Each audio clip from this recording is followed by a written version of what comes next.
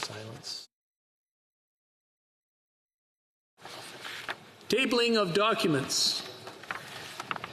Dépôt de projet de loi émanant du gouvernement. Introduction of government bills.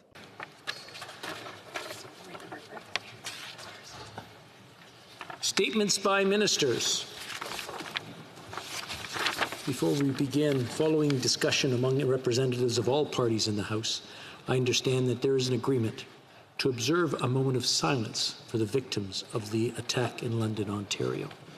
J'invite les honorables députés de... I now invite honourable members to rise.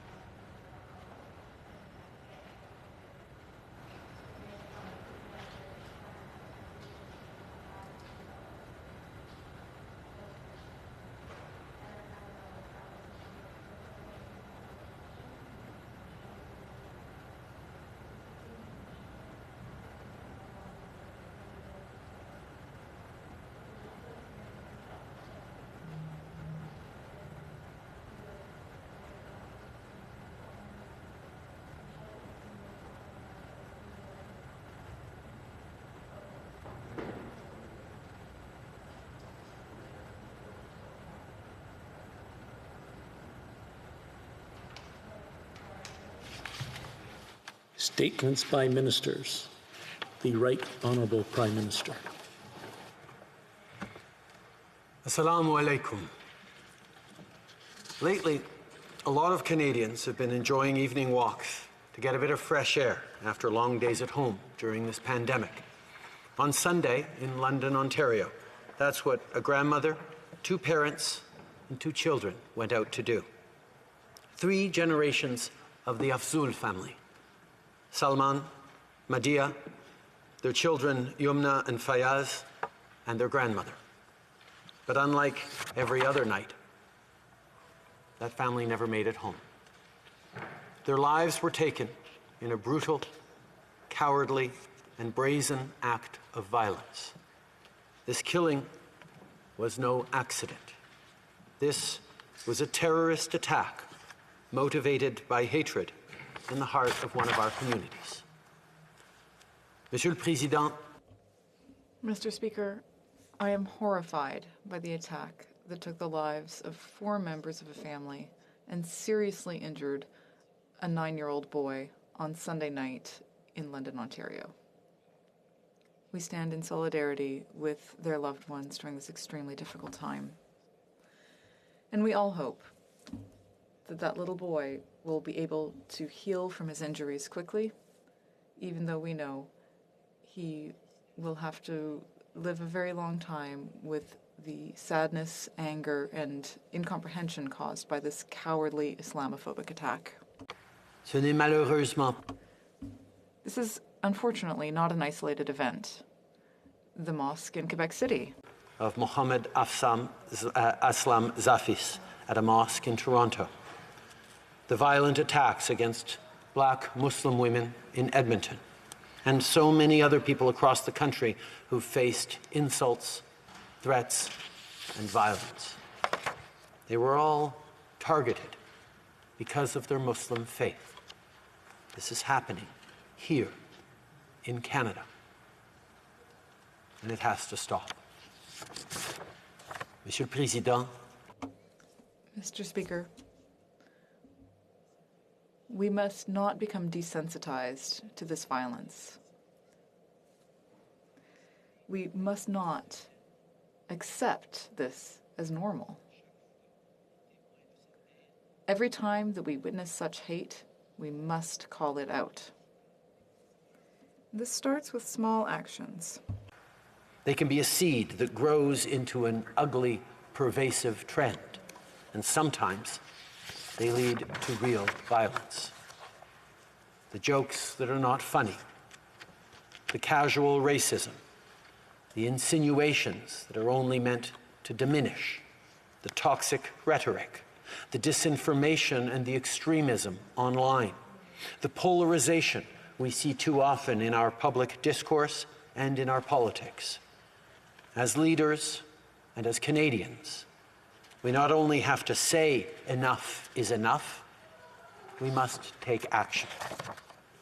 We cannot allow any form of hate to take root, because the consequences can be far too serious. We've seen it in Christchurch. We've seen it in other places around the world, and we've lived it here at home. Right now, Canadians are outraged by what happened on Sunday, and many Muslim Canadians are scared. Last night, I spoke with the Mayor of London, Ed Holder, and a representative of the local Muslim community, Nawaz Tahir, to share my condolences and discuss the urgency of what more we must do to keep our communities safe. Mr. Speaker, we stand with the people of London and with Muslim communities across the country. We're going to continue to fund initiatives like the Security Infrastructure Program to help protect communities at risk and their schools and places of worship. We'll continue to fight hate online and offline, which includes taking even more action to dismantle far-right hate groups, like we did with the Proud Boys, by adding them to Canada's terror listing. And we'll continue doing everything we can to keep communities safe. The perpetrator of Sunday's cruel attack in London does not represent us as Canadians, because we know that we gain strength through peace, not through hatred and violence. But we also know that we need to look at the truth in the face. This hatred and this violence does exist in our country, whether it's in our streets, online, or elsewhere.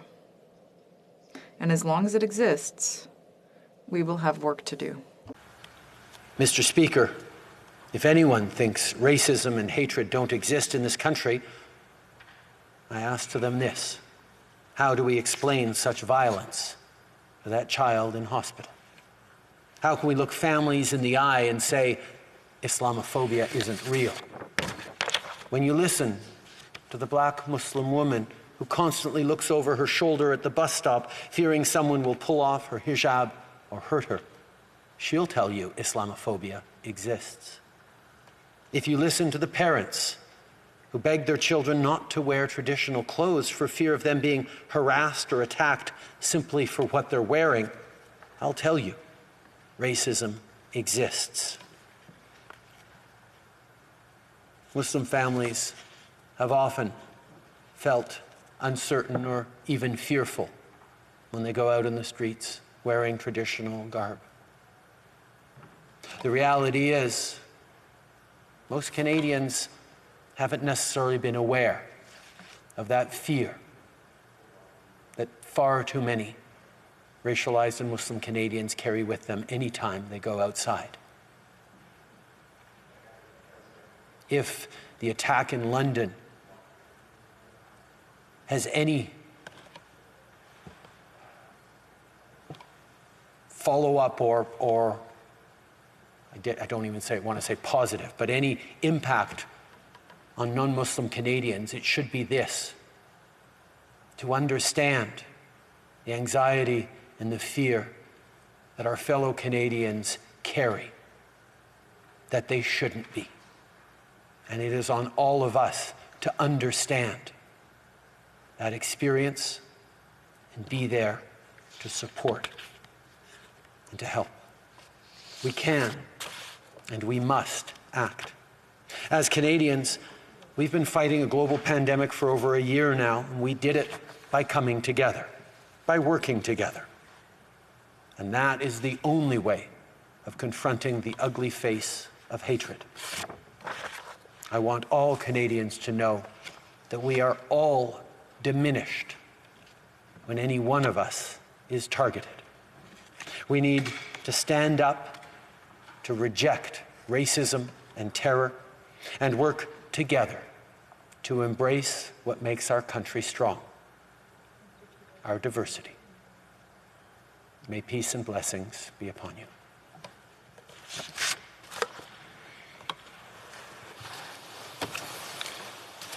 The Honourable Leader of the Opposition. Mr. Speaker, in London, Ontario, there's a 9-year-old boy lying in a hospital bed.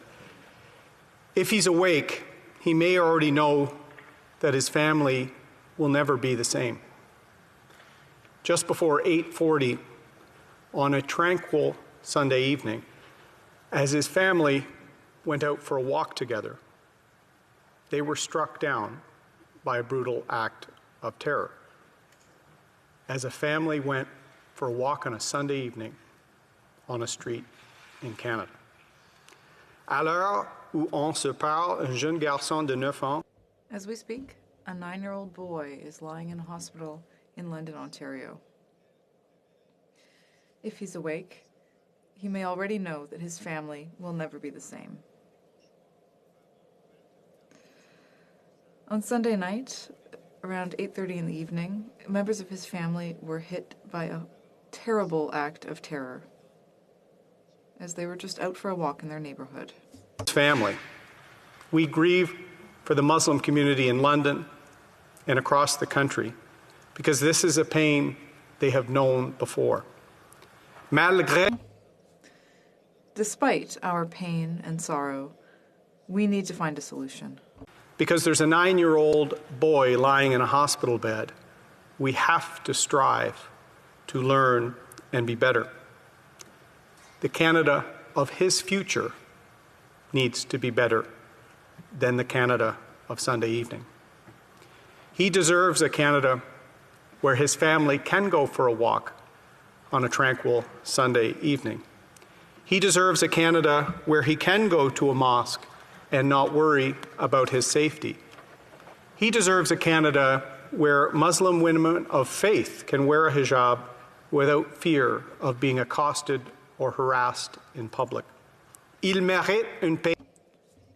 He deserves a free and fearless country, a country where it's safe to walk outside. Over the last year, we've become more separated from one another.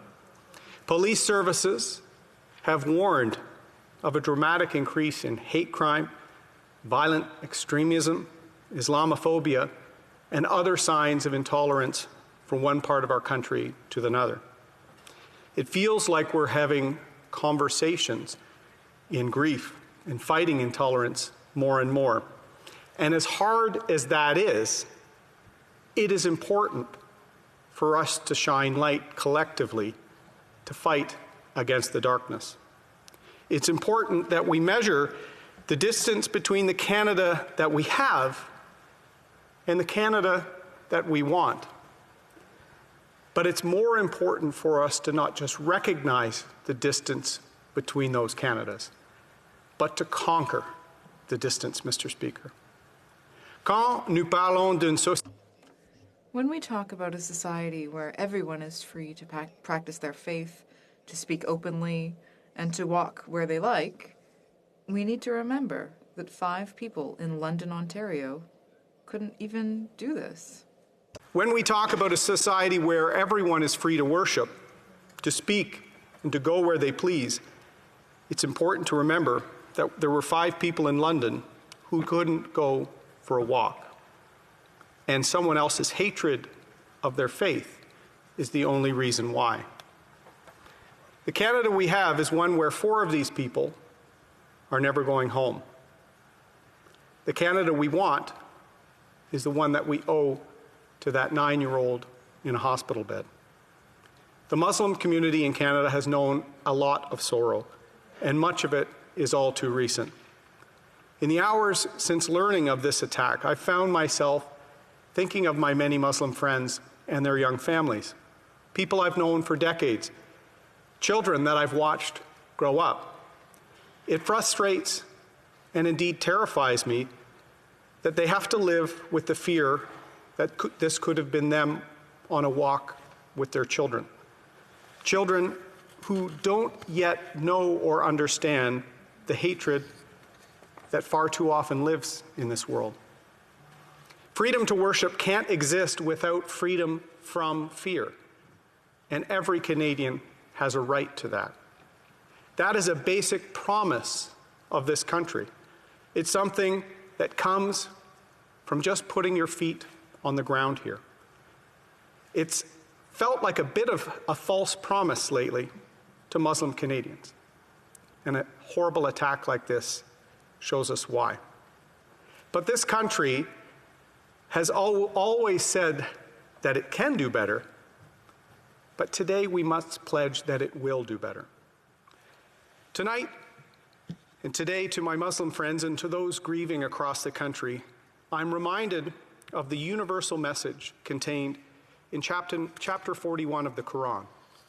Quote, "Good and evil are not equal. Repel evil with good and be patient." End quote.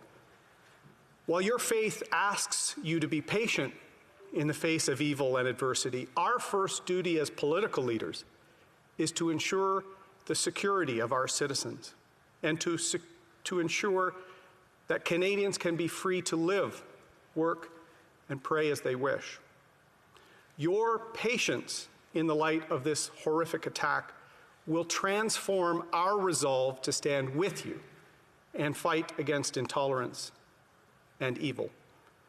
Tonight, as the people of London hold a vigil for the family lost to this horrific attack of terror, let us resolve to do more than just grieve.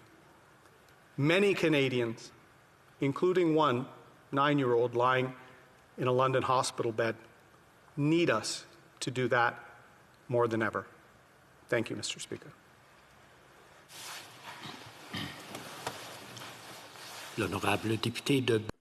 The honourable member for Belleuil-Chambly. Mr. Speaker, how do we get rid of hate? How do we get rid of violence? How do we get rid of the fear of other or of difference? The tragedy in London is forcing us to reflect on these things more. We can't allow these things to happen over and over and over again and do nothing other than offer our condolences and our tears. This must stop. This must stop now. We owe this to the family in London, and we owe it to the families of the Grand Mosque in Quebec City. We owe this to all minorities, be they ethnic, sexual, or religious. Just as we owe this to women and to our brothers and sisters of the First Nations. We need to look for and find solutions to put a stop to this violence, this targeted violence, because people believe in different things, because people love differently, or because people have a different skin color. All of this must stop. Let's undertake to work toward ending this. But now is not the time to talk solutions. Now is the time to commemorate. This time belongs to Salman, Madiha, Yumna, and Salman's mother. This time belongs to Fayez, the young boy who was suddenly and horribly made into an orphan.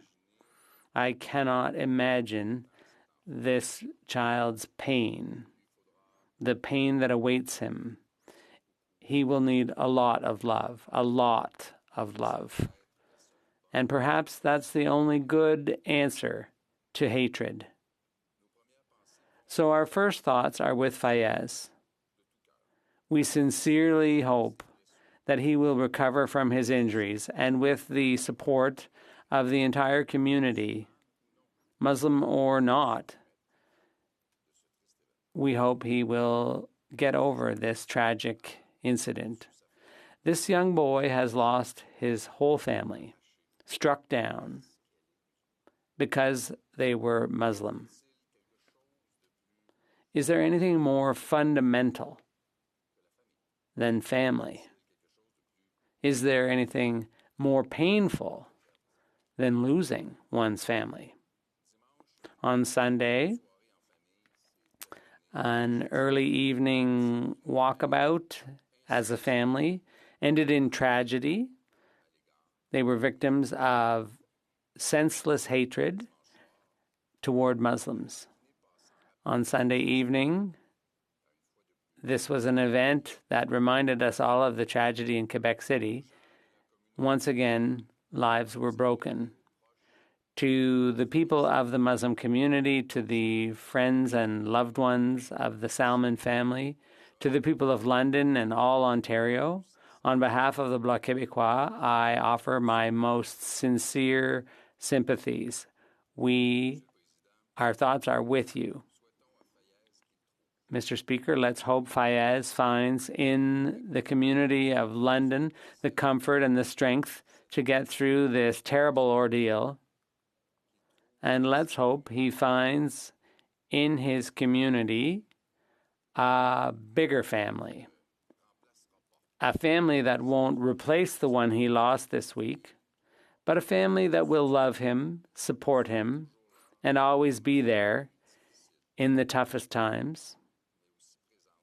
But also when this young man finds happiness again. We need to get rid of hate. We need to get rid of Islamophobia and all forms of racism. We need to get rid of violence. And we need to get rid of these tragedies. It is time that love, fraternity, and family reclaimed their rightful place. Thank you, Mr. Speaker. The honourable member for Burnaby South. Assalamu alaikum. Today's a hard day. To think about what this means to Muslims and their families across this country. We've heard people mention this, but it is so common. All of us have gone for walks with our family in this pandemic because there's nowhere else to go. There's places that are shut down. So you go for a walk. And to think that a family going for a walk couldn't make it home. To think that that casual walk around the block in our neighborhood would be one's last. To think that you can't walk safely down your own street. And to think about what that means for a Muslim family right now. People are talking to their families and saying, you know what, maybe you shouldn't go for a walk. There are people literally thinking about whether they should walk out their front door in our country. When we think about what that means, some people have said, this is not our Canada. And I think about what that means when people say, this is not our Canada. This happened in London, Ontario. I lived in London, Ontario for 5 years. I loved my time there. I think about the fact that my parents chose to make Canada our home. I love my home. I love this place. But the reality is, this is our Canada.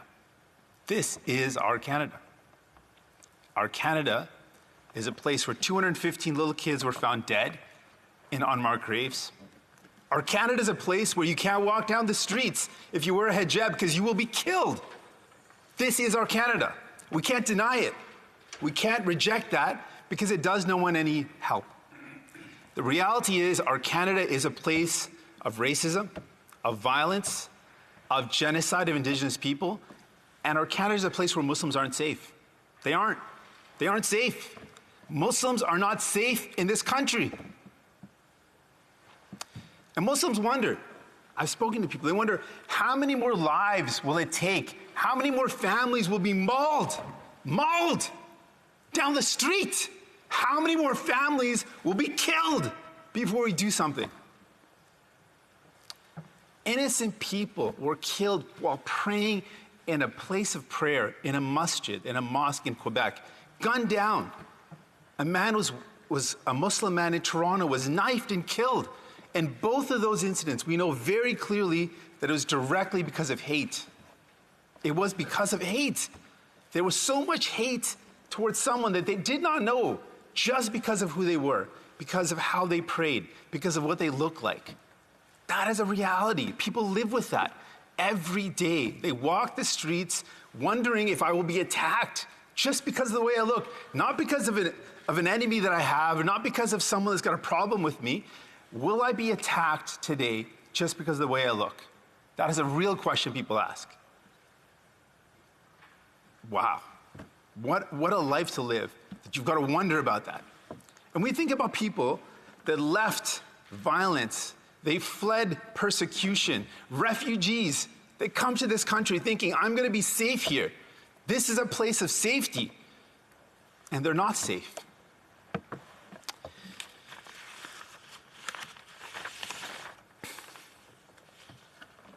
To Muslim Canadians,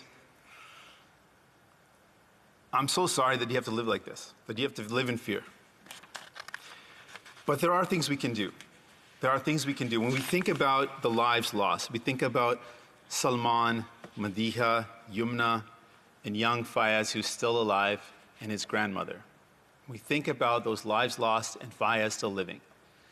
What can we do? What can we do now? Things have to change. We can't just do the same thing. We can't just continue as if nothing has happened. There have been so many lives lost, and people are frustrated. So what can we do? One, acknowledge that this is a reality that we have to deal with. This is Canada. This is a part of the country we live in. We've got to deal with it. We can't deny it. We can't ignore it. We have to confront it. This is a part of the country that we live in. We've got to find a way to make things safer for people. We have to acknowledge that the real and urgent threat to Canadians' safety, these are Canadians, the real and urgent threat to Canadian safety is coming from hate, is coming from extreme right-wing ideology. It's coming from white supremacy. It's coming from hate groups that are expounding this type of hatred and radicalizing people. That is the real threat to Canadians' lives right now. So something's got to change. There's got to be resources placed to address the real and urgent threats to Canadians' lives. It is not coming from other places. It's coming from Canada, and it's coming from people radicalized to hate people who look different, who pray differently. That is the real threat that Canadians are facing.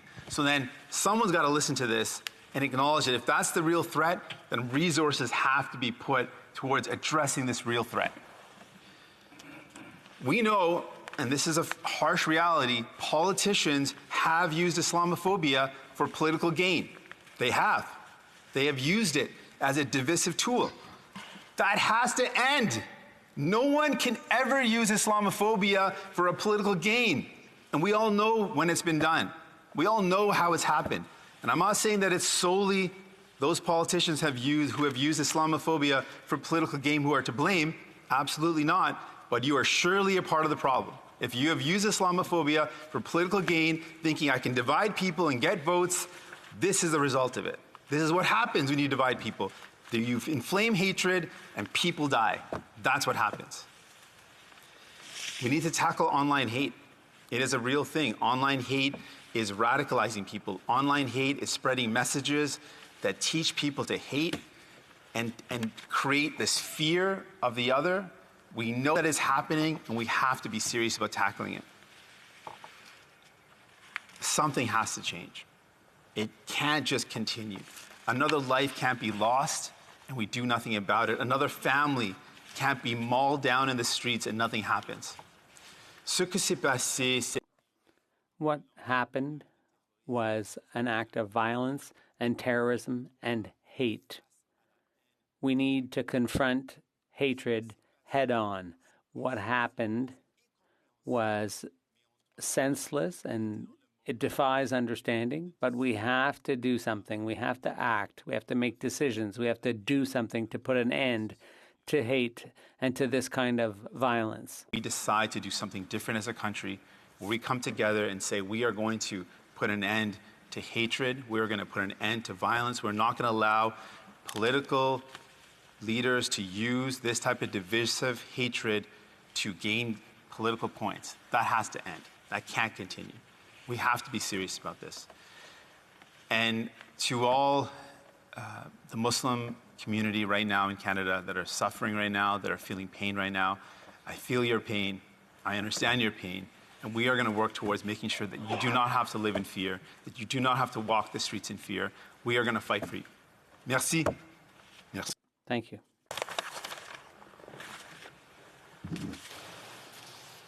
I believe the honourable member for Saanich Gulf Islands would like to seek unanimous consent to respond to this statement. All those opposed to the honourable member responding to this statement will please say nay. Agreed. The honourable member for Saanich Gulf Islands. Thank you, Mr. Speaker, for putting my request forward, and thank you to all my colleagues for this opportunity to speak to this horrific event. Assalamu alaikum. I start with these words. Our hearts are broken. Our minds are numb. This could speak for all of Canada. These are the words of Omar Khamisa, who works as community outreach with the National Council of Canadian Muslims. To everyone in that council, to everyone who is a regular visitor to the Islamic Center of Southwestern Ontario, where I've had the great honor to meet with imams, to speak of true Islamic spirit, to talk about the enormous contribution to Canada from our Muslim community. La communauté. The community and families in the Muslim community are an integral part of our country. We are one family all across Canada. And it's a moment of great sadness. Over and over, as we experience, as my honourable colleagues, the Right Honourable Prime Minister, the Honourable Leader of the Official Opposition, le chef de Bloc Québécois, the leader of the Bloc Québécois, Democratic Party, who so movingly reminded us of all the ways in which our society is not the one we think we are. We've been holding a mirror up to ourselves for some time now, and it's hard to like what we see. When Cookpee, Roseanne Casimir, announces the preliminary findings of 215 long since died, but not that long ago, bodies of little children at the Kamloops Residential School. This event reminds us of how we stood together, and many of us here today in this chamber will remember standing in the bitter cold of Quebec City in 2017 with the Islamic community of Quebec City after the shootings in the Quebec City Mosque and saying never again. What strikes me now as we gather together again to repeat our frequent calls that we do better, I think of the honourable member for Mississauga, Erin Mills, and her motion 103. Now, I think of her courage because I know she was targeted with some very nasty messages after she stood up and said, we have to do something about Islamophobia and anti-Semitism and hatreds of all kinds. We have to look at ourselves in the mirror and figure out what we do about it. One thing that Motion 103 did was, I think for many of us in this place who were serving when that was put forward, exposed us to Islamophobia. Because so many of my constituents, and many of them, dear sweet people, I know them, I wrote back to them and I said, oh, no, you misunderstand. Motion 103 won't elevate Islam above Christianity. They were afraid of that. Oh, no, Motion 103 doesn't mean we're going to have Sharia law in Canada. There's a level just below the surface, and it's fueled by, they'd send me the websites, by the way. They had news sources they wanted me to read that said, this is what Motion 103 will do. Yesterday, before the Ethics Committee, the Minister of Heritage, and I wish I'd taken notes, rattled off a bunch of statistics of how many hate crimes had been fueled, how many more, and we heard this referenced in speeches a moment ago. Police chiefs are reporting an increase in hatred online, an increase in incitement and radicalization to hate people based on their faith or the color of their skin. I'm at a loss. I don't think we should, as political leaders, and I'm former leader of the Green Party, of course, and our leader, Annamie Paul, has expressed the deep, deep sorrow of all of us, but all of us together as elected people, I think, have to actually stop for a while and listen. Maybe just invite people from the Islamic community come talk to us, because there's something very, very wrong in a beautiful community like London. And I've had the honor to spend a lot of time there. And I do want to send my condolences to our former colleague in this place, because of course the mayor of London used to be the MP for London West, to the current MP for London West, to the current MP for London Fanshawe, the current MP for London North Centre, all of the MPs touched by this personally. I know your hearts are broken and you don't understand how this could happen in your community. Neither do I.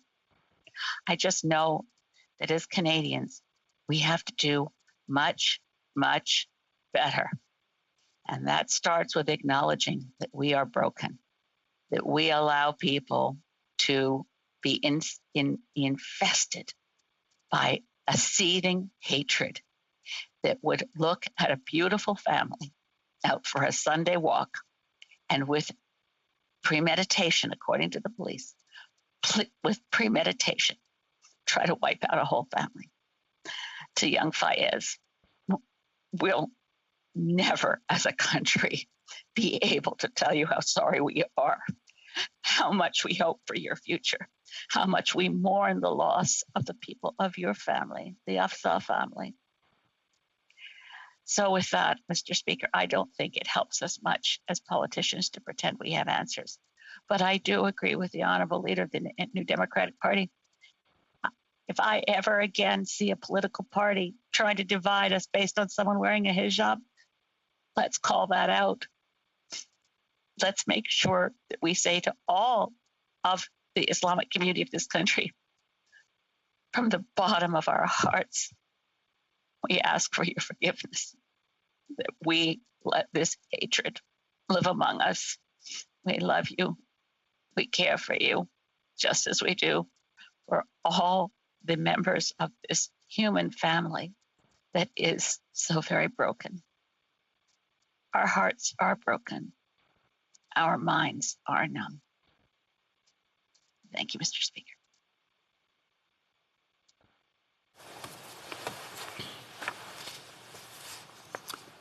Reports from interparliamentary delegations. The Honourable Member for Canada Carleton.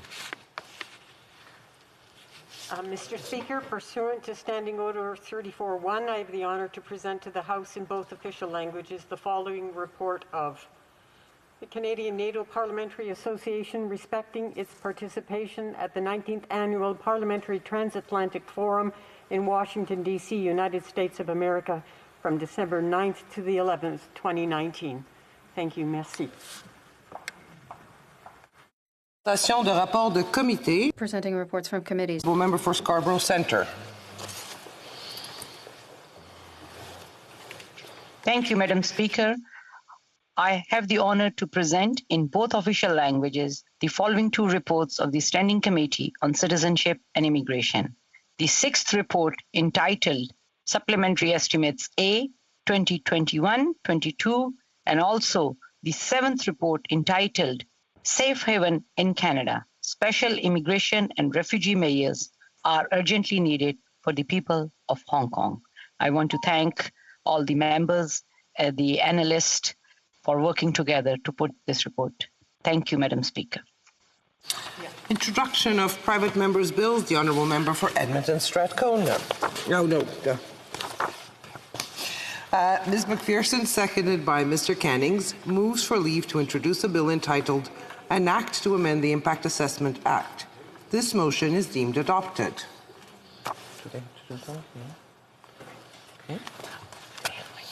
The Honourable Member for Edmonton Strathcona, Ms. McPherson, seconded by Mr. Canning.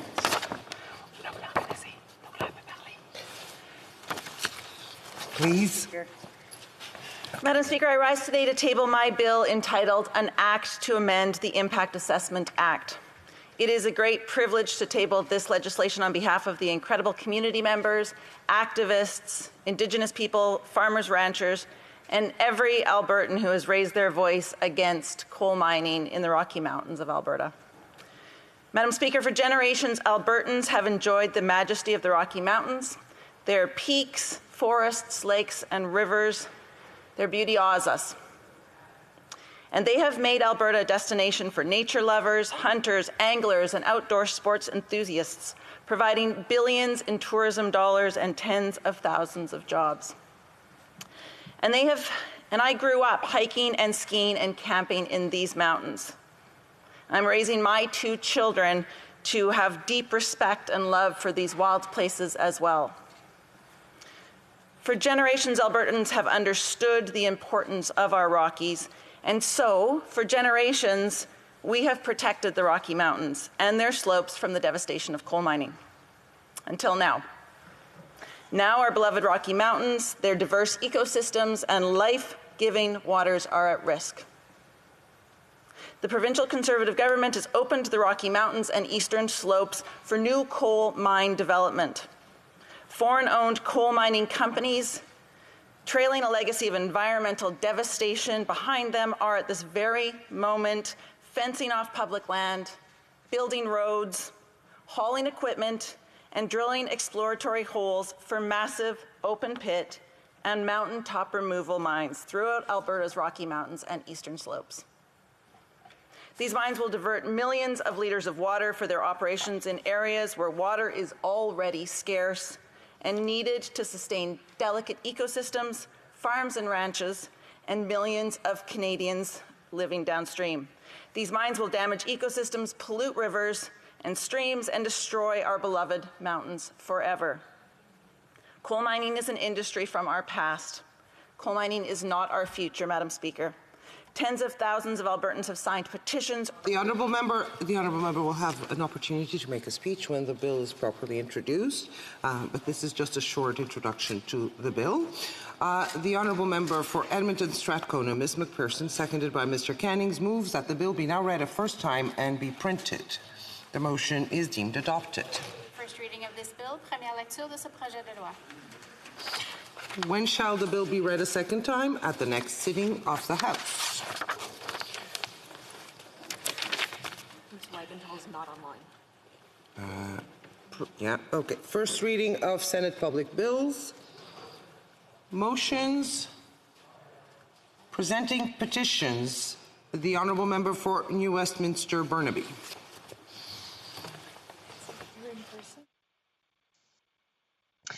Thank you very much, Madam Speaker. And I'm pleased to present a petition on behalf of over 500 Canadians from across the country. These Canadians are indicating that because connecting people to community is key to successful long-term addiction recovery, and because the recovery service providers across Canada are working together to overcome addiction, this is a very key element. These citizens are calling upon the House of Commons to support having Canada designate the month of September every year as National Recovery Awareness Month to recognize and support Canadians recovering from addiction and to demonstrate that recovery from addiction is possible, attainable, and sustainable. Presenting petitions, the honourable member for Nepean. Thank you, Madam Speaker. I'm presenting 2 petitions. The first petition from Independent Travel Advisors. They seek extension of CRB for 6 months past the lifting of all travel advisories for travel advisors. Maintain the current CRB at the current amount for the hardest hit sectors by COVID, including travel advisors. The second petition, Madam Speaker, is again from travel advisors in Canada. They call upon the government to ensure that any financial assistance to airlines and their subsidiary travel companies will be conditional on protection of travel advisor commissions, and to ensure that commissions already clawed back by the airlines and their subsidiary travel companies will be repaid to travel advisors in a timely manner. Thank you, Madam Speaker. Member for Selkirk, Interlake, Eastman. Thank you, Madam Chair. I'm pleased to present 2 petitions on behalf of the Independent Travel Advisors here in Canada. 2 issues that they wish to raise, and of course we know there's tens of thousands of independent travel advisors across Canada in our small communities. First one is that we know that travel advisors make their living from commissions from people that they are providing vending services for, including airlines. And so they're hoping that two things happen, that now as airlines are getting bailed out, that there would be a stop to the clawback of their commissions that they've been taken away from them over the past 15 months. And then secondly, they're asking for the CERB to be extended, to be maintained at $2,000 a month, but also to be extended an extra 6 months until the travel industry opens up again, so that independent travel advisors can continue to limp through until we get to a point where they can get back in business. Thank you, Madam Speaker. The Honourable Member for Rosemont Petite Patrie. Thank you, Madam Speaker. I'm pleased to table a petition signed by hundreds of constituents very concerned by the delocalization of Air Canada's activities. As Air Canada is receiving hundreds of millions of dollars in assistance from the government, Air Canada contributes to job creation, but abroad with the Canadian taxpayers' money, and 20,000 people were laid off by Air Canada in 2020. These constituents are asking that the Government of Canada ensure that Air Canada planes stationed outside the country be repatriated in order to be maintained by Air Canada employees working here in Canada. Member for Saanich Gulf Islands. Thank you, Madam Speaker.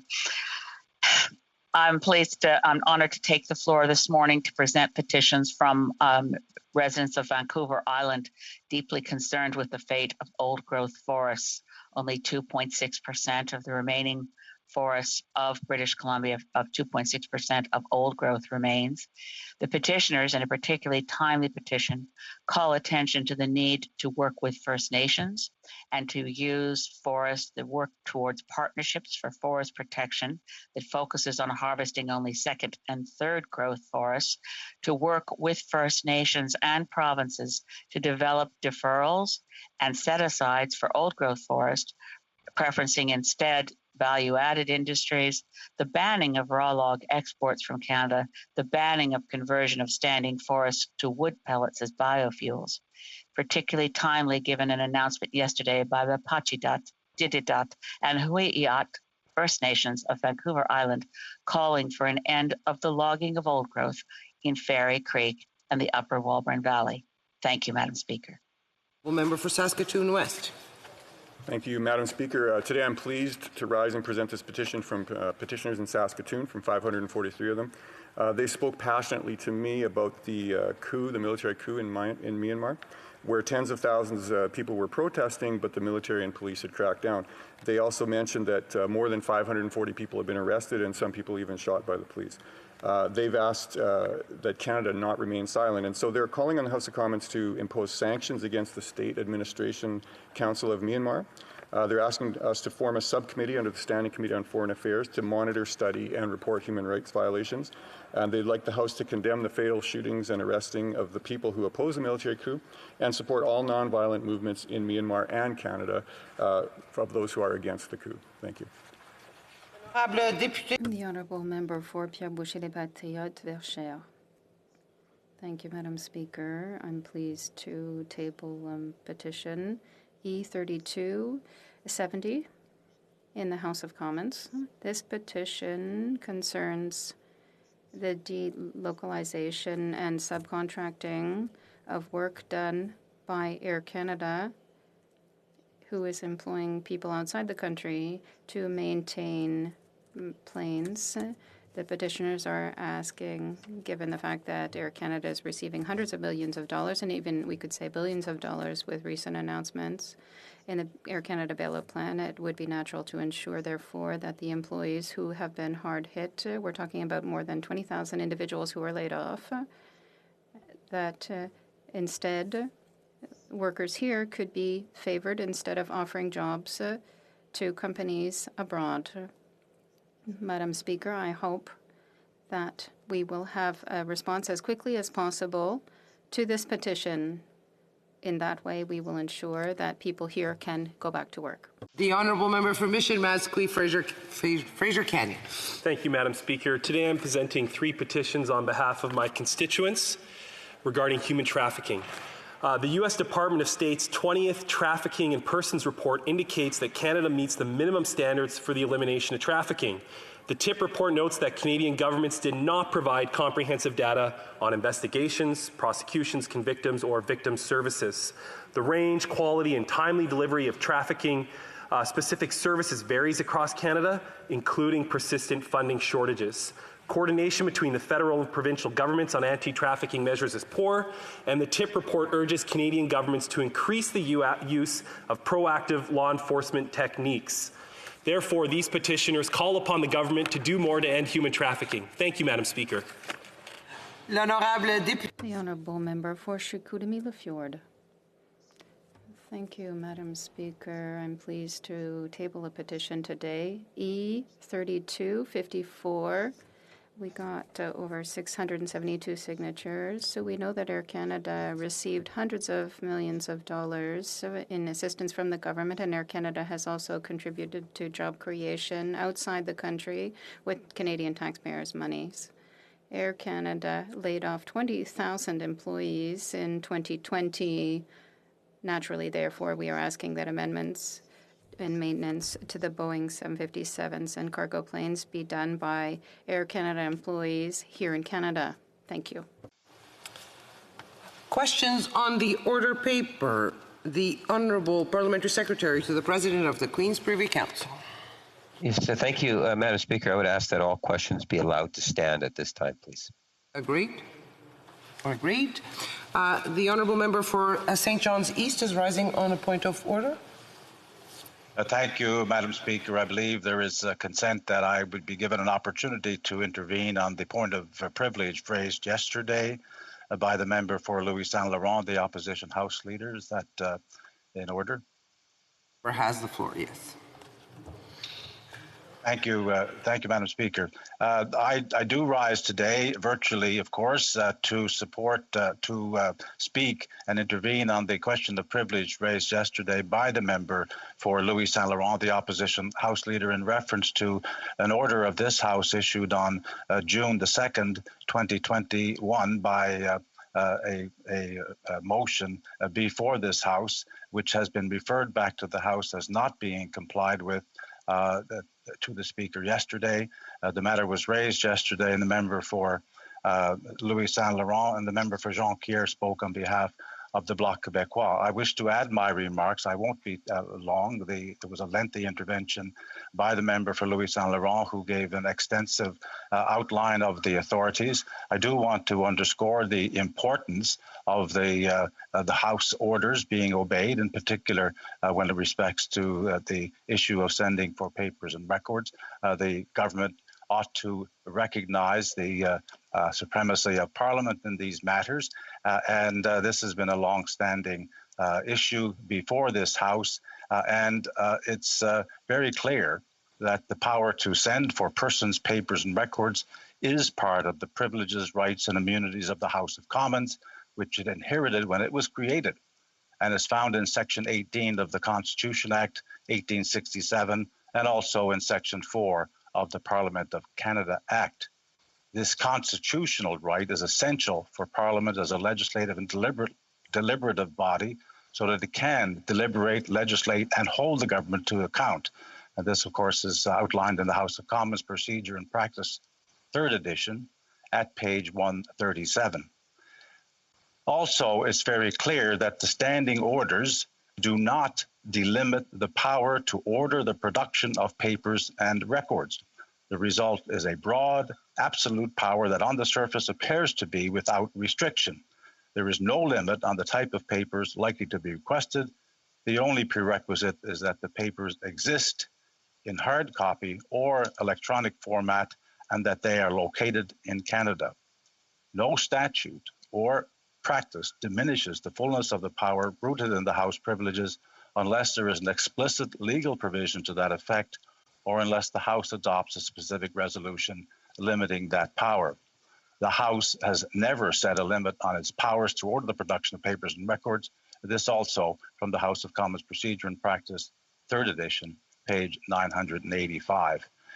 A number of authorities have been mentioned in this discussion by the member for Louis Saint Laurent.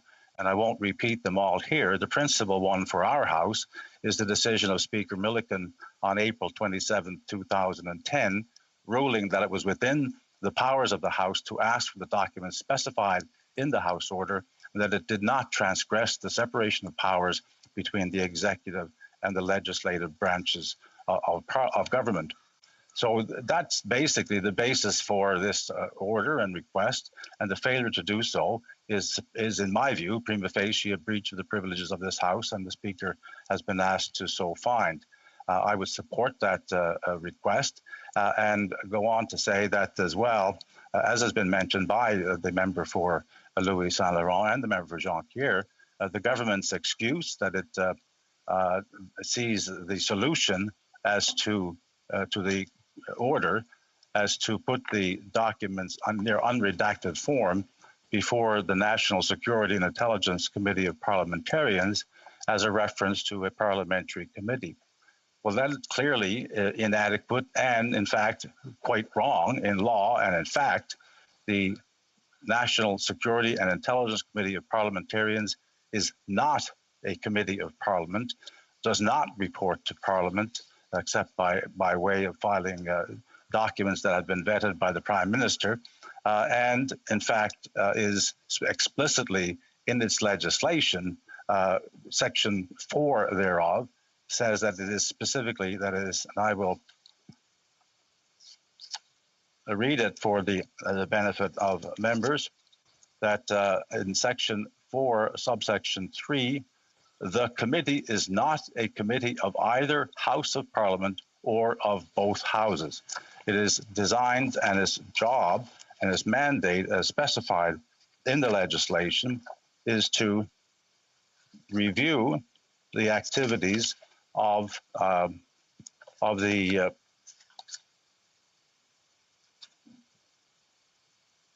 the activities for national security, legislative, regulatory, policy, administrative, and financial framework for national security and intelligence.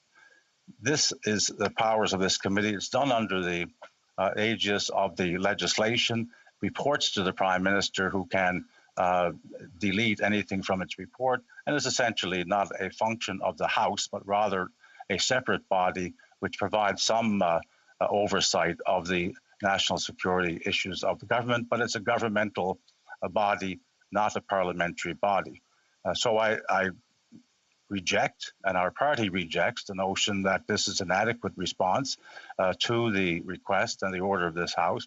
And I wish to just underscore and support the expectation that the Chair will find, and that you, Madam Speaker, will find in your ruling that this is a prima facie breach of the House of Parliament, of the privileges of members of Parliament, and that we will have to consider as a House the appropriate remedy to be considered by this House in exercise of its powers to deal with this breach of a question of privilege.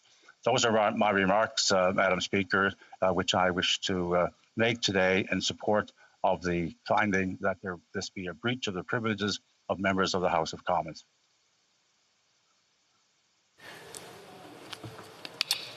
Orders of the day. Orders of the day, government orders, business of supply, consideration of an opposition motion on housing policy in the name of Mr. Viss. I wish to inform the House that because of the ministerial statements, government orders will be extended by 35 minutes.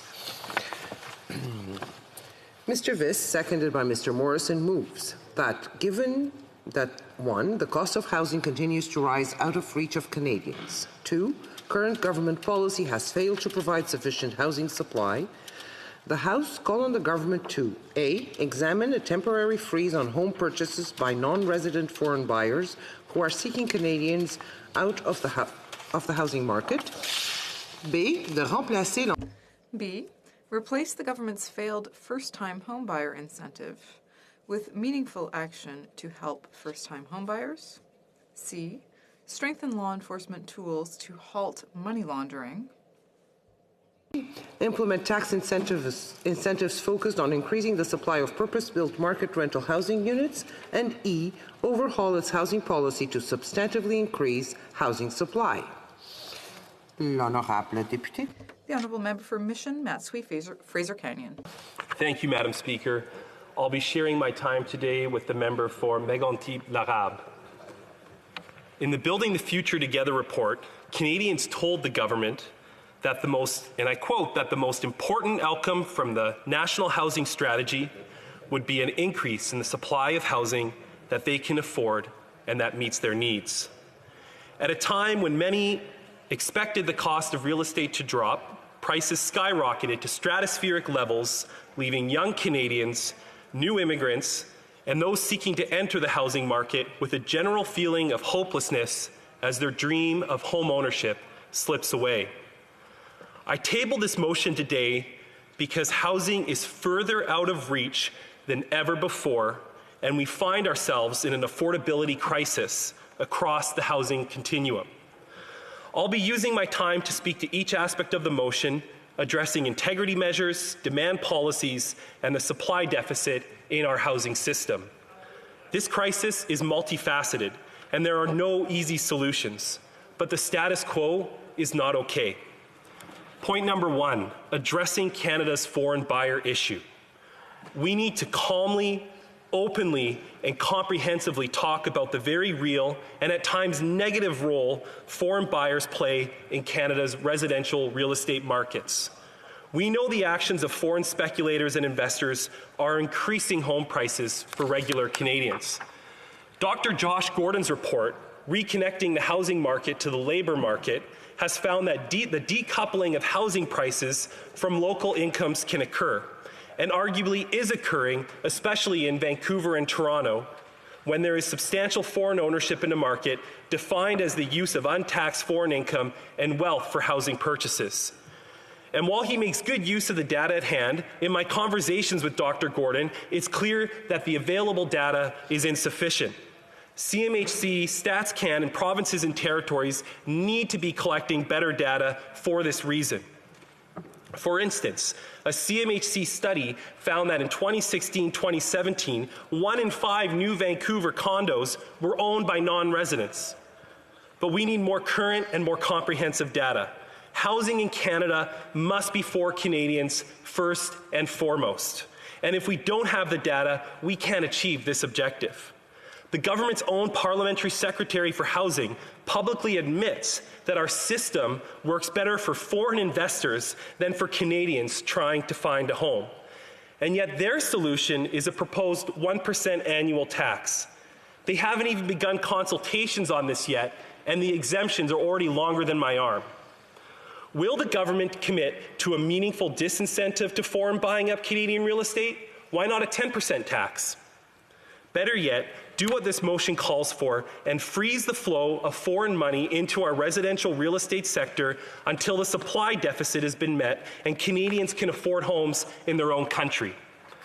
People are losing faith in the institutions that are supposed to protect their interests. When the pandemic ends and before foreign investors come back to our markets in force, we need to know who is purchasing homes and the source of the funds they're using. UBC professor Paul Kershaw of Generation Squeeze has suggested harnessing foreign investment for the types of housing Canada needs, like cooperatives and affordable purpose-built rentals. Point number two, first-time home buyers. We must ensure that there is a pathway for hard-working Canadians to achieve home ownership, but this dream is quickly moving out of reach for the middle class. Home ownership shouldn't be based on being born to wealthy parents. It should be based on hard work and a fair system. Habitat for Humanity recently shared that home ownership matters for every social determinant of health. Home ownership lifts families and helps them build bright futures for themselves and their future. But the Liberal government, unfortunately, is absent on this issue. Their first-time homebuyer incentive program is a failure. Its original objective was to help 200,000 Canadians over 3 years. We're now in year 2, and it's helped approximately 10,600 families. How on earth can the government consider this program successful? Why don't they look at extending amortization periods and mortgage terms to reduce monthly payments and provide more security for both lenders and borrowers? Or help young families save for a down payment through tax incentives? What about adjusting mortgage qualification criteria in favor of first-time home buyers rather than investors? Or expand some of the initiatives from the private sector, including new shared equity programs? Point number 3, money laundering in Canada. Yet another failure of Canada is our inability to address money laundering. The reason terms like the Vancouver model and snowwashing exist is because our nation is a global case study in how not to stop money laundering. Not only are our laws and regulations ineffective, we poorly enforce the ones we have. Report after report shows Canada largely fails to successfully convict money launderers. Almost 3/4 of people accused go free, a 2019 Global News investigation found. And the Toronto Star found that 86% of charges laid for laundering the proceeds of crime were withdrawn or stayed. BC's Attorney General shockingly found years ago that Ottawa had assigned precisely 0 RCMP officers to fight money laundering in BC. That only changed after January of this year. At the Finance Committee, Transparency International highlighted that the 2016 release of the Panama Papers showcased Canada's global reputation as a desirable place for dirty cash. They found that 5 years later, nothing's changed. The government needs to implement recommendations from the numerous experts that have explored this issue. That includes Peter German's Dirty Money Reports 1 and 2, the expert panel on money laundering in BC real estate, and the ongoing Collin Commission of Inquiry into money laundering in BC. Point 4, purpose-built rentals. Purpose-built rental construction has not kept pace with demand. Quite simply, there isn't the incentives for developers to build rental units in Canada, and this needs to change. Much of Canada's current rental housing stock was built in the 1970s and 1980s through the Multiple Unit Residential Building Program, or MURB. It wasn't a grant or a loan program, but a tax incentive, a program that unlocked the private capital of Canadians and directed it to rental housing. According to the Library of Parliament, MURB is estimated to have led to the construction of 195,000 units of rental housing at the lowest estimate. Studies have indicated that number could be as high as 344,000 units. And it did all of this for the comparably low cost of $1.8 billion in foregone revenue, and that's in today's dollars. How much is the government spending on the National Housing Strategy? $70 billion, including provincial money, for 125,000 units. And at some level, the federal Liberals know that this is the way to go, hence their rental construction financing initiative. But this still ties developers to the federal bureaucratic process, which is slow. The RCFI has quietly become the largest single funding envelope of the National Housing Strategy. Now at $25.75 billion, it promises to deliver 71,000 units of housing in approximately 10 years. Not a great comparison with MURB's 195,000 units for $2 billion. CMHC's new CEO, Rami Bauer, shared with the HuMA Committee that the private sector is the only way we'll meet Canada's housing needs. I agree. There are additional tools that could unshackle contractors as well. For instance, why not waive the GST for the construction of purpose-built market rental housing, or allowing those with aging rental stock to defer the capital gain when selling, provided the money is reinvested in rental housing. Increasing the nationwide stock of purpose-built market rental units serves to better everyone along the housing continuum. Canadians have never had more disposable income. Why not direct that to a social policy that can do some good? Point number 5, increasing supply. We know Canada has a housing supply shortage.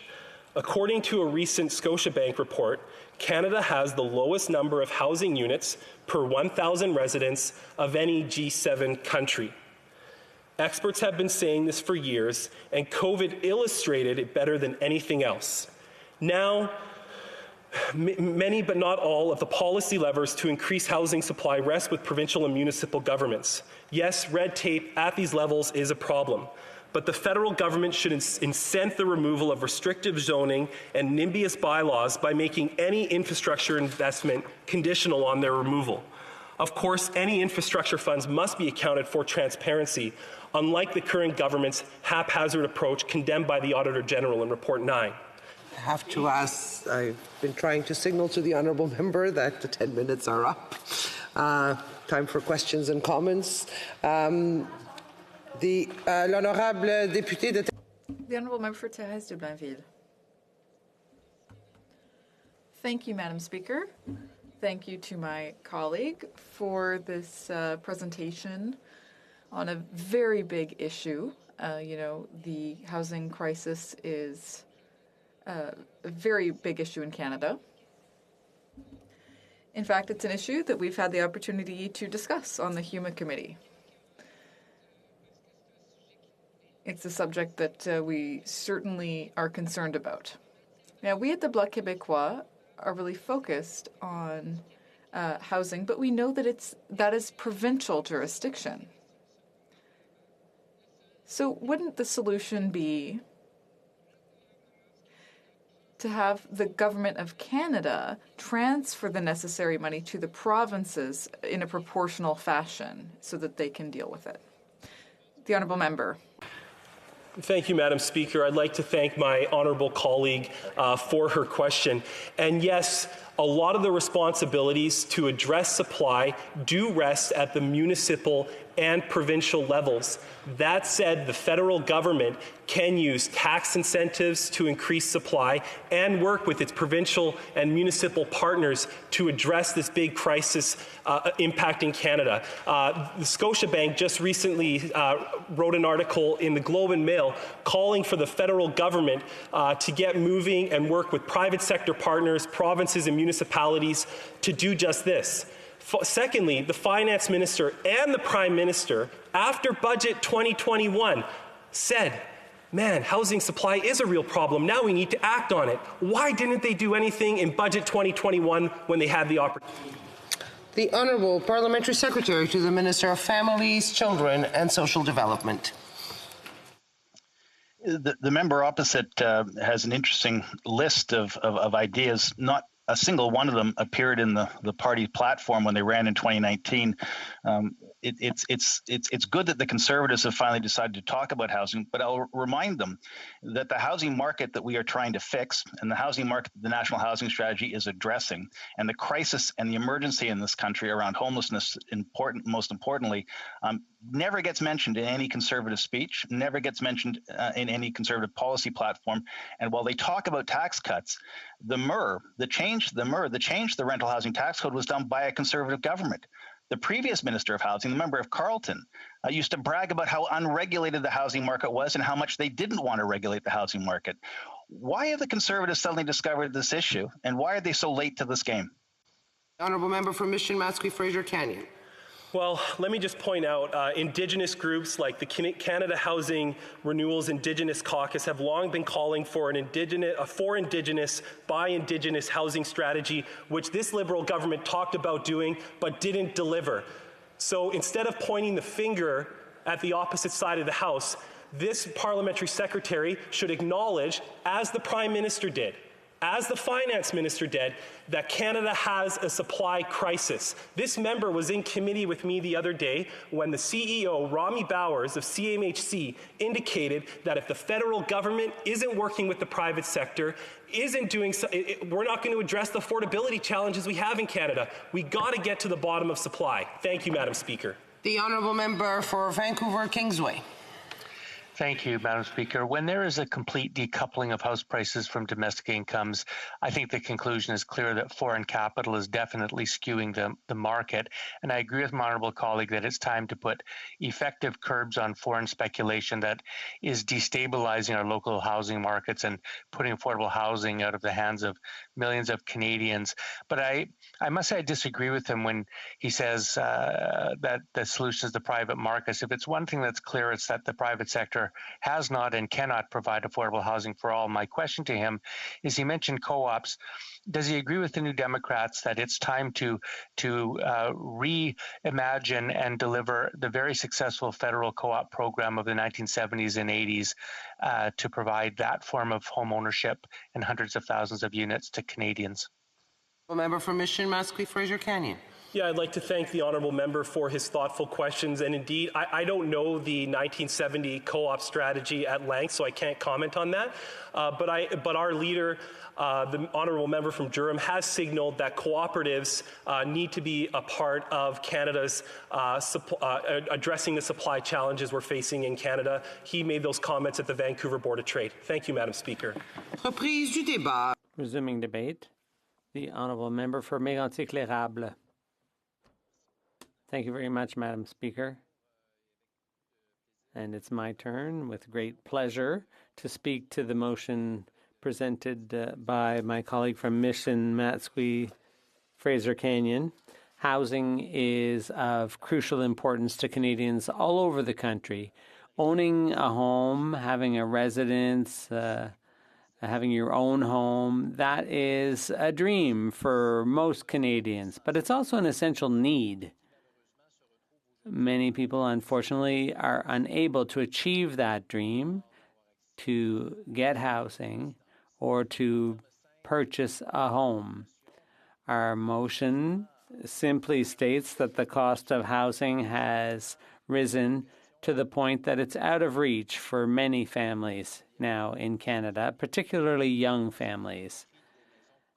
The price of houses continues to go up as we speak, and the Canadian housing market is out of control. Over the past 2 years, total sales of houses in Canada went up by 75%. In comparison, in the U.S., it went up only 13%. The average price of houses has gone up by 32% over last year, so an increase almost twice as fast as the increase observed in the U.S. The data that is currently available, Madam Speaker, comes from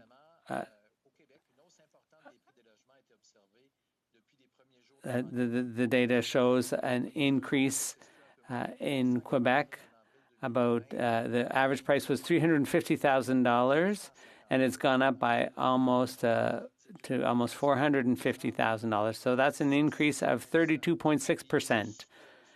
And according to the Quebec Realtors Association, in Gatineau, the value of single-family homes over the first quarter of 2020 went up by 32% in Montreal, 29% in Quebec City, 15% increase in Saguenay, a 24% increase in Sherbrooke, 32%, Trois-Rivières, 21%. The market is completely crazy, Madam Speaker. I'm not the one saying this. It is the Quebec Realtors Association, and he published an article on April 3rd to this effect. So construction has gone up by 22% despite the increase in materials, and housing now represents 9.3% of our GDP. That's a record level.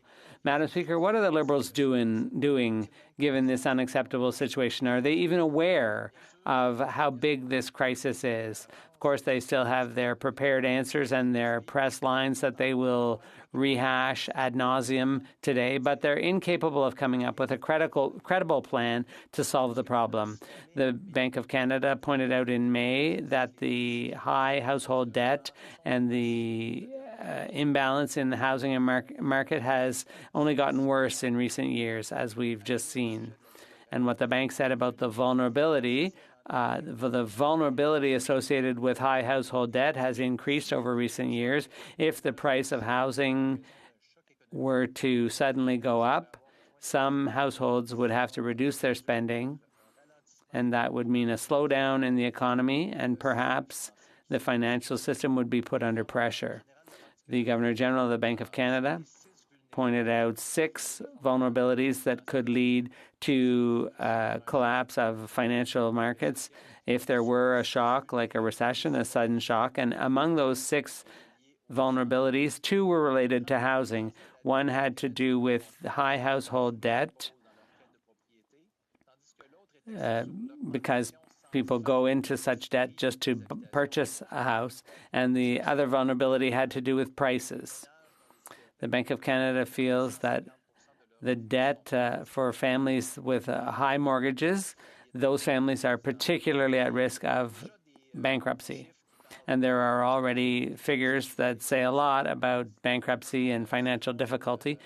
Madam Speaker, according to real estate statistics from the government of Quebec, the number of households in financial difficulty in April 2021 versus 2020, April 2020, went up by 49% from 350 to 530. And we're still in a situation where interest rates are extremely low. Madam Speaker, in general, Canadians have been forced to increase their already significant debt. The future growth of Canada is threatened by this situation, and the Government of Canada, unfortunately, is doing virtually nothing to make housing accessible and affordable to Canadians. The current policy has not succeeded in creating sufficient supply to meet the demand, and young Canadian families are having a harder and harder time finding affordable housing. That's a fact. It's a reality, Madam Speaker, that far too many young families face. Far too many first-time home buyers face this problem. Prices are out of reach. The pandemic boom, so to speak, has caused an increase in prices, as I mentioned, of 30% in many cities across Canada. Among the solutions suggested by the Liberal government, there was the implementation of a 1% tax on foreign owners in Budget 2021. That policy, unfortunately, is a farce, Madam Speaker. What does a 1% tax mean for filthy rich foreign investors?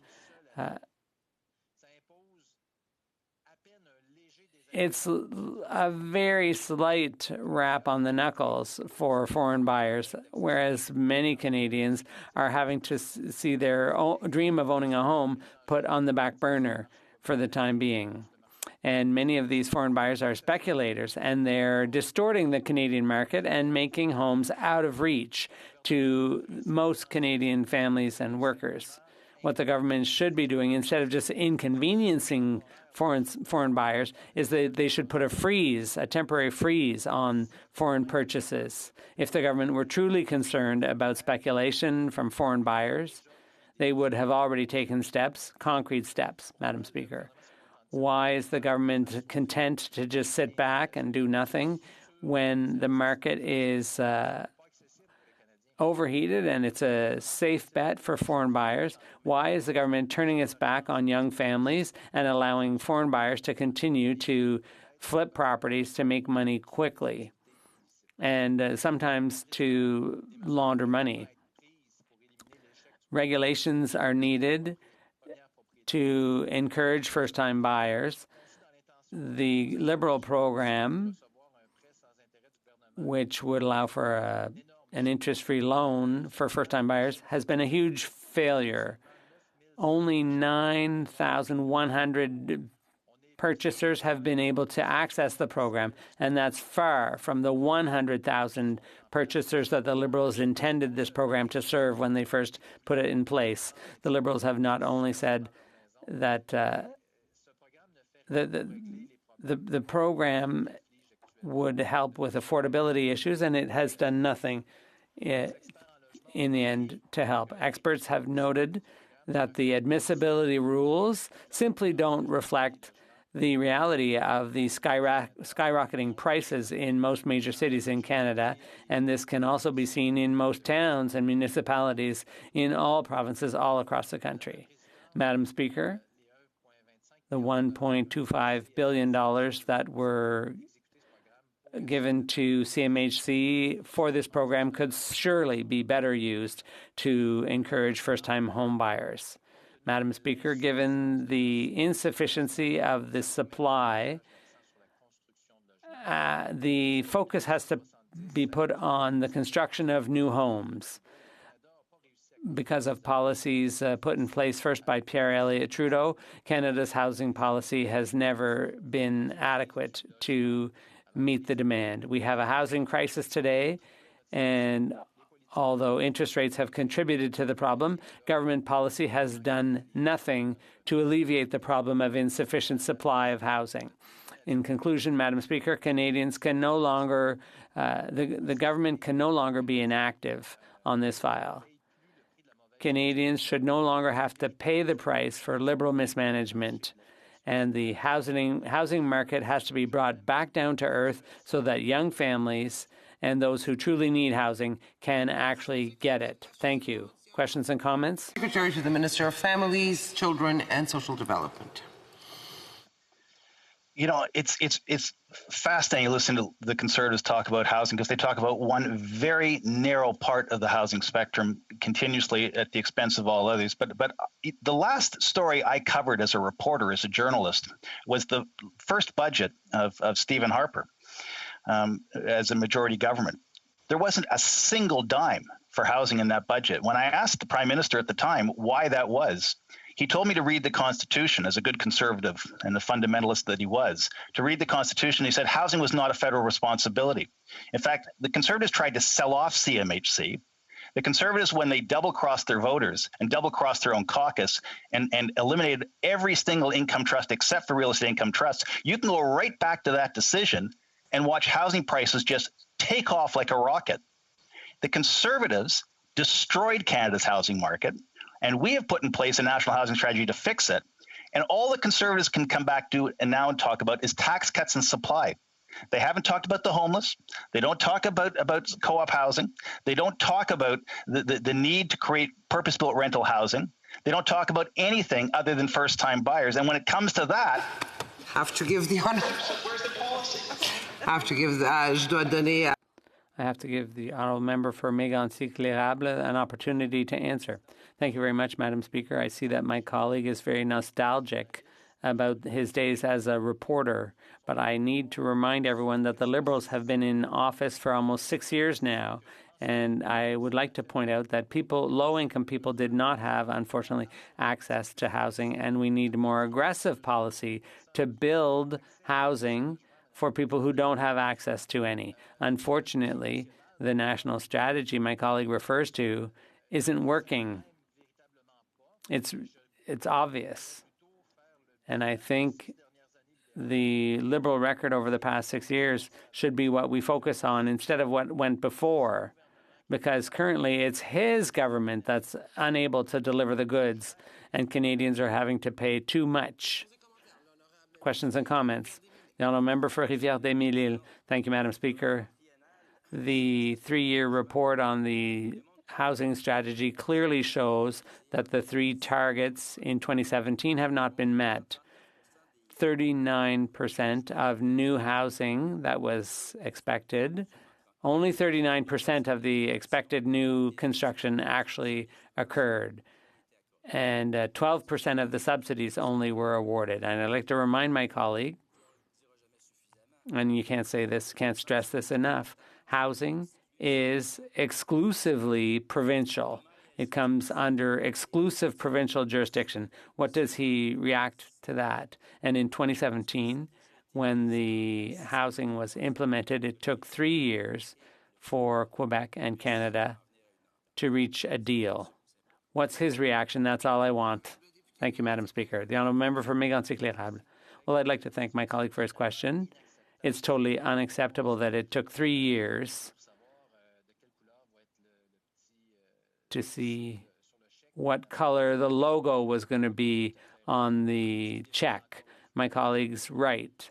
And it shows, once again, how little respect the federal government has for provincial jurisdiction over housing. They should have quickly agreed with Quebec City to get this money out the door for people who are in difficulty, who are having trouble affording housing. But no, they wasted 3 years negotiating in a partisan fashion a deal which should have been beneficial to Canadians instead of been something to score political points over. So I fully agree with my colleague. It makes no sense. The honourable member for Rosemont-la-Petite-Patrie. Thank you very much, Madam Speaker. I'd like to thank my colleague for his speech. I was very happy to hear that the Conservatives were finally getting interested in housing, given that there's a crisis all over in Montreal and in my riding and everywhere else. But there were two words lacking from the motion: social housing and affordable housing. Those are the best way. Affordable social housing are the best way to decently house people. How is it that the Conservatives aren't interested in social housing? The honourable member for Mégantic-L'Érable.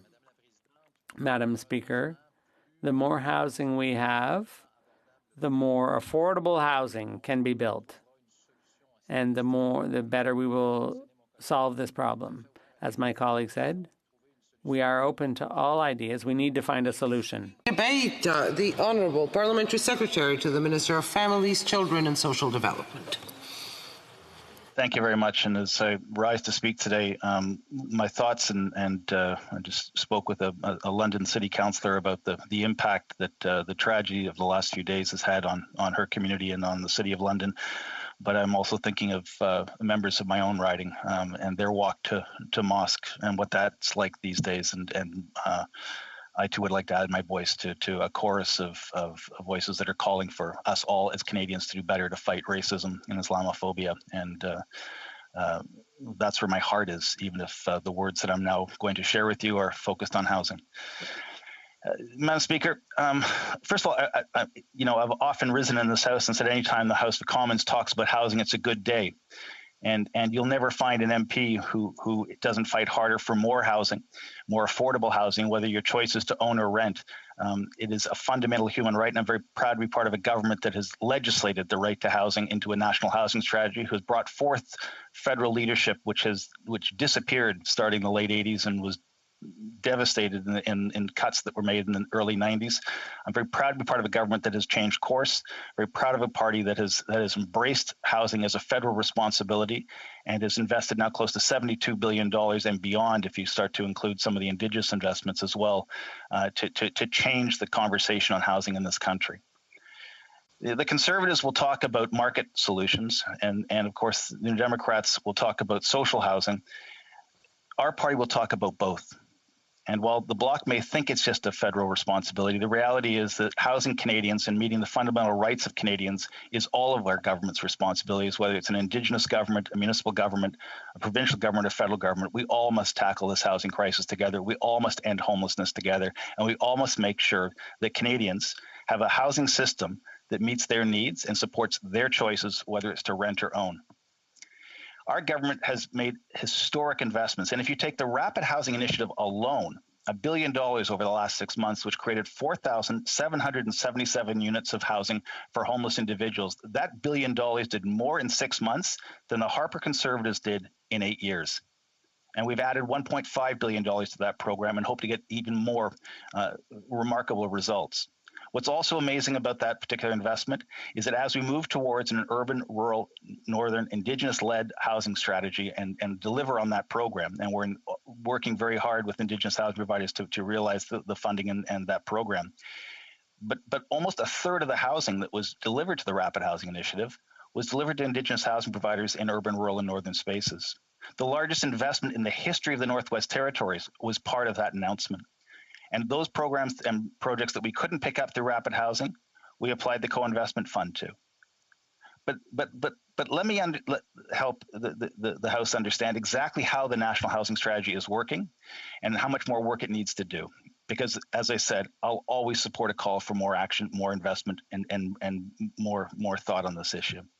But the National Housing Strategy approaches every single component of the spectrum of housing, from homelessness to people with high income needs that generate require deep subsidies to secure their housing. We have to also make sure that people that are in rental housing are protected in that space and can afford their rental housing and save to buy a house if that's the choice they want to make. And we also have to make sure there are pathways and bridges to home ownership for new buyers so that people can secure their place in the housing market and in the housing system in this country. But we also have to make sure that the market is stable. And while I have no interest in protecting the sort of speculative equity that's created in the housing sector, that's not my focus. We do have to make sure that when people purchase homes, that the market doesn't collapse around them and erode the principle that they put down to acquire their housing. So we have to protect the housing market as we also deliver social housing solutions, as we make sure we end chronic homelessness in this country, and we deal with the different regional, urban, rural, and northern dynamics that challenge so many people in this country to find safe, secure, and affordable housing. And our national housing strategy, the $72 billion program, addresses all of these issues, from supply to maintenance to subsidy to purpose-built supportive housing. It is a comprehensive strategy that I'm very proud of. But it's built on almost 50 years of housing policy in this country. In fact, if you go back far enough and go into the 1800s, what you'll see is that the West was settled with offers of free homes. It's always been a federal policy to secure the growth of this country with strong investments into housing.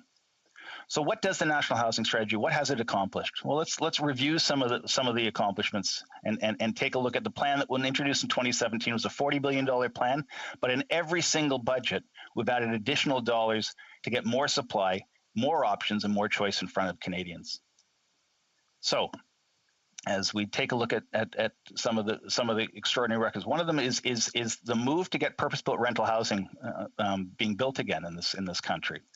We have invested, as the member who introduced this motion identified, close to $25 billion in supports to deliver new purpose-built rental housing. When I was a city councillor in Toronto, we were building less than 60 units every decade of purpose-built rental housing. There are now 2,400 units being built in my riding alone.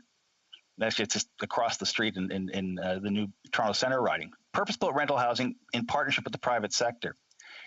These new permanent affordable housing units are just the start, because we've added additional dollars. There's a major program coming out with an Indigenous group in Vancouver, with the Musqueam, that is also now getting support from our government. Why? Because we have a program that focuses on purpose-built rental housing. So that's one part of it. But there's also the co-investment fund. The co-investment fund was ridiculed by the member, the House Leader for the NDP. He said we shouldn't be focusing on repairing housing units. I was at a housing announcement in Burnaby where we stepped up and repaired a co-op housing program that if we hadn't stepped up, they would have started to lose units of housing, and we'd lose affordable housing just so we need to build it. So the co-investment fund provides funding to get projects started. It provides funding to get to repair social housing and government housing. There's a $1.3 billion transfer to the City of Toronto to deal with TCHC's repair backlog. That funding protocol has now been replicated in Hamilton, where Hamilton is tackling its funding backlog. It's also been attached to the City of Victoria. The City of Victoria was very close to being at functional zero on homelessness before COVID happened, and they've run into some headwinds. But the co-investment fund has partnered to deliver hundreds and hundreds of units. I've been there with Mayor Helps to open the units, to look at the units, to see their very imaginative approach to building housing. And the targets and the dollars that are arriving are substantial. There's also, as I said, the Rapid Housing Initiative, but partnered with that is the Reaching Home program. The Reaching Home program, which started out as the Homeless Partnership Strategy, introduced by a Liberal government in the late 90s, untouched by the Conservatives for their 8 years in rule, has not only been doubled in size, which is what we did in our first budget in 2015, the funding is now $500 million a year.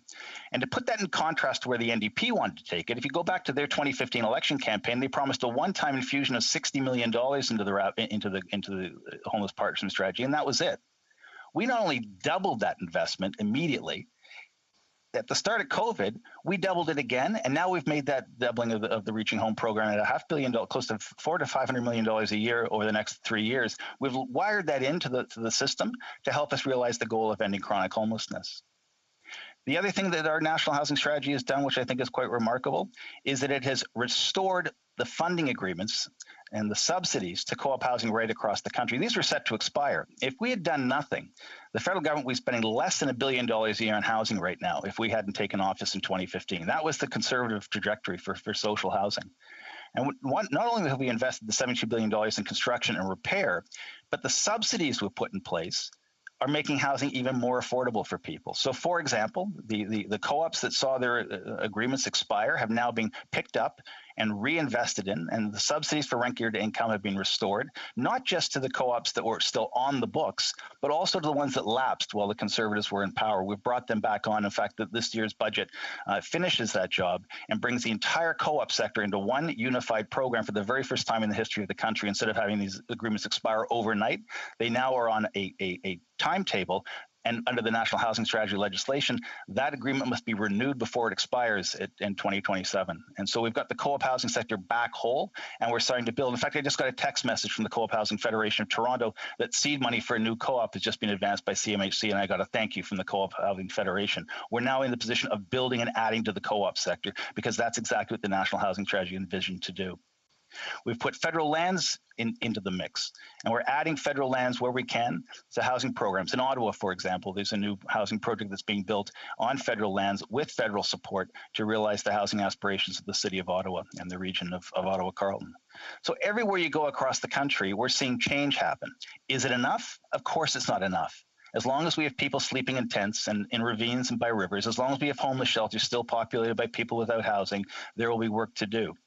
But this government has set about changing what I think was the biggest mistake a Liberal government ever made, which was the cancellation of the national housing programs in the early 90s, and has reinvested now and brought back a strong, cohesive, comprehensive policy that's moving the dial. And it's moving the dial in the right direction on every single housing front. The issue that is being spoken to in this motion, however, is not the social housing investments that we've made. It's about how we're helping first-time buyers achieve their dream of home ownership. And so we've put in a tax on offshore speculators. We've brought in new rules around beneficial ownership to disclose who is behind some of these very questionable real estate deals. We've put in a shared equity agreement, the first-time home buyers. And for the first time ever, CMHC is starting to model its programs around regional housing markets and not just treating Canada as one large housing market. And hopefully, this spurs even more people onto home ownership. We're also bringing in new block funding for things like Habitat for Humanity. And Habitat for Humanity is now working with equity-deserving groups, equity-seeking groups, to realize that to meet the housing needs of very particular communities that have very low rates of home ownership, to help secure their movement into the middle class and to secure their place in the Canadian society and the Canadian economy. And that $58 million block grant to Habitat for Humanity is also starting to build homes in Indigenous communities as well. I was up on Tobermory with the Chippewa of the Nawash, and watched them as they broke ground and started construction of 19 new homes, funded with Habitat for Humanity program dollars, but also supported with National Housing Strategy funding as well. And so from everywhere you go, from coast to coast to coast, whether it's in Nanaimo, whether it's in Kelowna, whether it's in Calgary, whether it's in Winnipeg, whether it's in Toronto, whether it's in St. John's, wherever you go, you can find National Housing Strategy money at work. Now, is it enough? No, because as long as we have a housing crisis, we have work to do and more to invest. But what I can tell you is that going back to the days of the Conservatives, where you had a prime minister who didn't want to touch housing policy, where you have a party that thinks it's only a question of supply, but only supply into the private sector and only supply as it relates to first-time home buyers, it's not going to work.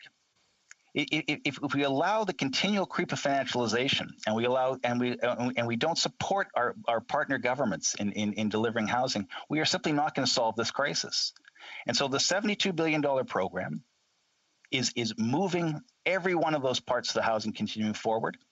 And we're finding new ways to do it in ways that are innovative, from modular housing to barging houses up to Iqaluit, to realizing the renewal of housing with loans for the greening of our housing stock and the upgrading of the energy performance and making it more livable. And we're doing things like requiring to overachieve on energy efficiency in new builds when it comes to social housing. We're also, for the first time ever, requiring that universal design be a characteristic, 20% of all new builds. We're also providing funds to retrofit old buildings to make them more accessible for people with disabilities. And we're also making sure that when we partner up, we lock in provincial spending levels so that as federal dollars arrive at the front door, provincial governments aren't allowed to take it out the back door and simply tread water. We're also working with our infrastructure dollars to make sure that our transit investments have a positive impact on social housing construction. And we're tying social housing goals to our infrastructure investments to make sure that as we invest and create strong communities, we build communities for all. Again, it's not part of the national housing strategy, but it's part of this government's approach to housing and making sure that all Canadians have the housing opportunities they need and have their choices realized. So I respect the fact that there has been a very difficult year in the housing market for Canadians. And I respect the fact that some of the ideas the Conservatives are talking about require more action on the part of this government. And I understand that. But to say that we've done nothing is wrong. And to say that we haven't focused on every part of the housing continuum is wrong as well. And to say that it's only a question of social housing or only a question of market housing or only a question of supply is equally oversimplifying a very complex issue. I'm proud to be part of a government that has restored leadership in federal housing. I'm proud of a government that is building more co-ops, more rental, more homes for more people than at any other time in the last 30 years in this country. But I agree, there's more to do. And we will continue to add dollars to the National Housing Strategy, new chapters. The next one that's coming is the Urban, Rural, Northern Indigenous Housing Program for Indigenous by Indigenous. We're building on the report from HUMA. We're from the HUMA committee. We're building with the Housing Advisory Council, and we're building with Indigenous housing providers to deliver on that commitment, and we will. But until we have every Canadian housed, we're open to criticism. All governments will be open to criticism. And until we solve this housing crisis, there will be work to be done. And I hope all parliamentarians join me in supporting the initiatives we presented in Budget 2021. I hope the Conservatives can reverse course and start voting for things like a tax on vacant foreign-owned homes. I hope they can support our measures around beneficial ownership. I hope they can support the rapid housing investment of $1.5 billion, the rapid housing 2.0 that I spoke of, to deliver even more housing to the most vulnerable Canadians. I hope they can find it in their hearts to start supporting the investments we're making on reserves and with the distinctions-based programs with the Métis Council and the ITK and the AFN and partnered Indigenous governments. I hope they can support the movements we've made around investing in repairs and boosting the Canada Housing Benefit and targeting in particular women escaping domestic violence, because we know how hard women in that sector have it when they look for housing with their kids coming out of a very dangerous and precarious place. We hope they can support the more than doubling and now the $500 million annual investments we're making in reaching home. We hope they can reverse the course they had, the policy they used to have, which forbid federal funds to support young teenagers who were homeless. They actually had a policy. This is one of the most mind-blowing policies that I think any government has ever produced around housing. The Conservative government under Stephen Harper had a policy that if a young person was homeless on the street, they had to stay homeless for 6 months before federal dollars could support them getting into a permanent housing. Imagine that. You take the most vulnerable kids in this country and you punish them for 6 months for running away from home. At the time, the minister said they didn't want to incent young people to run away from home. No person runs away from home and lives on the street because they aren't, escaping an even more precarious or dangerous situation.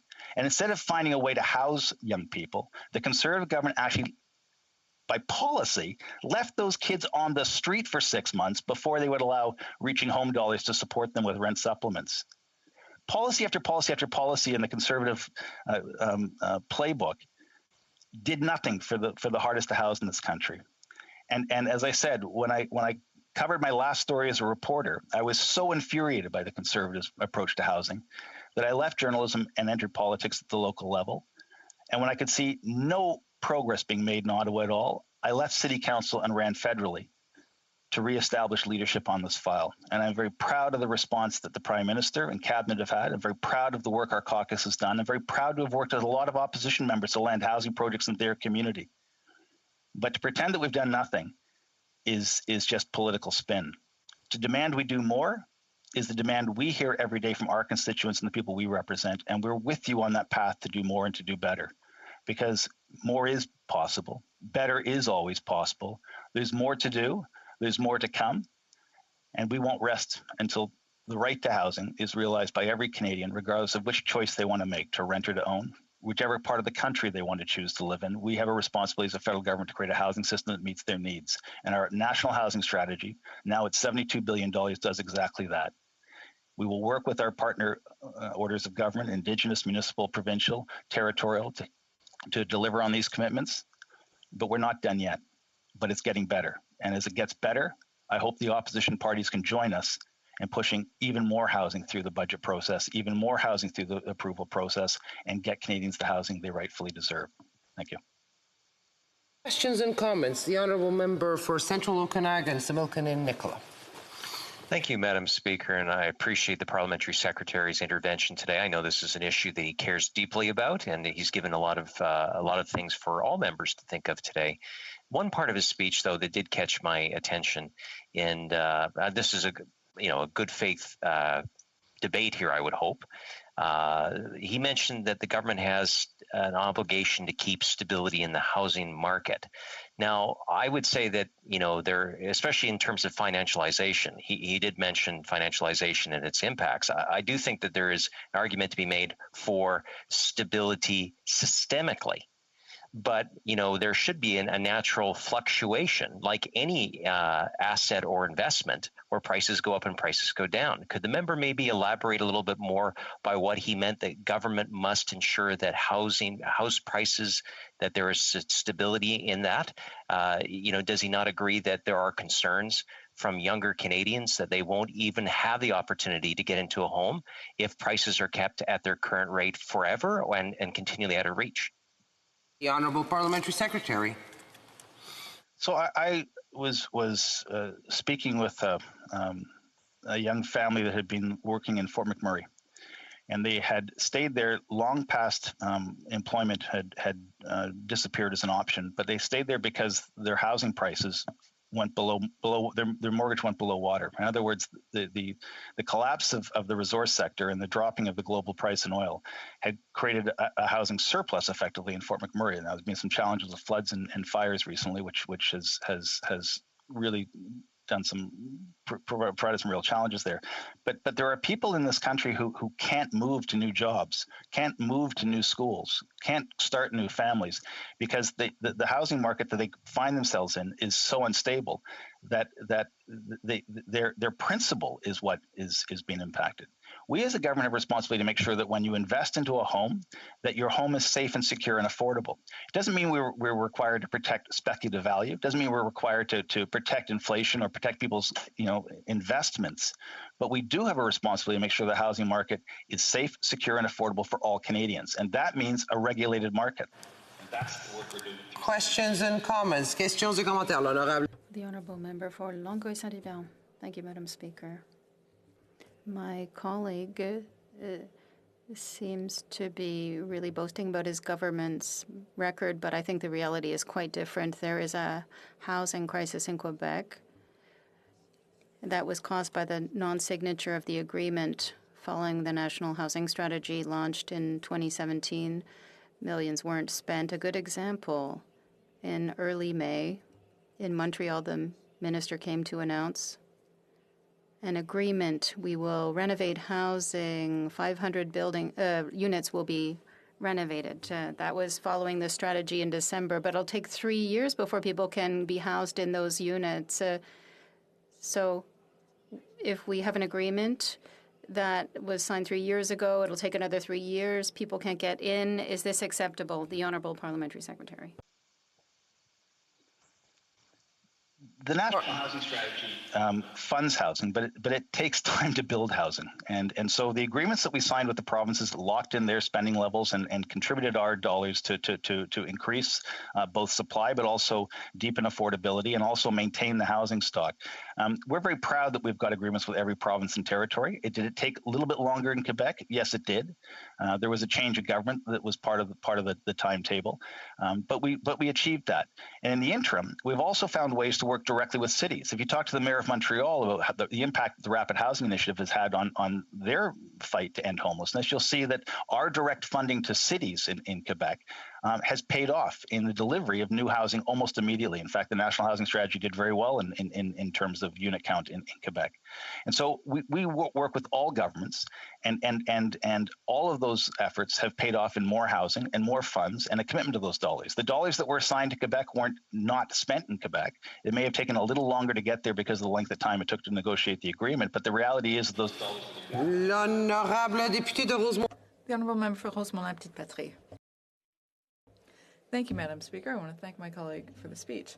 But in the last Liberal budget this year, there was no funding for an Indigenous urban housing strategy, whereas 40% of Indigenous people live in urban centres. They represent only 5% of the Canadian population, but 30% of emergency shelter users. So where is the strategy for Indigenous people? The Honourable Parliamentary Secretary. Well, let me assure you that we're committed to co-developing an urban, rural, and northern Indigenous housing strategy, that the dollars are there. But we're waiting for the Indigenous housing providers to articulate exactly what the new urban, rural, northern housing center should look like, how it should be funded, what priorities should be set, what kind of communities should be built, and for the government to arbitrarily set a dollar figure and government to arbitrarily and unilaterally decide which program funding models are going to be pursued would betray the for us, nothing about us without us concept, the for Indigenous, by Indigenous principles that Indigenous housing providers have demanded of the federal government. So we are in the process of setting up the other side of the table and supporting Indigenous housing providers as they move forward on that project. And you will see the full weight of federal spending arrive when that table is constructed to start building housing in urban, rural, and northern centers. But in the interim, every single part of the national housing strategy is open to Indigenous housing providers. And if you take a look at the recent Rapid Housing Initiative, close to a third of the dollars and almost 40% of the units went to Indigenous housing providers. We are very serious about solving the urban, rural, northern Indigenous housing crisis in this country, and we will work with Indigenous housing providers to deliver the housing that's needed to meet those needs. We are fully committed to realizing all Canadians right fast. Questions and comments? The Honourable Member for Kitchener-Conestoga. Thank you, Mr. Speaker. I appreciate the time. I want to thank the member for his leadership and his advocacy in the field of housing. And I've recently hosted a roundtable discussion with stakeholders in my riding of Kitchener-Conestoga talking about the national housing strategy. One of the things that came up was in smaller communities, seniors wanting to be able to downsize and stay in their community. So can the member discuss how we can work together as a federal government with municipalities, developers, even churches and organizations who have land, understanding the needs of their local realities, especially in these smaller municipalities, so people can age at home in their communities and stay with their families? The Honourable Parliamentary Secretary. Yeah, the National Housing Strategy sets a target for seniors housing and for the first time ever has a carve-out specifically for seniors in retirement living.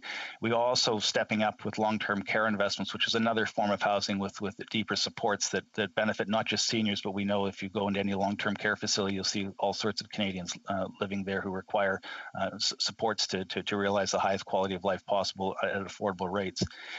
Working with seniors-led organizations, there's a project down in Woodstock, a fascinating project. It's off the grid. It actually contributes more electricity to the city than it takes. That was built with not just with National Housing Strategy dollars, but also with some of the funds made available through NRCan and through our programs that support the conversion of housing or the upgrading of the environmental performance of housing. It's a form of housing which actually is cheaper to operate and therefore a lower price for seniors. And it's been working with the local city government that waive fees. It's been categorizing those waiving of fees as a contribution. It delivered seniors housing to keep people in a small rural community and to allow the homes that they used to occupy to be made available to more Canadians to purchase. So all of the elements of the National Housing Strategy approach all of the different housing needs, and seniors are not forgotten in this calculation, nor are people with disabilities, nor are people with specific medical needs that require specific kinds of housing to be built to accommodate the choices they need to make in their lives. So seniors are a very strong part. And we have a moment for one last question. The Honourable Member for Saanich Gulf Islands. Thank you, Mr. Speaker, and to my honourable friend, the Parliamentary Secretary, and I know the sincerity of his deep commitment to housing. I'm looking at the budget for this new tax, he mentioned it briefly, of the 1% on non-resident vacant housing. I note in the budget there will be consultations and more details. Can the Honourable Parliamentary Secretary tell us whether he thinks 1% is enough and whether this might apply to the increasing use of online bookings, for what's replacing bed and breakfasts now as people book in non-resident vacant housing for their vacations instead of staying in hotels? Parliamentary Secretary. As several other members have spoken to, the federal government doesn't act alone in the housing sector, and BC also has some very strong measures around foreign ownership and vacant housing, and so we are adding to that. So it's not the federal government alone that's trying to curb that speculative force out of the market. And we're working very hard with the BC government to explore other options and other methods, including using FinTrack to trace some of the questionable money laundering techniques that are hurting housing prices in this country and pushing them away from Canadians. We've also worked with municipalities that are bringing in regulations to limit Airbnb or ghost hotels emerging in new projects, and we've worked very closely using the tax codes to track ownership, to tax it properly as income producing property, and to make sure that we try to return as much of that housing to the market so that Canadians can buy it instead of having it rented out in a speculative manner. And so we're working with municipalities on that front to provide a solution. All of these methods, each one by themselves, may not appear to have a comprehensive sort of approach to solving the problem overnight. I wish there was a flip of a switch that we could trigger to solve the crisis, but you have to work on all these fronts. And so, limiting Airbnb's impact on the market, limiting foreign ownership, limiting money laundering, limiting the way speculation is driving housing prices. All of these measures are being approached through the National Housing Strategy, while we also focus on social housing supply and new market rentals. So it's a comprehensive, coordinated approach to the entire housing sector. That we'll have to end that segment, and if members will indulge me for a moment before we go to resuming debate.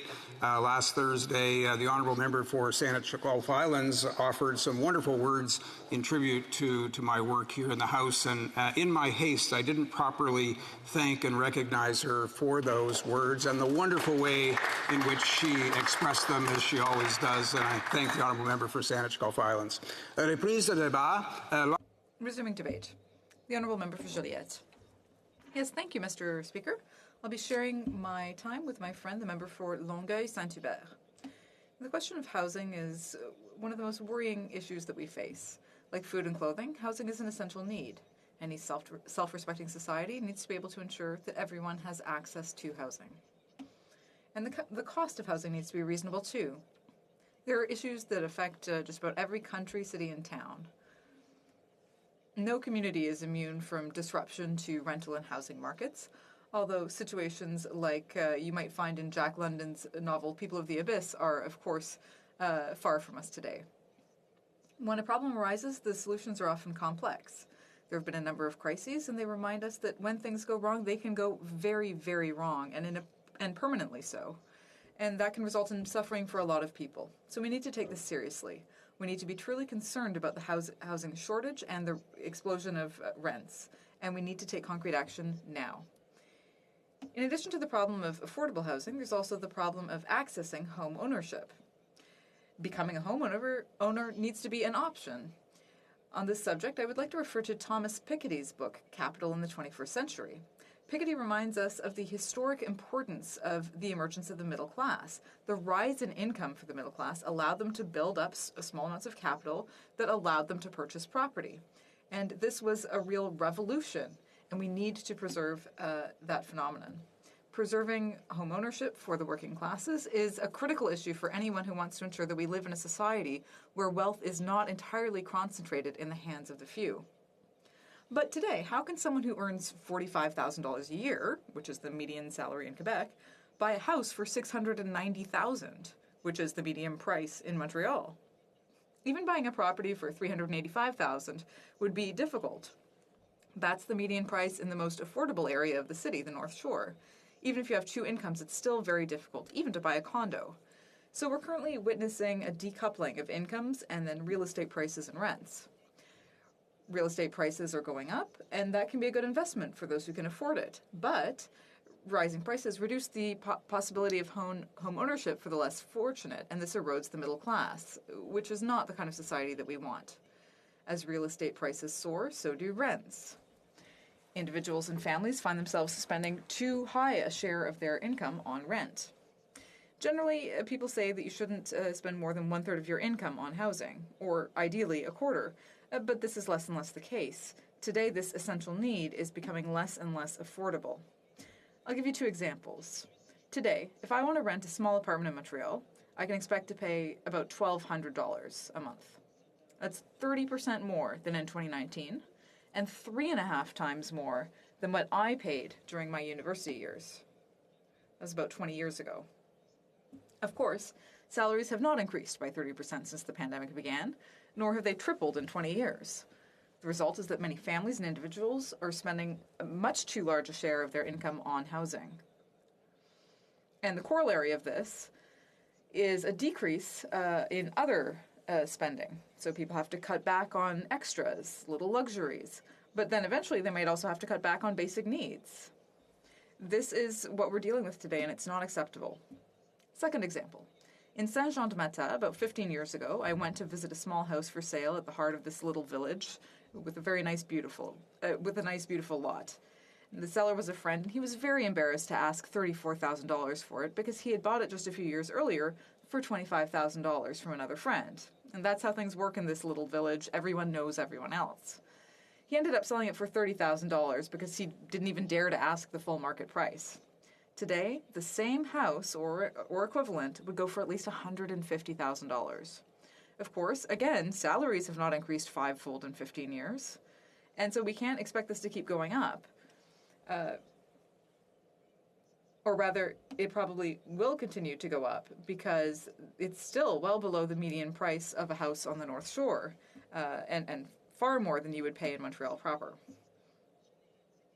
For the past few decades, there's been a generalized increase in real estate prices and rents, and this is only amplified since the pandemic. It's not surprising because during the pandemic, of course, people wanted to spend more on housing. Other spending options were limited, and people wanted more space. They didn't want to be confined in small apartments. But the price explosion highlights the problem that we've been dealing with for the past few decades. Now, there are a number of factors here, and there's no simple solution to stabilize the market. Yes, interest rates have played a role, because you look at the monthly payment, and when rates go down, you see that you can afford a more valuable property. That makes sense. But when day rates go up, it creates problems. That's why I'm in favor of the new measure that would require you to be able to show that you can pay higher rates in order to get financing. Hopefully that will help correct the market somewhat. Of course, the question of foreign investors is also a concern. Promising citizenship to someone who comes in and buys a $500,000 condo was and is harmful. The goal was supposed to be to attract capital, but the consequence was to drive up the price of real estate and reduce the number of available units, as condos were generally left vacant. This left a lot of sad, relatively uninhabited downtown cores. So this needs to be changed, and I'm not sure that a 1% tax will solve the problem. Now, we also have an issue with international money laundering. This drives up real estate prices and reduces the amount of housing available, and this needs to be dealt with. It's simply unacceptable. We also have to deal with the problem of Airbnbs and other platforms like it. The idea of renting out one's home to a tourist is a good idea, but when many homes are no longer available for actually housing people, because they're all being rented out to tourists, we have a problem. This increases the lack of housing and drives up rents, and it needs to change. Of course, the role of the state is important in terms of social housing. When it's done well, it can support low-income families, but it also helps maintain prices at an acceptable level.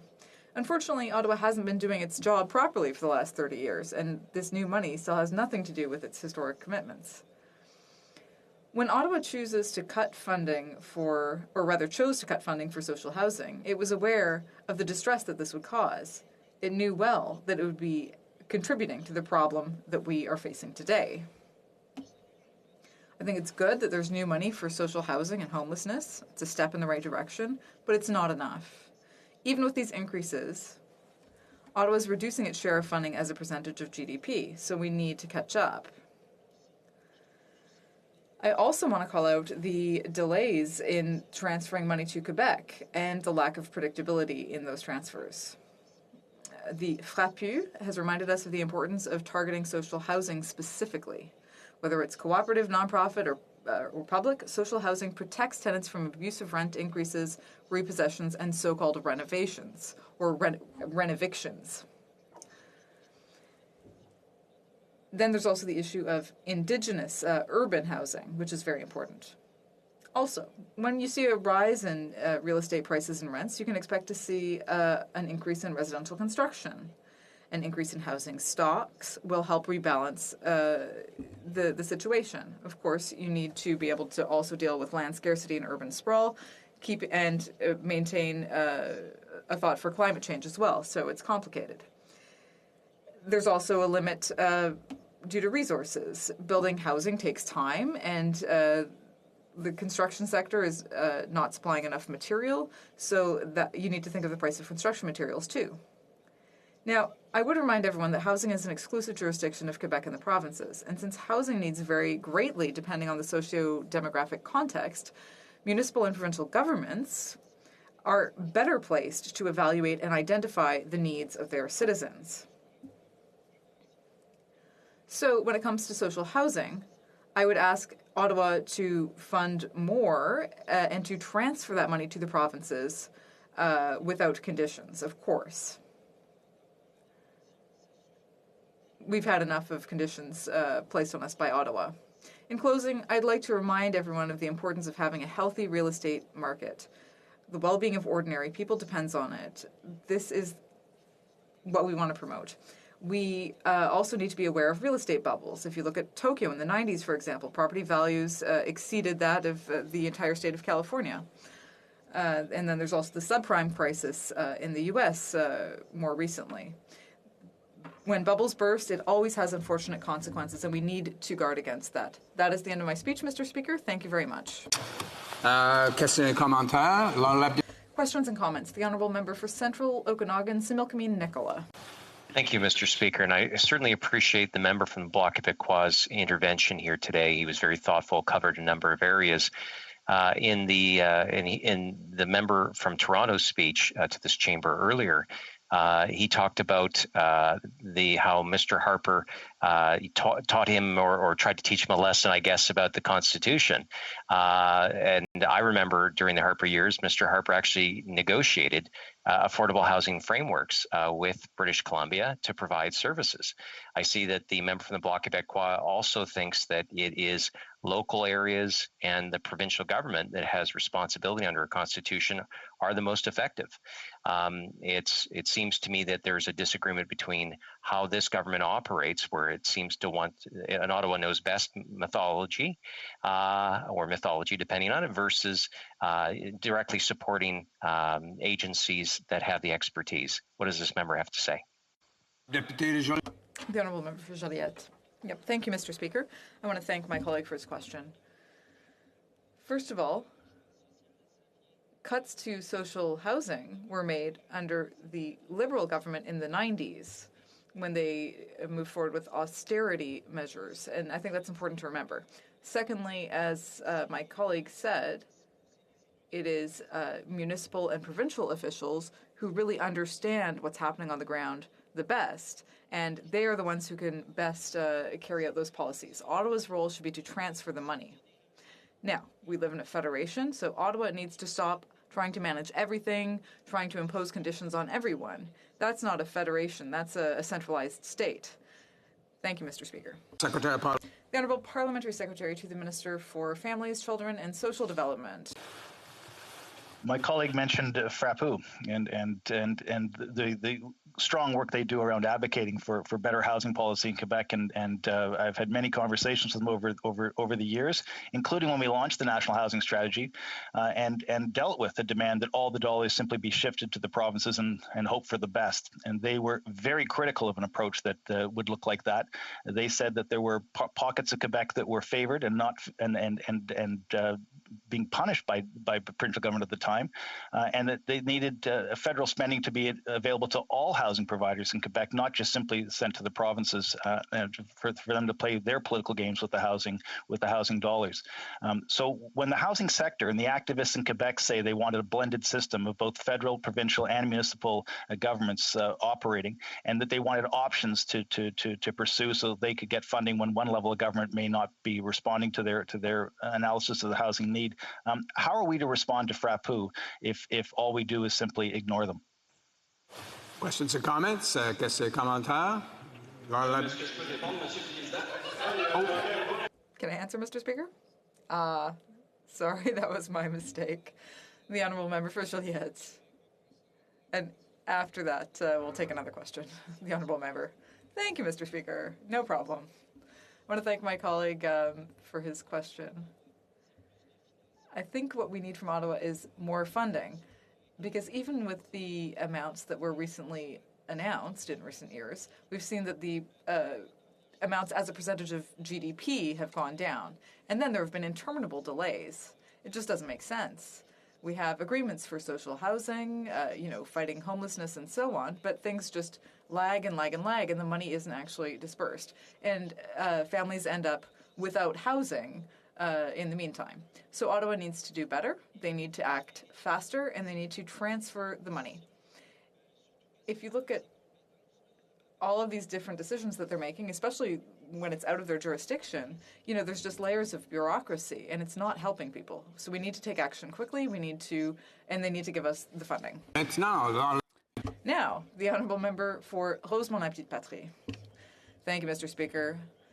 I want to thank my colleague, the member for Joliette, who always has interesting ideas. Now, in terms of the lack of social housing, this is a really great way of housing people, but doesn't he also think that social housing can have a beneficial effect for people who want to buy property, because it takes off the pressure, some of the pressure from the housing market? The Honourable Member for Joliette. Yes, thank you, Mr. Speaker, and I'd like to thank my colleague from Rosemont-la-Petite-Patrie. I commend him on all his commitment to the cause of ordinary people, especially when it comes to housing. And yes, when there's a good social housing system in place, that brings down the pressure on rents across the board. That's the system we want to have, because housing is an essential good. We need to make sure as a society that the supply is adequate. And yes, there's a connection between the two. Ottawa has to do its job and appropriately fund social housing, bring it back to the what it was before the 90s. Resuming debate, the Honourable Member for Longueuil-Saint-Hubert. Thank you, Mr. Speaker.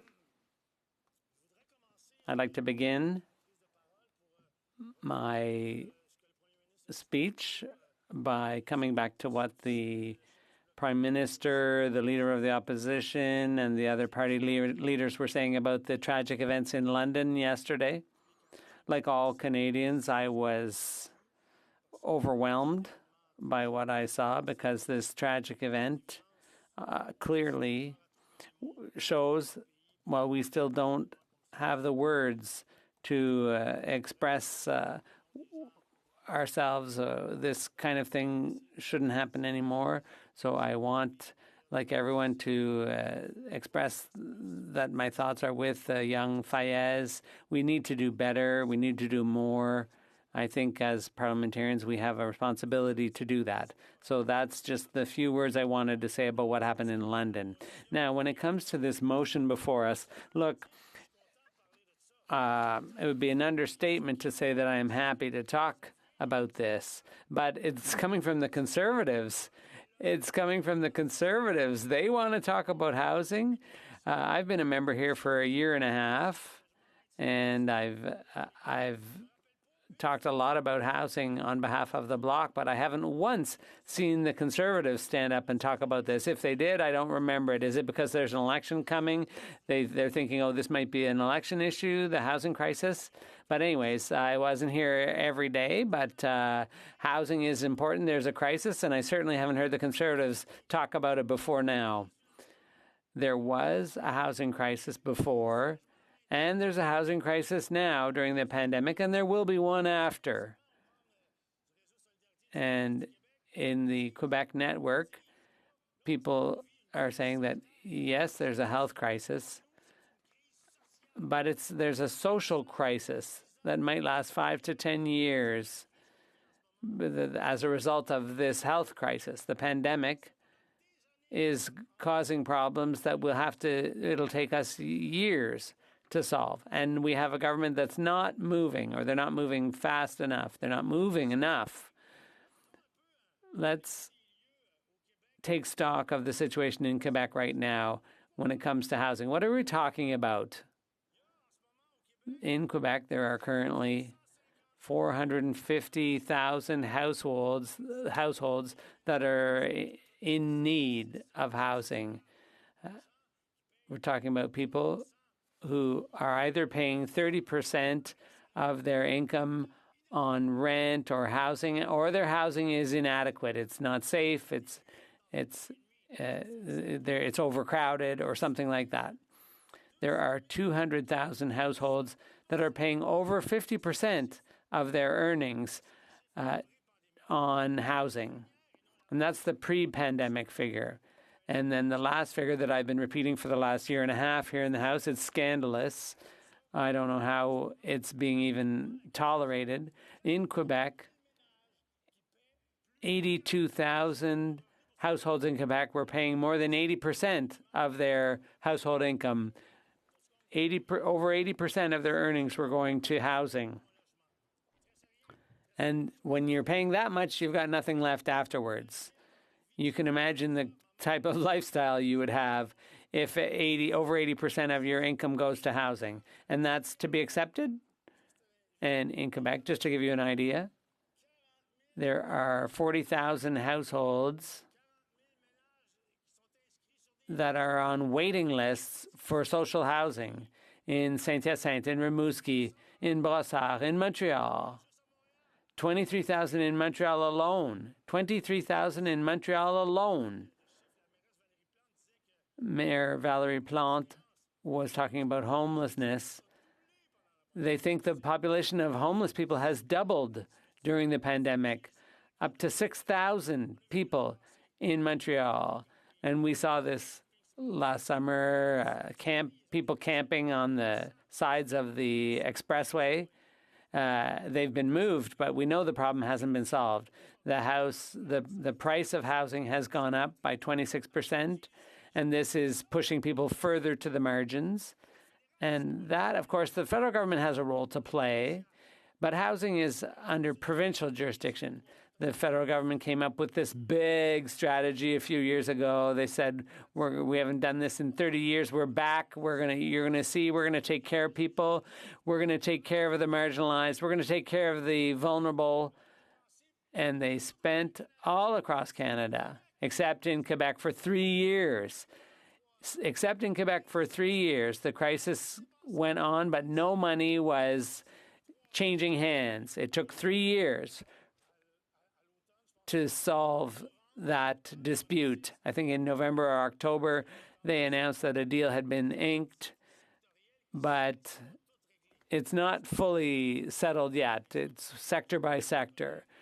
And an example that I asked my colleague about this but didn't get an answer, when it comes to renovations. Under the deal, I think there's $1.2 billion for renovations of low-income housing that was decrepit. That's good. We're happy about that. There's lots of repairs that need doing, and investment is needed.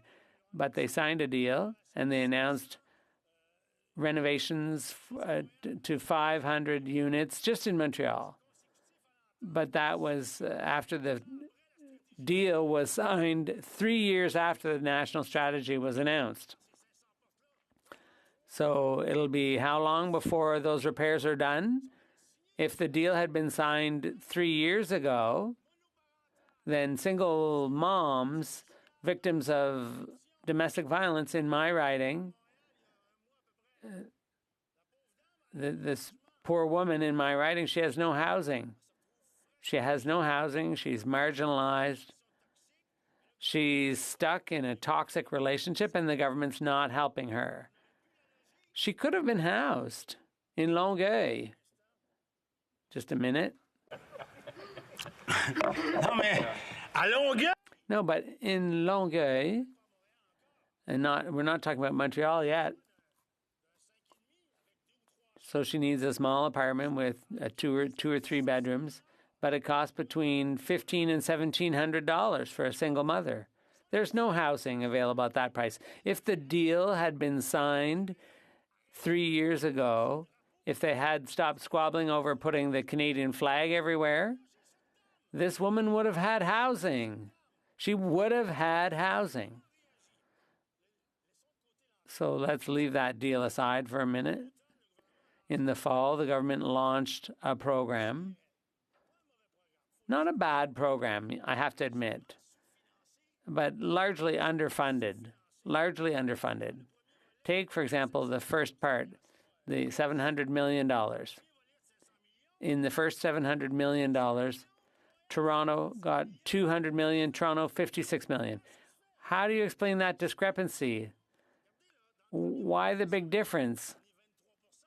We're 23% of the population, and we only got 11% of the funding. How is that possible? Is there less need in Montreal than Toronto? I never got an answer. Never got a logical answer to that question. Let's take the second part of the program. That's when the crisis really struck. And this is where everyone, the first part was just major cities. The second part was accessible to everyone. Everyone could apply for funding under that.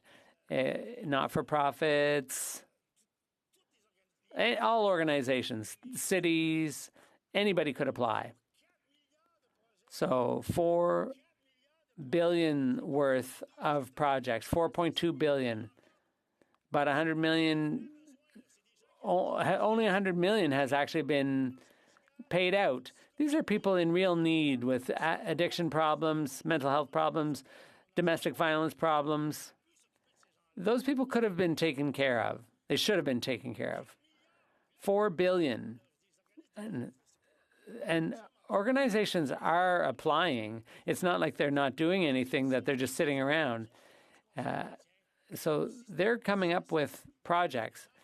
These are real, concrete, serious organizations that are applying. They're not just sitting around doing nothing. They've applied for up to $4 billion, but they only got $100 million out of the program. When you talk about underfunding and not taking care of people and not meeting their needs, this is what we're talking about. And that program, under that program, the Canadian Federation of Municipalities, this is the people, these are municipalities, Calgary, Toronto, Victoriaville, Rimouski.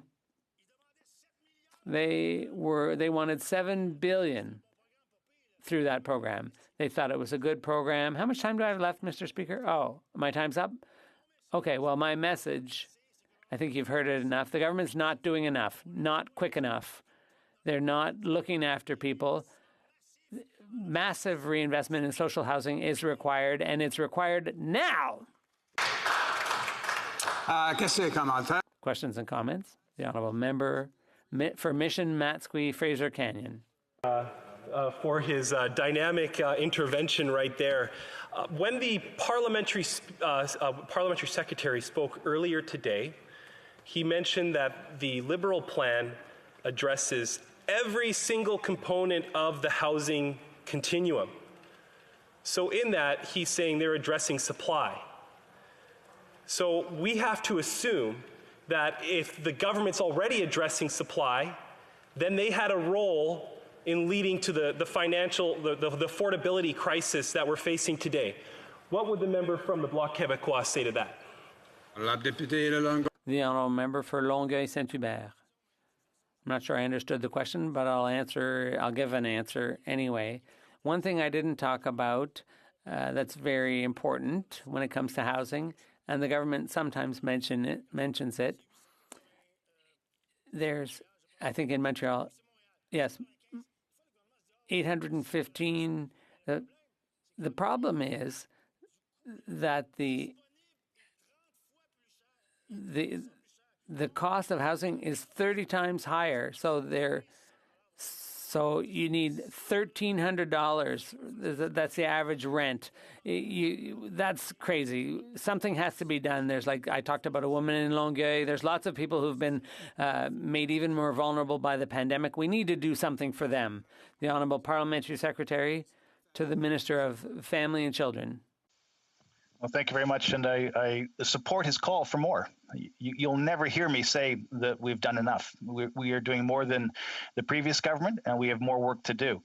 But I'd like the member to respond to several positions advanced by Conservative MPs in this conversation about cutting red tape at the municipal level, taking away zoning regulations that the City of Montreal or the City of Sherbrooke have put in place, overriding provincial planning criteria, overriding provincial jurisdiction in the supply chain as they manage, as many have said, the exclusive responsibility around planning and zoning and construction standards in provinces.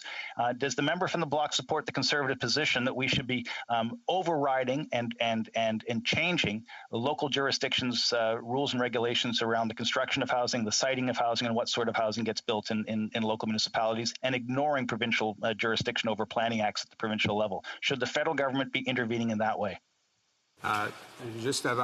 Just before inviting there's a point of order, I believe, from the member for Mission Matsqui Fraser Canyon. Secretary is misrepresenting the position of the Conservative Party. Thank you.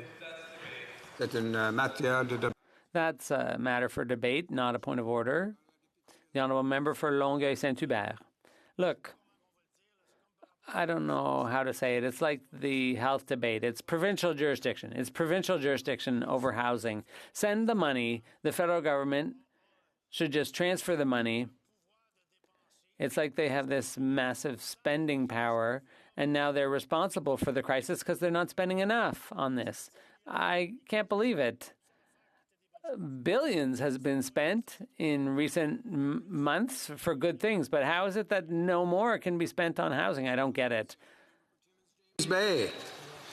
Speaker, if we're talking about a housing crisis, I invite my colleagues to come to Saskatchewan. In Saskatchewan, 1,900 people sharing 364 houses. That's roughly 16 people per house. And COVID has hit. We have 60 cases active, 70 high-risk potential. What it means is that of the 30 Canadian Rangers sent in, only 5 are working because the rest are isolated with COVID. 9 health workers have been sent home. We have people 10, 15 to a house, and COVID is spreading. We're talking about a potential humanitarian disaster with over 172 cases right now on the Mushkegowuk part of the James Bay coast. And I'm asking my colleagues, we need to get serious about the underfunding in the First Nation communities. We need to be looking at bringing in the Army to help.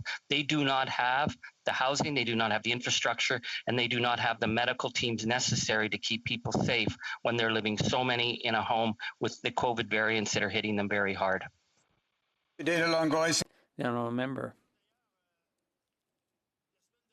Last week, I couldn't get over it, what happened with the 215 children that were found in Kamloops, and the government's only response was to say, look, we're going to add 4 words to the oath of citizenship for Indigenous people. But there are still reserves in Ontario, Saskatchewan, Manitoba, where they don't have safe drinking water, and people are overcrowded in unhealthy housing. It's a shameless scandal, Mr. Speaker. Resuming debate, the honourable member for Rosemont La Petite Patrie. Thank you very much, Mr. Speaker. I'd like to begin by saying that I'll be sharing my time with the outstanding member for Vancouver East. As my predecessor from Longueuil-Saint-Hubert said, I too was a bit surprised to see the Conservative motion talking about housing. It's rare that we hear them on this topic, but so much the better because it's a real issue and it's a real problem. For example, the other question is whether this motion actually offers up any solutions, any real solutions. This is a matter that affects thousands of people in Montreal and across Quebec and all over the Federation. And I'd like to speak a bit more about Montreal, given where my riding is. There is a real housing crisis. That's one place where the crisis is striking very hard in Quebec. We have an vacancy rate of around 1%. That's extremely low. It means that people don't have much choice. They may be stuck living where they are because they don't have many options. And sometimes those places are dangerous to their health and the health of their family and children. So the vacancy rate is very low. And the delay in reaching a deal between Quebec City and Ottawa means that money was held up for 3 years and shovels couldn't be start digging in the ground at the same time as everywhere else. and the vacancy rate creates intense pressure, puts intense pressure on the housing market. But there's also the prices. The prices are crazy. In my riding, 74% of my constituents are renters. I saw a small apartment being rented for almost $1,500 a month. You couldn't fit a whole family in an apartment that small. And when the median salary is $45,000, I don't know how you're going to be able to spend $1,500 a month or $1,700 a month in rent. So this is putting awful pressure on workers, incredible pressure on middle-class people, and also those lower-income workers. Why is this so important to have access to housing? Well, there are things we can do to give people a better quality of life. One is to improve their working conditions and wages, because that increases purchasing power. And then the tax system can be used. Tax credits can be used to redistribute wealth and have a better, more egalitarian society. But one of the best ways to reduce poverty is to deal with their single biggest ticket item. The biggest ticket item is housing. So let's tackle that problem. Let's help people, truly help people, get out of poverty and give them perhaps a little bit of a leg up, give them a slightly better quality of living, maybe make it possible for them to go to restaurants or travel, take a vacation occasionally, obviously when that's allowed. If you spend more than 30% of your earnings on housing, you're considered to be in a situation of poverty. But 20% of the population are spending more than 50% of their income. 1 in 5 people put more than half of their earnings to housing. And if you're considered poor, if it's over 30%, but 1 in 5 people, or 20%, are spending over half of their earnings on housing. That's about 3,000 households in my riding, maybe 6,000 people. It's huge.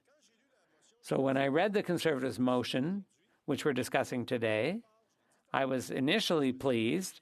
I thought this is good, but as I looked through it, I was looking for certain terms, and two terms are not there: affordable and social. They're not talking about social housing, and they're not talking about affordable housing either. But social housing is the best tool to help people house themselves decently. Places can be created where you don't pay more than 25% of your earnings or of your wages. That makes a huge difference. That helps people in concrete terms. But for the Conservatives, it simply doesn't exist. That's not one of the options that they've put on the table, even though it's the best tool we have to help people and house people decently. The Liberals sometimes talk about social housing, but they don't invest enough. And maybe I should talk about that right away. The Liberal plan that they're so proud of is to create 125,000 affordable or social housing units. But what's affordability to them? And the Canadian Homelessness Society says that 300,000 units are needed. So the Liberals' plan that they're so proud of barely meets even half the need of Canadians. Personally, I wouldn't be patting myself on the back with a plan like that. We in the NDP want to go farther, faster. We want to create an unprecedented plan since World War II. We want 500,000 social or affordable housing units built in the next decade. And you need to be careful with your definitions and your criteria around what is affordable. Definitions are critical because they can produce absurd results if they don't make sense. If the market were to suddenly explode and prices were to become crazy and go through the roof, there would be housing that was considered affordable, but you'd have to have an incredible salary to be able to afford it. So Ottawa's definition, the Liberals' definition, is that in Ottawa, $2,500 a month in rent is considered affordable. $2,750 a month. To the Liberal government, that's considered affordable for the middle class and for the lower income. I wouldn't want to be going door to door with that position.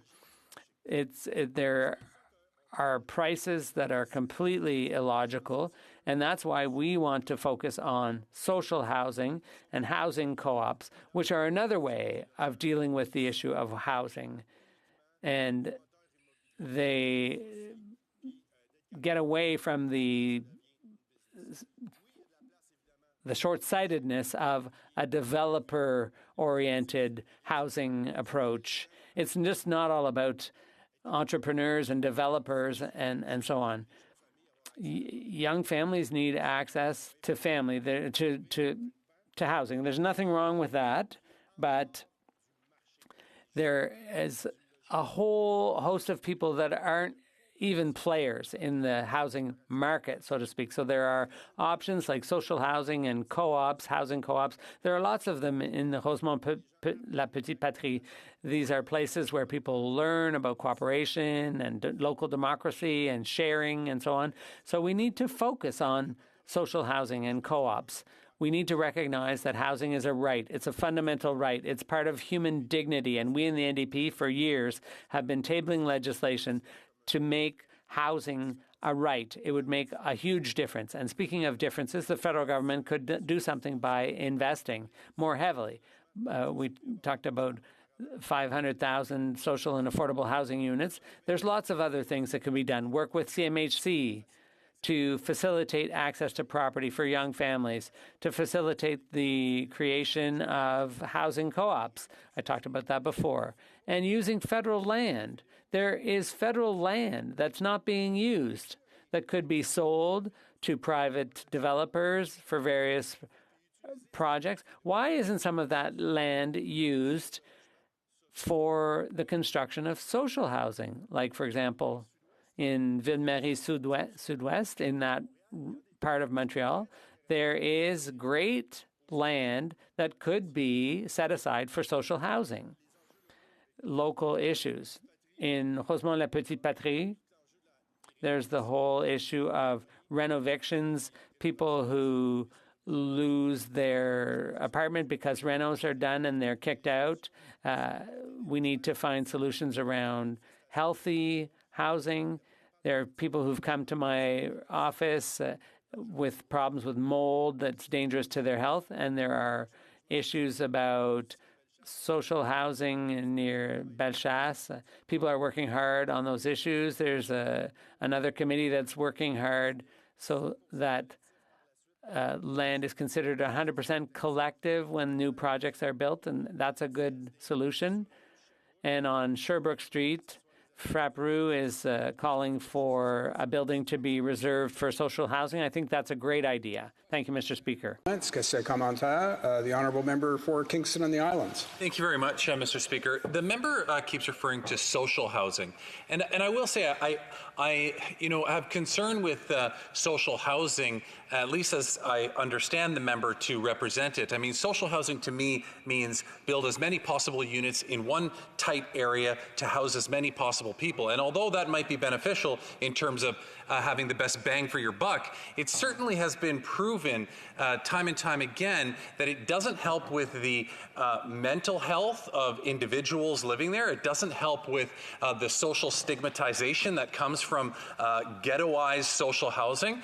It's very well regarded that in order to bring people through the housing process, affordable housing process, they should be integrated, well integrated. And indeed, the co-op model does that, because in order for the co-op model to be successful, it requires you to have people paying market rent, but also people paying non-market rent in order for it to be viable. Can the member comment, when he talks about social housing, does he not mean something that's more along the lines of integrated housing, where people who are living at rent maybe geared to income are also living with people that are paying market rent, so that there's an integration of demographics in a particular complex? The Honourable Member for Rosemont Petite Patrie. I want to thank my colleague for his question. He's raising an important issue, and I'd like to have him visit my riding of Rosemont Petite Patrie one day, and he would see that in the projects that are being put forward, sometimes we have gotten money because the government dragged its feet for a few years, but the idea of social mixing and diversity is very important. The idea is not to create places where we push these people off to the side and put as many people there possible in that corner. We want to be able to create projects where we reserve a significant part of the project for social housing, real affordable housing, with a mix with people who are renting and market-priced housing as well. Everybody lives in this same society. We want to develop Bellechasse, as I talked about, and yes, we want to ensure a diversity, and this mix that you're talking about is very important. Questions and comments? The Honourable Member for Laurentides-Labelle. Thank you, Mr. Speaker. I want to take advantage of this opportunity because I fully agree with my colleague from Longueuil-Saint-Hubert. In Laurentides-Labelle, before being an MP, I worked for the Community Action, and we have been talking about affordable social housing for many, many years, and there is a huge crisis that exists. And I can say that people are coming to my office today. They recognize me, and they're saying, well, could you please help me? I'm on the street as of July 1st, and it'll be too late. And my question is this. It's never too late, but where were the previous governments once consultations were done in their ridings? We saw what was happening. We couldn't see the pandemic coming, of course, but my question to my colleague is, how is it that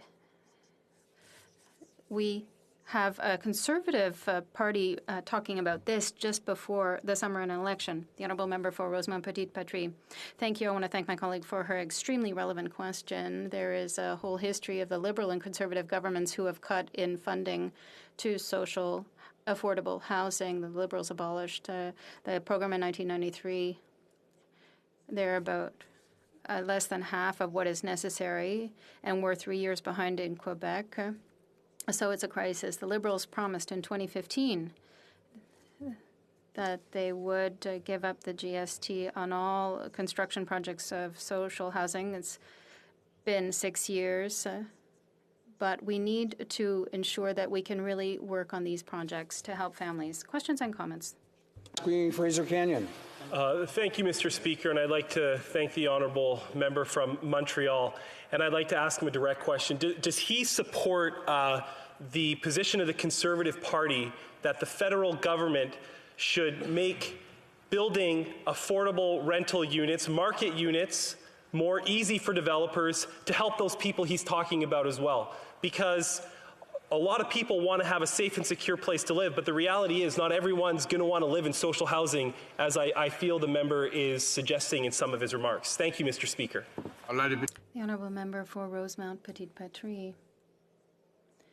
We have to ensure a diversity of what's on offer, and I would say that there is a lack of supply in all sectors. I put the emphasis on social housing because for the NDP, this is the best way to get people out of poverty, but there is also a lack of rental housing in the private sector. He's quite right about that. But I would insist on the fact that we need more social housing units that would also help the middle class that is trying to buy a house, because this would reduce the pressure and the overheating of the real estate market in general. Resuming debate, the Honourable Member for Vancouver East. Thank you very much, Mr. Speaker. Since the federal Liberal government walked away from the National Housing Program in 1993, Canada's housing crisis has escalated to a feverish pitch. In 2017, the federal Liberal government announced a national housing strategy. They even declared that adequate housing is a basic human right. 2 years after the announcement of the national housing strategy in 2019, Parliamentary Budget Officer noted that $11.6 billion of that is cost matching from provinces. The PBO further said that the national housing strategy basically just maintains the funding at current levels, and in fact, the funding for those with core housing needs actually reduced slightly by 14%. The report said, quote, CMHC's assumptions regarding the impact of the National Housing Strategy outputs on housing need do not reflect the likely impact of those programs on the prevalence of housing need. The parliamentary secretary to the Minister of Housing admitted on the public record that the Liberals double counted to inflate their numbers for rhetorical advantage. Even after this admission, the government shamelessly continued to use the inflated numbers in the throne speech. We also saw that the vast majority of the funding to add new affordable housing stock was back-end loaded and in the form of loans. When eventually, as the trickle of money began to flow for new construction, the process was onerous, complicated, and time-consuming.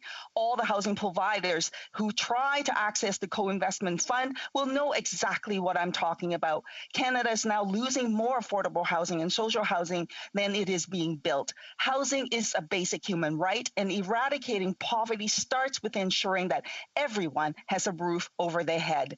Housing should not be treated like a stock market, and the current situation where an estimated 235,000 Canadians experience homelessness every year and 1.7 million households are in core housing need is a disgrace for a country as wealthy as ours. The Liberals' National Housing Strategy's goal to create between 150,000 to 160,000 units does not ensure housing is a basic human right.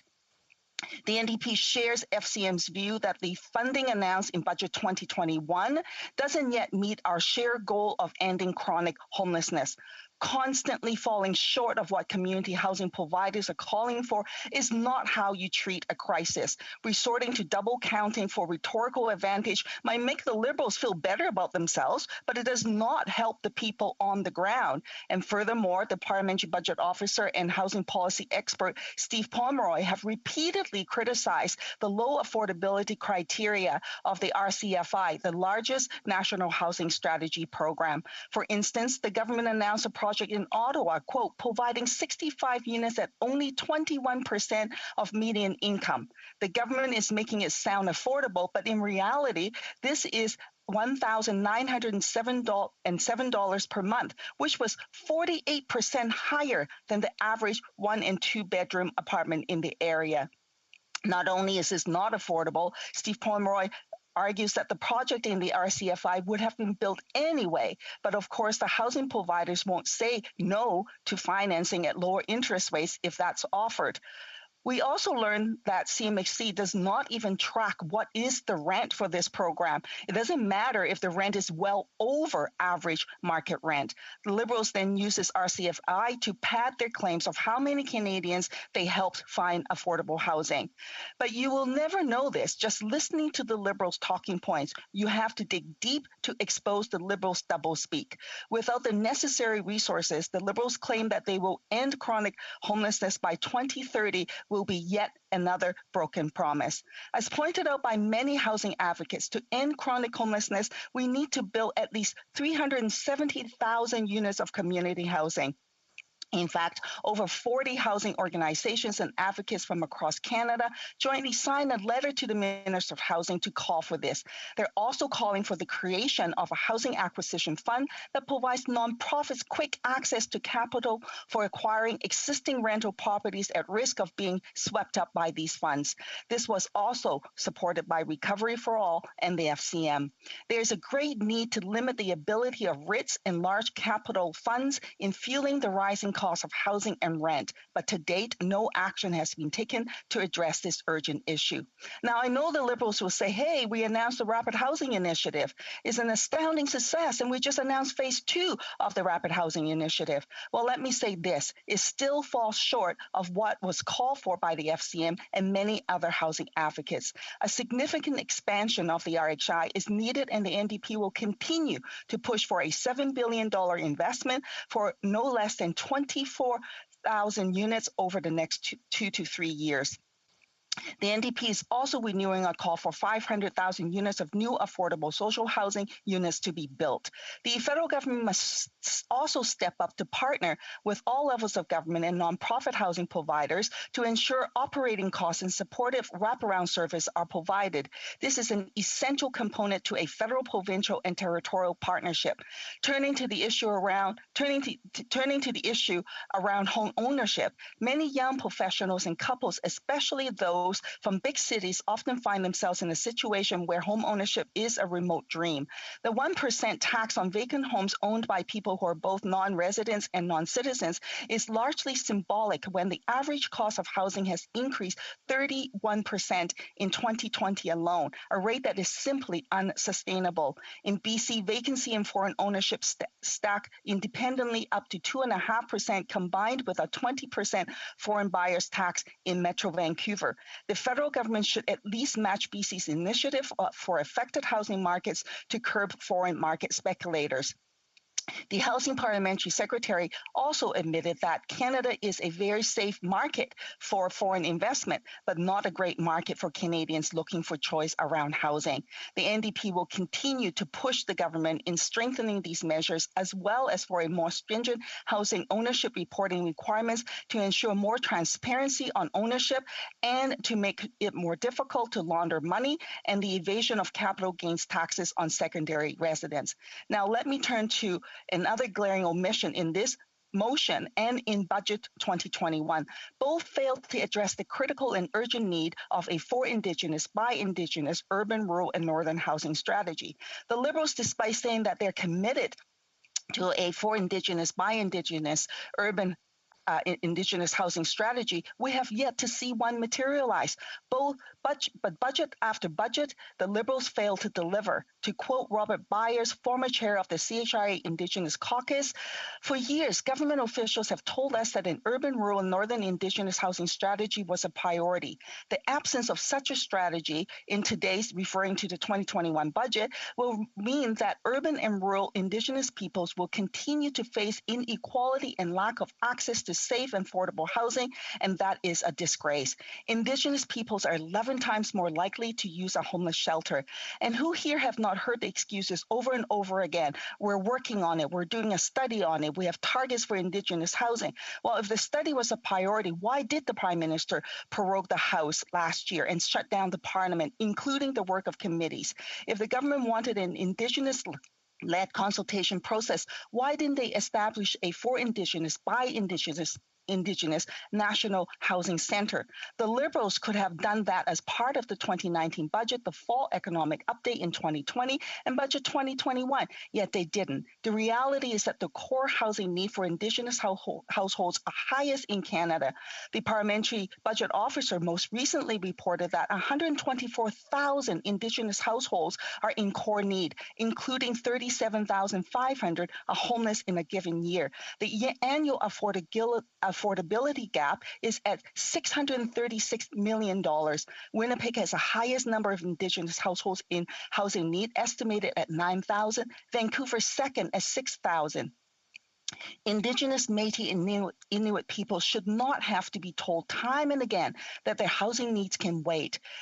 Mr. Speaker, the time has come for the government to act. I am therefore proposing the following amendment, and I hope that the member for Mission Masquerade Fraser Canyon will accept it. The motion to be amended by adding at the end of paragraph E the following: by renewing efforts to build affordable and social housing not seen since post-World War II, including a commitment to 500,000 new units and a for Indigenous, by Indigenous, urban, rural, and northern housing strategy.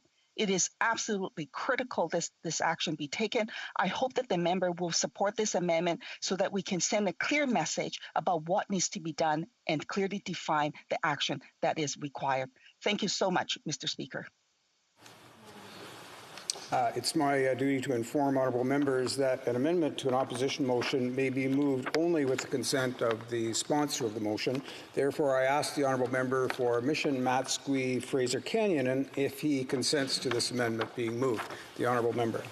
I'd like to thank the member from Vancouver East.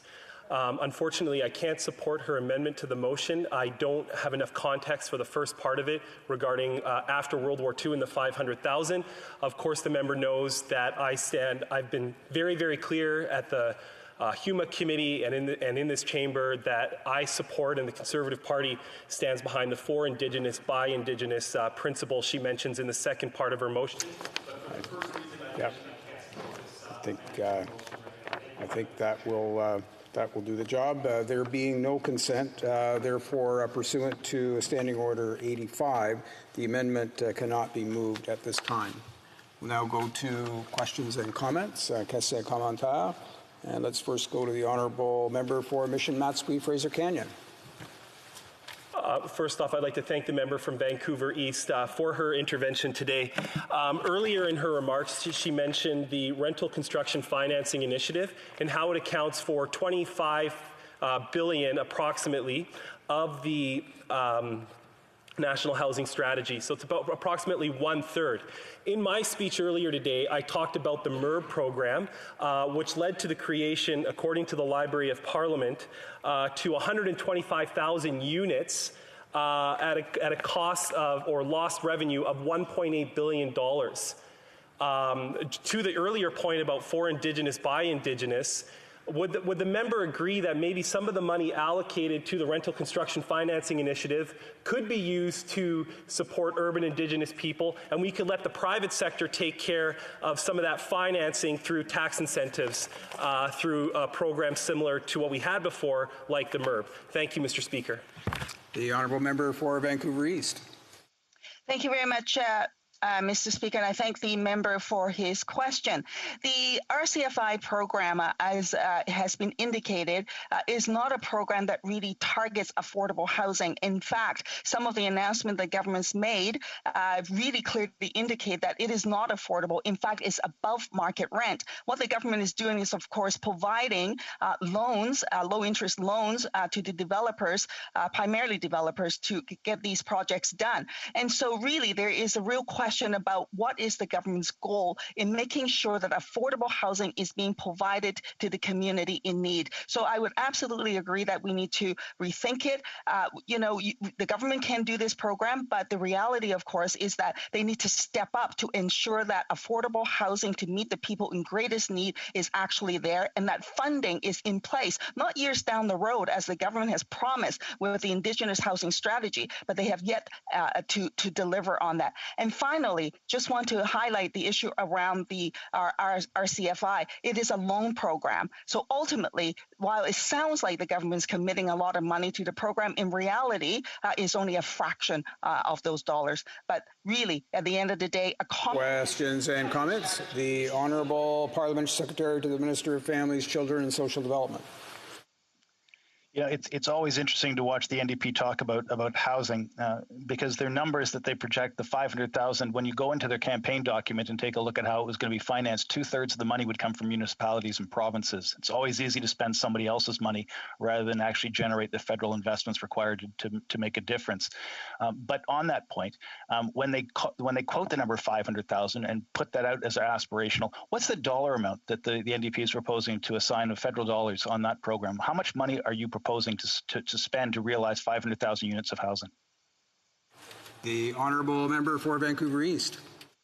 What's interesting, of course, from the Liberals is this, and particularly from the Parliamentary Secretary, is that he would actually, double count the numbers for rhetorical advantage. If the member wants to talk about numbers, I would ask that he actually check himself with what he's been putting out, and frankly, the rhetoric that he's been promising to the community. I've heard him say over and over again the delivery and the promise of a for Indigenous, by Indigenous, urban, rural, and northern housing, Indigenous housing strategy. To this day, we still don't have it. That's just got to end. Enough of the rhetoric, enough of the double talk. Questions and comments. The Honourable Member for Central Okanagan, Similkameen Nicola.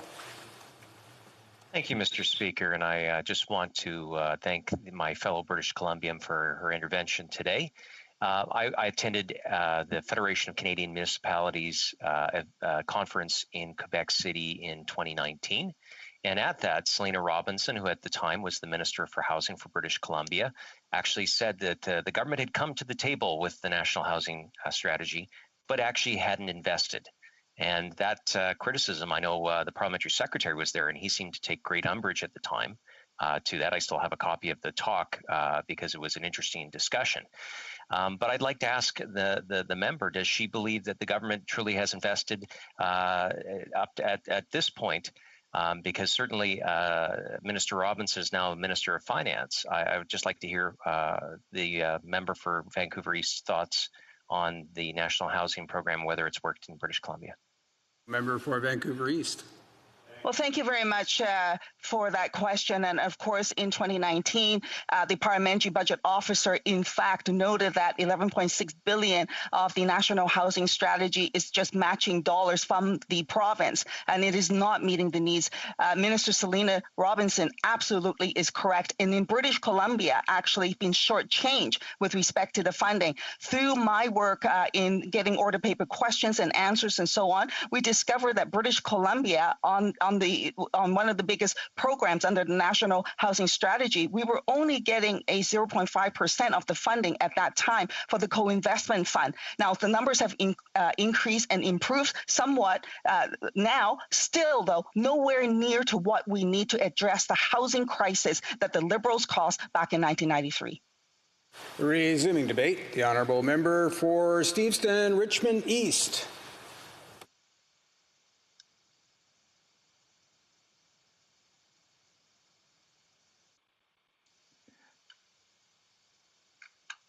Thank you, Mr. Speaker. Mr. Speaker, I'll be splitting my time with a member of Calgary Shepherd. Mr. Speaker, I am having some technical difficulty with my Zoom right now, and sorry for that.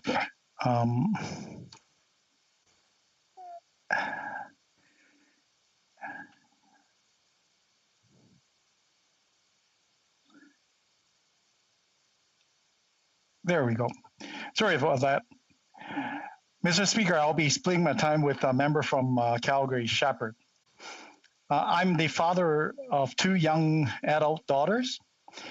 In the not so distant future, with their effort and determination, like countless other young Canadians, my daughters will be entering the home buying market. Similar to these countless other young Canadians, my daughters, they are living at home, watching the never-ending stream of media reports saying housing in Canada, it's entirely unaffordable. Young Canadians looking to enter the market cannot do so on their own, nor should they bear the expectations that they should at this time, especially in my home city of Richmond. Even though hard work and saving up for a down payment, the reality is many will still require parental support, something I will likely be blessed to be able to provide to my daughters, but something that is not available to everyone. We see Canadians faced with a sudden expectation adjustment, one reminiscent of our Prime Minister's noting this generation could be the first generations in many decades to be worse off than their parents. I, for one, would like to point out the rampant spending, reckless spending and deficit spending prior to or after pandemic, and the types of policies being implemented by his government will pretty much guarantee that outcome. The reality is that much anticipated tax expansion and government programs will not address the affordable housing shortage or the underlying causes of a housing crisis. To the contrary, the tax burden imposed by reckless spending over the past 6 years, even excluding pandemic relief, will tie the hands of future governments from tackling other housing priorities such as homelessness and poverty. Home prices have skyrocketed over this past COVID year, and the dream of home ownership is becoming more distant for Canadians to attain. The national average home price was a record $678,000 in February 2021, up 25% the same month last year. in my home city of Richmond. Single detached home prices are up to 20% in the past year, averaging $1.5 million, far above the rest of the country. I find it ridiculous and ironic that Canada, as the world's second largest landmass and given our sparse population, has to suffer such a housing crisis. The difficulties Canadians face is certainly exacerbated by government mismanagement of supply in our housing markets. You want to change the... And their incompetence, it's not limited to only home ownership, Mr. Speaker. This Liberal government has done nothing to also address the rental market and as an affordable options for Canadians either.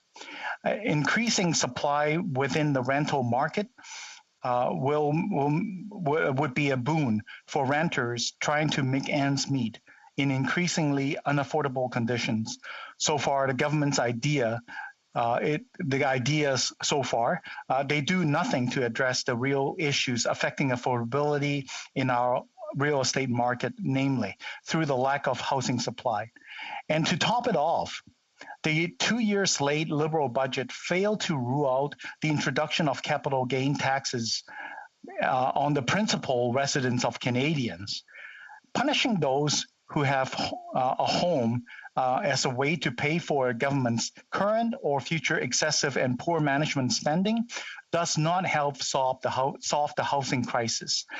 The Liberals' national housing strategy has been defined by funding delays and cumbersome, difficult to navigate programs. It has consistently failed to get funding out the door in a timely fashion for the project that needed most. And the National Housing Co-Investment Fund, it's one of the worst offending programs, as we have heard from the member from Vancouver East. Don't listen to me, Mr. Speaker. Housing providers across the country have called it cumbersome and complicated. These are slightly higher price than what the Liberals receive for their first-time home buyers initiatives, a program which has proven to be fatally flawed, dismal failure. It was intended to help 20,000 Canadians in first 6 months, but has only reached 10,000 in over 18 months. It did not accomplish its primary objective of improving affordability in highest-cost regions. These changes will not help prospective buyers in Victoria, Vancouver, or Toronto. When the Liberals' only solution to affordable home ownership is to take on a share of Canadian mortgage, when their solution is actively discouraged by brokers, the government should realize it's time to change direction, not double down on poor policy. They should be helping Canadians by giving them the tools to save, lowering their taxes, and creating jobs. For example, by incentivizing the use of RRSPs, Canadians could leverage their own savings to purchase a home. Once again, the bureaucratic Ottawa knows best approach is hurting our communities.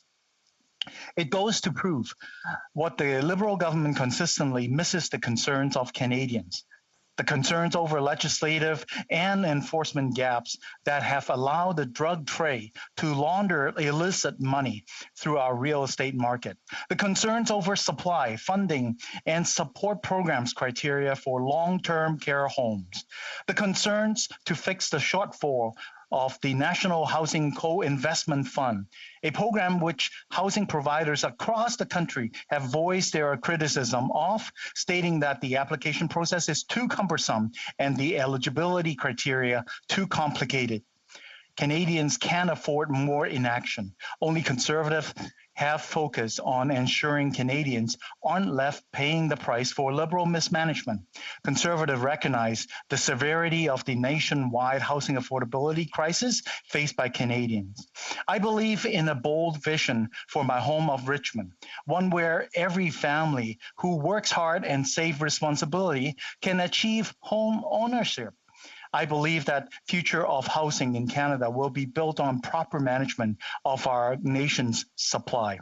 following consultation with my colleagues, I was pleased to learn that Conservatives share a belief in a nationwide plan to get homes built as part of Canada's economic recovery. We believe in real action, not lip services, to address the consequences of money laundering and the negative impacts it has in our society. Our plan to secure the future will prioritize the needs of Canadians before foreign investors, provide meaningful housing solution, and put families in the housing market. Conservatives have and will continue to advocate for improvements. These include improvement to mortgage policies, to the taxation system, to combat money laundering, to increase housing supplies across the continuum, to address rampant speculation and unfair profiteering. Canada needs a plan to get our economy back on track, but over a year into the pandemic, the Liberal government, like a ship that lost its anchor, it's still operating loss at sea. In response, we, the Conservatives, have developed Canada's recovery plan, which sets a course to secure Canada's future, including the modest dream of owning our own home. Thank you, Mr. Speaker. Questions and comments? The Honourable Parliamentary Secretary to the Minister of Families, Children and Social Development. The issue of British Columbia has been raised a couple of times now. Just to be clear, we have partnered with the provincial government to invest $517 million to assist over 25,000 households through the provincial federal housing accords. We've invested since 2015, not the paltry 2% quoted by the Vancouver East MP, but $5.8 billion in housing in British Columbia. These investments have supported 112,000 families throughout the province to find a place to call home. We're right now investing $205 million to support the creation of 700 permanent affordable units for individuals in British Columbia through the Rapid Housing Initiative. The dollars are real. It's close to 30% of the total National Housing Strategy investment.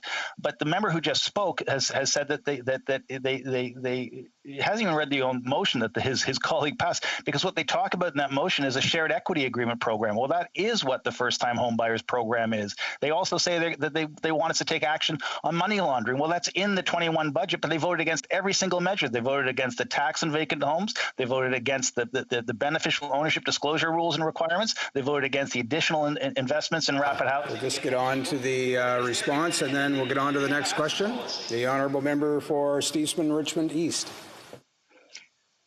Thank you, Mr. Speaker. I thank the Parliamentary Secretary for the intervention, and it's almost like he's giving a speech instead of asking a question. The only short answer that I could provide is that it shows how out of touch the Liberals are.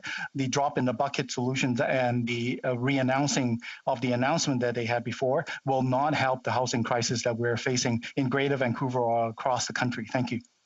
Questions and comments? The Honourable Member for Vancouver Kingsway. Thank you, Mr. Speaker. Well, I happen to be one who believes that the responsibility to provide affordable housing is one that transcends all levels of government. So we need the municipalities, the provincial governments, and the federal government working together. And of course, I trace one of the problems to the current crisis that my honourable colleague talked about, this terrible situation where our children, our young children now, for the first generation in history, can't actually purchase their own homes in a country as big as Canada. And of course, I trace that back to 1992 when the Conservatives removed the housing mandate from Canada Mortgage and Housing, and the Liberals promised to bring it in 1993 and never did. So we've had the federal government effectively absent as a senior level of government from the housing file for almost 30 years. For generations, no wonder we're in a crisis today. I'm just wondering to my honourable colleague, does he see any results from the Liberal government's actions on housing? He's in Richmond, I'm in Vancouver. Does he see any housing that's being built for people that is even making a dent on the housing crisis facing so many Canadians today? Honourable Member for Steveston, Richmond East. Well, thank you, Mr. Speaker, and thank you for my colleague from Vancouver Kingsway. And living here in Richmond for multiple decades, I can assure you that the people here, they do not feel the presence of the federal government's help. And many housing projects were actually from decades ago. And it is time for the federal government to use its power and legislative and also fiscal responsibility to reintroduce a change in the region. And the housing crisis here in Canada cannot be solved with just one single level of governments, be it federal, municipal, or provincial. So I agree with the member in his view. Thank you. Take time for one more short question. The honourable member for Renfrew, Nipissing, Pembroke.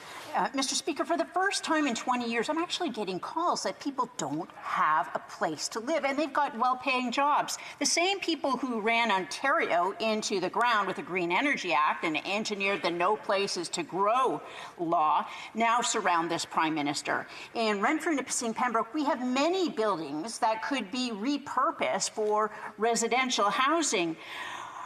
In fact, the Patrick brothers are repurposing a church, making it into apartments in Pembroke. Would the Conservative Party of Canada consider reducing the capital gains tax so there would be more incentive for the private sector to do this repurposing of older buildings? For Steveston, Richmond East. Mr. Speaker, in my previous answer, I did mention about the multi-party cooperation to tackle this housing crisis that we are facing, and that would also include the private sector helping out to contribute their effort here. And I do believe that we have to think out of the box in order to deliver a solution that is actually satisfiable to our next generation. It is our responsibility to do that. So I thank the member for her contribution. Thanks. Resuming debate, the honourable member for Calgary, Shepherd. Thank you, Mr. Speaker. I'm happy to be following my colleague from British Columbia on this debate. And many members will know, like, I've been talking about housing now. This is my second parliament and 2 parliaments now. I was a big critic of their first-time home buyers incentive, and I know that the member for Spadina, Fort York, and I traded barbs over it on the floor of the House. So we disagreed over the initial program's goals that were set out. And I said from the very beginning that program was going to fail. And it's failed. It failed first-time home buyers. It failed Canadians, regardless of the housing market you were in. And there's no such thing as a Canadian real estate market. There are housing markets, plural, all across Canada. It failed people in Toronto. It failed people in Vancouver, and failed people right in my home community of Calgary. It was going to fail from the beginning. It was an election gimmick to try and get reelected. It was rolled out 2 months before, and it wasn't going to succeed.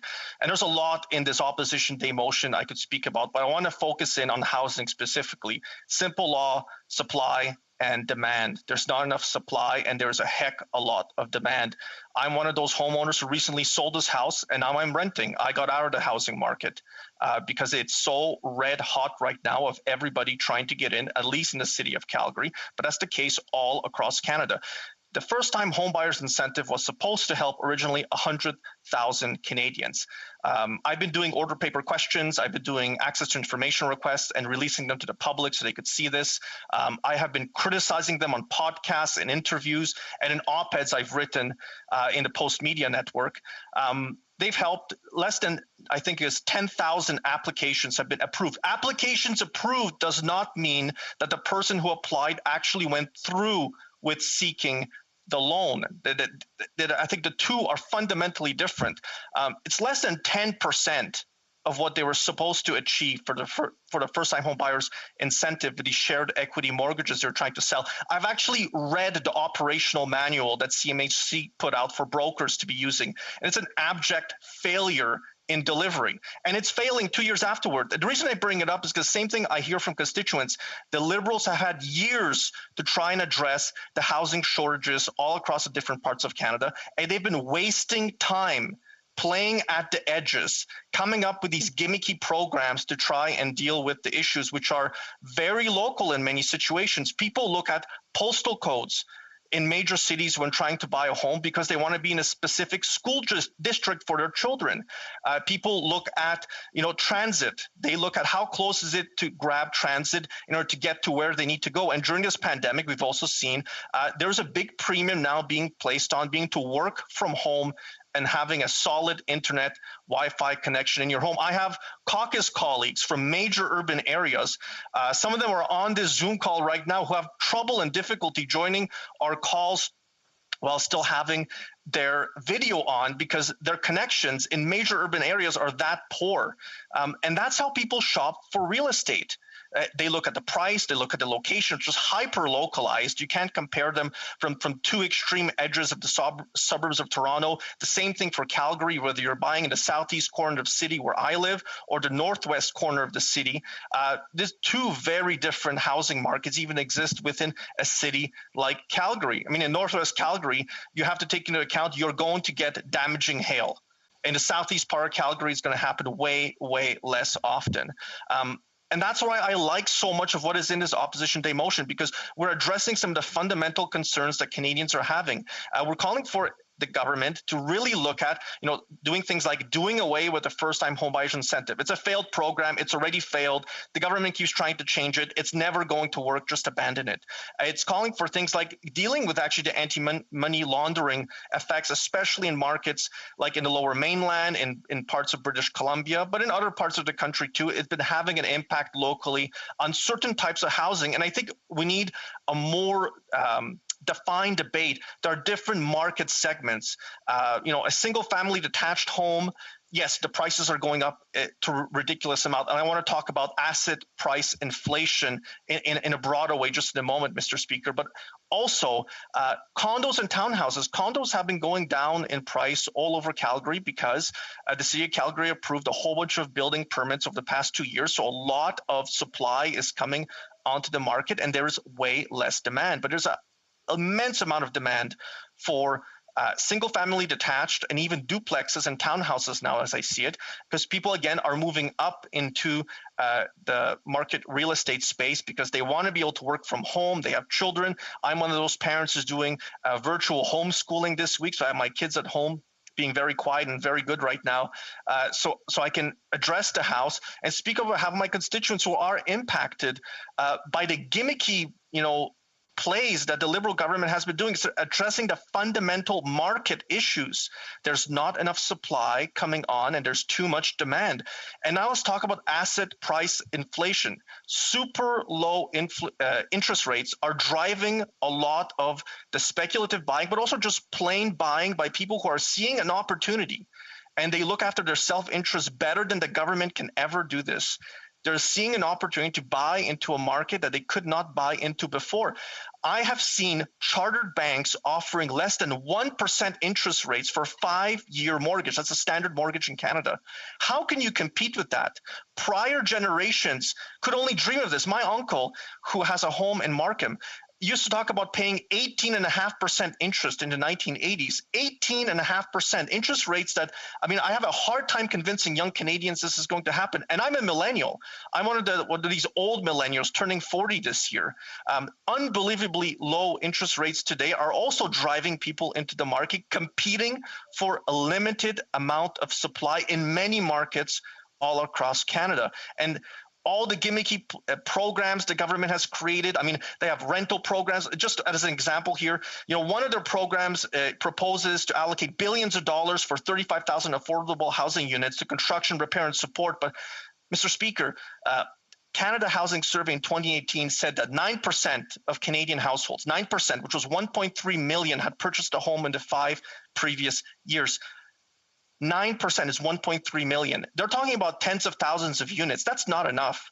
You should go big, way bigger than what we're talking about here. Now, of course, I've heard Liberal MPs say, of course we would go bigger. Well, they've gone bigger, over $600 billion worth of spending, and still it's not enough because the fundamental issue is the market supply and demand with extremely low interest rates driving people into the market. And then it comes to the next problem.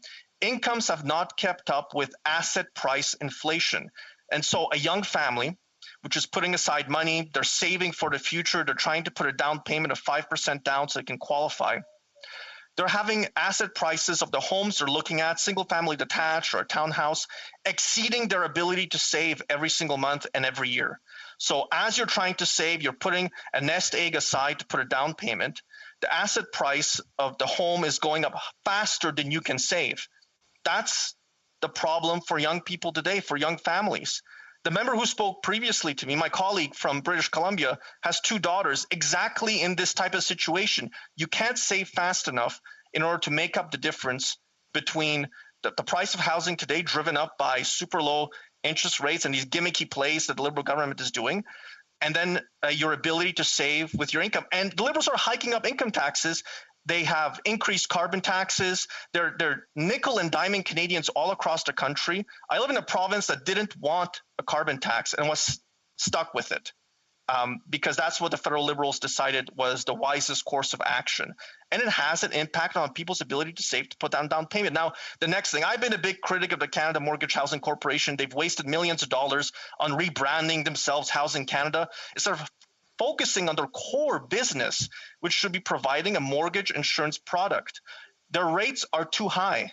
They're paying out to the federal government. It's in the public accounts of Canada. They've been paying out every single year. They've been paying them out while charging premiums on first-time home buyers in order to make up the difference. Mr. Speaker, you're giving the notice. I think I saw you with maybe a minute or two. A Yiddish proverb for your consideration, members who are paying attention to this debate. You can make the dream bigger than the night. The Liberals have dreamed big, real big, with all of these gimmicky programs to try and solve a market problem with even more government. So then every time a program doesn't turn out, it's even more government. Another government program, fiddling at the edges of a government program that exists today to try and fix it. The fundamental reality is this. Young people cannot save fast enough to get into the hottest markets like Toronto, like Vancouver, Victoria, places in Calgary and Edmonton. The asset prices are just out of control and they cannot save fast enough. Many of what we propose in this opposition day motion will address that. And I'm so glad we've put it forward. I've been speaking about housing for years, trying to get the attention of federal government away from their gimmicks and onto real solutions, Mr. Speaker. Thank you for the time. Questions and comments? The Honourable Parliamentary Secretary to the Minister of Families, Children and Social Development. Well, that speech was riddled with so many contradictions. You almost hope the Conservatives don't get into power ever again because their housing policy will move in every direction except forward. The member opposite says that the big problem is that one of his big complaints is the stress test creates a barrier to entry for first-time buyers, but then he also complains that low interest rates are a problem. The stress test increases interest rates to take risk out of the market to make sure that purchasers who are buying homes have a secure mortgage in order to move forward. But his response, get rid of that and drop interest rates, even though interest rates are too low. Then he goes on to say that the first-time home buyers, it hasn't helped people. It's helped 10,000 people acquire housing. When you add that to all the other programs, every time you add the programs, yeah, you can say 10,000 is small and shake your head, but there's also 12,000 in the rental construction finance. There's the co-investment fund has almost 15,000 units of housing. When you total it all up, close to 1 million different investments have been made by this government to help Canadians secure housing, whether it's rental or ownership. But my question for the member opposite, as he talks about what his government wouldn't do, one of the things he just said that he disagreed with was the imposition of a price on carbon. Is this yet another contradiction that he's willing to address? We'll have to get on to, there's other questions that are waiting as well. The Honourable Member for Calgary Shepherd. I'm so glad, Mr. Speaker, that the member for Spadina Fort caught your eye and you recognized them first so I can dispel some of that misinformation right there. The hefty HBI program promised 100,000 Canadians would be helped. It's reached 10% of that were approved. Approved doesn't mean they actually went through with the loan. The member knows this. It's an election gimmick. It was an election gimmick in 2019. It remains an election gimmick today, and nothing has changed. Second of all, stress test. I actually didn't say the word stress test, but I have been a huge critic of both stress tests, both on 20% plus and underneath.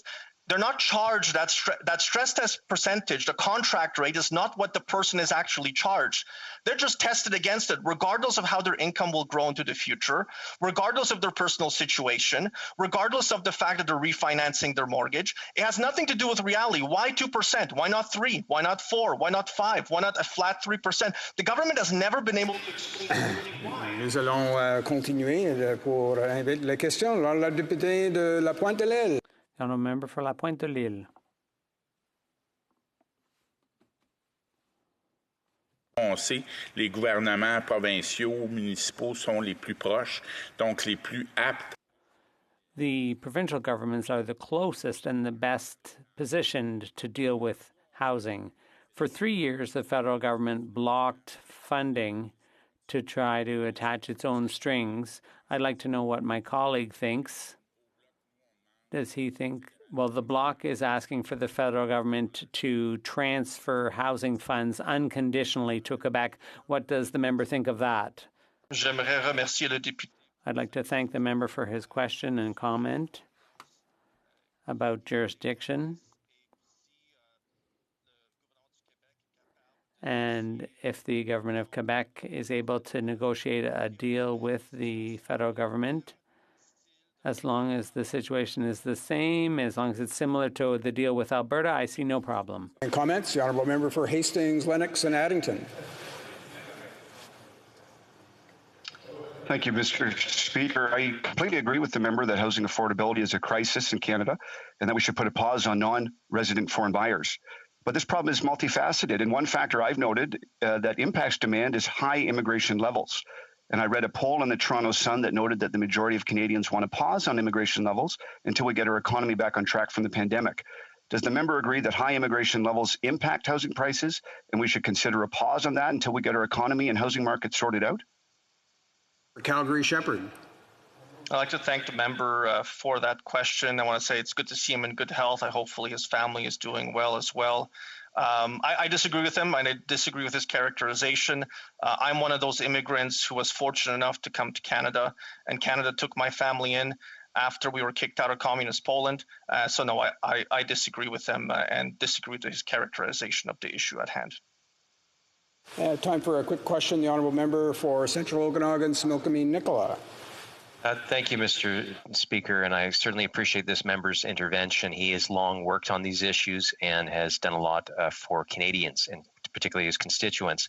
So one of the things that is mentioned in here is that a freeze on non-resident purchases, that would do much more than the 1% proposal or tax that Liberals have put in place.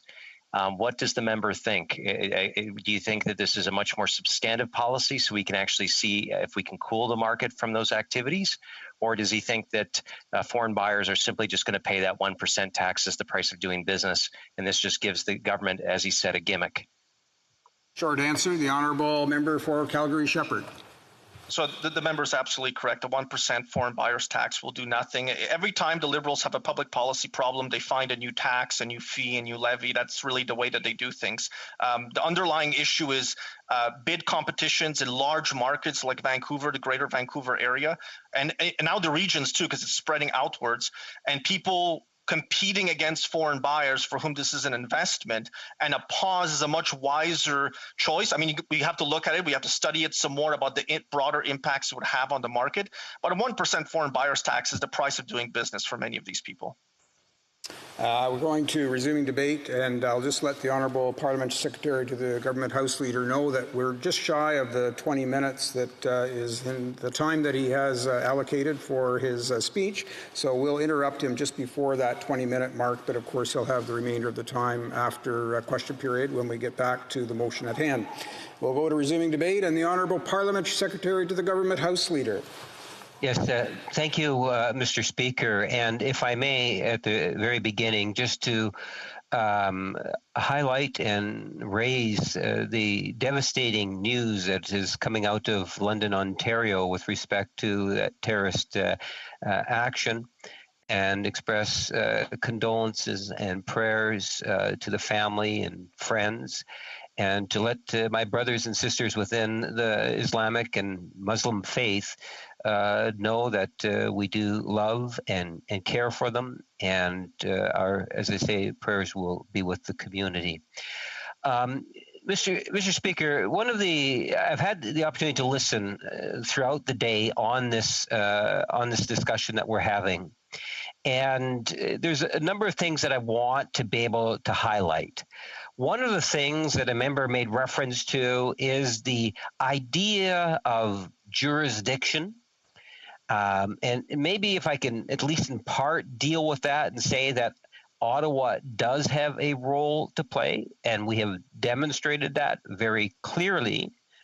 But it's also important that we recognize that it's more than just the government of Canada or the respective provincial or territorial government. We find many municipalities involved in housing. We will find Indigenous communities heavily involved in housing. It's going to take a team effort trying to be able to resolve a major issue in all regions, virtually, of our country, Mr. Speaker. You know, since the Prime Minister had taken office, this government has, in fact, made housing a priority. Going back to 2015, in fact, in 2017, members might recall we actually launched the National Housing Strategy, the first of its kind. I remember standing in the chamber talking about this massive multi-billion-dollar program. I think it's $70 billion of commitment. Never before have we witnessed that kind of a commitment towards housing in Canada. It is a mega footprint that we want to leave, recognizing that Ottawa does have a critical role to play. There have been many programs that have been a part of that strategy. The ones that come to my mind, and most recently, would be the programs for Rapid Housing Initiative. You know, it's so nice to see the Minister of Housing, and he's been to my home province of Manitoba on several occasions, talking about housing, announcing things related to housing. We have a Minister of Housing that's truly committed, in good part through that program, but all aspects of the department, in making sure that we are there in that very real and tangible way. And that's one of the things that I love about the Rapid Housing Initiative. It is a program that will make very much a real difference. It was great to be able to participate with the municipality of Winnipeg. You know, where we had the minister and the mayor of Winnipeg, myself and others that were participating in an announcement in regards to it, Mr. Speaker. I say that because I believe it's important that we recognize, as the government has, that Ottawa plays a role, but there are many partners that are out there that need to equally step up to the table. And I know through times and different years, some partners are at the table more than others. But let there be no doubt that this government has been at the table from day one. I made reference to the Rapid Housing Initiative. We can talk about the National Co-Investment Fund. What an opportunity that is, Mr. Speaker. You know, the Rental Construction Financing Initiative. The parliamentary secretary made reference to the First-Time Home Buyers Initiative, which is literally helping thousands of Canadians to buy their very first home. So there's a number of ways in which we, as a government, is demonstrating tangible leadership and working with stakeholders in particular our provinces and municipalities and Indigenous leaders, to make a tangible difference.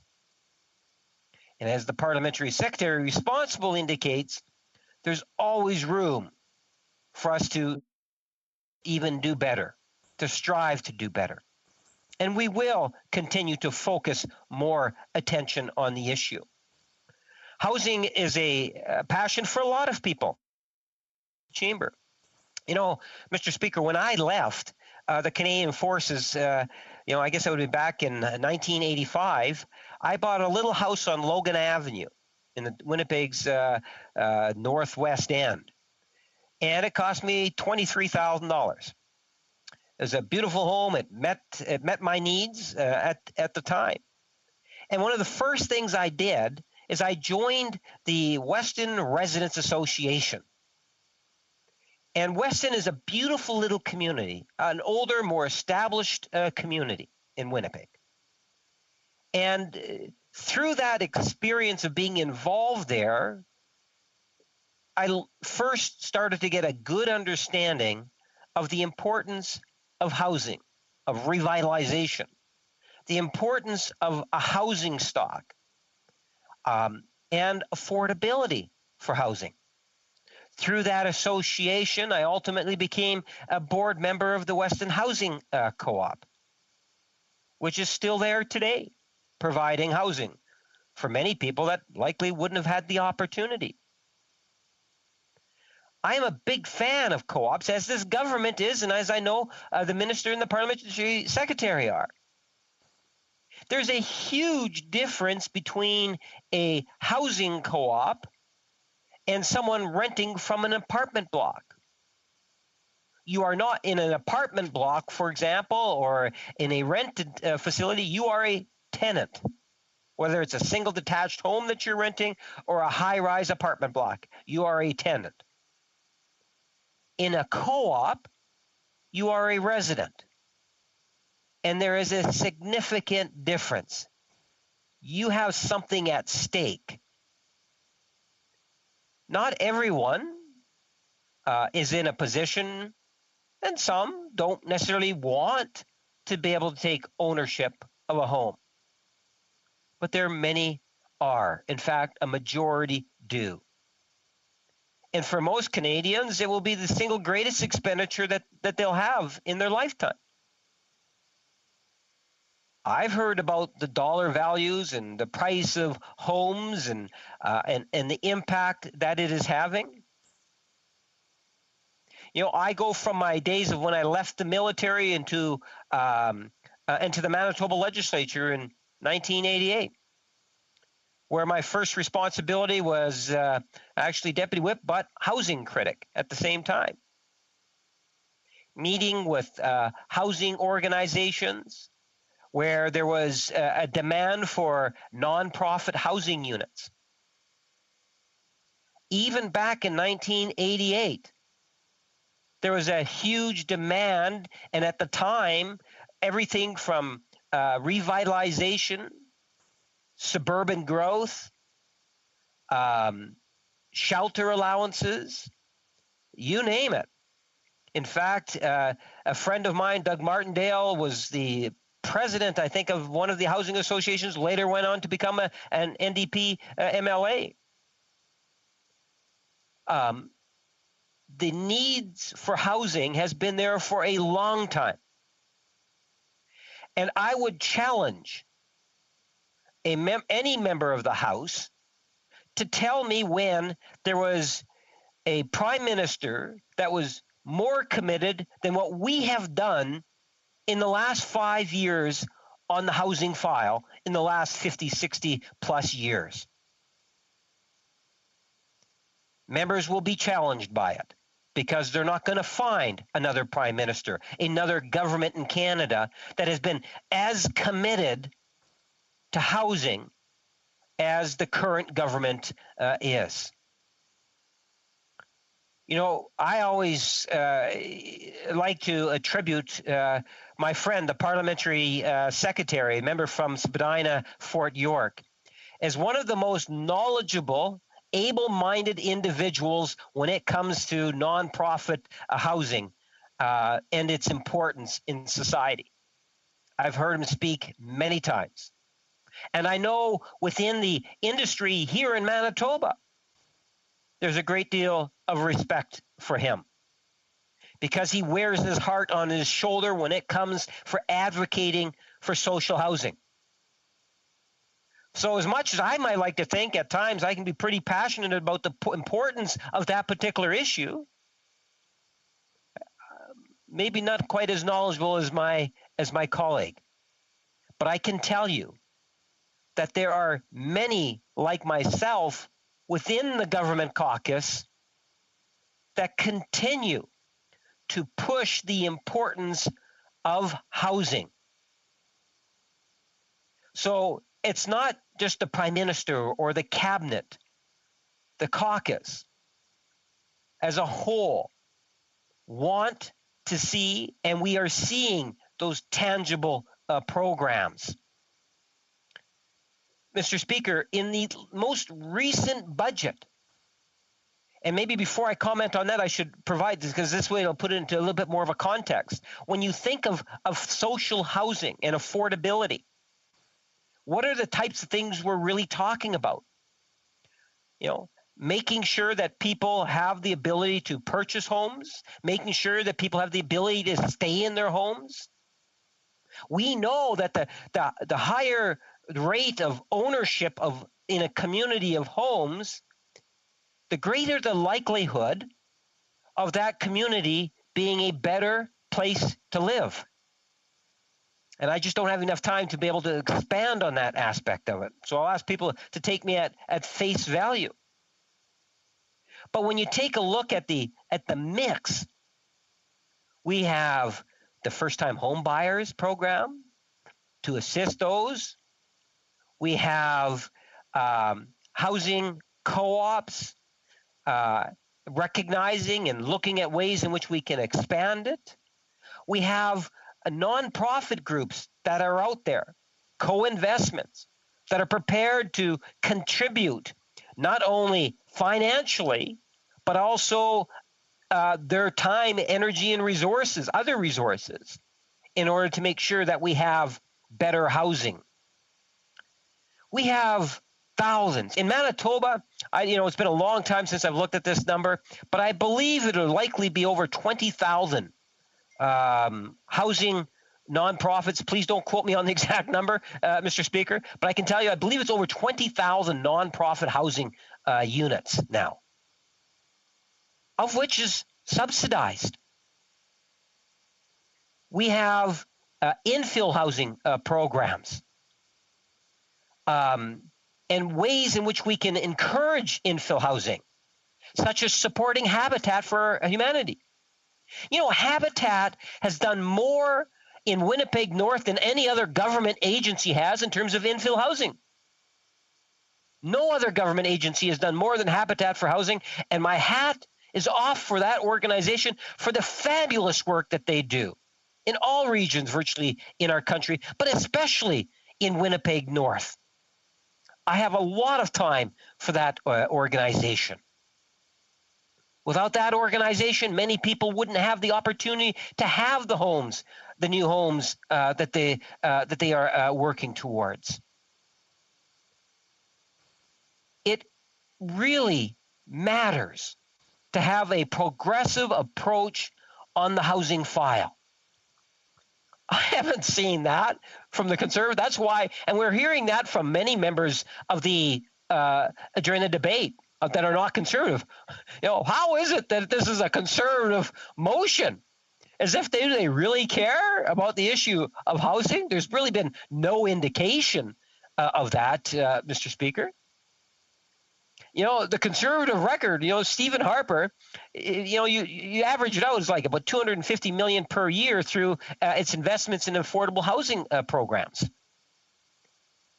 Meanwhile, we have invested well over $27 billion since coming into office and have committed, as I said, $70 billion.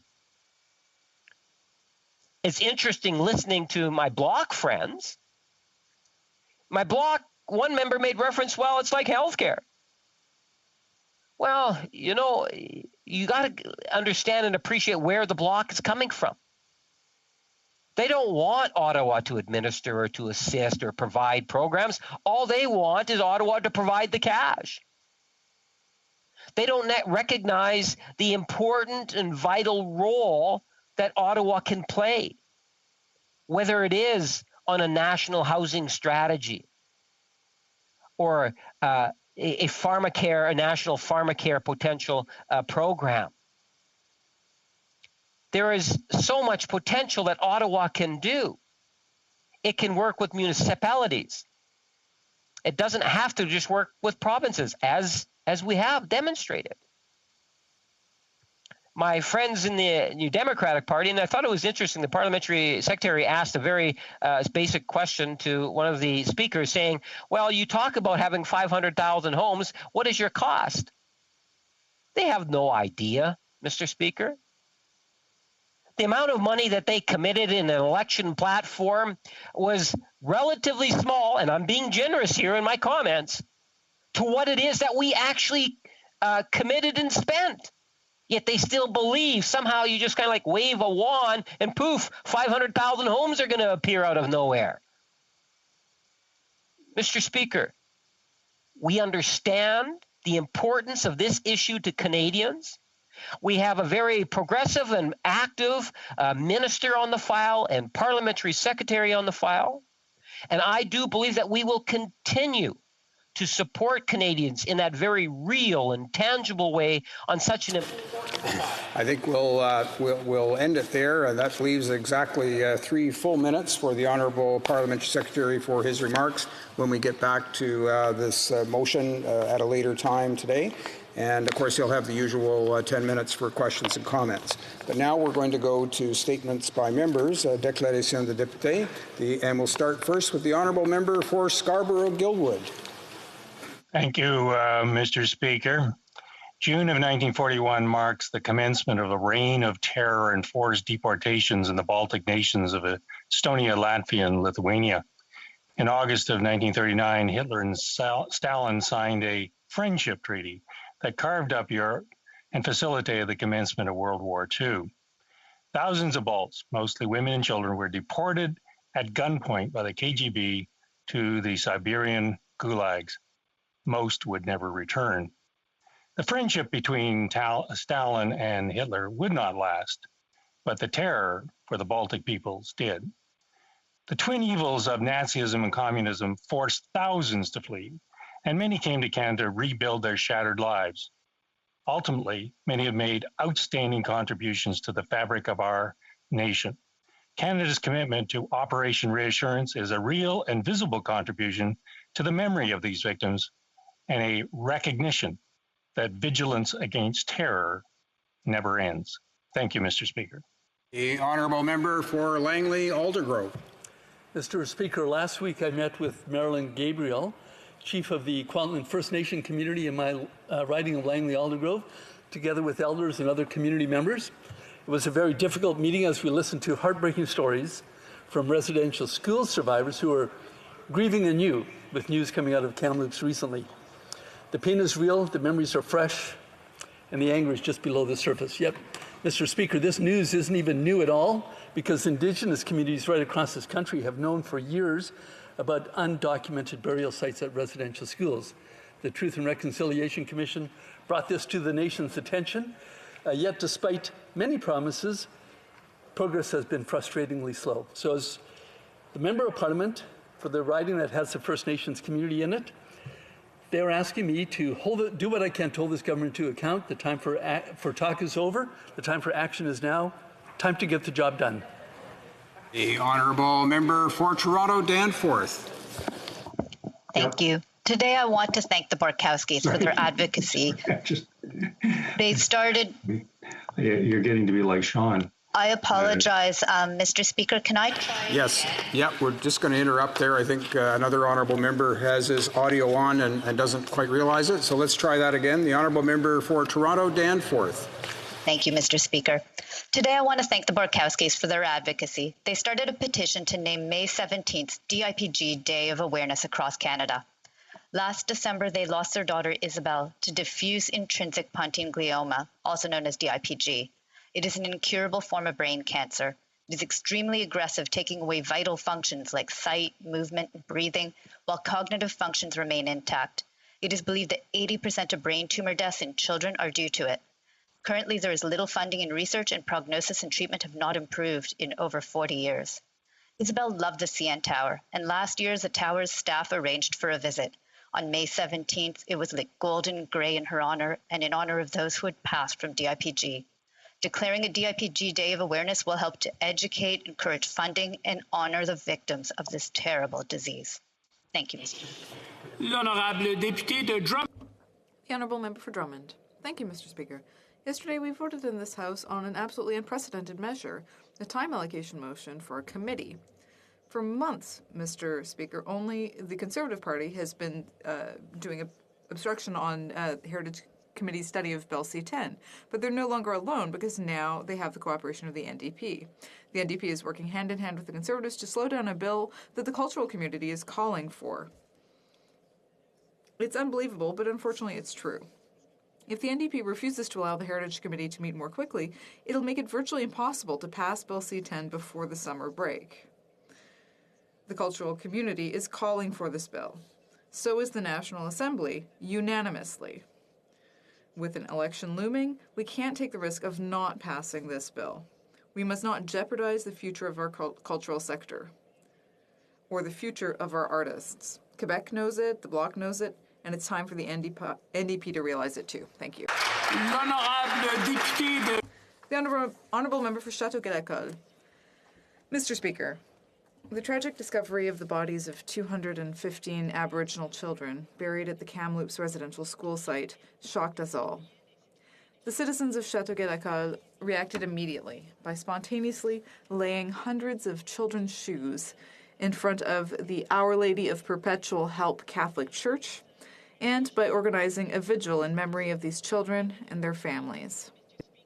Canadian Catholic, I am ashamed that the Canadian Conference of Catholic Bishops has not complied with the TRC Call to Action 58 in requesting a formal apology from our Pope. As my dear friend, former Kahnawake Chief Christine Zachary-Diome wrote me, Canada is now coming to grips with the reality of truth.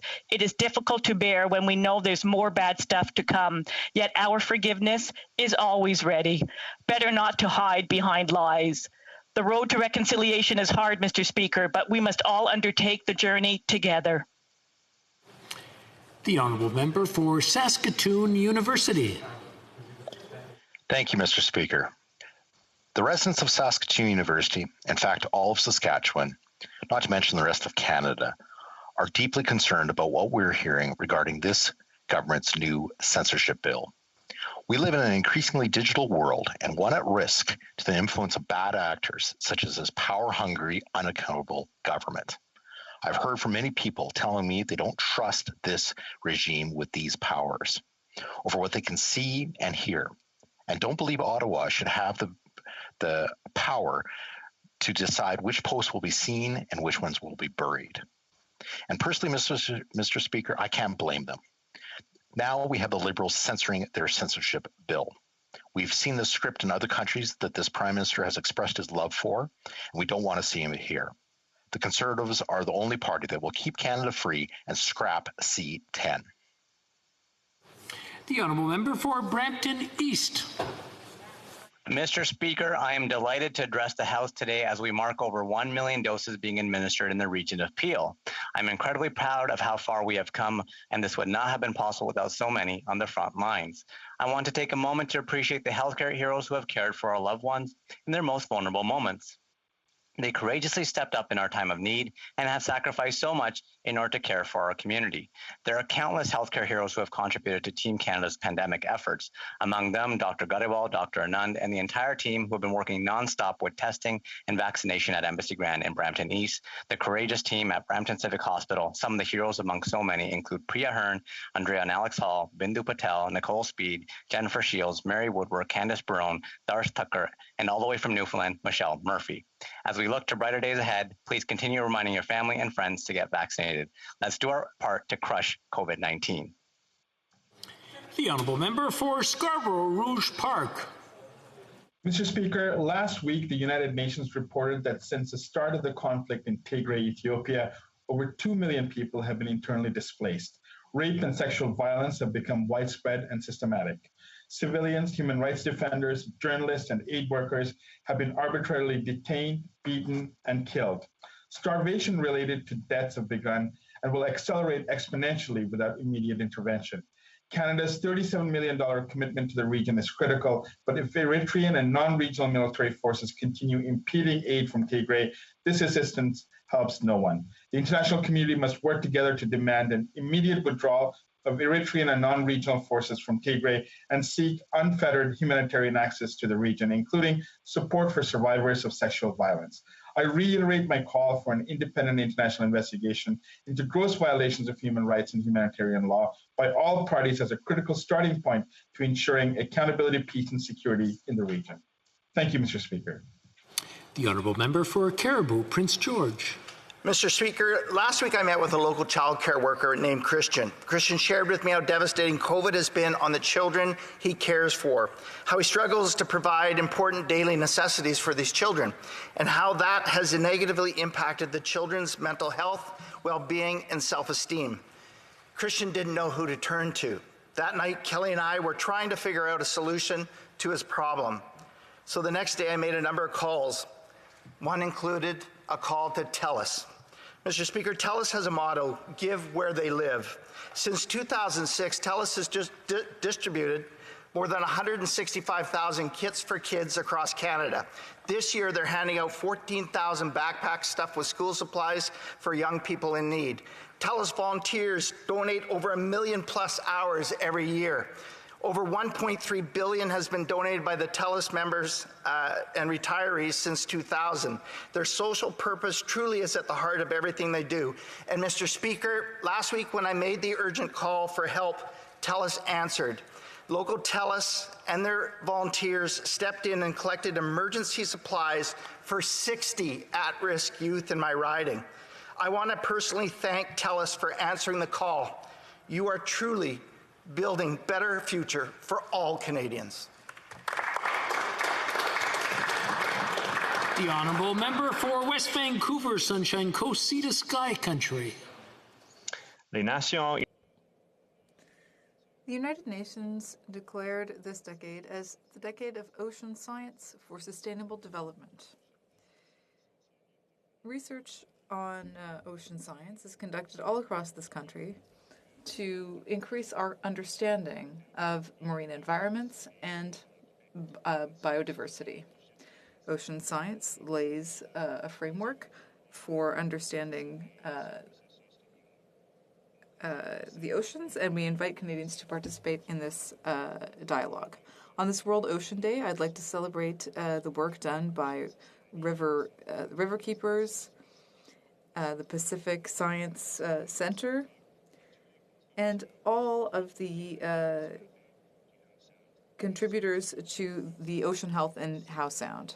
I also want to thank the Salish people, and particularly the Squamish Nation, who have been guardians of these oceans since time immemorial. For Foothills. Eleanor Roosevelt once said, "It is not fair to ask for others to do what you are not willing to do yourself." It is the pillar of true leadership.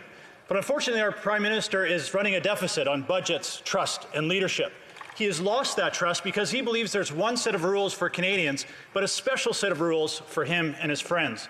The Prime Minister has chosen to travel internationally when he has asked every other Canadian not to do so. And when he returns from the G7, he will bypass a designated hotel quarantine program he has imposed on everyone else. No, there's a special set of accommodations for the Prime Minister, and Canadian taxpayers will be footing the bill. This is the epitome of Liberal entitlement. The Special Advisory Council on COVID-19 has recommended that the hotel quarantine program be scrapped. Subsidized hotels where women are sexually assaulted and dozens of others have lost their jobs. Canadians are sick and tired of paying for Liberal pandemic failures. End the hotel quarantine program now. Hear, hear. The honourable member for Edmonton, Mill Woods.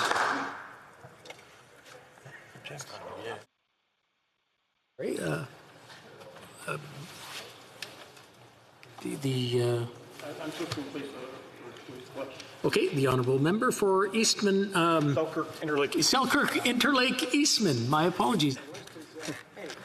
Thank you, Mr. Speaker. Liberal members on the Standing Committee of National Defence have been shamefully obstructing our committee from completing the study into sexual misconduct allegations in the Canadian Armed Forces.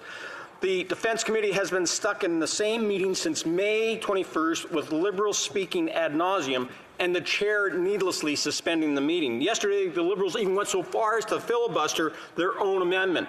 That is the level of desperation they're taking to block our report from ever seeing the light of day. While they filibuster with their long-winded speeches to ensure Canadians never see a final report into this Liberal cover-up, they are disrespectfully and unfairly quoting survivors of military sexual misconduct. This is the height of hypocrisy. This cheap political grandstanding is disappointing and reflects just how little regard the Liberals have for our troops. This scornful obstructionism by the Liberals has to stop. Time is running out. If they truly care for the victims of military sexual trauma, the Liberals would immediately allow a vote on my motion that will speed up the passage of our report and recommendations. Anything less is an insult to our brave women and men in uniform. The honourable member for Courtney Alberni. Mr. Speaker, today is World Oceans Day in celebration of our oceans and in solidarity with those who commit to rescuing them from the threats of climate change, plastics pollution, habitat destruction, and a failure to consider the whole ecosystem in our resource management practices. Current policies and practices of this government undervalue the importance of stewardship and restoration of our marine environment and the critical importance of reversing global warming and acidification of the oceans, renewable energy, and the loss of or degradation of fish stocks, habitat, and biodiversity. The government's blue economy policy does not address the role of the ocean regulating the climate by sequestering CO2 and producing oxygen, and it fails to recognize the importance of wind farms and other scientifically proven effective forms of renewable energy. Canada clearly needs to do better for our oceans. I call on all members of this House and all Canadians to commit to protecting the wonder of the ocean and as our life source, supporting humankind and all other organisms on Mother Earth. Happy World Oceans Day to all. The Honourable Member for Beauport de Beaupré, Ile d'Orléans, Charlevoix. Mr. Speaker, the Quebec documentary Les Roses, or The Roses, by director Felix Rose, the son of Paul Rose, was recently awarded the People's Choice Award at the Quebec Cinema Gala.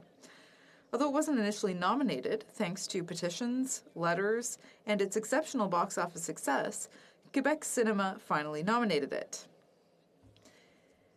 This historically accurate, unvarnished, clear-eyed film was a huge success, and this award shows once again just how much this period of our history has marked Quebecers.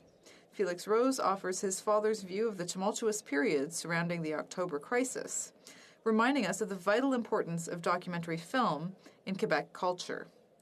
From Pierre Perrault's Pour la suite du monde to Denis Arcand's movie Le Confort et l'Indifférence to Les Roses, documentary film in Quebec helps define us and tell our stories. On behalf of the Bloc Québécois, for its courage, audacity, congratulations, Felix Rose. The honourable member for Edmonton Mill Woods. Mr. Speaker, on Sunday evening, a Muslim family in London left their house to do what so many families regularly do during this pandemic, is to go on a family walk. But because of a brutal terrorist attack, a 6-year-old boy, the only survivor of this senseless attack, is without his mother, his father, his sister, and grandmother. This is the latest chapter of a horrifying increase in Islamophobic attacks, including the Quebec City massacre and the murder at the IMO Mosque in Toronto. This type of vile and extreme hatred is an affront to Canada's values and has no place in our country, but it is a reality that Canadians must face and address immediately. To the family and loved ones of the victims, I want to express my deepest condolences during this unbelievably difficult time. Mr. Speaker, we stand with the Muslim community and reaffirm our commitment to building a country that is free from hatred, where Canadians of all faiths can live without the fear of violence and persecution. Thank you.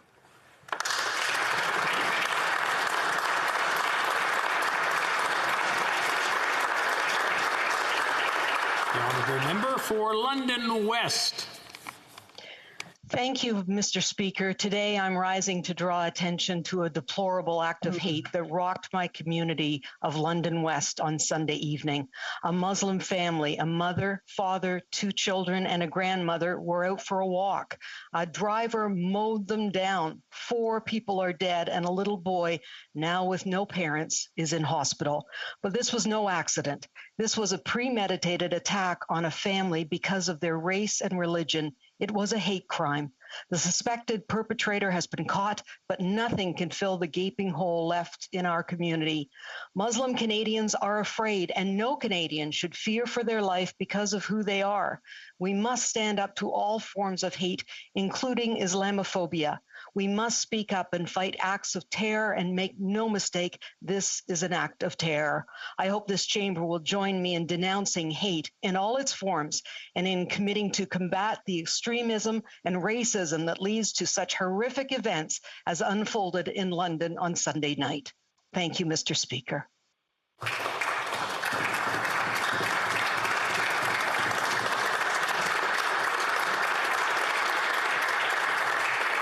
Oral questions. Question orale. The Honourable Deputy Leader of the Opposition. Mr. Speaker, Canadians are mourning with our Muslim community and with the City of London today. As a mother and a grandmother, I just cannot conceive of the horror of having my family run down as we went for a walk simply because of our religion and our race. How does this happen in Canada? But our mourning must lead to action. Can the government update us as to what's being made available to London's Muslim community and to the city to deal with this tragedy? The Honourable Minister. Thank you very much, Mr. Speaker. And we all join with members of this House in condemning the terrible crime that took place and expressing our heartfelt sorry for those taken from us, for their family, and for their community. But let me be very clear, Mr. Speaker. This terrible crime was an act of hatred and of terror. And while the nation grieves, we must also acknowledge that many of our fellow Canadians live in fear. Hatred and intolerance exists in Canada and is an unacceptable part of the lived experience of far too many Muslim Canadians. Mr. Speaker, today we stand in solidarity and sorrow with the Muslim community, but we'll let us all deepen our resolve to take action, to end hatred, intolerance, and fear, and to be the inclusive country we aspire to be. Thank you, Mr. Speaker. The Honourable Deputy Leader of the Opposition. Thank you, Mr. Speaker, and I thank the Minister for that answer. Mr. Speaker, the Canada-China Committee twice ordered for the documents to be made public relating to the firing of the 2 scientists from the lab in Winnipeg. The government refused. The House ordered the documents last week.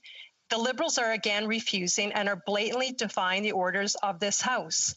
What is the Liberal government so eager to cover up that it's willing to be found in contempt of the House of Commons? The Honourable Minister. Well, thank you very much, Mr. Speaker. And I will point out that these documents have been turned over to the National Security Intelligence Committee of Parliamentarians. This multi-partisan committee will now be able to review the documents in a secure fashion. And of course, we support the committee in that review. The Honourable Deputy Leader of the Opposition. Well, Mr. Speaker, that was not the order of this House. That order was to present those documents to the House of Commons and to be made public. The 2 scientists in question transferred 2 of the deadliest diseases in the world to the Wuhan Institute of Virology in March of 2019. That lab is now the subject of an American investigation into the origins of COVID-19. It also is the subject of numerous questions posed by the U.S. State Department regarding how it handled the virus strains. So I ask again, what is our Canadian government so desperately to cover up regarding what happened at the lab in Winnipeg that they are prepared to be in contempt of the House of Commons? The Honourable Minister. Mr. Speaker, yet again, we see the opposite, trying to conflate this situation with the origins of COVID-19. And indeed, the director of the lab has indicated that this is in no way connected to COVID-19, which, as you know, arose much time later. The National Security Intelligence Committee of Parliamentarians is the appropriate committee to review these documents. They have the ability to review these documents in a secure manner, something all Canadians expect. L'honorable député. The Honourable Member for Louis Saint Laurent. What happened a few months and years ago at the National Microbiology Lab in Winnipeg is very important and very serious for our national security. That's why the House last week passed an order asking the government to release essential documents so that we can know exactly what happened. Unfortunately, the government refused once again and instead sent the documents to its own National Security and Intelligence Committee of Parliamentarians. It's so secret we don't even know what was sent. When will the Prime Minister table the documents as ordered by the House? The Honourable Minister. Mr. Speaker, that member opposite knows that the National Security Intelligence Committee of Parliamentarians is a multi-partisan committee with representation from both houses, Mr. Speaker. This committee has the ability to review these documents in a secure manner in a way that all Canadians expect. Thank you. The Honourable Member for Louis Saint Laurent. Mr. Speaker, the Minister knows full well that that committee, the National Security Intelligence Committee of Parliamentarians, is not a parliamentary committee as such. It's the Prime Minister's personal committee. He's the one, the Prime Minister, who ultimately decides whether or not he wants to disclose the information. He's the one who decides whether or not recommendations will be made public. The Prime Minister has full control over that committee. It is not a parliamentary committee. And, Mr. Speaker, once again, the question is quite simple for the Prime Minister. Why is he refusing to release the documents as the House of Commons has ordered him to do? The Honourable Minister. Mr. Speaker, yet again, I will remind the member opposite that, in fact, the Conservative Party can nominate who should sit on the National Security Intelligence Committee of Parliamentarians. This committee exists to be able to review documents of a sensitive nature, of a secure nature. This multi-partisan by-House committee will now be able to review these documents in a secure manner in a way that all Canadians expect. The Honourable Member for Saint Jean.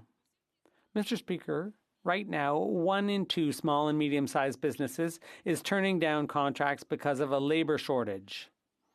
And there's no way to bring in temporary foreign workers because of delays in Ottawa. The minister shouldn't blame the pandemic. Back in 2019, the Bloc complained that delays in processing applications from Quebec had more than doubled. Back in 2019, the Bloc accused Ottawa of being asleep at the switch, as Quebec has repeated this spring, because nothing is moving. What is the minister doing to solve the perennial problems causing delays every year with the arrival of temporary foreign workers, thereby putting our SMEs at risk? The Honourable Minister. Mr. Speaker, I work closely with my Quebec counterparts on this file and many others. Over 34,000 foreign workers have already arrived in Canada for the 2021 agricultural season, and including over 14,000 who have arrived in Quebec. The results speak for themselves, and we are continuing to do the work we need to do to support Quebec's economic recovery. The Honourable Member for Berthier-Masquinongé. Mr. Speaker, quote, there are more and more applications for temporary foreign workers every year, and every year the government feigns surprise and apologizes for not being ready. Summer comes at the same time every year, and so do the harvests. Mr. Speaker, these were the Bloc's criticisms of the federal government in February 2019, well before the pandemic, and it makes me mad to have to ask the same question again. What is the minister going to do today to ensure our farmers are not only able to recruit workers, but that they arrive before the crops rot in the fields? The Honourable Minister. Mr. Speaker, here are the facts. Our government has doubled the number of foreign workers in Quebec from 11,000 in 2015 to 23,000 in 2019. Despite the pandemic, we have welcomed the largest number of temporary foreign workers of all times last year, and we will receive even more this year. We will always work with the government of Quebec to support their economic recovery. And Powell River. Mr. Speaker, genocide against Indigenous people is part of our country today. That is what happens when a government is asking itself, how much does a childhood cost? When a government asks itself, do survivors like those from St. Anne's have the right to information on their own torture? When someone does not stand up and say yes, then they are saying no. Yesterday in this House, 271 members voted unanimously in favor of an NDP motion in honor of 215 children. Who didn't vote says something. How can Canadians believe Liberals want real reconciliation? The Honourable Minister. Mr. Speaker, the motion highlighted fundamental values of our government, including the need to continue to make concrete progress on implementing the calls to action, compensating survivors of historic child and family welfare system inequities, and supporting the healing of St. Anne's residential school survivors. It also included aspects on complex legal matters involving jurisdiction and privacy rights, which require extensive collaboration with Indigenous peoples and cannot, nor should they, be resolved unilaterally on the floor of the Parliament of Canada in a non-binding motion. The Honourable Member for Timmins James Bay. The toxic legal battle between the Minister of Indigenous Crown Resources against the St. Anne survivors from the survivors of the residential school has been a stain on the promise of reconciliation. It is time to do the right thing. Yesterday, Parliament ordered the minister to cease and to desist and to sit down and negotiate a just settlement with the St. Anne survivors who come from a horrific institution of torture and pain. Even the Liberal backbenchers are calling on her to act. I've seen the letter that the survivors sent the minister this morning saying that they're ready to meet. Will she call the St. Anne survivors and agree to work in good faith to finally put this matter to rest? The Honourable Minister.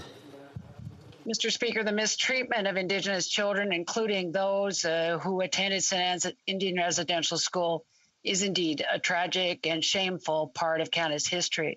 To restore the confidence, rebuild trust, and maintain the integrity of the process, the court has ordered an independent third-party review of St. Anne's claimants to determine if additional compensation is owing to the survivors. The court has designated Justice Ian Pitfield to conduct the independent review, and steps are underway for that process.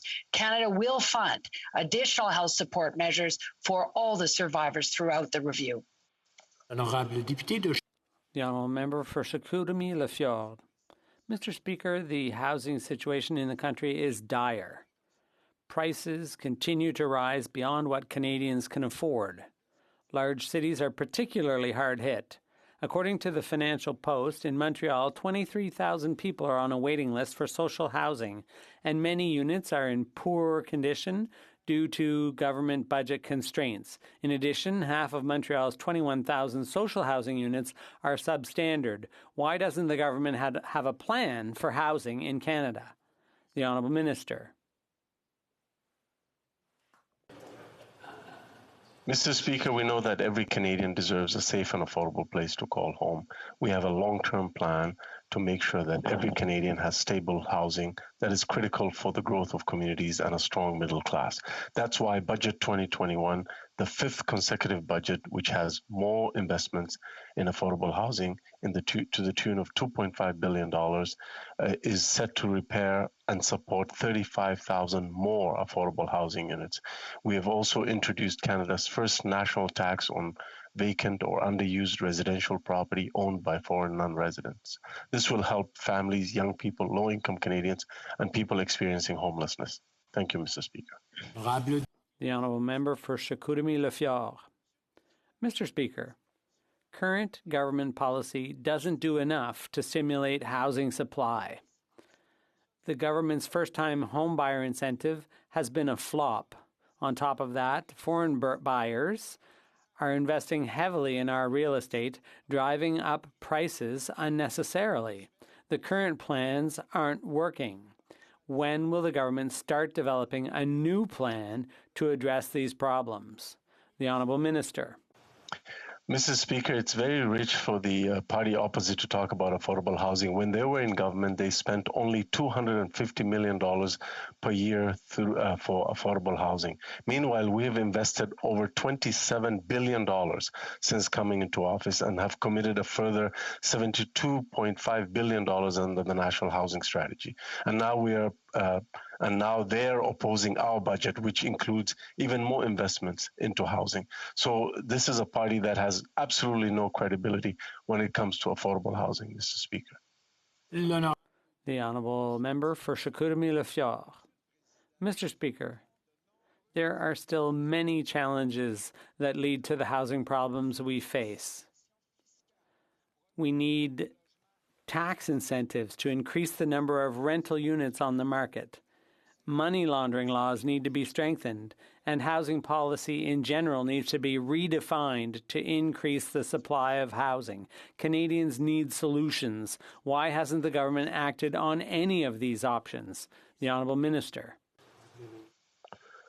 Mr. Speaker, as the numbers show in the National Housing Strategy report tabled recently, we've helped over 200,000 families get the housing that they need through building new homes, repairing existing ones, and providing affordability support. Since 2015, our government has supported the creation of nearly 100,000 new affordable housing units. We have repaired over 300,000 more across different housing programs, representing over $27.4 billion of investments. We have absolutely no lessons to take from a party that completely ignored affordable housing in all its years in power, and we're not stopping there. Budget 2021 plans to invest an additional $2.5 billion and reallocate further investments to repair. Honourable Member for Mission Matsky, Fraser Canyon. Mr. Speaker, this member, the member that just spoke, is misleading the House. In Budget 2006, the Conservatives actually invested $800 million in affordable housing, $450 million for housing on reserve, and $300 million for urban Indigenous Canadians. So he should stop misleading the House. Now, to my question. Today, the Parliamentary Secretary said the National Housing Strategy addresses the entire housing continuum. If this is truly the case, was it the intention of the government to drive home prices out of reach for the average middle-class Canadian? Exactly. The Honourable Minister. Mr. Speaker, the honourable member is entitled to his opinions, but is not entitled to his own facts. The fact of the matter is the former Harper government spent only $250 million per year on affordable housing. Meanwhile, we've invested over $27 billion in affordable housing solutions since coming into office, and we've committed to spend a further $70 billion under the National Housing Strategy. They ignored this problem. They did not invest in reaching home. They didn't have a plan to invest in more rental stock in the market. They didn't support people through the Canada Housing Benefit, which we introduced. We have no lessons to take from the Conservatives on this issue. The Honourable Member for Mission Matsky, Fraser Canyon. Well, Mr. Speaker, a generation of young Canadians are being cut out of the housing market. Housing has become unaffordable. There's not enough supply, money laundering goes unprosecuted, offshore speculators inflate prices, and the Liberals continue to fail first-time home buyers. Will this government take a concrete and action plan and address the supply problem challenging first-time home buyers and those seeking to own their own home in Canada? The Honourable Minister. Mr. Speaker, we introduced the first-time homebuyer incentive to help first-time homebuyers in Canada achieve their dream of home ownership. Do you know what the Conservative Party's record for helping first-time homebuyers is, Mr. Speaker? It is virtually non-existent. During their time in office, the only policy that they could come up with on that side of the House was to provide a $750 in tax credit for first-time home buyers. Meanwhile, we are expanding the first-time home buyer incentive to enhance eligibility in the Greater Toronto area, the Greater Vancouver area, and Victoria by raising the qualifying income threshold to $150,000. We are making sure that more and more Canadians have... The Honourable Member for Mission Matsky, Fraser Canyon. Again, Mr. Speaker, the member's misleading the House. For the first-time home buyers program, the government said it was going to help 200,000 Canadians. It's helped 10,600 in 2 years. What a joke. The Aboriginal Housing Management Association CEO Margaret Foe stated that over 25 years in the Indigenous housing sector, she's never been as shocked or as disappointed as she was upon reading the recent budget. With the tabling of HUMA's report, Indigenous Housing, the Direction Home, will the minister fulfill his promise, or will the Liberals continue to ignore the 87% of Canada's Indigenous people living in urban areas? The Honourable Minister. Mr. Speaker, no relationship is more important to our government than the one with Indigenous peoples. Just recently, we announced that almost 40% of all the units created under the Rapid Housing Initiative will be targeted to support Indigenous peoples, including those in urban areas, something that the honourable member fails to mention. In addition to that, $630 $8 million have been allocated specifically to housing that benefits Indigenous peoples living in urban, rural, and northern communities. Once again, Mr. Speaker, if you look closely and you scratch beneath the surface, the Conservatives did absolutely nothing to provide affordable housing solutions for Indigenous peoples in urban and rural and northern communities, Mr. Speaker. The Honourable Member for Avignon-Amitis-Matane-Matapédia. Mr. Speaker, on April 22nd, Ottawa announced new greenhouse gas reduction targets of between 40 and 45% by 2030. That same day, the government promised me in this House that it would include this target in Bill C-12. This is not true. The government has not included its 2030 target in C-12. Worse yet, it's fighting the Bloc Québécois to prevent us from doing so. They're stopping us from amending the bill. The government chose the target. I would imagine they think they can meet it, so why refuse to enshrine it in law? The Honourable Minister. Merci. Thank you, Mr. Speaker. I would remind my colleague that our government proposed an amendment at committee to include Canada's target in the legal text of the bill. I would remind her also that she voted along with the Conservative Party to try to reject that important amendment. It's clear that the Bloc is saying one thing publicly and doing quite the opposite in committee. The Honourable Member for Repentigny. Yesterday, the Parliamentary Secretary told me the government was open to amendments and happy to have the Bloc members on board. That's not quite what the minister's saying now. That wasn't true. The Bloc is trying to amend C-12 to include the government's climate change targets for 2030, the government's own targets, and the government is fighting us tooth and nail to stop us. There's no opening. There's a wall. Again, the government itself set those targets. So why are they so afraid of putting them into law if they have every intention of meeting them, if they have any intention of meeting them? The Honourable Minister. Merci. Thank you, Mr. Speaker. As I said, we moved an amendment to include Canada's targets into the bill. I'm very sad to see the Bloc Québécois trying to stop the progress of the committee, all the things they did. If we're to have C-12 to fight climate change, we hope the Bloc will assist us in that endeavour. The Honourable Member for Charlesbourg-Haut-Saint-Charles. Mr. Speaker, yesterday at the Health Committee, we heard damning testimony that hotels under contract for the federal hotel quarantine program were simultaneously using the pandemic to lay off workers. 70% of those workers are women, people of color, and new Canadians. The Prime Minister has funded this quarantine program without thinking about the details and the men and women affected by it. What's going to be done for those who've lost their jobs? The Honourable Minister. L'Honorable Ministre. The Honourable Minister.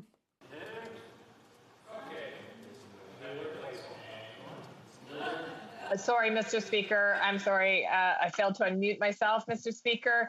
Every step of the way, we've been there for Canadians to protect them from the risk of international travel, to work with partners across the country to ensure that the measures and layers of protection are indeed doing their job. And Mr. Speaker, we'll continue to do that.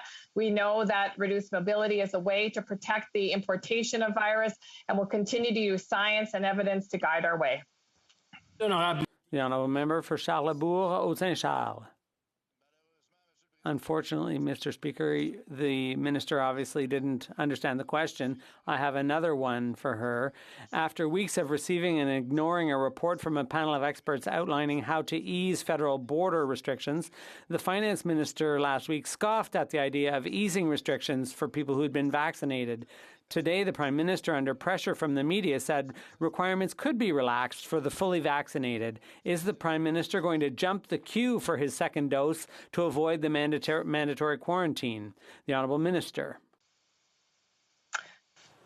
Mr. Speaker, every step of the way, we have been informed by science and evidence as we have added layers of protection at the border. We thank the panel, the testing and screening panel, for the roadmap forward on how to manage international travel and also protect Canadians from the importation of the virus.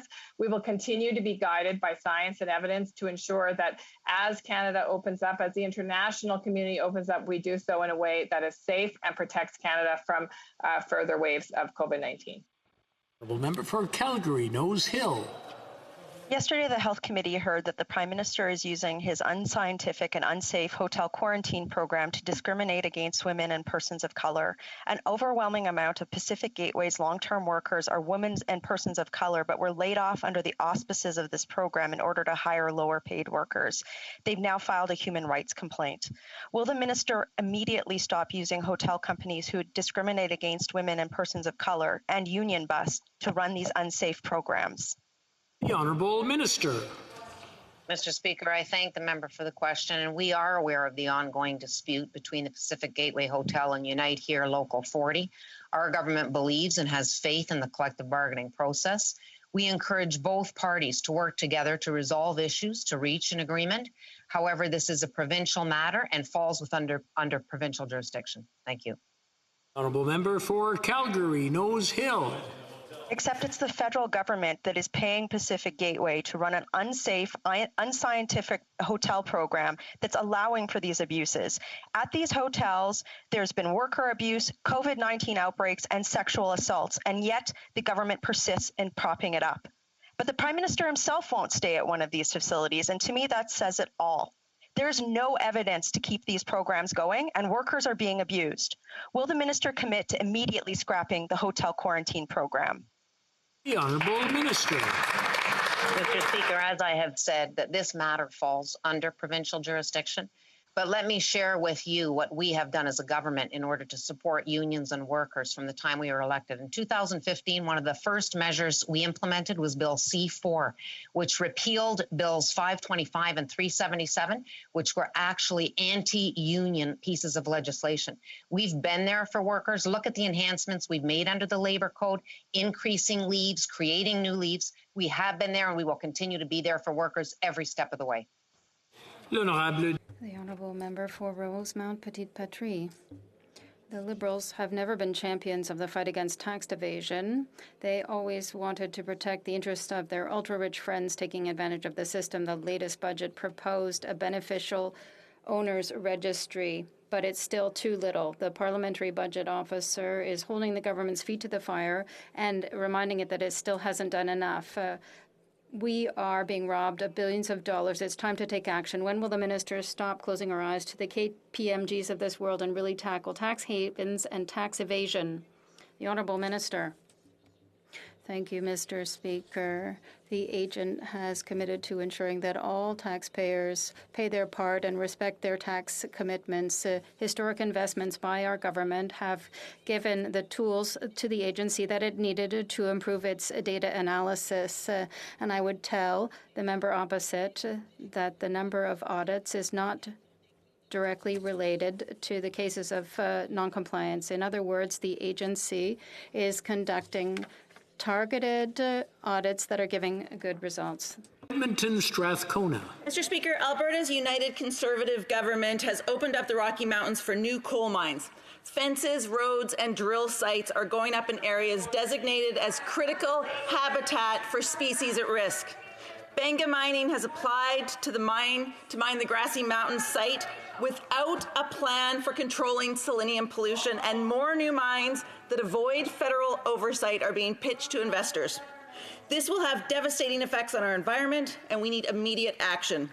Will the minister commit to protecting the Rockies and Eastern Slopes from these new coal mines that will destroy our mountains and water for generations to come? The Honourable Minister. Thank you, Mr. Speaker. We certainly understand and have heard the concerns of many in Alberta with respect to the Eastern Slopes and other areas that are opened up for prospective mining. Certainly in the context of assessing those, that is exactly why we put into place the Impact Assessment Act, to ensure that we are assessing in a thoughtful way all environmental impacts. I would agree with my colleague that the issues around selenium discharge are extremely important, and they are something that we are working on very actively with respect to coal mining effluent regulations. And we want to ensure that any projects are environmentally sustainable on a go-forward basis. The honourable member for Newmarket, Aurora.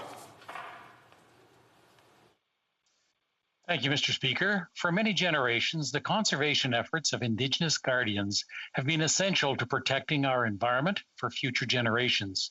When it comes to protecting and respecting our lands and waters, all of us have a lot to learn from Indigenous peoples' traditional knowledges and experiences. Can the Minister of the Environment and Climate Change share with us how with this House how the Indigenous Guardians pilot will help us reach our land and water protection targets while working towards reconciliation? Honourable Minister. Thank you, Mr. Speaker. I would like to thank the member for Newmarket Aurora for his question and his advocacy in this important area. The Indigenous Guardians pilot recognizes the many lessons that can be learned from Indigenous partners across the country and relies on Indigenous experience and traditional knowledge to ensure lands and waters are protected for generations to come. Just last week, we announced funding for 10 new initiatives under the Indigenous Guardians pilot. These initiatives will enable First Nations to monitor ecological health, maintain cultural sites, and protect sensitive areas and species while creating jobs. Mr. Speaker, we are committed to supporting Indigenous leadership and conservation to protect ecosystems, species, and culture for future generations. Member for Haliburton, Kawartha Lakes, Brock. Mr. Speaker, last week the Conservatives sent the Prime Minister a letter seeking action for the 215 children found at the Kamloops Residential School and for the many more who still need to be found. Families and residential school survivors want answers, and so far, all they are getting from the Prime Minister is platitudes, rhetoric, and abstentions. Will the Prime Minister commit to developing a comprehensive plan to implement Truth and Reconciliation Calls to Action 71 through 76 by July 1st? The Honourable Minister. I thank the member for the question, and as we know, all Canadians have been heartbroken as we learned of the remains of the children at the former Kamloops Residential School.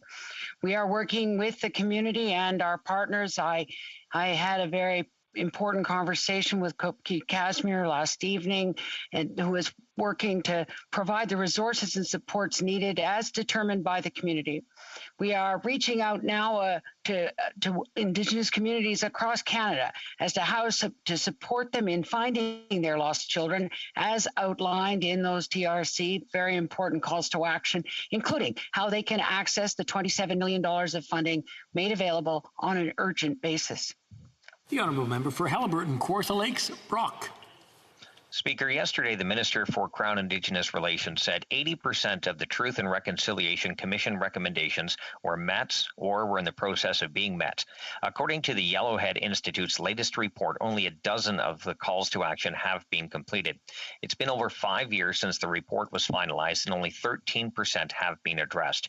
So I asked the Minister again, when will the government finally complete the remaining 87%? The Honourable Minister. Well, I thank the member for the question, and I want to correct the report card that he has given, in that it really is that the TRC roadmap for reconciliation is so important to our government, and in objective reviews, 80% of the 76 calls to action under the sole or shared responsibility of the federal government are completed or well underway. The recent passage of C5 is an example of concrete progress. C8, C15 coming soon. This work will require sustained and consistent action to advance Canada's shared journey of healing and reconciliation. The Honourable Member for Calgary-Midnapore. Mr. Speaker, yesterday we learned for the second time this week, this government gave money to an organization, taxpayer funds, that were used for executive compensation. What? NAV Canada laid off 700 workers, increased airline fees by 30%, yet gave out $7 million in executive bonuses. Will this Prime Minister do the responsible thing, ask for Canadians' money back, and demand that these executives give the money back to the government? Yes. The Honourable Minister. Mr. Speaker, with sincere respect for the honourable member, she knows that when we developed the Canada Emergency Wage Subsidy, we did so in order to protect jobs, and I'm pleased to share that in excess of 5 million Canadians were kept on payroll as a result of that program. Recently, we made an adaptation to that program to ensure that if a company increases executive compensation next year compared to before the pandemic, they'll actually need to pay that back. But before she criticizes us too harshly, I'd ask her to take a look in the mirror because her entire caucus voted against the measure we put in place to raise taxes on the wealthiest 1% so we could cut them for the middle class. Canadians know that our government has been there for them from the very beginning, and we will do whatever it takes as long as it takes to get them through this public health emergency. The honourable member for Calgary Skyview. Mr. Speaker, the Liberal government's hotel quarantine program has been a failure from the start. It seems that even the Prime Minister knows this, as he refuses to undergo the process that his government has mandated for every other person arriving in Canada. Canadians were outraged when they heard about an alleged sexual assault taking place at a quarantine hotel. And now it seems that these facilities are laying off their workers, 70% of which are women. Mr. Speaker, when will this government admit their program is a failure and protect Canadians by scrapping it? Honourable Minister. Mr. Speaker, we have some of the strongest border measures in the world to protect Canadians from the importation of COVID and its variants. And Mr. Speaker, we will continue to use science and evidence to guide us on our evolving stance on the borders. It is incredibly important that we continue to make progress on immunization of Canadians, that we work with provinces and territories to ensure they have healthcare capacity to test, to trace. We'll continue, Mr. Speaker, to be guided by evidence and science as we manage the border. Thank you. The honourable member for Jonquière.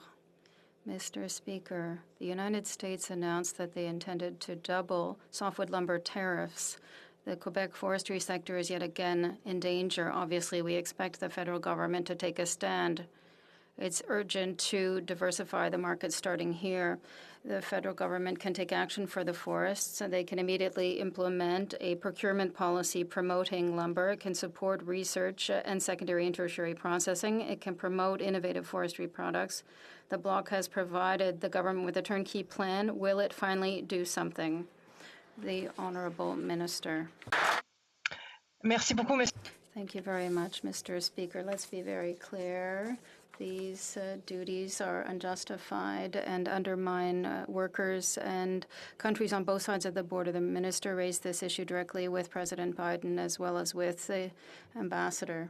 Our government continues to pressure to ensure the negotiation of a friendly settlement, but we will defend our industry, our forestry industry at all costs, including, if need be, through the dispute resolution mechanism with NAFTA. The honourable member for Jonquière, the government can take action with the United States, but it can also support the forestry sector.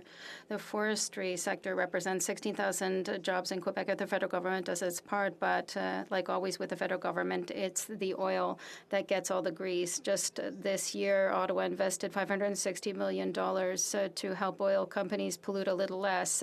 That's without taking into consideration all the subsidies and loans they hand out to fossil fuels. In the meantime, nothing for Quebec forests, while the Americans increase their threats against our lumber. What will it take for this government to take action to help our forests? The Honourable Minister. Monsieur le Président. Mr. Speaker, last week I had a discussion with the Canadian Association, which has a positive view of biofuels. We will invest $1.5 billion in the fund to support biofuels and workers in the forestry sector to promote a clean energy future and to lead us to net zero emissions. Thank you, Mr. Speaker. Member for Port Moody, Coquitlam. Thank you, Mr. Speaker. Housing prices in the Greater Vancouver area are among the highest in North America because of non-resident foreign buyers, money laundering, the failed Liberal first-time home buyer program, and a lack of affordable housing. Middle-class families in my riding feel it every day. A young family in Port Moody is saving up for the first down payment by living at a parent's home, but skyrocketing prices are shutting them completely out of the competition. Their children will have to grow up far away from their grandparents in another city. When will the government stop crushing dreams and fix the housing crisis with real solutions. The Honourable Minister. Mr. Speaker, as part of the National Housing Strategy, we introduced the first-time homebuyer incentive, which will help families achieve their dream of home ownership by lowering monthly mortgage payments without increasing down payments. We are actually expanding the first-time homebuyer incentive to enhance eligibility in Toronto, Vancouver, and Victoria by raising the qualifying income threshold to $150,000. Mr. Speaker, the party opposite, when they were in office, all they could do was provide $750 in a credit for first-time home buyers. We are doing way more than that, Mr. Speaker. The Honourable Member for Langley Aldergrove. If a young family in my riding of Langley Aldergrove decided a year ago to save up a little longer for a down payment on their first home purchase, today they are $150,000 further behind. In the words of one of my constituents, it is so hard to be hopeful anymore. BC's Lower Mainland is ground zero for Canada's housing affordability crisis, and people want to know, what is this government's plan to tackle inflation and to keep the dream of home ownership alive? The Honourable Minister. Mr. Speaker, it is important to invest in programs that put home ownership within the reach of more middle-class families and young Canadians, and that's exactly what we've done. Our first-time homebuyer incentive is putting more home ownership opportunities within reach of more young Canadians, and we're building on our historic commitments to giving more Canadians a safe and affordable place to call home. But what did the Conservative Party do when they were in office, if they care about this issue? The only policy that they could come up with in 9 years of government was a $750 tax credit for first-time home buyers. That is miserly, Mr. Speaker, and we have done way more than them in a very short period of time. Merci beaucoup. The Honourable Member for Steveston, Richmond East. Mr. Speaker, in my home of Richmond, house prices are now up 20% in the past pandemic year, averaging at $1.5 million. Richmond has become the epicenter of housing challenges in the GVRD and Canada. We would benefit from well-developed policies on affordability and supply. What will the government do to make affordable housing project approvals have funds accessible faster and in a more transparent manner? The Honourable Minister. Mr. Speaker, for a party that claims to care about supply, all they could come up with to spend on affordable housing solutions is a mere $250 million a year across Canada. We have invested over $27 billion in the National Housing Strategy since we've come into office. We know that every Canadian deserves a safe and affordable place to call home. Our plan is building on a strong foundation. That is why Budget 2021, for example, is the 5th consecutive budget that puts more money in affordable housing to the tune of $2.5 billion. We're also reallocating $1.3 billion in existing funding to speed up the construction, repair, or support of 30... The Honourable Member for Dorval-Lachine-LaSalle. Thank you, Mr. Speaker. This past year has been difficult for all Canadians, but the pandemic has hit women disproportionately harder. In Quebec, we are seeing a devastating increase in the number of violent incidents. 11 women tragically lost their lives. Can the Minister of Women, Gender Equality and Rural Economic Development give us an update on the ways that our government is preventing gender-based violence and supporting women survivors in Quebec? Thank you. The Honourable Minister. Share my solidarity and condolences with Muslims in London and across the country, particularly my hijabi sisters who are feeling terror and who are feeling targeted. Comme les actes islamophobes, chaque vie perdue. Every life lost to femicide, just like when we talk about Muslims, is one too much. We think of all those who are affected by these terrible acts. Since we have formed the government, we have been there to fight against gender-based violence, and we will continue to do so. 50 partners in Quebec for their hard work will continue to be there for the Honourable Member for Aurora, Oak Ridges, Richmond Hill. Mr. Speaker, Canada has a housing crisis, and this government has failed to act. In my riding and the GTA, housing prices are up by 25% in the last year, with the average household cost now over 33% higher than the rest of Canada. Money laundering is extensively exploited in Canadian real estate, leaving many properties vacant, and in Toronto alone, approximately 40% of condos are vacant, driving all prices up. Will the government support our Opposition Day motion and urgently act to address Canada's national housing crisis? The Honourable Minister. Mr. Speaker, the party opposite has absolutely no credibility on this subject. They spent $250 million a year for the whole country on affordable housing. We have spent over $27 billion in our national housing strategy, and there's more to come. Budget 2021 is the 5th consecutive budget where we're spending more money on affordable housing solutions for Canadians. We are introducing a tax on vacant homes owned by non-resident, non-Canadian real estate owners. We have introduced the Canada Housing Benefit. I could keep going, Mr. Speaker, but the party opposite has absolutely no shame on this issue because they have no credibility and no lessons to give us, Mr. Speaker. The Honourable Member for Dufferin-Caledon. Mr. Speaker, I've heard the minister's talking points today, and I can tell you the plan they have isn't working. Housing prices are continuing to surge, and it's an ongoing problem. The dream of home ownership for young Canadians is being killed. And those who do find a way to buy a house are being crippled with massive debt burdens. Criticizing what a government may or may not have done 6 or 7 years ago is not actually a plan. What new steps is the government going to do to deal with this housing crisis? The Honourable Minister. Mr. Speaker, you know what doesn't help first-time home buyers? A mere credit of $750. That's a joke, Mr. Speaker. What we have introduced is the first-time homebuyer incentive, which reduces mortgage payments by helping first-time homebuyers with their down payment, as well as we've increased it recently to make sure that it works for Canadian first-time homebuyers in Vancouver, Toronto, and Victoria, as well as raising the minimum household income. That is real solutions to ensure that Canadians have access to their dream home ownership. The party opposite has absolutely no credibility on this issue. The Honourable Member for Edmonton Centre. Mr. Speaker, the Liberal government's promised rapid housing initiatives have been anything but rapid. This government has spent billions of taxpayers' dollars on housing, yet families in Edmonton are struggling to secure a roof.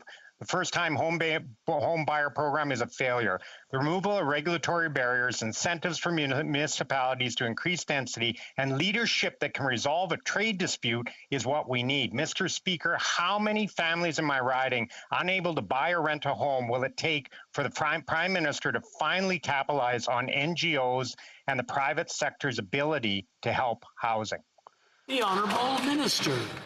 Mr. Speaker, only a Conservative would claim that a program that has ensured that 40% of that $1 billion rapid housing initiative delivering real housing solutions for Indigenous communities is a failure. Only a Conservative would claim that housing that is being built in less than 12 months is not rapid. We have exceeded our target of 3,000 affordable housing units under the Rapid Housing Initiative. We are on track to actually build 4,777 permanent housing units. And in fact, we've increased funding for the Rapid Housing Initiative to the tune of $1.5 billion, resulting in a total of 9,200 affordable housing units, Mr. Speaker. Honourable Member for Coquitlam, Port Coquitlam. Mr. Speaker, my constituents in Coquitlam, Port Coquitlam, are watching the steep decline of wild salmon in our region with great concern. This impacts my community, thousands of workers in rural and coastal communities, and the hundreds of Indigenous communities in British Columbia that fish salmon for food, social, and ceremonial reasons. Preserving and restoring our Pacific salmon is fundamental to ensuring that the Pacific coast has salmon for generations to come. And my community expects our government to act. What is the government doing to protect this exceptional species? The Honourable Minister. Thank you, Mr. Speaker, and I want to thank the member for Coquitlam, Port Coquitlam for the excellent question and for his advocacy on this file. I'm pleased to announce that through Budget 2021, our government is investing $647 million. And today we launched the Pacific Salmon Strategy Initiative. This strategy represents the largest ever government investment in efforts to save Pacific salmon and is aimed at stopping the declines now while helping to rebuild populations over the longer term. We'll be working closely with Indigenous communities, harvesters, industry, environmental organizations, and provincial and territorial partners to advance actions under each pillar to stabilize the species and to support a more modern, sustainable, and economically resilient sector. Thank you, Mr. Speaker. The Honourable Member for South Okanagan West Kootenay. Mr. Speaker, during the last election, the Liberals vowed to introduce the Just Transition Act to give workers the training and support needed to succeed in the clean economy. Organizations such as the International Institute for Sustainable Development and UNIFOR are calling on the Liberals to keep their promise. The minister says it's coming. With only 2 weeks left before we rise for the summer, will the Liberals introduce a Just Transition Act, or is this just another empty promise? The Honourable Minister. Mr. Speaker, I am fully committed to the mandate letter given to me by the Prime Minister. We are looking at all our options to support workers as we build a low-emissions energy future, including legislation. No one gets left behind. Energy workers build this country. They are the same people who will lower emissions and build up renewables. They are the same people who will help us meet our targets. We're investing in them through Budget 2021 with $2 billion to retrain and retool to the jobs of tomorrow with investments in CCUS, low-carbon fuels, and hydrogen. Thank you, Mr. Speaker. The Honourable Member for Kitchener South Hespeler. Mr. Speaker, despite ministerial policy directive requiring the CRTC to promote competition, affordability, consumer interest, and innovation in their telecommunications decision, the CRTC has fallen short to reduce prices charged by the big players to the smaller, more competitive players in the telecom industry. Can the Honourable Minister explain what the government is willing to do to make these services more affordable for Canadians, especially at this time? The Honourable Minister. Mr. Speaker, let me thank the Honourable Member from Kitchener South Hespeler for his question and his continued advocacy. Allow me to assure this chamber that our government has been relentless in promoting competition and improving the quality and coverage of telecom services across our country. We're fully committed to ensuring Canadians pay fair prices for mobile and wireless services, regardless of their postal code. Let me emphasize, we can't afford to leave anyone behind. We'll continue working with service providers to make telecommunication services more affordable for all. That's all the time we have for question period today. Rising on a point of order, the Honourable Member for Timmins James Bay and the Honourable Member for Timmins James Bay. Thank you so much, Speaker. I believe there have been consultations with other parties, and if you seek it, I hope you will find unanimous consent for the following motion: that in light of the horrific discovery at the former Kamloops Indian Residential School, the House reiterates the call it made in the motion adopted on May 1st, 2018, and A, invite Pope Francis to participate in this journey with Canadians by responding to Call to Action 58 of the Truth and Reconciliation Commission's report and issue a formal papal apology for the role of the Canadian Catholic Church in the establishment, operations, and abuses of the residential schools. B, calls on the Canadian Catholic Church to live up to their moral obligation and the spirit of the 2006 Indian Residential School Settlement Agreement and resume the best efforts to raise the full amount of the agreed upon funds. And C, calls upon the Catholic entities that were involved in the running of the residential schools to make a consistent and sustained effort to turn over the relevant documents when called upon by survivors of residential schools, their families, and scholars working to understand the full scope and horrors of the residential school system in the interests of truth and reconciliation. All those opposed to the Honourable Member moving the motion will please say nay. Nay. I'm afraid we don't have unanimous consent. We have a point of order, Chair. We have another point of order, but if it's on the same one, the Honourable Member for Timmins James Bay is rising on a point of order. Yes, so I just want to make If I could just get the Honourable Member to just raise his mic, just either up or down. Sure. There we go. Thank you. Go ahead.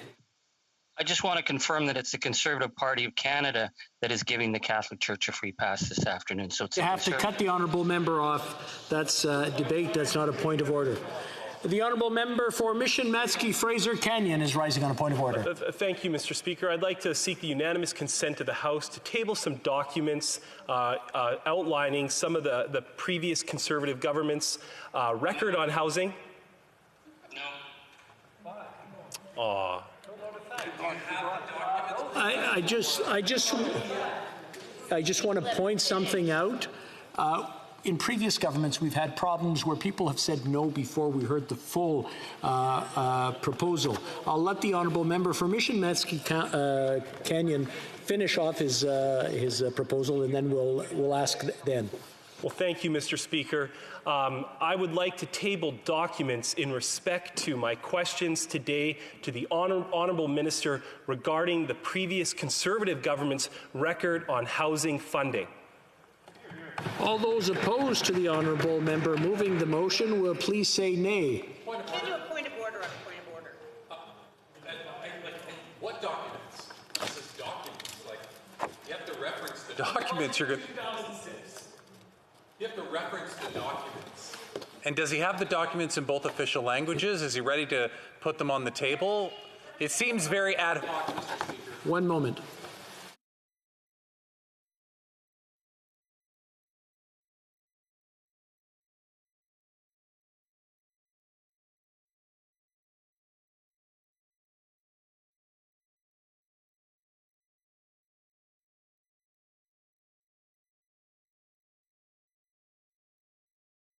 It seems that negotiations haven't quite gone yet.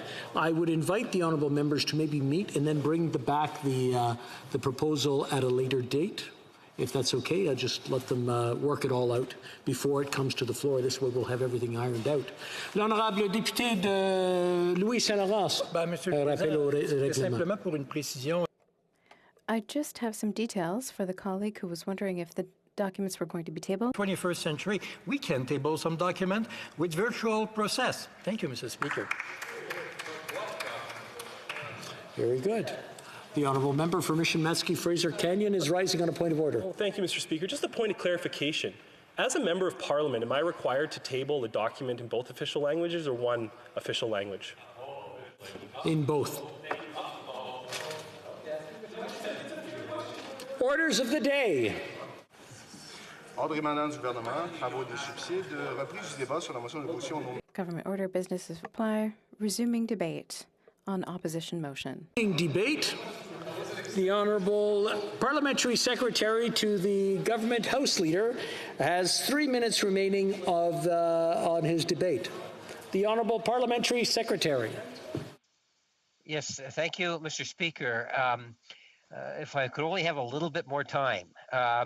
You know, there is so much that one could actually talk about. And, you know, we just went through a question period where the Conservative Party, I think, maybe asked about 8 questions on housing. And what was going through my mind is I think that might be more questions on that issue than they've asked in the previous 5 years. Now, I haven't done the math, but I think it is a part of what I referenced earlier, Mr. Speaker, that being whether you're a member of the government or Bloc or NDP, I think the Conservatives have surprised a number of people with the introduction of this particular motion. Mr. Speaker. I'm going to have to interrupt. Nous avons un rappel au règlement. Point of order. Traduction, alors, there's no interpretation. The honourable member who's speaking, the honourable parliamentary secretary, if he can adjust his microphone, it is rather weak, and it's not being translated or it's not being interpreted. So if I can ask him to adjust, maybe say a few words. Let's do a mic test. How's yes, the sound, testing. Mr. Speaker? It's still not 100%. I'm going to ask the honourable member just to check on his screen, and if he goes to the microphone and to the headset, make sure that it's the microphone that belongs to the headset that is chosen, and not the one that belongs to the camera. Does this make a difference, Mr. Speaker? It's getting better already. Well, I like that. So I'll start the 3 minutes over again, I guess, Mr. Speaker. It's still not 100%. This one says it's the headset. Okay, very good. Let's give it a shot and see how it goes. And I want to remind everyone not to comment while someone else is speaking. It's just a courtesy. The Honourable Parliamentary Secretary. Thank you, Mr. Speaker. I wanted to emphasize that since 2015, the Government of Canada has made historic investments to increase supply, making housing more affordable, and to ensure that Canadians have a place to call home. And that's why there's so much irony that the Conservatives will be the party that's bringing forward this particular motion, Mr. Speaker. The Government of Canada, has invested and committed over 70 billion. That's with the B, 70 billion in the National Housing Strategy, which was launched back in 2017, as you will recall, Mr. Speaker. We have the first-time home buyer incentive, which reduces a first-time buyer's mortgage payments to make buying a home more affordable. We have one of my favorites, the Rapid Housing Initiative, to address urgent housing needs for vulnerable Canadians in all regions of our country. On January of this year, our government introduced Canada's first national tax on vacant property owned by non-residents and non-Canadians. Houses should not be passive investment vehicles for offshore money. They should be homes for Canadian families. Mr. Speaker, we've invested an unprecedented $300 million through the Rental Construction Housing Initiative. This is a government that genuinely understands and appreciates the need for a national government to be involved in housing. As I commented earlier at the beginning of my comments, we've recognized that Ottawa, provinces, territories, Indigenous governments, nonprofit organizations. We all have a role to play. And I would challenge, as I did earlier today, any member of the House to show a prime minister or a government that has done more in terms of investing in housing than we have done in the last 5 years. They will be challenged to do so because it doesn't exist. You'd probably have to go back 50, 60 years, even further than that, Mr. Speaker. In fact, it might even be an historical amount where you have never seen that kind of dollars invested by a government. We don't need to take any lessons from the Conservatives on the issue of housing, Mr. Speaker. In this most recent budget, we had the Canada Greener Homes Grant. For someone like myself and the constituents that I represent, this is a good, solid program that's going to help people stay in their homes. It'll help provide financial support for many of the renovations that are necessary. It's also better for the environment, Mr. Speaker. This is an area of policy that this government has been not only progressive, we have seen tangible results in a relatively short period of time. This is a government that cares about our national housing stock and expanding where we can. I'm going to have to cut off the honourable member. He's run out of time. Questions and comments. Questions et commentaires. The honourable member for Fraser Canyon. Mission Mashie, Fraser Canyon. It's been a long afternoon. Yes. Well, thank you, Mr. Speaker, and thank you to my honourable colleague from Winnipeg. The irony with this government is that they purport to spend more addressing affordability than any other government in the history of Canada. Yet never before has the dream of home ownership for the average middle-class Canadian and that person working hard to join it, as we've heard 1,000 times from this government, it's never been harder for them to enter the housing market and provide that security and provide that stability and provide the economic opportunities that come with home ownership. So as I asked during question period, can the parliamentary secretary outline if it was the plan of the Liberal government for housing prices to skyrocket to the stratosphere and leave Canadians behind? Thank you, Mr. Speaker. The Honourable Parliamentary Secretary. Yes, Mr. Speaker, I wonder where that very same enthusiasm was when Stephen Harper was the Prime Minister, or even Brian Mulroney, or other prime ministers. To be critical of this government on the housing file, I think the members have to give their head a shake.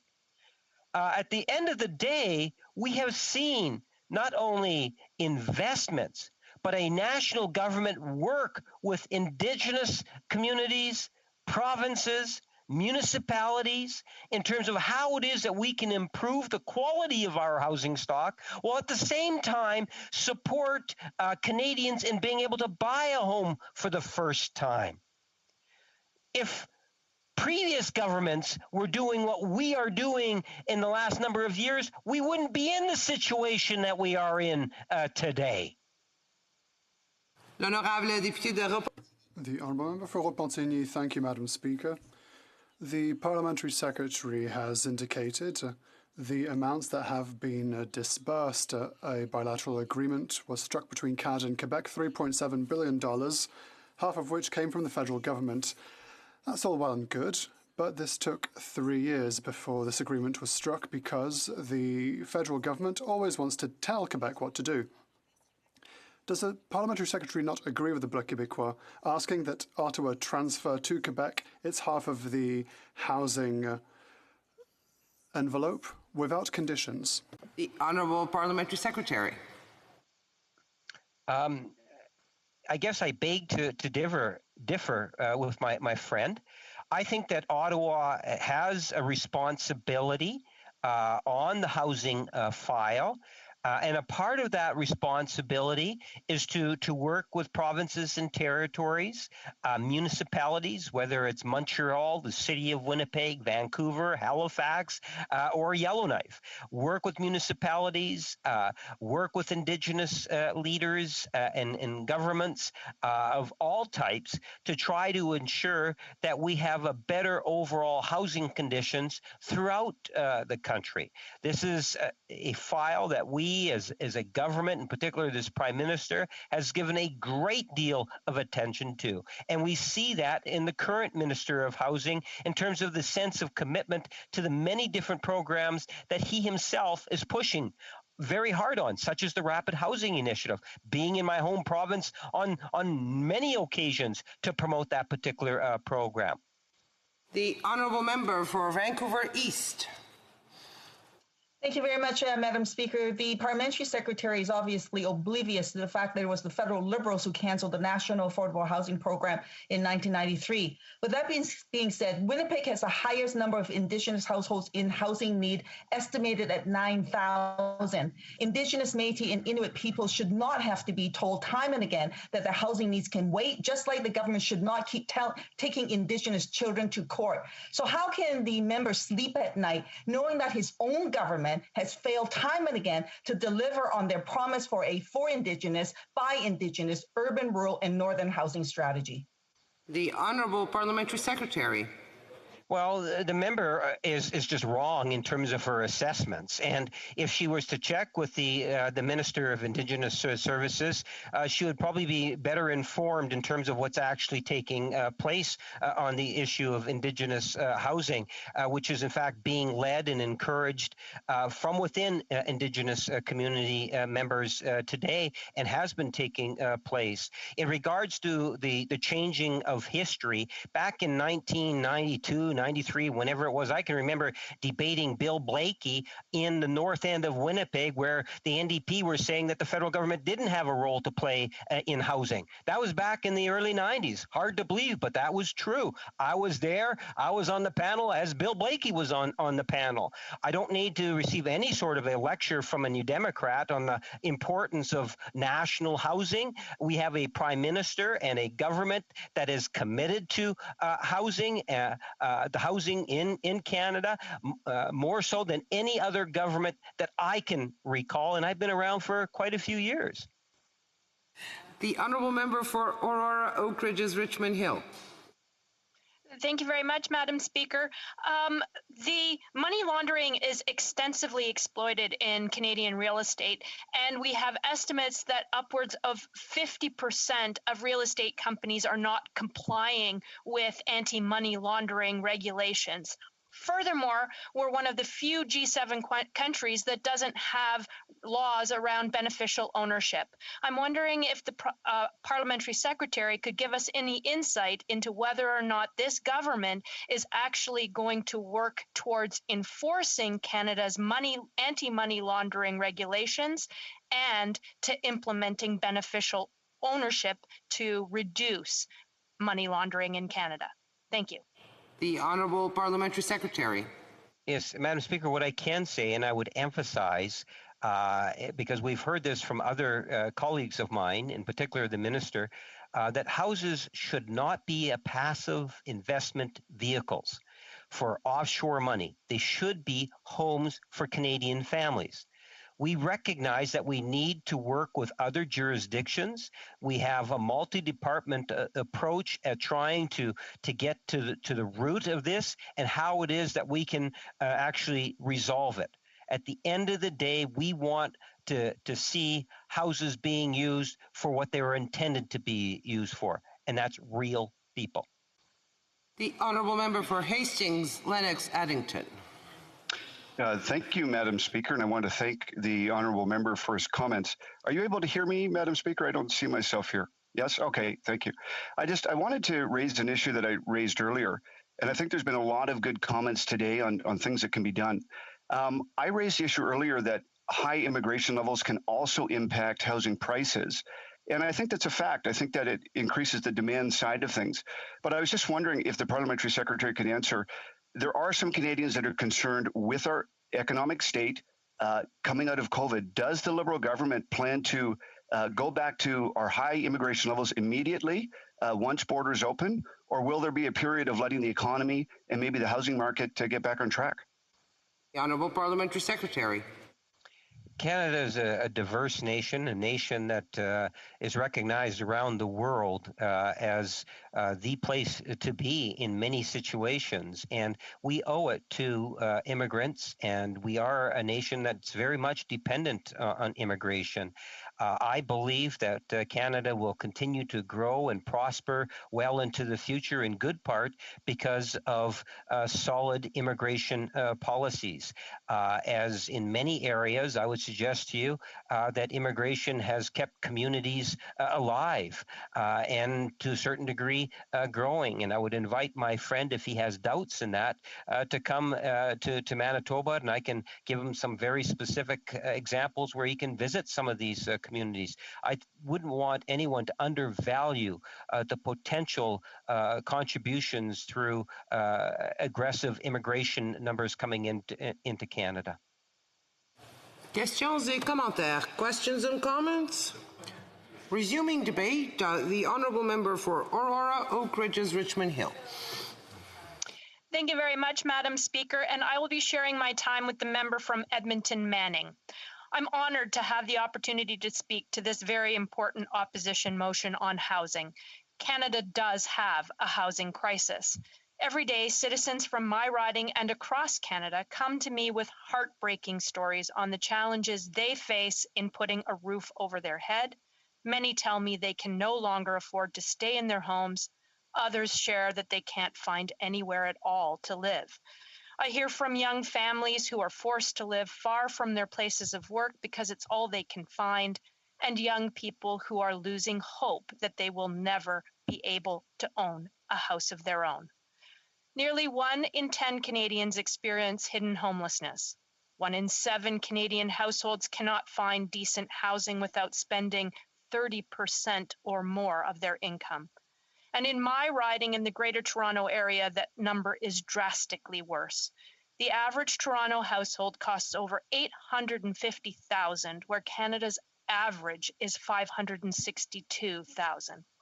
With many Toronto buyers taking nearly 75% of their household income to cover home ownership costs. The blatant truth is that there is not enough housing available, and the housing that is simply too expensive. The critical shortage of housing and the corresponding skyrocketing of housing prices is a serious problem that is getting worse, and not one that will fix itself. Economists at the big banks have been increasingly sounding the alarm over Canada's housing market. Big bank economists don't typically use strong language on any topic. So when they do, we must take note and treat it with the severity that it deserves. In February, economists at the National Bank highlighted the warning signs of widespread price surges and vulnerable borrowers with high debt and uninsured mortgages. A Royal Bank economist in late March stated that a policy response was required to address a housing market that hasn't had an overheating of this scope since the late 1980s. This position was further reinforced by a Bank of Montreal economist who stated policymakers need to act immediately to respond to the housing fire that Canada is currently living through. Canada's national housing affordability crisis requires a comprehensive federal approach combined with a sense of urgency that takes concrete action to implement it. Today's Opposition Day motion calls on the government to do just that. This crisis in Canada is a complex issue, but today I'd like to focus on three main areas that I think should be considered in any federal government approach. Tax structure changes, including addressing vacant and non-resident foreign ownership, rampant housing speculation, and money laundering. Employment and the quality, not just quantity, of jobs. And longer-term thinking around the total cost of ownership of housing and how targeted initiatives could make housing more affordable while also achieving our national goals around environment and climate change. What is taxed, how it's taxed, and the information and documentation that's provided in support of those taxes are important tools that a federal government can use to implement the foundations of economics, including the housing market. Many of the housing market issues are associated with shortages in supply, with renters being disproportionately affected. Renter households are 4.5 times more likely to be in housing need, largely due to a severe shortage in rental properties. But often the shortage is not because properties are being left vacant rather than there not being enough properties. One such example is the explosion in the use of properties for short-term rentals, such as Airbnbs. There are significant tax advantages that currently, perhaps inadvertently, incentivize owners of vacant properties to use them for this purpose rather than as housing for longer-term renters. While tourism is certainly a key component of our economy, the ability for families to secure long-term rentals for housing must also be prioritized. Perhaps if the tax structures were altered to, as a minimum level the playing field between these two usages, perhaps more property owners would choose to offer their properties for long-term rentals, increasing the available supply. Also affecting the supply of shelter is the extent to which owned properties are simply being left vacant. Many of these properties are non-resident foreign owned. A temporary freeze on this type of ownership would be a substantive measure towards increasing the supply. Furthermore, a review of the tax conditions on properties that remain vacant for extended periods would also be something important to look into. The real estate market has been extensively exploited by money laundering, further compounding the problem of both the supply and the cost of housing. It's estimated that $47 billion is laundered annually across Canada, with a significant portion, some estimates as high as 66% of that, being in the real estate market. Nearly half of all real estate companies are not complying with key aspects of FINTRAC anti-money laundering regimes, and Canadian authorities are failing to prosecute these financial crimes. Compliance and enforcement of Canada's anti-money laundering must be a priority. Additionally, the introduction of beneficial ownership to increase transparency would be a significant measure that would increase availability of housing supply and, in turn, reduce housing prices. Finally, tax changes that would temper the rampant speculation in the housing market should also be explored. The purchase of properties for the sole purpose of flipping is contributing to the rapid price increases. Perhaps that practice of flipping should be viewed in the context of a business operation and not as a principal resident. Clear residential requirements maybe including rules that disallow multiple principal residents within a certain period or time frame without supporting justification, such as a move for work, could all be important tax changes that should be considered, again, to increase the housing supply and cool the drastic pricing increases. While cost of housing may be a critical piece in the accessibility to a place Canadians can call home, it's not the only one. A steady and reliable income is as important on the path to home ownership. With over 30% of Canadians precariously employed, addressing the housing crisis must also include measures to increase not only the quantity, but the quality of jobs. The last area that must be considered in addressing housing affordability is the standard and quality of available housing. The cost of a home is more than just the purchase price. It's also the annual recurring cost of heating, cooling, maintaining it, and so much more. Significant technological advances offer much greater energy efficiency, lower carbon footprints, and greater resilience against climate change events. Yet, building codes lag far behind, and government housing investments do not demand compliance with these highest of standards. While a tax incentive to retrofit existing properties may be beneficial, the advantages of all new builds meeting the highest possible standards and the corresponding contribution to home affordability should not be overlooked. The national housing crisis must be urgently addressed. It requires real action to review detrimental tax treatments, address money laundering and rampant speculation, and support long-term environmental and sustainable thinking.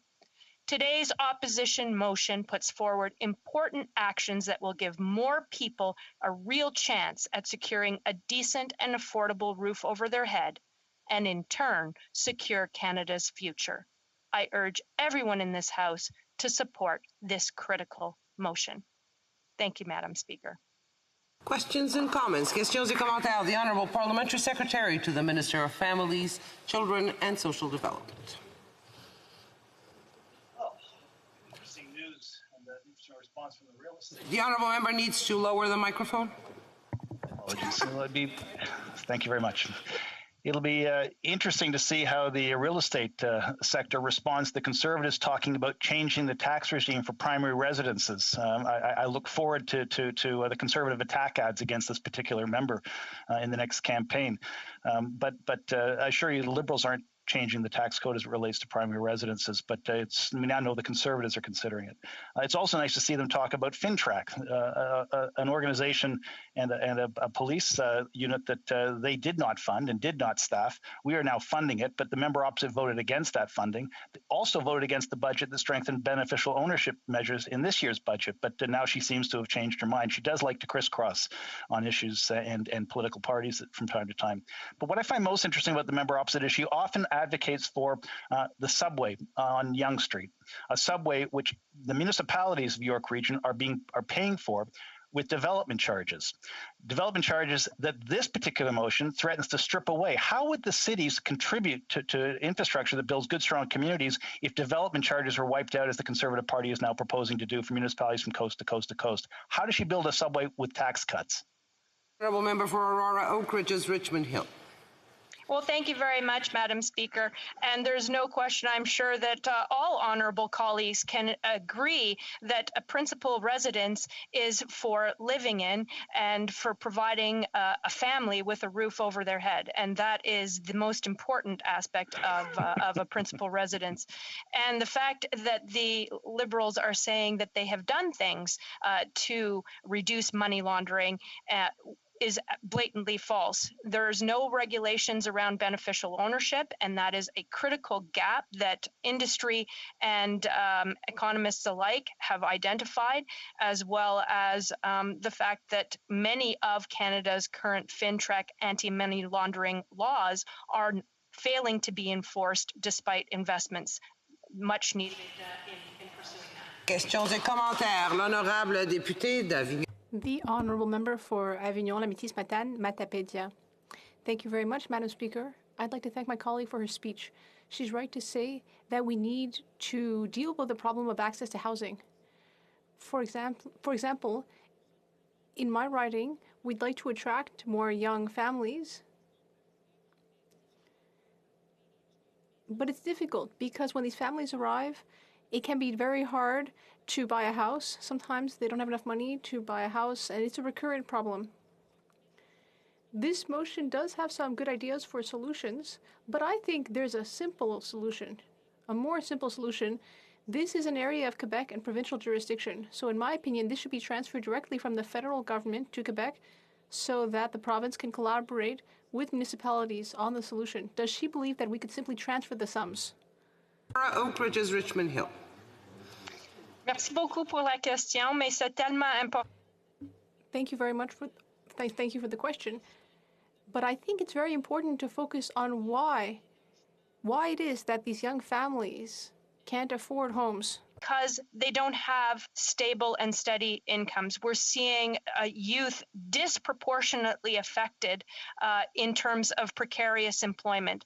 And so while we do need to talk about the availability and the affordability of housing, what we also cannot overlook is the fact that you need to have income that is commensurate and not be precariously employed. And so I think that it is our responsibility as parliamentarians to look to our youth and help them in providing that more secure path. Thank you. The Honourable Member for Hamilton Centre.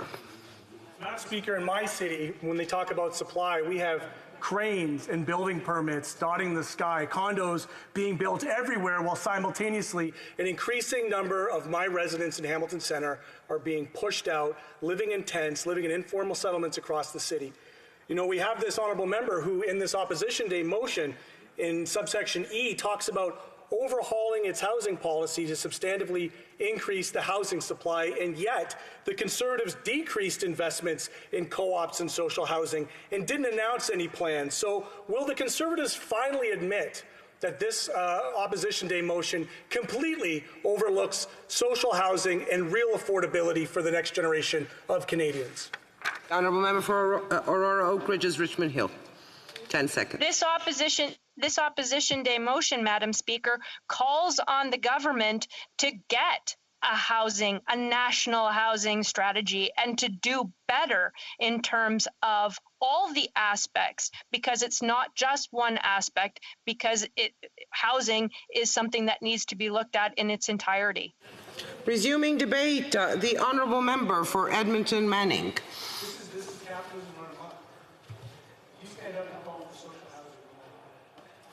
Thank you, Madam Speaker. Before I begin discussing this motion at hand, I wanted to give my condolences to the family that was attacked in London on Sunday evening.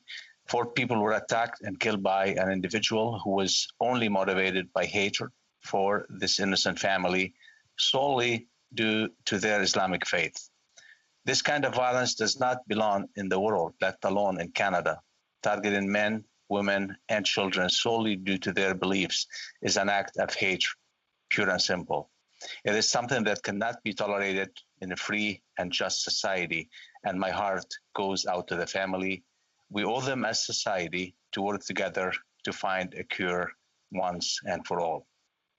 Madam Speaker, to begin with the issue of the day, I can say that with confidence that one of the biggest challenges that Canadians face in their lives right now is the cost of housing.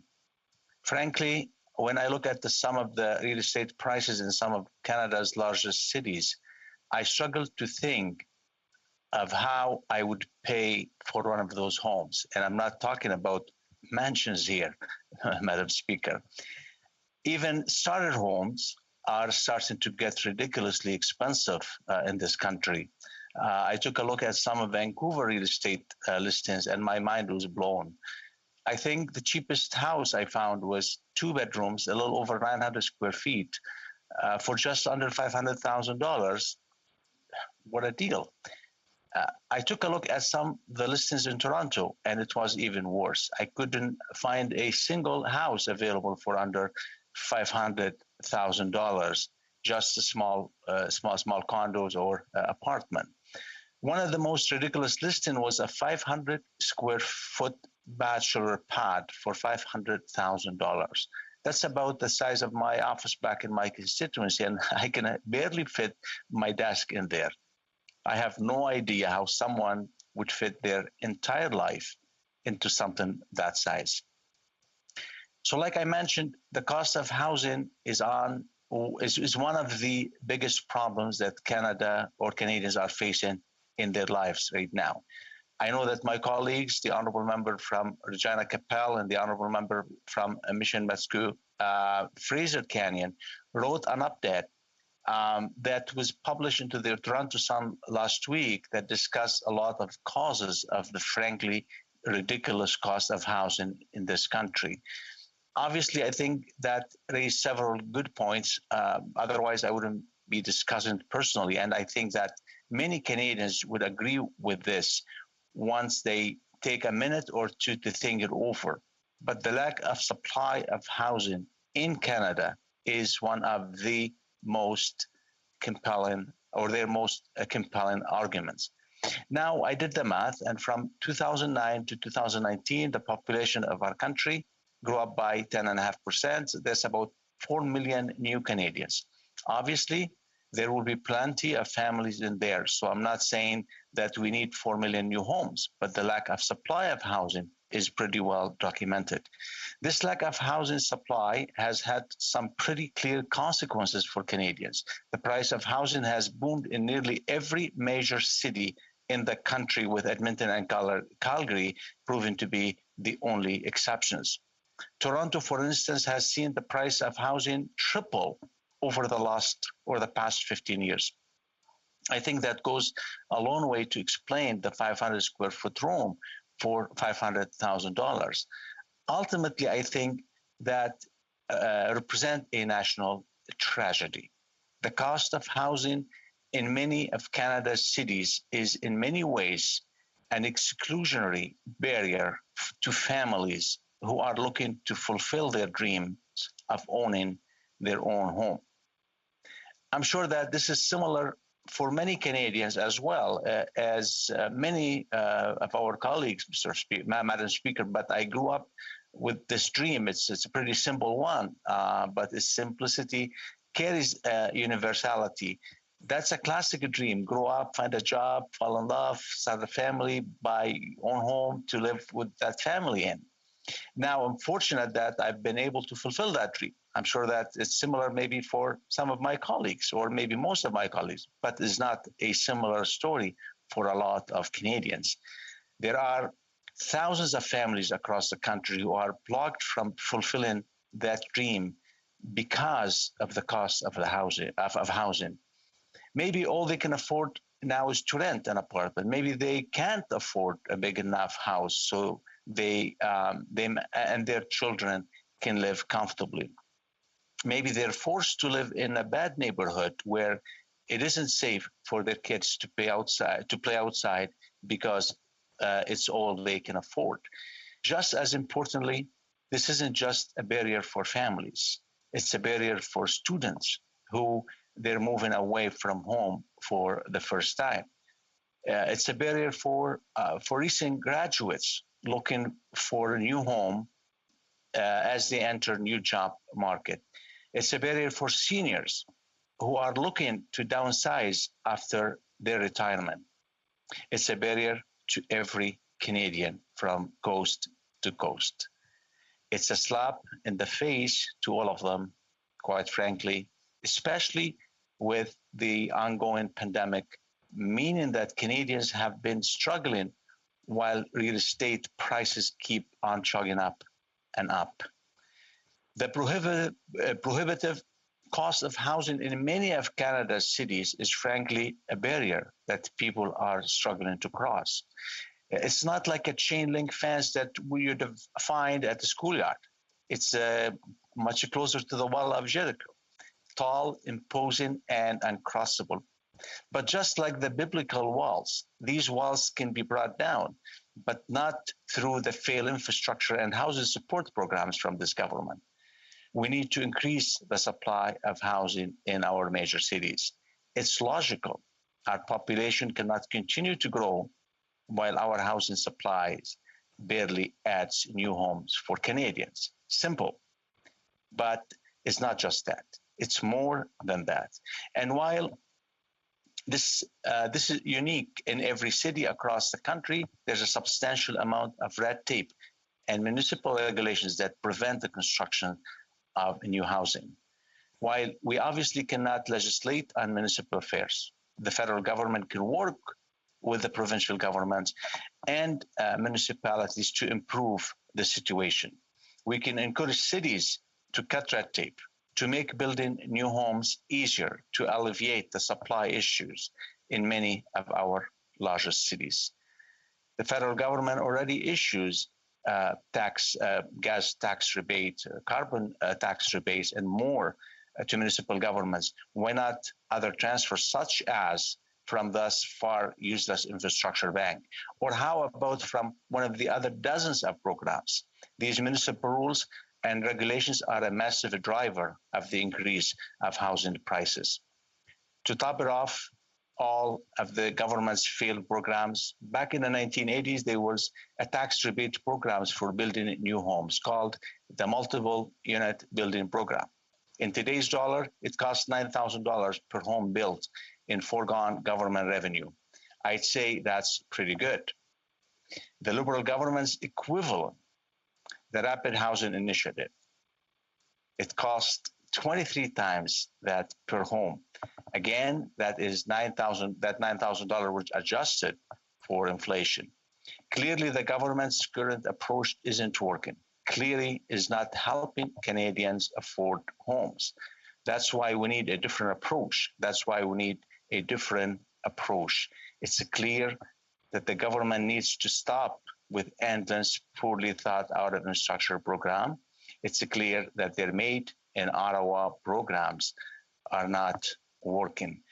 Despite all of the government programs designed to make affording down payments easier, or the various tax credits related to home ownership, the wall remain up. It's time to stop marching around the city, and it's time to blow our horns, tackling the issues of the lack of supply and over-regulations of housing construction will be blowing those horns. It will bring down that wall that is the prohibitive cost of housing in Canada's major city. That's why what we need to do make housing more affordable for Canada and for Canadians. That's what we need to make sure that Canadians can fulfill their dreams of home ownership. And that's, Madam Speaker, what Conservatives colleague and I support, so that Canadians right now or 30 years from now can fulfill their dreams. Thank you, Madam Speaker. Questions and comments. The Honourable Parliamentary Secretary to the Minister of Families, Children and Social Development. Well, if the Conservatives' climate plan was a pamphlet, this set of policies is a postcard. It's astonishing. But I really wish that the Conservatives would make these speeches at the Federation of Canadian Municipalities, because when they talk about gutting municipal regulation and gutting the rules and the planning criteria around housing, what they're talking about is eliminating the planning that's done to make sure we build the right kind of housing in the right places to the right standards to house Canadians safely, affordably, in communities that are functional. And when they talk about gutting the fees, the development charges attached to new construction builds, what they're talking about is taking away the libraries, the schools, the roads, the clean water, all of the infrastructure that makes a house viable in a community. The Conservatives don't have a policy. They have a bunch of slogans. It's like listening to people talk about the weather. They're finally talking about housing, but they don't actually have a plan to do anything about supply, cost, affordability, security, or how it gets done. In fact, all they want to do is attack municipalities. And I can tell you, if you delivered this speech at the Federation of Municipalities last week, you'd have been laughed out of the room. The Honourable Member for Edmonton Mannings.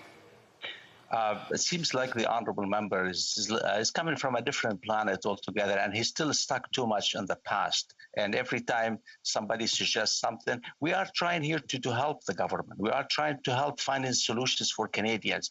And the honourable member is always stuck in his own petty politics, living in the past and cannot move from there. All I'm saying here is simple. If their policy is working, if their plan is working, why do we have a problem? And it's not a normal problem. He knows, and everybody else knows, how much Canadians are suffering. Talk to any average Canadian you can meet with, whether on over the screen or in real life, the first thing comes to their mind to talk and to ask how confused and uncomfortable and unhappy with what's going on with the housing market. This is the answer to the honorable member. Let's work together to find a solution. Our motion today is nothing but a step in that direction. Thank you. Questions and comments, l'honorable député de Beauport. The honourable member for Beauport-Limoilou. Oh, I'm sorry. Beauport-Côte-Beaupré, Charlevoix. Thank you very much, Madam Speaker. We'll get there one day. I'd like to thank my colleague for his speech. We agree with the Conservative Party in many regards. There is a housing crisis. What I see in my writing, Beauport-Côte-Beaupré, l'Île d'Orléans, Charlevoix, indeed,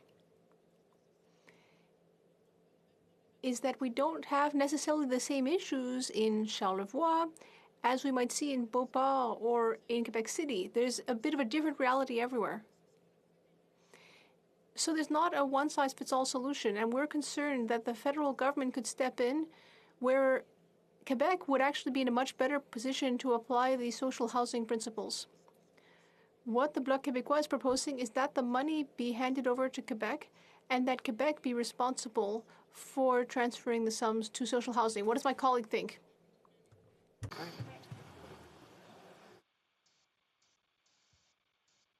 Maybe I want to thank the honourable member from Quebec from the Bloc Québécois for her questions. I agree that maybe one size would not fit all.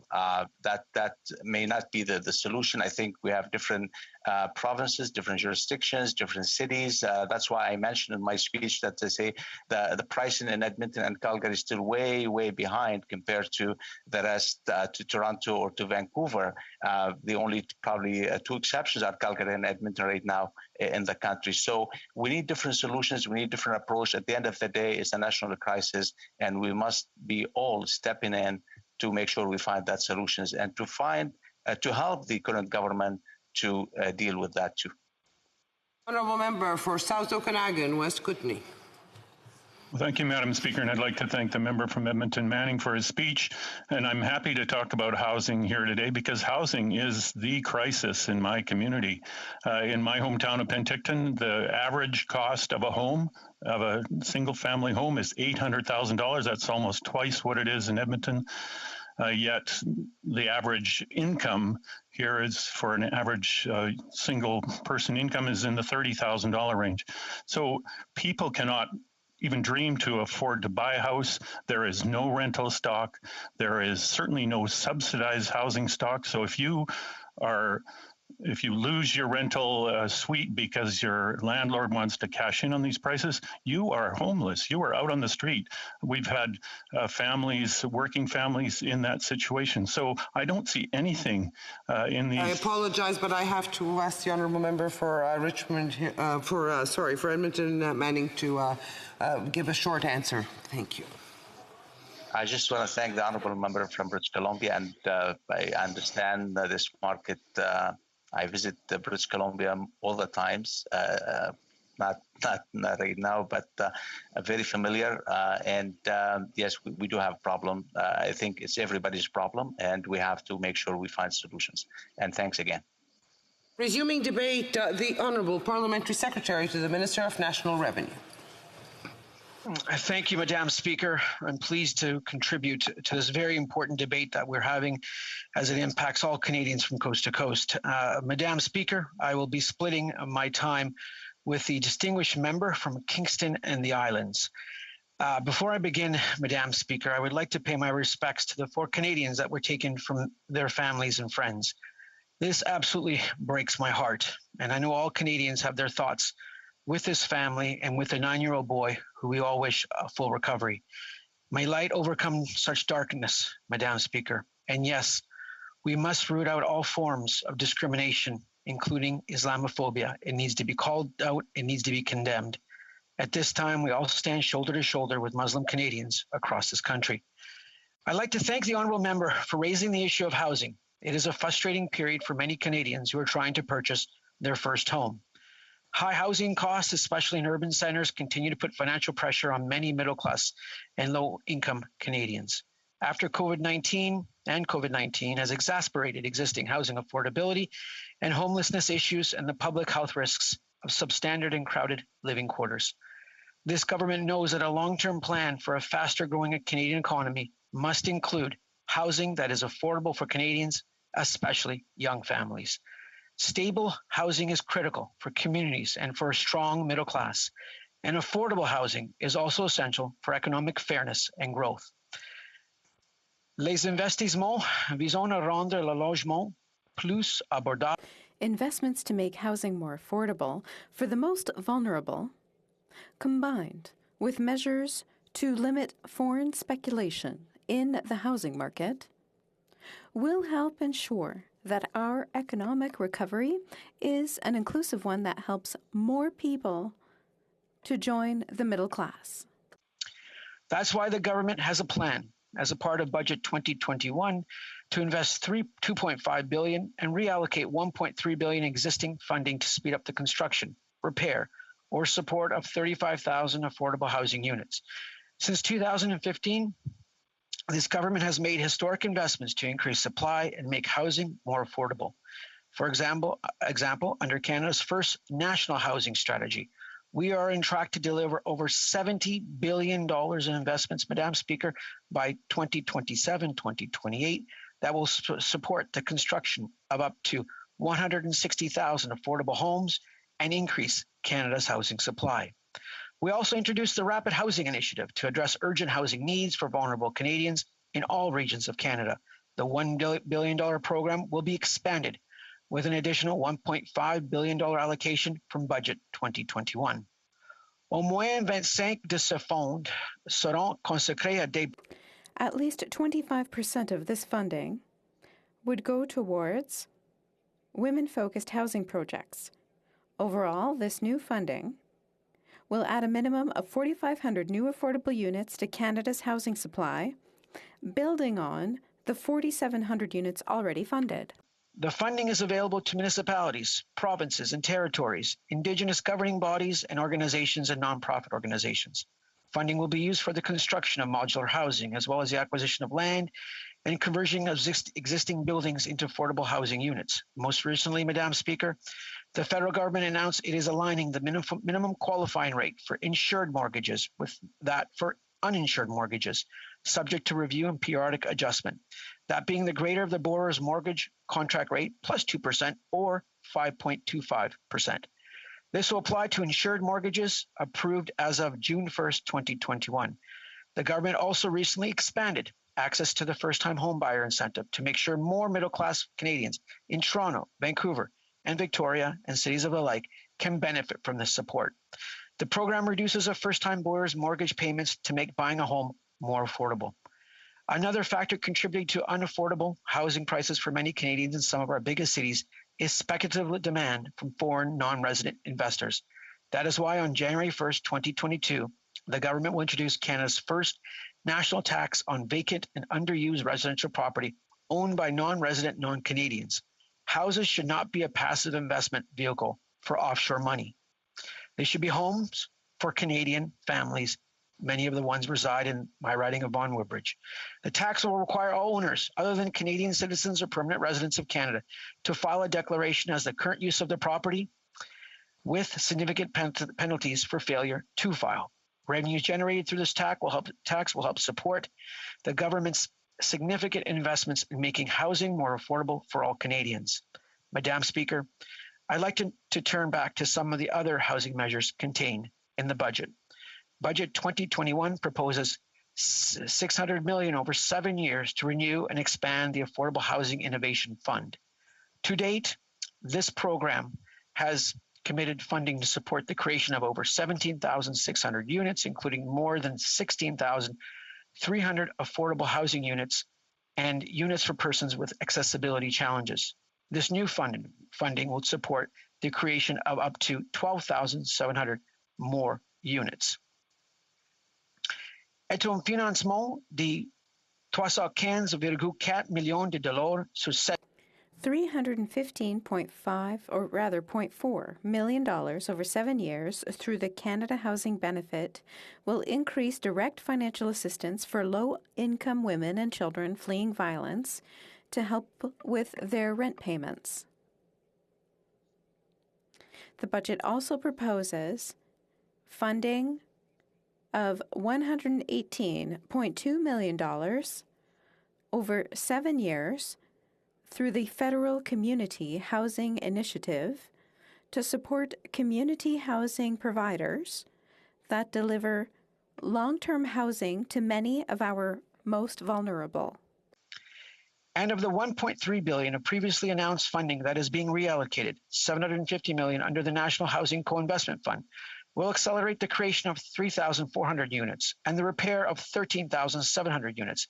$250 million under this program will support the construction, repair, and operating costs of an estimated 560 units of transitional housing and shelter spaces for women and children fleeing violence.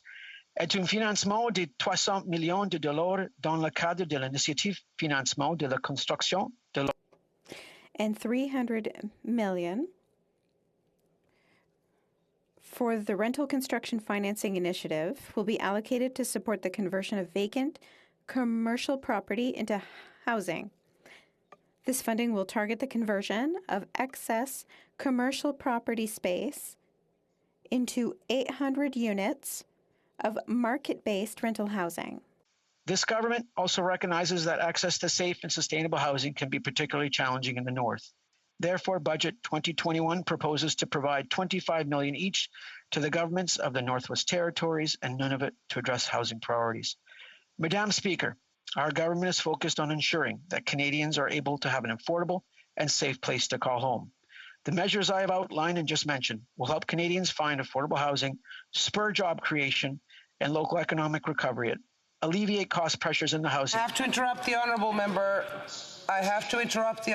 Because we've had issues with interpretation. The honourable member didn't change to floor when speaking French. So, est-ce que c'est bien cela que l'honorable député... Is that what the honourable member for Abitibi-Témiscamingue wanted to flag? Us back till the last time the honourable member was speaking French, please. Si. Est un financement de 300 millions de dollars dans le cadre de l'initiative. $300 million from the Rental Construction Financing Initiative. Accordé pour appuyer la conversion. Will be allocated to support the conversion of vacant commercial property into housing. This funding will target the conversion of excess commercial property space into 800 units of market-based rental housing. That access to safe and sustainable housing can be particularly challenging in the North. Therefore, Budget 2021 proposes to provide $25 million each to the governments of the Northwest Territories and Nunavut to address housing priorities. Madam Speaker, our government is focused on ensuring that Canadians are able to have an affordable and safe place to call home. The measures I have mentioned will help Canadians find affordable housing, spur job creation, and local economic recovery, alleviate cost pressures in the housing market overall, and grow the middle class. Merci beaucoup pour ton attention. Thank you very much for your attention, Madam Speaker. Member for Mission Mascouy, Fraser Valley. I'd like to thank the member from Vaughan Woodbridge for his intervention today. One of the first events I attended as a member of Parliament was a briefing from the Canada Revenue Agency organized by the Parliamentary Secretary at the tax offices in Vancouver.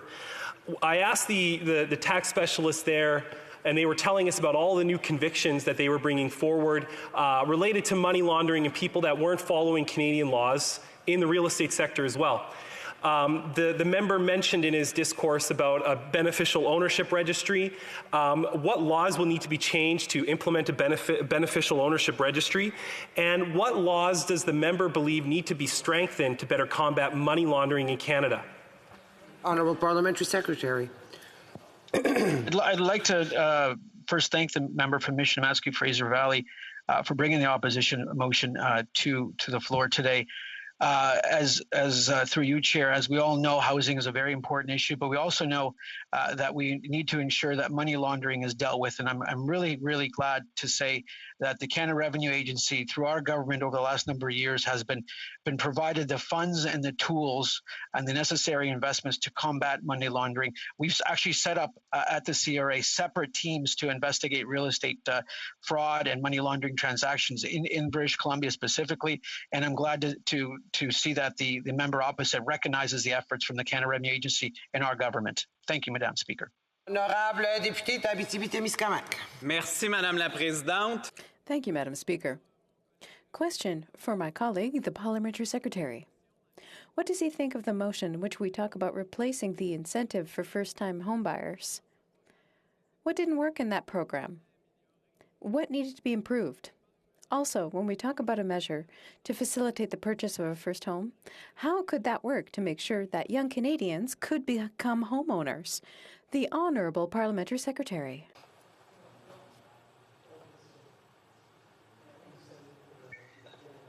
Sorry, Madam Speaker, there's a slight disturbance here in my office. I wish to...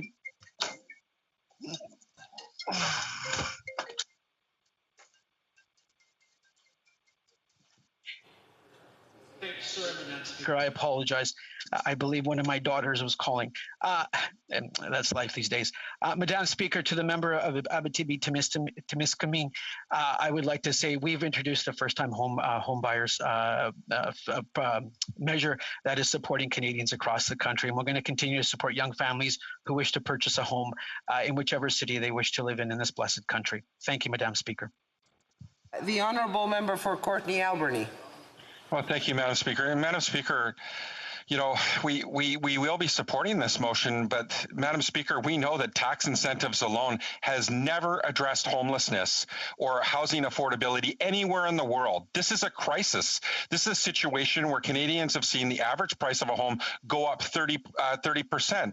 We have over 250,000 people that are homeless every year on the streets of Canada. The Canadian Alliance to End Homelessness says to even have a fighting chance, we've got to build 300,000 new permanent, affordable, and supportive purpose-built housing units, Madam Speaker. We're losing housing more than we're building housing right now in this country under the Liberals' current plan to build 160,000 homes over the next 10 years. Will my colleague support increasing that to 500,000 units so that we can actually ensure that people have safe, secure housing in this country and ensure that nobody goes homelessness on the streets of this country, a wealthy country like Canada, where that should never happen, Madam Speaker? Honourable Parliamentary Secretary. I'd like to thank the member from Vancouver Island for his passion and obviously for our combined desire to end homelessness from coast to coast to coast. Chronic homelessness, we are fighting it, we are battling it, and we are making progress on it. If you look at the recent update on the National Housing Study strategy that was produced recently, you will see we're making fantastic progress in ending homelessness. We will not rest until every single Canadian has a roof over their head, is in a safe and secure spot where they can call home. Thank you, Madam Speaker. Resuming debate, the Honourable Member for Kingston and the Islands. Thank you very much, Madam Speaker. It's an honour to rise today to speak to such an important topic, affordable housing and the impacts and what the government, various different levels of government can do to contribute to affordable housing throughout Canada. I think it's most important to first identify, Madam Speaker, at the outset that, in my opinion, affordable housing is so much more than just social housing. I've heard from the NDP today talk about social housing and social housing being a need and a requirement, and indeed to some degree it is, but affordable housing, quite frankly, spans the spectrum from helping people get into home ownership right to rent geared to income, and basically everything in between. And I think that when we look at affordable housing, we need to make sure that the policies that we bring forward and what we do are having an impact throughout that spectrum. If we try just to focus on one end of the spectrum, we are not going to have the impact. If we try to focus on just home ownership, as this motion appears to do, again, I don't think we're going to have a decent impact in what it means to Canadians and to those who are struggling right now in particular to find housing.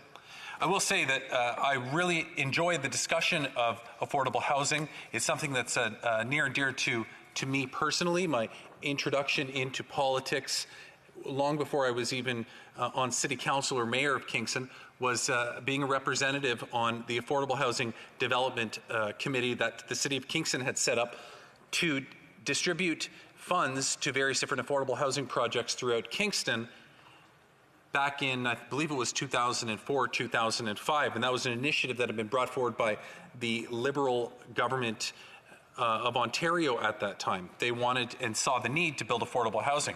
One of the things that we discovered early on, Madam Speaker, is that when it comes to affordable housing, the best type of housing that one can build is mixed integrated housing.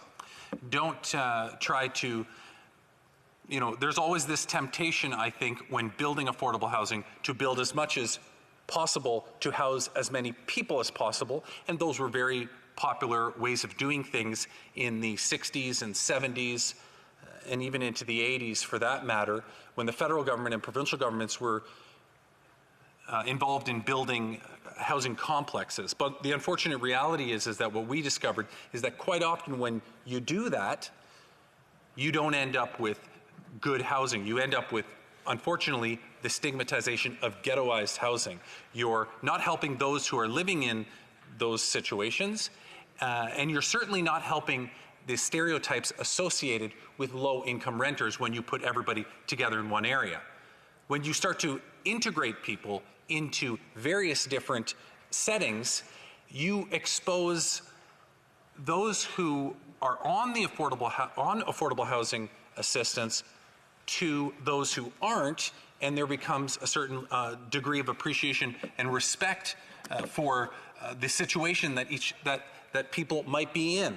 So the model that we really enjoyed deploying in Kingston was a model that said, okay, if a developer is going to build an 80-unit apartment building, why don't we move in and fund 20% of the units in this apartment building, i.e. with the provincial government's money at the time, and as a requirement for assisting in the development of a certain number of those units, the rent had to be capped to a certain percentage of the CMHC rent for Kingston at the time. So, and the more money you got, the lower the rent had to be. So if you got $20,000 per unit, perhaps you were capped at 80% of market rent. If you got $50,000 per unit, perhaps you were capped at 50% of CMHC market rent. And then, of course, there was a period of time that the developer had to commit to that for. And what this created was, it removed the burden from the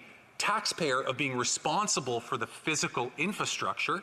It put that onto the actual developer, but it also ensured that rent geared to income was available, and going through the various different housing lists that exist in Ontario, people were allocated spots. But what it did, and the most important part about it, was by ensuring that people, that only 20 units scattered throughout an 80-unit building was affordable housing units, it didn't create these ghettos, so to speak, that were very popular of the day for previous governments back in the 60s and 70s, as I previously indicated, to build. And I always said the best type of affordable housing is housing that you don't know is affordable, because it blends in so well into the community, and people don't realize that their neighbors might be the recipient of housing initiatives, and in particular affordable housing. But I will say, back in those days, and I know that we've been bringing up a lot, the minister certainly did in question period, about commitments from the previous Conservative government.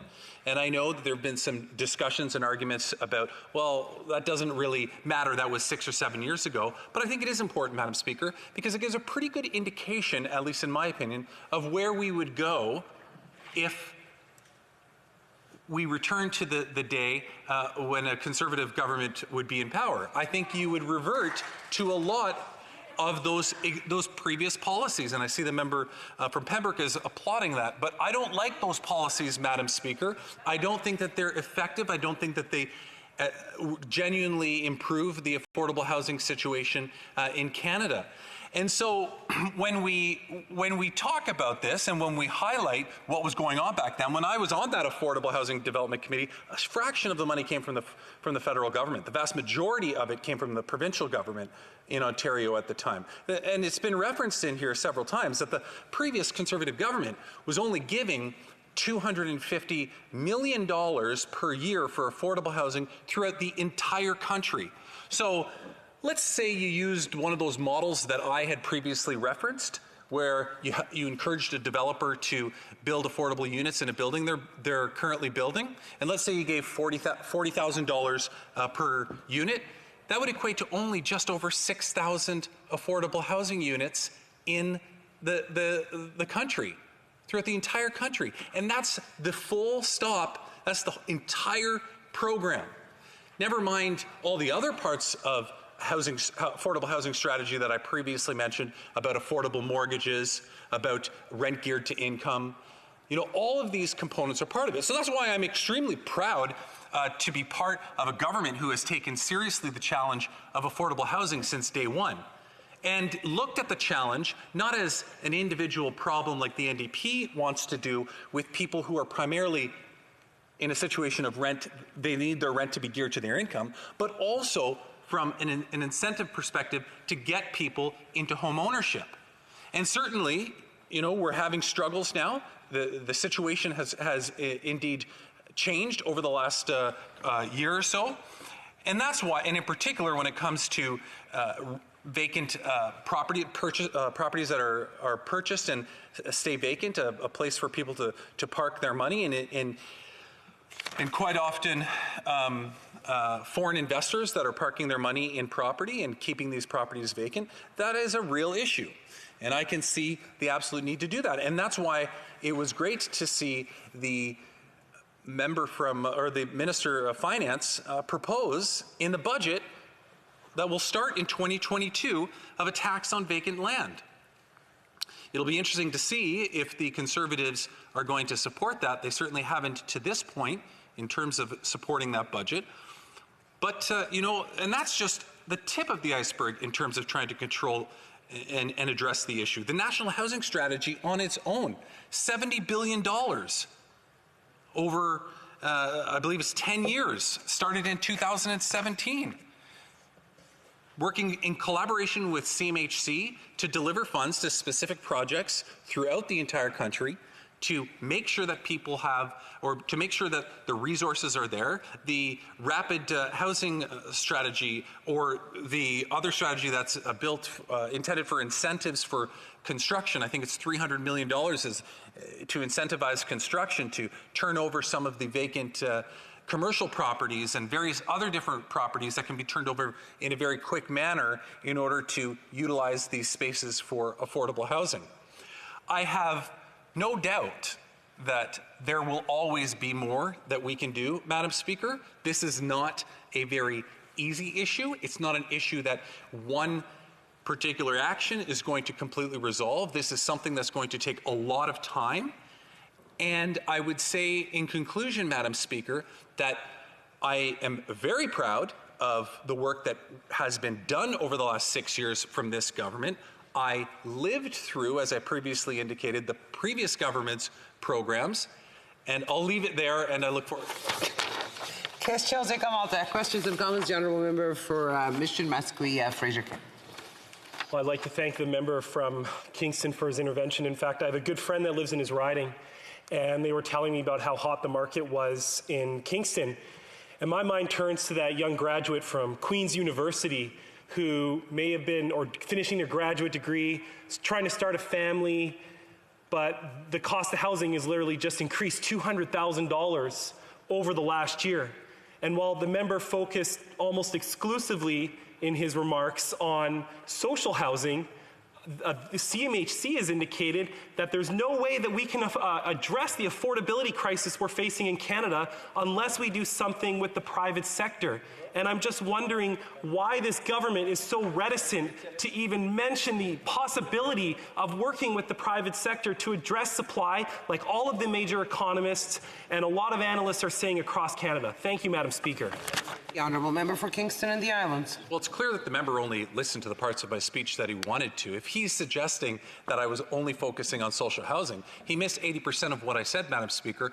I specifically said the successful projects are the ones where government works with developers to help subsidize units in larger buildings. That's my preferred model. When you have a building, and I'll repeat what I said during my speech because he clearly didn't hear it, when you have a building that has 80 units in it and the government can help to subsidize some of those units in order to peg those rents at below market rents for various different levels, in my opinion, that's an ideal model. I also really like the co-op model, as the NDP's been talking about, because it forces market rents and lower than market rents, and it's a self-sustaining model, and we have many examples in Kingston where that's been the case. The honourable member for Abitibi-Témiscamingue. Thank you, Madam Speaker. We agree that we're in a context of a pandemic and it's a priority for Canadians, but if we had a second priority after the pandemic would be the crisis of housing. In all regions in Canada, especially in Abitibi-Témiscamingue, there's a crisis in urban and rural centres. To build more social housing, which seems to be close to the MP's heart, we have to realise that housing materials are very expensive. I don't think the Liberals want to reduce this price of softwood lumber, for example, and so no affordable housing can be built. It's impossible. It's mathematically impossible. So what can we do to reduce the cost of construction materials to make housing more affordable? The honourable member for Kingston and Lisle.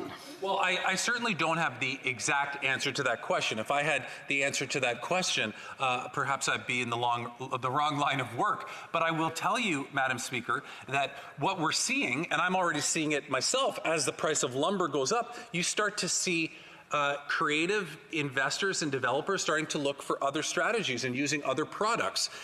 Maybe there's a role for the federal government to play in helping the creation of other products that could be just as good or better than lumber in the case that he's made. But certainly, I believe that there's a role for the federal government to play in making sure that we can build affordable housing, but also, to his point, help to keep the costs of building housing, generally speaking, down so that people and developers can afford to build, so that we can make sure that the prices of housing or rent in some cases is feasible. Questions and comments? Questions et commentaires? Resuming debate, the honourable member for Carleton.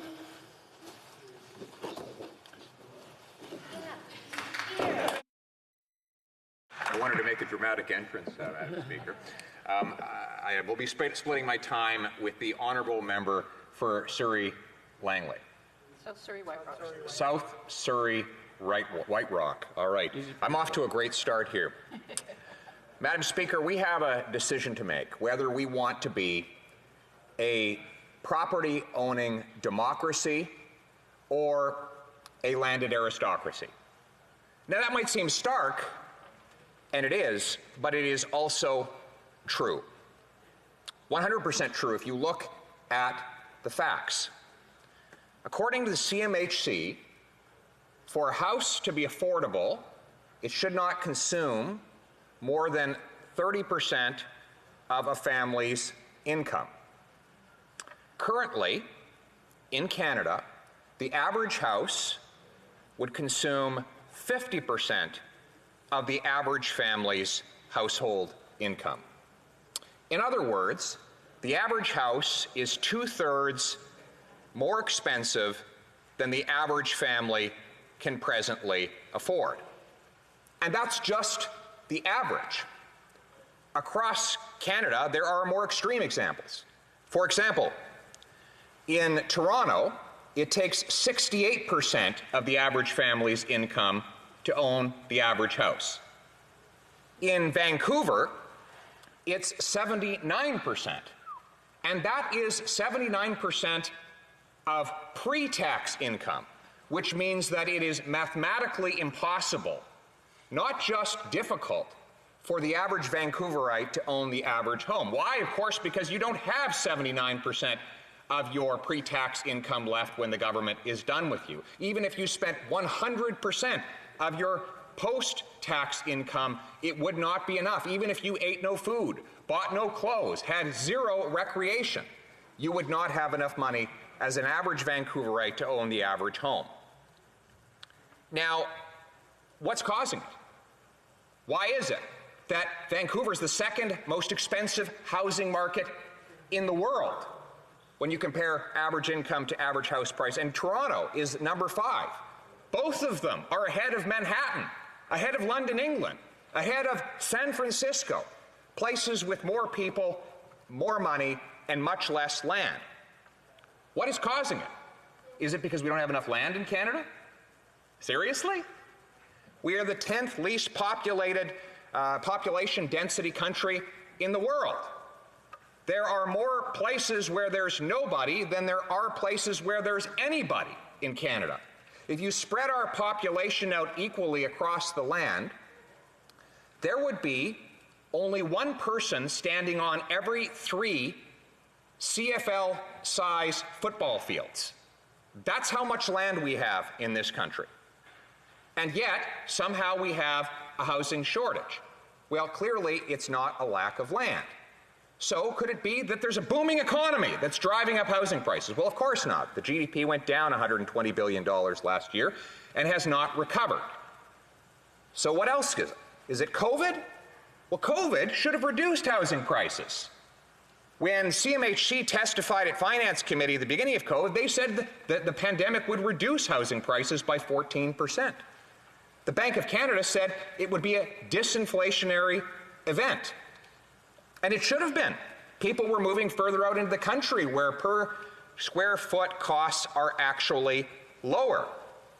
Furthermore, their jobs were threatened, so they would be less inclined to get approved for a mortgage, and their earned wages were down, which means that they would have less money with which to pay it. It should have driven down housing prices. Instead, housing prices went up. They started going down in April 2020 before rocketing up 40% since that time.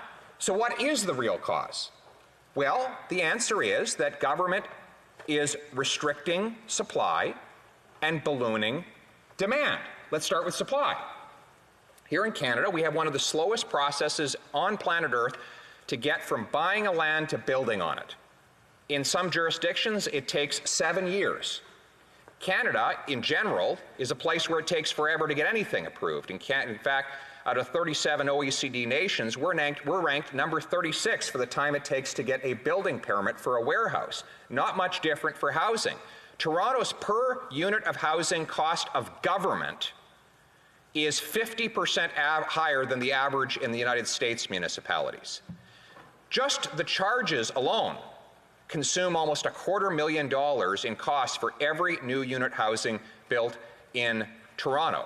And if you take the global cost of government for a new unit of housing in Vancouver, it's $600,000 just to pay the cost of government.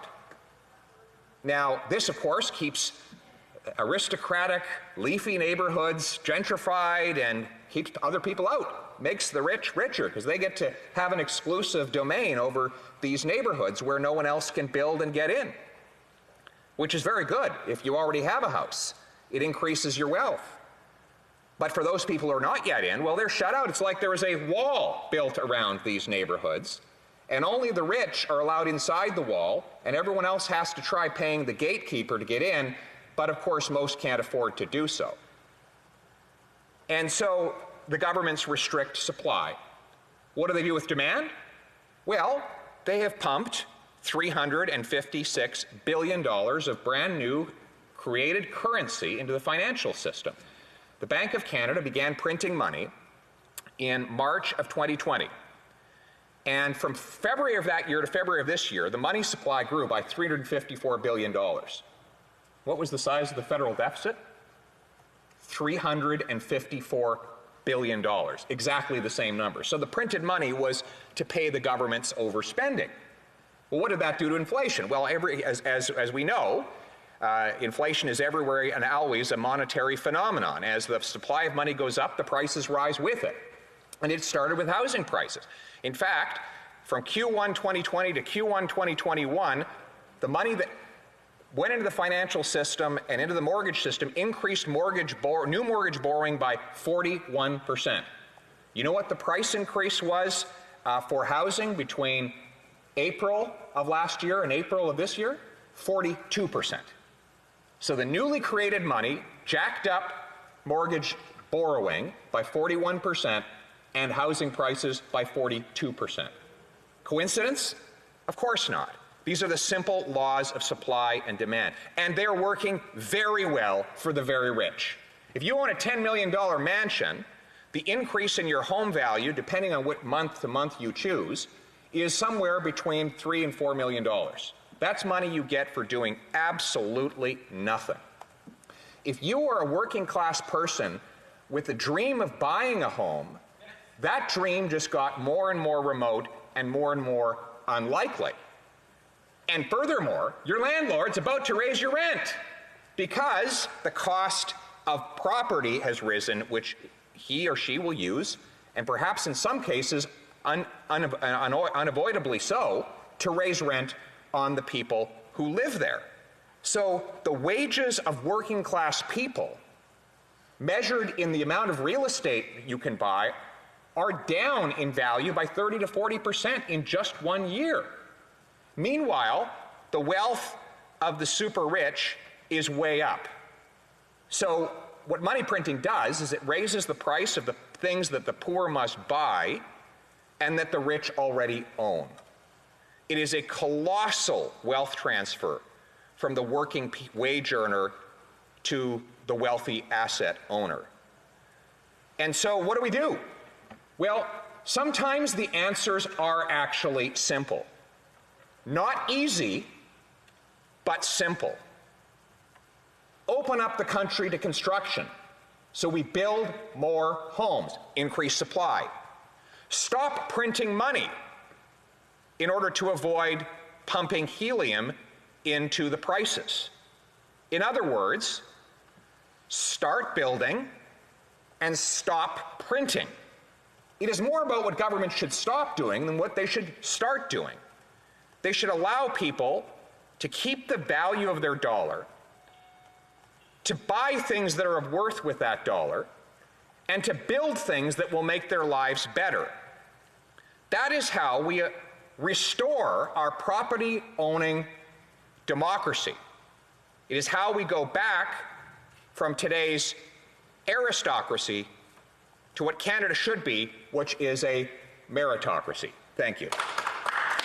Questions et commentaires. L'honorable député.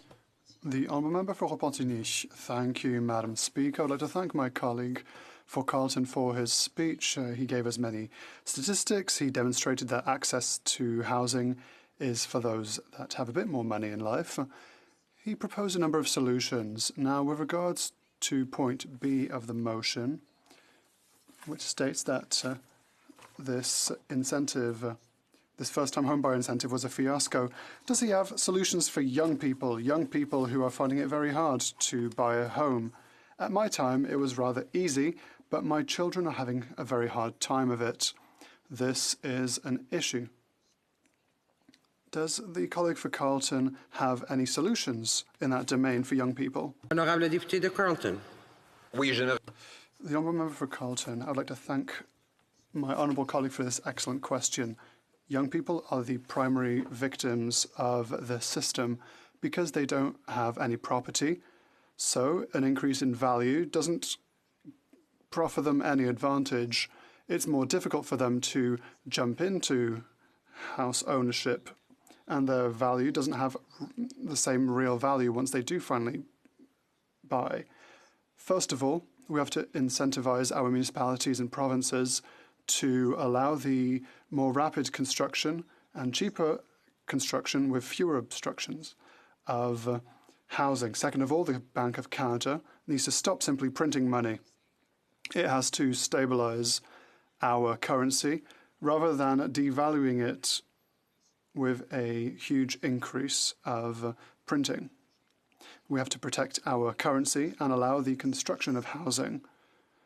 Those are the two proposals that would be the most effective to resolve the problem. Thank you. Honourable Parliamentary Secretary to the Minister of Families, Children and Social Development. I think the member from Carleton has now spoken more about housing today than he did the entire time he was the minister responsible for CMHC, which is maybe a good thing, except for much of what he said makes absolutely no sense. But I'd like the member opposite to answer a very serious question. When the Conservatives decided to go after income trusts in their first mandate, and Jim Flaherty undermined a Conservative commitment not to trust income trusts. But the one they didn't touch was a real estate income trust, the REITs. Why did the Conservatives pour jet fuel on the fire and allow the REITs to become the dominant player in the investment side of the real estate industry? What was the thinking behind not curtailing the power that REITs have and the impact they are now having on speculative house prices? The Honourable Member for Carleton. One, that member's been in government for 5 years. If he wants to ban REITs, he could have done it in that time. He hasn't. REITs are still legal. They're still tax advantaged. He hasn't changed a thing in that regard. Two, there's no single person in all of Canada that is more responsible for the failing in housing than that member. Not only was he a city councillor in Toronto who prevented poor families from having homes by making it very difficult to get them built in the first place. After that, he went to the federal level to contribute to the same problem. And with him basically being the lead housing personality at both Toronto and nationally, we now see 10,000 people homeless in Toronto, a waiting list for affordable housing of 300,000. A carpenter actually had to go out and voluntarily build huts in the middle of a public park into Toronto to save their lives. That is the abysmal legacy of that particular member, and he should be apologizing to all people in Canada. The Honourable Member for Vancouver East. When investors buy up rental housing, they deepen Canada's housing crisis by taking existing rental housing off the market or by increasing rent, making it unaffordable. According to housing policy expert Steve Pomeroy, between 2011 and 2016, Canada lost more than 320,000 units of affordable rental housing. This is more than double than what the National Housing Strategy promises to create. So does the Conservatives support what advocates are calling for, that the first step in solving Canada's housing crisis must be to keep it from getting worse by limiting the ability of large capital funds, including REITs, to purchase distressed rental housing assets? Member for Carleton, 20 seconds. Well, the thing that's making the REITs more wealthy is the fact the government's printing money and driving up the assets, the asset values that they hold. If that member actually wants to help the worker instead of the capital owner, stop printing money, protect the value of a dollar and the meaning of a wage, rather than what this government is doing, which is to balloon asset values to the advantage of the corporations of which she speaks. It is my duty, pursuant to Standing Order 38, to inform the House that the questions to be raised tonight at the time of adjournment are as follows. L'honorable député de Beau River La Santé. The Honourable Member for Beau River Health. The Honourable Member for Dufferin-Caledon, Canadian Heritage. The Honourable Member for North Island Powell River, Veterans Affairs. Beta, the Honourable Member for South Surrey White Rock. Thank you, Madam Speaker. What is the reality in my riding of South Surrey White Rock? The dream of working hard, saving up, taking out a mortgage, and buying a home to raise a family has become completely unrealistic, from challenging but hopeful to impossible. A constituent of mine recently sent me a listing in White Rock. 2-bed, 2-bath, 1,600 square feet, a modest place to raise a family built in the 1960s. It sold in December 2020 for just over $900,000. Now it's listed for more than $1.25 million. If it sells at asking, and most right now are selling over asking, that's a 23% increase in a matter of months. Or how about the South Surrey home that was sold in February for $1 million, listed again April 2021 for $1.35 million? And no, this is not an issue that arose overnight. I recently saw a small home listing in White Rock for $750,000. It sold in 2015 for less than half that. Madam Speaker, housing prices shouldn't double in a 6-year period. The average dwelling in my riding now costs about $900,000. In the Fraser Valley, average prices have risen 20% year over year, according to the Canadian Real Estate Association. What are normal Canadians with Canadian earned incomes and paying Canadian tax rates to do? For first-time buyers, the dream of home ownership has become a nightmare. The Liberals' latest answer: increase the qualifying interest rate across Canada for insured mortgages. Now it will be even harder for Canadian families to qualify. According to James Laird, president of CanWise Financial and co-founder of RateHub.ca, this will decrease the value of the mortgage a family could afford by roughly 5%. Then add on the BC property purchase tax of 2% on the first $100,000 and 1% on every $100,000 after that. That money goes into the provincial general revenues and is simply lost to the buyer. Will this increase in the qualifying rate for mortgages cool a red-hot housing market? We see no sign of that. Does it make first-time home ownership more feasible? Absolutely not. It is designed to make it harder to get a mortgage. What it does do by diminishing buying power is chill new developments. Developments are the first to realize they might not be able to sell as many units under the new mortgage rules. The rising cost of lumber doesn't help either. What we really need to do is increase supply. It's economics 101. Price is largely determined by two things: supply and demand. Of all G7 nations, despite our vast geography and comparatively low population, Canada has the fewest housing units per capita. One way to increase supply is slow the rampant speculative foreign buying that is distorting our housing supply and squeezing Canadian families right out of the market. 2019 data from the Canadian Housing Statistics Program showed more than 6% of properties in BC were owned at least in part by a non-resident of Canada. That number is even higher in Vancouver, rising to 11.6% in condominiums there. At first, the government was and has been dismissive of this issue, calling those who raised it xenophobic. BC workers simply are not able to live in Vancouver. It is seen by many now as simply a vacation destination.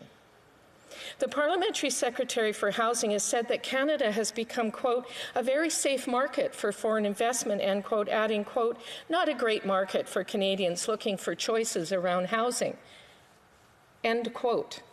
The latest Liberal budget, the first in over 2 years, promises to address foreign buying through a consultation on a tax that would apply to foreign buyers, a consultation. The Surrey family of 4, who's forced into an endless cycle of renting because of a skyrocketing real estate market, doesn't want consultation. They want affordable housing. They want to join the middle class. How many times have we heard this Prime Minister phrase the middle class and those wanting to join it? Seriously, a little less talk and a little more action, please. How else can this government increase supply for prospective Canadian homeowners? Through policies that encourage building more homes. The Liberal government needs to incentivize home construction and slash through the endless red tape. We need to make it easier to get shovels in the ground and build. The complex web of bureaucracy that must be navigated to build in this country is extremely costly and time-consuming.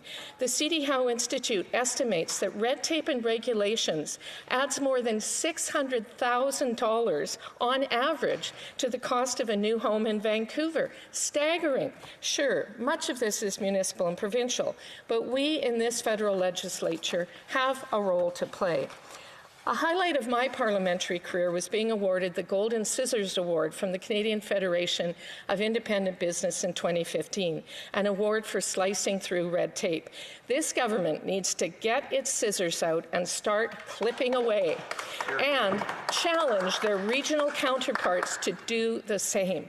Enhancing transit is another key part of the equation. Better, faster transit, reaching further beyond existing boundaries, would create a whole new world of possibility for residential development, allowing more commuters to live in areas beyond the downtown cores. In the Lower Mainland, we need SkyTrain expansions to Langley and South Surrey. We've been waiting far too long for the replacement of the George Massey Tunnel, a key artery along Highway 99 that serves commuters from White Rock, Surrey, Delta, and more. 85,000 commuters a day in 2019, with only 4 total lanes of traffic. Constant congestion. Plans for an expansion were first announced 15 years ago. It's past time to allocate the funds and work with local governments to get these projects done. Better transit infrastructure encourages growth, development, and home ownership. Let's unlock this new supply. The Liberals' infrastructure plan simply isn't working. Their Canada Infrastructure Bank, established to disperse $35 billion to infrastructure projects over 11 years, has completed a grand total of 0 projects in 4 years' time. The independent parliamentary budget officer recently said that the Infrastructure Bank is likely to fall short of its mandate, really, predicting only 15.9 of the $35 billion will be spent by, wait for it, 2028. Speaking of overpromising and underperforming, the Liberals' first time home buyers incentive is also failing. The shared equity mortgage program offered first-time buyers 5% on existing homes and up to 10% on new construction, resulting in lower monthly mortgage payments, but with the catch that the government owns that 5 to 10% of the home to be repaid to the government over 25 years or when the property is sold. So let's say a family in White Rock decides to purchase that 2-bed, 2-bath I mentioned earlier at the $1.25 million price tag. Using this 5% incentive, effectively a loan of $62,500. Oh, wait a minute. I was carried away with the promise of this program for a moment. This family actually couldn't qualify for that program at all because the limits on the program are such that it's not available. In other words, it's completely unworkable in my riding altogether. So despite the fact that such a program could result in usurious repayment rates, it's irrelevant in my riding anyway. Canadians were told the shared equity mortgage program would help 20,000 Canadians buy a home in the first 6 months. Instead, it's served fewer than 6,000 over 7 months. Again, overpromised, underdelivered. 2 years in, less than 1/10 of the Liberals promised uptake. Canadians aren't using the program because it's a bad deal. Home ownership is critical to ensuring lasting prosperity and financial stability of the middle class. Conservatives know this. Let's address speculative foreign ownership, cut through the bureaucracy, encourage new builds, increase supply, and make the dream of home ownership a reality. I've listened to the Liberals all day during this debate brag about spending $27 billion on housing. So why is supply of new builds, rentals, and upgrades still a crisis? I guess they haven't actually been in charge for the last 5.5 years. They talk more about Prime Minister Harper than Conservatives do. And today they even reached back 30 years to Prime Minister Mulroney. We are here in 2021 to address 2021 and future Canadian issues, not gaze back into history. That's why my colleagues and I put forward this motion today. We're tired of the inaction, the waste, the talking points, and the rapid decline of affordable housing in this country, particularly in ridings like mine. Why not put all that profligate spending into something that Canadians actually care about? Affordable rentals, home ownership, and infrastructures to support both. A lot less talk and a lot... Questions and comments. The Honourable Parliamentary Secretary to the Minister of Families, Children and Social Development. You know, the Conservative motion doesn't spend $1 on housing. The Conservative motion is a postcard of ideas that actually doesn't accomplish much of anything in any of the areas they want to speak about. The member opposite talks about the desire to build transit.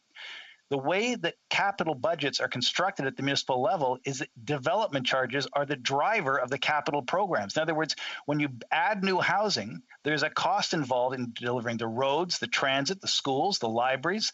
Everything in the city that a house requires to be functional is leveraged off of those development charges. Yet what the Conservatives are proposing is not only to gut that system, but to also cut the funding that is the federal contribution to transit. How do you build a subway with nothing but tax cuts and budget cuts? How? Member for South Surrey White Rock. Well, thank you, Madam Speaker. Last time I looked, again, the Liberals are forming this government.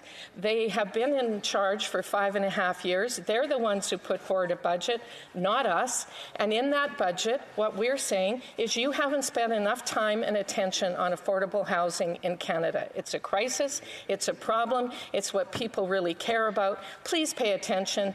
Please, more action, less talk. L'honorable député d'Abitibi-Témiscamingue. The Honourable Member for Abitibi-Témiscamingue. Thank you very much, Madam Speaker. Now, we know that housing has to do with supply and demand. And one of the problems with supply and demand is that a lot of housing is used either for Airbnbs or for speculators from abroad. If it weren't for those trends, perhaps we would be able to appropriately house all Quebecers and Canadians. And it would be more affordable. So what can we do concretely to ensure that we can actually live in the housing that we already have? Thank you. Member for South Surrey White Rock. Well, I thank my colleague for that question. And part of what we can do is, as I said in my speech, end the consultation and actually take action on foreign ownership, take action on vacant housing and how it's used, but more so is we need to increase supply. As I mentioned, we have the lowest housing unit per capita rate in the G7. That's shameful, Madam Speaker. The Honourable Member for South Okanagan, yes, West Kootenay. Well, thank you, Madam Speaker, and I'd like to thank the member for her speech. You know, I'm happy to be debating housing here today. It's a crisis in my riding and across this country. The NDP's happy to support this motion because, you know, it's a motion that says all the right things. It's like the Conservatives are taking a leaf out of the Liberal book by saying good things without having anything here that they have to live up to in an election, for instance. And I'm just wondering, she talks about how important it is to increase the supply of subsidized housing, of low-cost housing. What are the details? Would she agree with the NDP that we need to create 500,000 housing units that are affordable just to catch up for the 30 years of lost time when the Conservatives and Liberal governments did nothing to create affordable housing in Canada? The Honourable Member for South Surrey White Rock. Well, thank you, Madam Speaker, and I thank my colleague for that question. It's always good to talk with other members of Parliament from British Columbia. The only place where housing is less accessible than the Lower Mainland in BC is the Okanagan, where that member is from. It's a beautiful place to live, but a lot of people simply can't afford to live there. So yes, we agree that there needs to be more spending, more targeted spending, and more detail put into how we help get past this crisis, not just talk about there being one. Thank you. The Honourable Member for Saanich Gulf Islands. Thank you, Madam Speaker. And like my friend from South Okanagan, West Kootenay, I don't find much in this motion to object. But I also think that when facing the housing crisis, we need to recognize that there's some undercurrents here that aren't easy fixes. There's a lot of ways that we look at the acute crisis of homelessness for people who need a roof over their head and market housing. I also remember if she would agree with Professor William Rees at UBC, who said the biggest problem we faced was when we stopped having the affordability of houses derived in each community by what that community earned and had it become a global commodities market for speculative investment. For South Surrey White Rock, 10 seconds. Thank you, and I thank my colleague for that question, because I do agree with her. This is something that's run away in Canada. It's something we need to take hold of and deal with.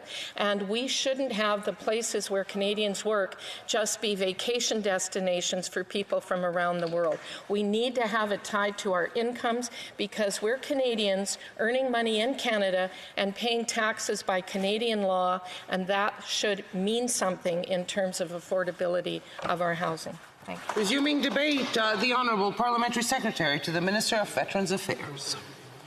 Merci beaucoup, Madame la Présidente. Thank you, Madam Speaker. I just want to mention that I'm sharing my time with the member for Humber River Black Creek after my speech. I am so pleased to be able to participate in this debate and to talk, of course, about efforts being made to fight homelessness. I am sure that all of my colleagues in this House agree that safe housing is essential to the well-being of Canadians and their families. We understand that affordable housing plays a key role in addressing poverty and homelessness. Those are two issues that require more than a Band-Aid solution. That is why we are not content to simply deal with homelessness on a day-to-day basis. We're looking to develop long-term solutions to prevent and to reduce those challenges. Madam Speaker, addressing affordable housing is an issue of utmost importance for all Canadians. For many of us, it is easy to take our home for granted. Sometimes we forget all too easily that there are Canadians who are not in the same position as we are and may be living in fear of losing their homes. Poverty has a profound impact on all aspects of our society. Often seniors, members of First Nations, veterans, children, single mothers, mothers fleeing violence, or people who have a college or university degree but can't find work in their field. Some of these people experience homelessness simply because of their economic, family, and social situation, because it's been unfavorable since birth. The fact is, we have to act now.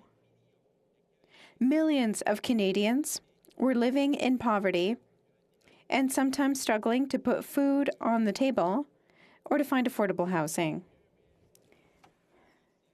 That's why, in 2017, as part of the National Housing Strategy, the Government of Canada announced $2.2 billion over 10 years to extend and expand federal homelessness programs. In 2019, we launched Reaching Home, Canada's homelessness strategy. Reaching Home supports the goal of the National Housing Strategy. It helps the most at-risk Canadians to maintain safe, stable, and affordable housing and to work towards eliminating chronic homelessness on a national scale. Reaching Home is a community-based program. It provides funding and support to urban, Indigenous, rural, and remote communities to help them address their needs in terms of fighting homelessness. Over the first 6 months of the program, Reaching Home invested in 1,200 projects across the country. In 2020, Reaching Home was expanded to 6 new communities across Canada to help more Canadians experiencing or at risk of experiencing homelessness. Under Reaching Home, our government works with communities to develop and implement community plans and projects that are data-driven and focused on clear outcomes. This results-based approach keeps decision-making at the local level, and gives communities greater flexibility to respond to local priorities, including homelessness prevention, and to deliver programs designed to meet the needs of specific populations such as youth, Indigenous people, women, and children fleeing violence. And now let's talk about the most recent investments in Reaching Home. Budget 2021 proposes to allocate an additional $567 million to Reaching Home over 2 years, starting in 2022-2023. This builds on the investment of more than $299 million in the Reaching Home program that our government announced in the 2021-2022 Fall Economic Statement. It complements the investment of more than $400 million in additional federal funding for Reaching Home in 2020. This was designed to support the service sector's response to homelessness in the context of COVID-19 and to prevent entry into homelessness. Madame la Présidente, la pandémie de COVID-19 The COVID-19 pandemic has put significant pressure on Canada's homelessness services sector. It needed to transform the way it delivered services to prevent outbreaks among people experiencing homelessness or at risk of becoming homeless. As a result, our government plans to provide Reaching Out des fonds supplémentaires pour with additional funding for 2 more years, starting in 2022-23. L'objectif est d'aider les collectivités à continuer. The goal is to help communities continue to serve people experiencing homelessness safely and to prevent homelessness among Canadians at risk as the pandemic wanes. I would like to add that, based on the progress we have made and our commitment to do more, our government has announced its commitment to eliminate chronic homelessness in Canada. And I would like to quickly mention some other investments our government is making to ensure that housing becomes more accessible and affordable. Budget 21, first of all, proposes to allocate an additional $2.5 billion over 7 years, beginning in 2021-22, to the Canada Mortgage and Housing Corporation, including an additional $1.5 billion for the Rapid Housing Initiative, $600 million over 7 years to renew and expand the Affordable Housing Innovation Fund, $315 million over 7 years through the Canada Housing Assistance Allowance to increase direct financial assistance to low-income women and children who are fleeing violence, $118 million over 7 years as part of the Federal Community Housing Initiative to support community housing providers. De plus, le budget 2021 propose d'avoir. Furthermore, Budget 2021 proposes to advance and reallocate $1.3 billion of previously announced funding on a cash basis, including $750 million as part of the National Housing Co-Investment Fund to accelerate the creation of 3,400 new units and the repair of 13,700 units, $250 million under the National Housing Co-Investment Fund to help fund the construction, repair, and operating costs of about 560 transitional housing units and shelter spaces, and $300 million from the Rental Construction Financing Initiative to fund the conversion of vacant commercial properties. I think that it's clear our government is continuing to do what is necessary to address homelessness. We are clearly demonstrating that we are developing and implementing long-term solutions to prevent and to end chronic homelessness in Canada once and for all. Thank you, Madam Speaker. Questions and comments? The Honourable Member for Hamilton Centre. Thank you very much, Madam Speaker. We've heard the Honourable Member recount at length all of the symptoms of the financialization of the housing market, and perhaps my colleague, the Honourable Member from Vancouver East, asked the most important question today, which is on the commodification and the financialization of rental housing, and stating that Canada is losing more affordable housing than is being created. And this business model of REITs and other large capital funds relies on acquiring lower rental properties that allow them to maximize profits for shareholders, including through rent evictions. So will this Honourable Member and the government take action to limit the ability of REITs and large capital funds to purchase rental units and create a housing acquisition fund for the nonprofit sector, as was called by the former UN housing rapporteur, Lalani Farhar, the FCM, and Recovery for All? Parliamentary Secretary. Thank you, Madam Speaker. I want to thank my colleague for his very important question. It is a concern. There is no question that with all our investments, we are moving forward on many new and renovated housing, affordable housing, etc., for seniors. But we must find a way of not losing those that already exist by investors and whatnot. So that is a very important approach that we must make sure that we're working in parallel to make more housing, affordable housing, available for all Canadians. Thank you. L'honorable député d'Avignon-Lambitis, Madame Matapédia. Merci, Madame la Présidente. Thank you, Madam Speaker. I'd like to thank my colleague for his speech. As I said earlier, the housing crisis is being felt in Gaspésie as well. There was good news recently. 2 new projects are going to go forward to help Chandler in my riding. But who can help those projects move forward? It's the Quebec Housing Corporation. Does my colleague agree that the role of the federal government in this crisis is simply to transfer money unconditionally to Quebec and the provinces because they are the ones who have jurisdiction over this issue? The Honourable Parliamentary Secretary. Thank you to my colleague for her question. It's a very important one.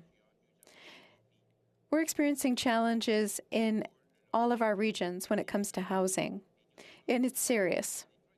We have to work very closely with provincial governments and municipal governments.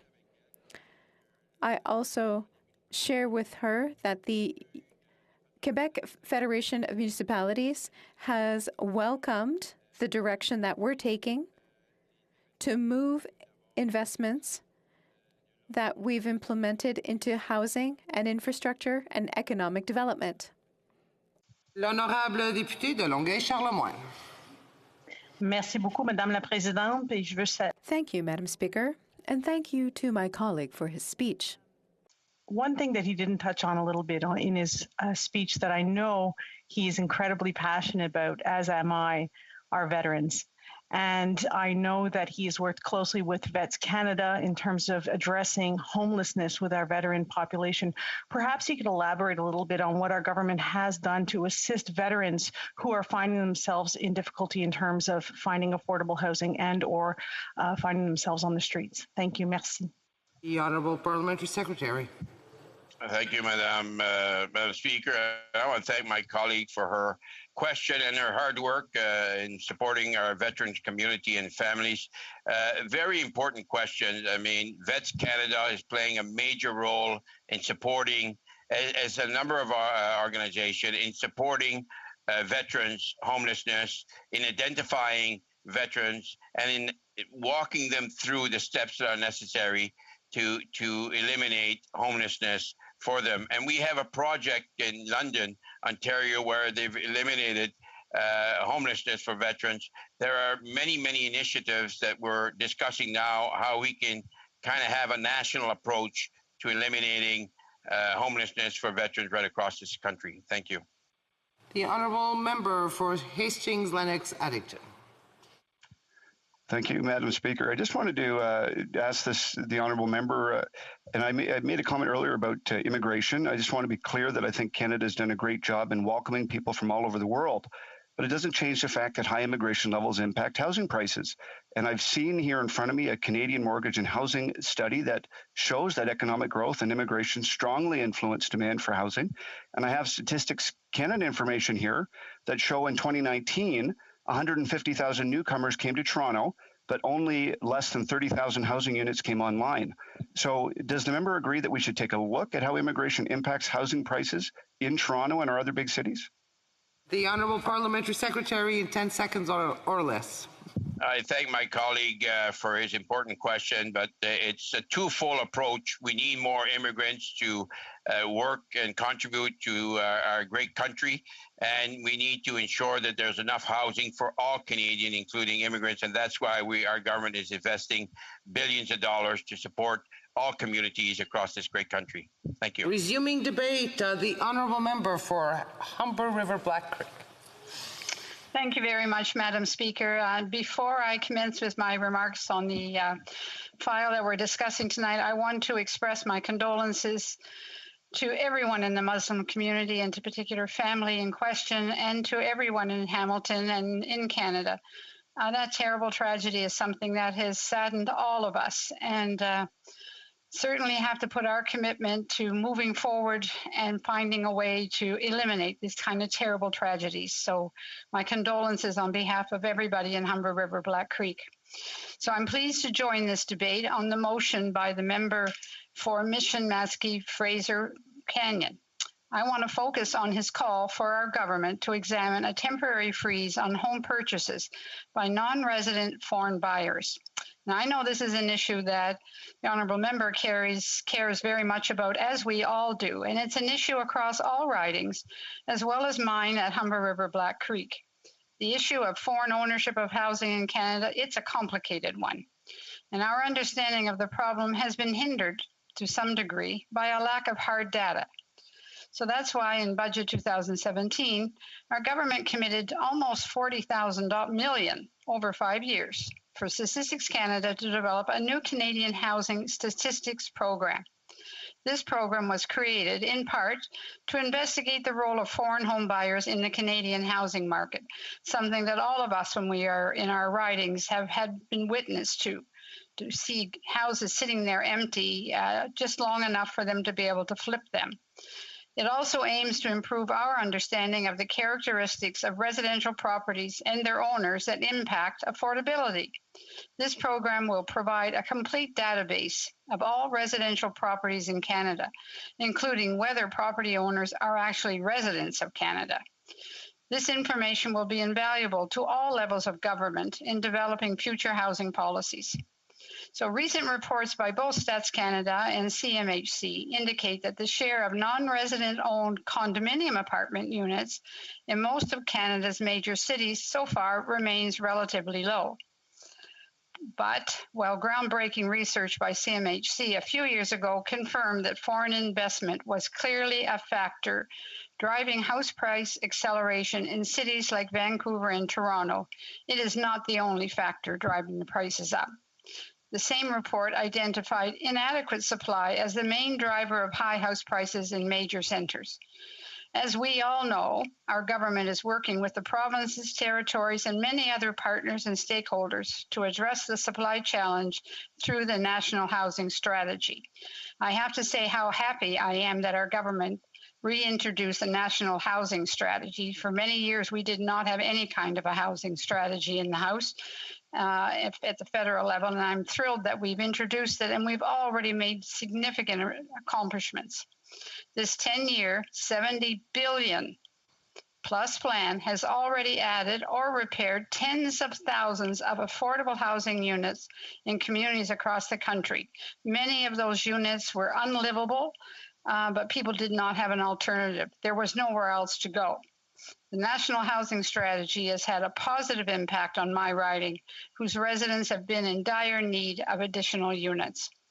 We must ensure that these units are available to those who are on Canadian soil. The issue of foreign ownership, and perhaps more specifically, the issue of unoccupied units owned by non-residents of Canada, is the real crux of this problem. The fact that units are being purchased by speculators, whether foreign or domestic, left empty while the owners wait for prices to rise, and while many are still left without a place to call home.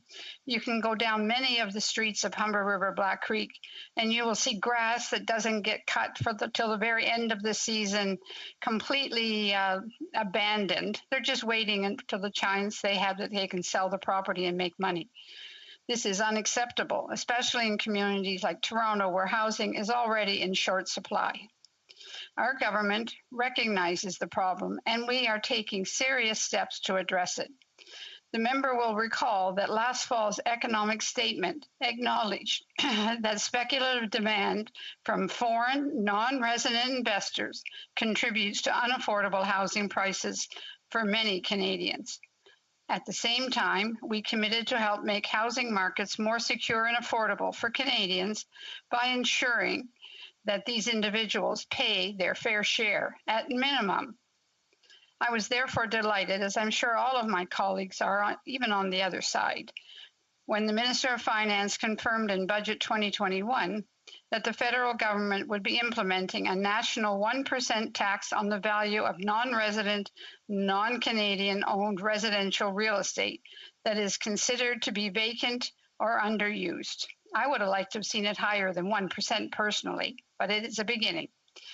This new tax, which will come into effect on January 1st of next year, will require all owners, other than Canadian citizens or permanent residents of Canada, to file a declaration as to the current use of the property, with significant penalties for failure to file. As we stated in the budget, Madam Speaker, our government believes that homes are meant to live in. This measure is one way to ensure that houses in Canada are first and foremost a place for Canadians to live, to raise their families, and to build their future. Some time will be needed to ensure that the tax is designed and implemented fairly and effectively. In the coming months, we will release a consultation paper to give stakeholders an opportunity to comment on the parameters of the proposed tax, including whether special rules should be established for small tourism and resort communities. We will, of course, work closely with the provinces, territories, and municipalities in implementing this new tax, which is expected to increase federal revenues by about $700 million over 4 years, starting in 22-23. These revenues will help to support our significant investments in Budget 21 to make housing more affordable for all Canadians. These investments include $2.5 billion in new funding and a reallocation of $1.3 billion in existing funding to help build, repair, and support 35,000 existing housing units. Budget 2021 will also support the conversion to housing of empty office space that has appeared in many of our downtowns by reallocating $300 million from the rental construction financing initiatives. So Budget 2021 not only fulfills our commitment to implement a tax on vacant or underused residential property owned by foreign non-residents, it also builds on our legacy of investing heavily in housing affordability. Madam Speaker, the combination of massive investments to make housing more affordable for the most vulnerable, to end homelessness, and to limit foreign speculation in the housing market will help ensure that Canada's economic recovery is an inclusive one that helps more people join the middle class. And I know that the member who put the motion forward shares this goal. He has frequently brought the matter of affordability to the House attention, and I commend him for that. His motion suggests, however, that we need to begin by tearing down all the progress we have made, and that is not something that I can agree with him. Tens of thousands of Canadian families have benefited from our investments to date through the National Housing Strategy, including constituents in the riding represented by the member. Our government is confident that the path we are on with the National Housing Strategy is the right one for Canada, and we won't stop making progress until everyone has a safe and affordable place to call home. Thank you very much, Madam Speaker, for the opportunity to speak today. Questions et commentaires. Questions and comments? The Honourable Member for Courtney Alberni. Thank you, Madam Speaker. Madam Speaker, today's motion does absolutely nothing, the Conservative motion, to address homelessness for people that have served our country, and that's veterans. Madam Speaker, we heard the previous Liberal colleague talk about veterans, yet there's been no action. Retired Sergeant Bill Webb in my riding has been working with myself, my good friend and colleague from North Vancouver Island, Powell River, and the local legions, the local municipalities of Qualicum Beach and Courtenay, all wanting to build veterans housing for those that are homeless right now that served our country. They shouldn't be living on the street, Madam Speaker. I put forward a question on the order paper. It came back that the government is right now explicitly looking at the whole of government approach to look at this issue. Yet they've committed to a timeline of 2025 to end veterans homelessness, but they haven't delivered. It's highlighted in the National Housing Strategy as a priority. They can't get resources. Retired Sergeant Webb has been looking to the federal government to take leadership, yet that hasn't happened. Can my colleague come back and explain to veterans why they haven't delivered veterans housing for those that put their lives on the line, served our country, and are actually living on the streets and should be getting support from the federal government right now? The Honourable Member for Humber River Black Creek. Thank you very much, Madam Speaker, and I want to thank my colleague for such an important question. I think all 338 of us as members of Parliament all care very much about the issue of our veterans and want everything from improved services to mental health, of course, to housing. But let me say, since the beginning of the National Housing Strategy, we have created over 63,000 units of housing. We have repaired over 126,000 units, and we have provided over 36,000 households with affordability support. We recognize the challenges there. We've committed the money, and we intend to make sure that everybody has a safe home, especially our veterans. Questions and comments? L'honorable député. The honourable member for Charlevoix. Thank you, Madam Speaker. I've been listening attentively to what our colleague has to say.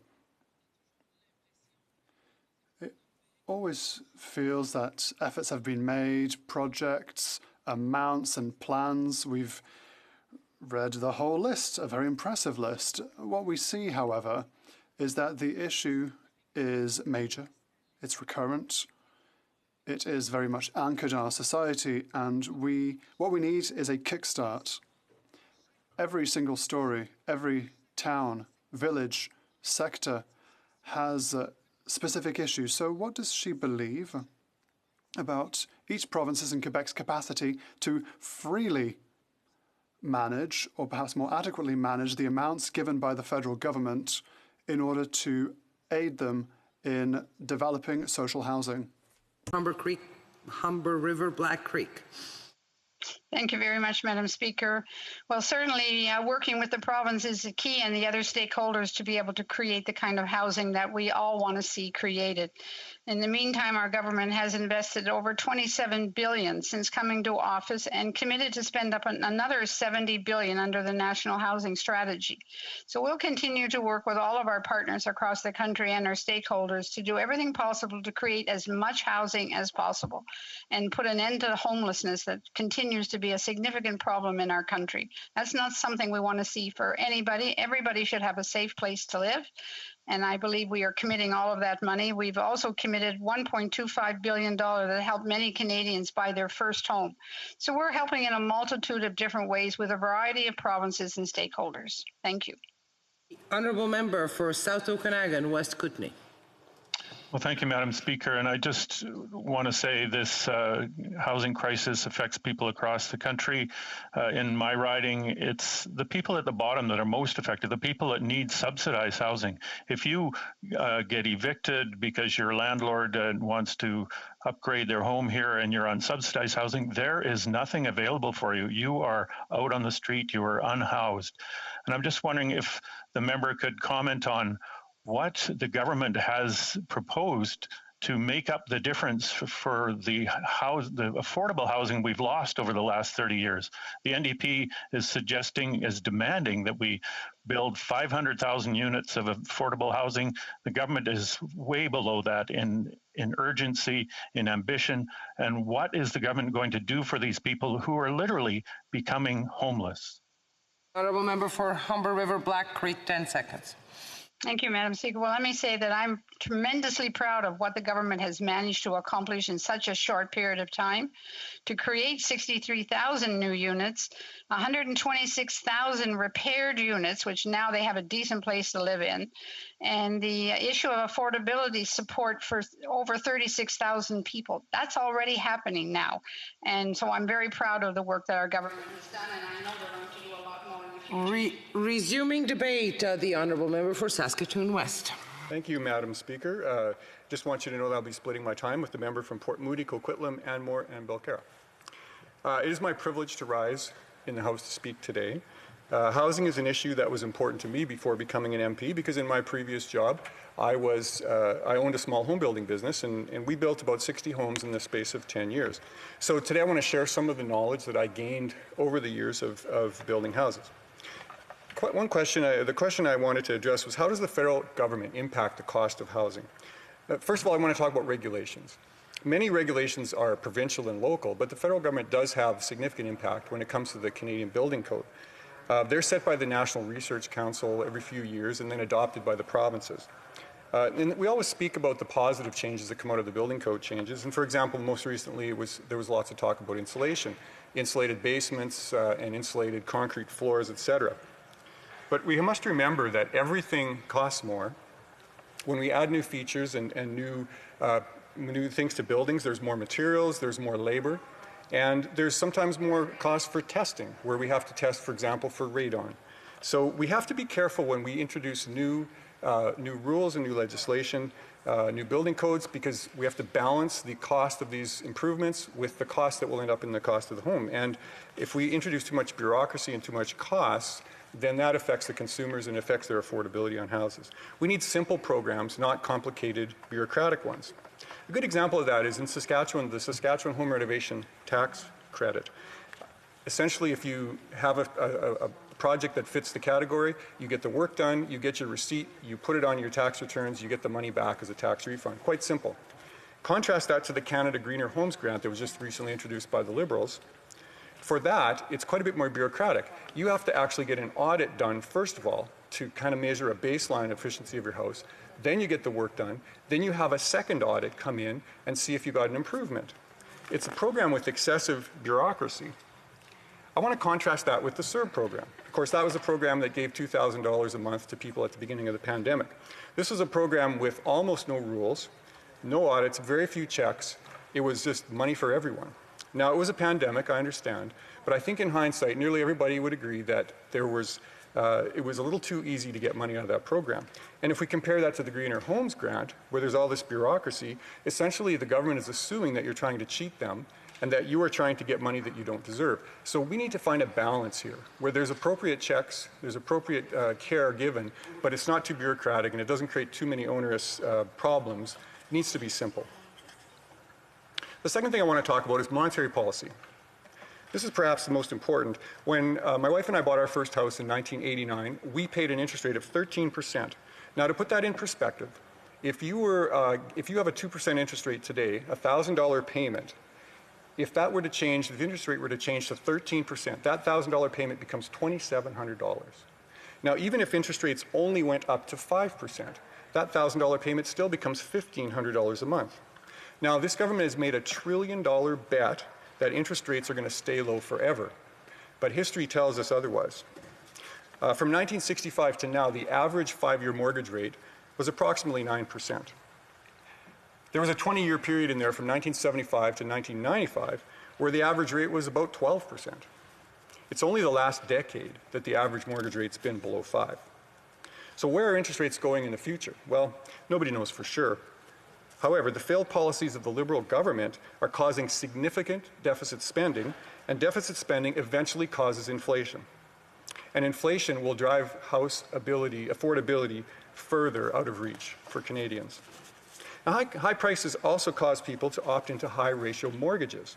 So I had an example of a customer who planned to build a house with me with a 5% down payment. Now, I explained to them what the bank didn't want to explain, and that is that the CMHC charges them a fee for a 5% down payment mortgage, and that fee is 4%. So essentially, it wipes out their down payment completely. So once the customer understood that, they chose to wait and try to get a larger, save for a larger down payment. Now, this is where the government can lead. Instead of the government's failed first-time homebuyer program, people need a real program. We could increase amortization periods, we can improve mortgage terms, possibly create a tax incentive to allow people to save for their down payment. The third area that I want to talk about is rental housing. There's very little new rental housing built in Saskatoon recently, and in fact in Canada. And the simple reason is that developers can make more money by building condos. Now, the government may need to introduce some measures to gently prod the market towards more rental products. This was done before, around 1980, through the program called the MERB program. This incentivized investors to build rental properties, and it worked great. There were 195,000 units built at a cost of about $2 billion in today's dollars. Now, compare that to the Liberals' national housing strategy, where it proposes to build 71,000 units for $26 billion. So $26 billion to get 71,000 or $2 billion to get 195,000. It seems to me that the program of 40 years ago has a much better ROI, and perhaps the Liberal government should look at that program as they design theirs. In February, we hosted a town hall to discuss housing. And what I heard was affordable housing is key, not just for the obvious things, but for physical and mental health. In Saskatoon, at any given time, there are approximately 475 homeless adults. I've received over 210 emails and letters on this issue since becoming an MP. The Rapid Housing Initiative was supposed to address Saskatoon's housing needs. But there was no money in the big city stream for Saskatoon, and in the project stream, applications from Saskatoon were all denied by the government. I supported 3 projects in Saskatoon West, and I wrote letters and spoke with the parliamentary secretary. The Lighthouse application consisted of an acquisition and upgrading of a motel facility to add residential transition housing.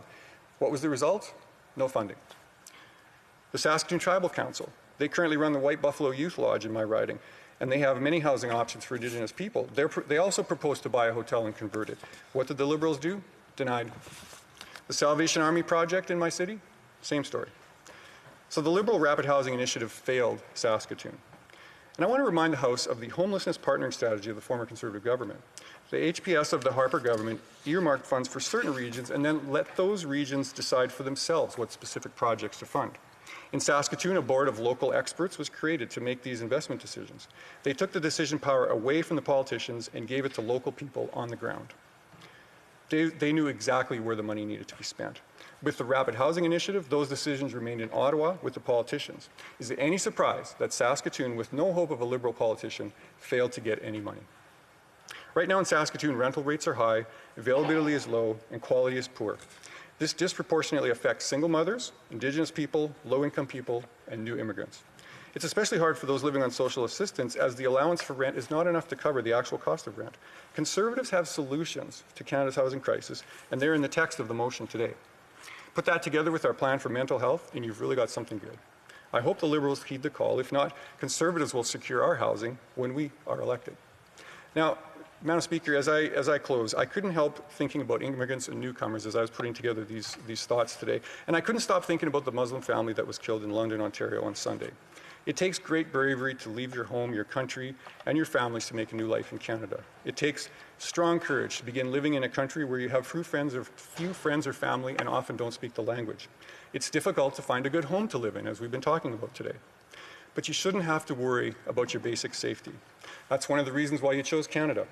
To my good friends Hassan, Ilyas, Afzal, Mohammed, Sadiq, Assad, Sayad, and to all Muslims in Saskatoon and Canada, I'm so sorry that one hate-filled man has caused you to live in fear. He doesn't represent Canada. I'm sorry that you feel afraid on the streets. You shouldn't. To all Canadians, let's work hard to make our streets safe for all ages, all genders, all nationalities, and all religions. Thank you. The Honourable Parliamentary questions and comments. The Honourable Parliamentary Secretary to the Minister of Children's, Families and Social Development. I'd like to thank my colleague for his speech, and also I've worked very hard with him to try and realize better results in Saskatoon, in particular with the Tribal Council and Chief Arcand. It was disappointing that other projects scored higher and therefore receive funding. But I assure him that with Rapid Housing 2.0 on the horizon, I've already been in conversation with Mayor Charlie Clark as well as the tribal chief to make sure that we attend to Saskatoon's challenges. What I was a little concerned about was his call for sort of a gutting of, or it sounded like to remove what he would call red tape in the Canada Building Code. First of all, the Canada Building Code is not enforced in Saskatoon or Saskatchewan. It's the Saskatchewan Building Code. They can adopt the Canadian one. Does he really believe that watering down housing standards is a way to make housing safer and more secure? The honourable member for Saskatoon West. I thank the Parliamentary Secretary for his comments, and I do appreciate the work that he's doing on behalf of Saskatoon, and hopefully we will see some money flow eventually to Saskatoon. Regarding the building codes, he's right. The Saskatchewan government does adopt the building codes, but my point wasn't that we need to gut them. My point was that we need to be careful when we create new items in there, because there's always a big long wish list of things that we want to put in the building codes. We just need to be careful that those things are worth the cost benefit, that the cost of implementing those things are worth the benefit that we receive. Because as a builder, I can tell you that sometimes there's things in there that don't make sense. There's new items in that building code that are not cost effective. They add more bureaucratic red tape than they need to, and that's what I'm trying to address. Questions et commentaires, questions and comments? The honourable member for Vancouver East. Thank you very much, Madam Speaker. Chief Shiny Turtle has indicated that there's a great need to have CMHC's Section 95 program funding for home construction lifted to adjust for the inflation in building costs and materials. For example, they receive about $148,000 in CMHC subsidy to build their house, but with housing costs running at $400 per square feet, 1,000 square feet for a home will cost over $400K. The band is not able to assume that kind of financial burden, yet CMHC representatives fail to provide a workable solution. Chief Turtle is calling for a bold strategy, not just tinkering around the edges. Does the member agree that the federal contributions need to match today's cost of construction in the minimum? The honourable member for Saskatoon West. I thank the member for her question. It's really unfortunate of the cost of construction these days, and that's part of why I'm talking about the building codes. We have to make sure that what we're implementing for building codes are reasonable given the costs that are associated with them. There's many factors that come into play when it comes to costs. We have to have a strong labor force that is achievable. We need to have good trade policies so that we have reasonable access to materials that come in from overseas, because materials that we get provide a large part of the cost of a building. And yes, we need funds to match the cost that it takes, and that's what every new home buyer faces, that issue where they're faced with the same problem. They're faced with the very large amount of money that's needed to pay for the house that they want, and so it's a problem across the board. Questions and comments? L'honorable député de Avignon, La Métis, Matane, The honourable member for Avignon, La Métis, Matane, Matapédia. I'd just like to thank my colleague for his speech, and it's very refreshing to see the Conservatives taking an interest in the housing crisis. But this isn't a crisis that has emerged overnight. It's been going on for some time. So I don't really understand why the Conservative Harper government didn't increase the housing budget. I'm wondering why the Conservatives seem to have changed their mind and now want the Liberals to increase this funding. I thank the honourable member for her question. You know, I can speak to my own position on this. As I, in my former work, I was also involved in the inner areas of Saskatoon, working with different organizations. Housing has always been a priority to me. Housing has been something that's been important to me all the way through my life. I've worked hard to help people get good housing. I've worked with organizations in Saskatoon to help those who are vulnerable and who don't have access to good housing, and we've tried to provide better housing for them. So it's something that's important to me. It's something that's very important to many of my colleagues on this side of the floor. And thank you for the question. As we go to resuming debate, I do want to remind the honourable member that unfortunately that we are limited in time, and so I will have to cut off the debate at some point. The honourable member for Port Moody Coquitlam. Thank you, Madam Chair. I'd like to begin by saying that housing is a basic need for survival. This is not something that we should tamper with lightly. People live in a complex ecosystem of currency and interdependencies of economics and laws that govern its flow, at least in our part of the world. And outside the offerings of charity and benevolence, currency is required to buy and sell goods and services, and this includes homes. Homes are where families are raised and provide means for stability and safety, to be established to foster love and security and the thriving of their lives. A home provides autonomy for individuals and young families to grow their own legacy. The home is an anchor for the dignity and flourishing of those who dwell within. And there are different types of homes required to meet the needs of people in different seasons of their life journey, including seniors. And in the context of a complex world system, an individual's capacity to meet their housing needs are intricately interdependent with the world one lives in and the opportunities facilitated by the governing entities. Understanding these basic principles, it is then incumbent on all tiers of government to work together to ensure that in the midst of an economic continuum, the basic needs of the people are safeguarded, so necessities such as housing are accessible to all Canadians regardless of their financial position. But despite an upset of skyrocketing prices in the housing market triggered by non-resident foreign buyers and money laundering, the government has done little to protect the priority of middle-class Canadians to access housing they can afford. The government has failed to act meaningfully to help first-time home buyers and incentivize purpose-built market rental housing and fill the housing gap. And it's now been made more difficult with inflation and the cost of lumber rising. I have been raising this issue of housing shortage since the start of the 43rd Parliament. My first question period intervention was in response to the throne speech, where I raised the issue of affordability and the ineffective mortgage stress test. I only need to listen to the stories of my constituents to know that no matter how much the Liberal government claims to have taken action to solve the housing crisis, there is little fruit to show for their work. I'd like to share the story of Jordan, a constituent who lives with his wife and 2 young children in Coquitlam. He reached out to my office to tell me he will ultimately be leaving the city he's called home for over 30 years due to housing prices. The last thing he wants to do is leave, but he says that he has little choice in the matter unless he goes into obscene amounts of debt once his current lease is up. And we know many Canadians are very, very close to insolvency, just $200 shy. He is perplexed that while his salary is well above the national average, he can't live in what's been a working class neighborhood since its inception, according to his own words. He regrets that the only way to get into the market at this point is to be lucky enough to have parents that have cashed out at the top and are willing to transfer the necessary wealth to their kids. Madam Speaker, Jordan isn't the only story I've heard about longtime residents with deep roots in the community who've had to leave because they can't keep up with the hiking housing prices. I've spoken with a constituent in Port Moody who's living with his wife and children at a parent's house, renting a floor that is below the market rental value so they could save up for a down payment on their home, on their first home. However, given the skyrocketing prices, he's beginning to accept the possibility of moving further out of the city to be able to afford a home. But his children have begun settling into the neighborhood and feel like it's their home. This breaks their parents' hearts. Madam Speaker, it's very sad. Whenever I speak with young families trying to enter the housing market, they can't dream about owning a home to raise their children. But there are common sense steps that the government can take without just talking about them or throwing money without a meaningful strategy.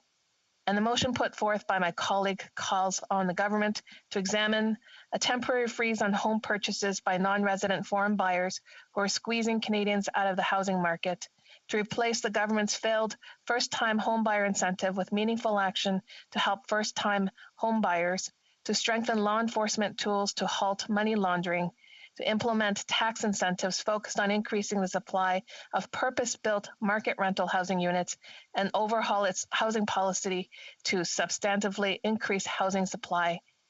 In Coquitlam, the average price of house sold was $1.1 million, according to MLS stats.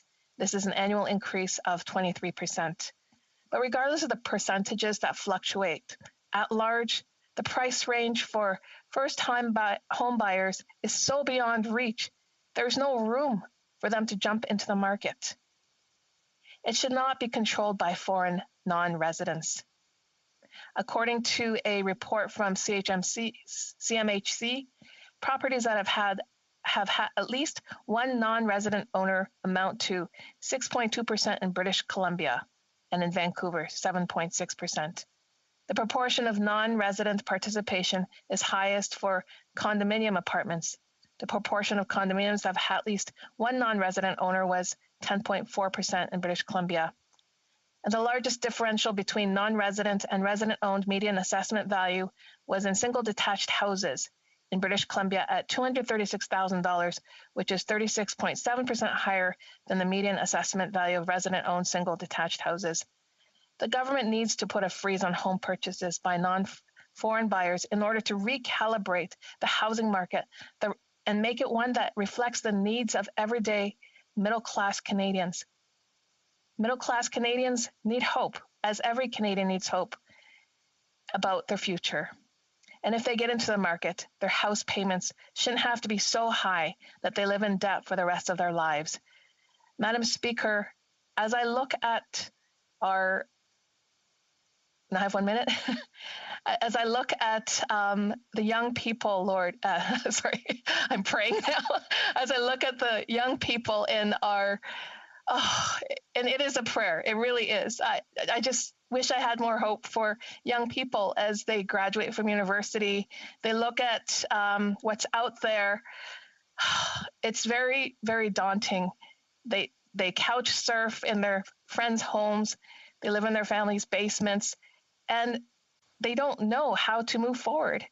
And it's not very much different for families who have children, for couples, because they are also staying in their homes. I hope that in closing, I could ask the government to just step aside, take seriously these issues with moral courage to attack crime like money laundering, and sit down and really crunch out numbers and strategies that work with mortgages, and set their trajectory on helping middle-class Canadians find their way to find hope, to dream about their family and their future, having a home where they could flourish in the safety of their own roof. Thank you very much, Madam Speaker. It being 5:50 p.m., it is my duty to interrupt the proceedings and put forthwith every question necessary to dispose of the business of supply. The question is as follows. Mr. Viss, seconded by Mr. Morrison, move that given that I, the cost of housing continues to rise out of reach of Canadians. 2, current government policy has failed to provide sufficient housing supply. Shall I dispense? Dispense. Si un député d'un parti... If a member of a recognized party present in the House wishes to request a recorded division, or that the motion be adopted on division, I would invite them to rise and indicate it to the chair. The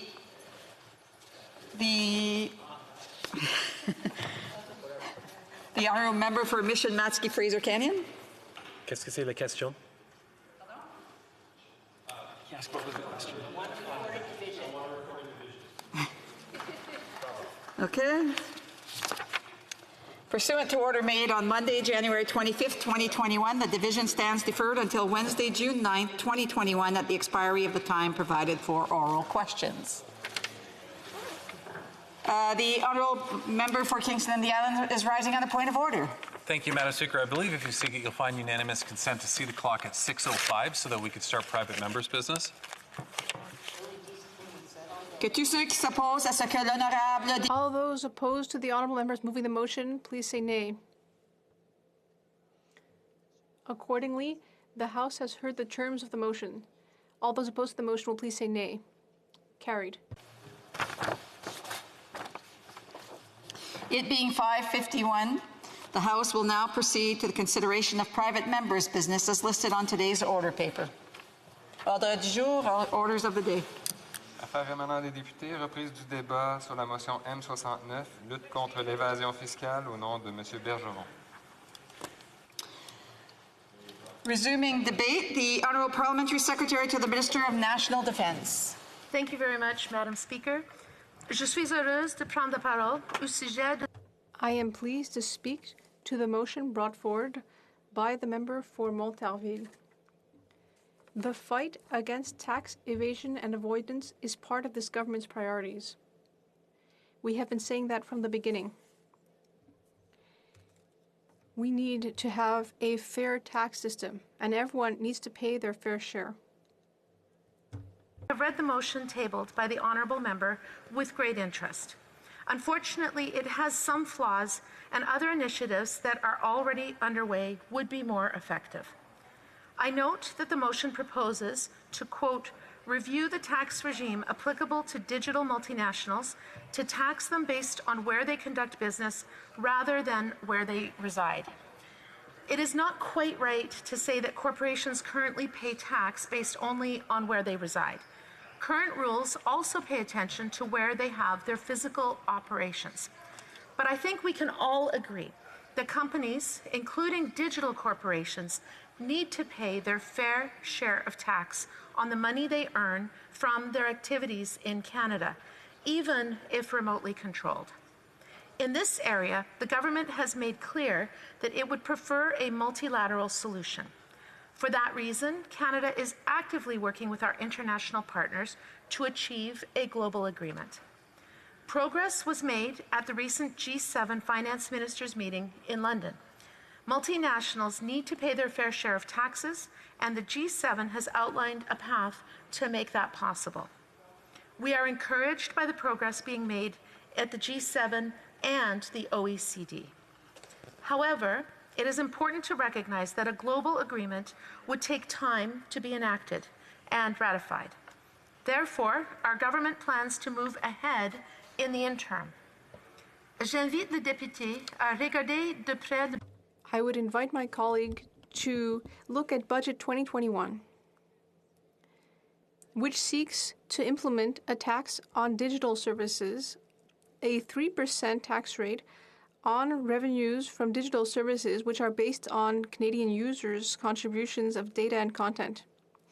That tax would apply to large corporations whose revenue is 750 million euros or more.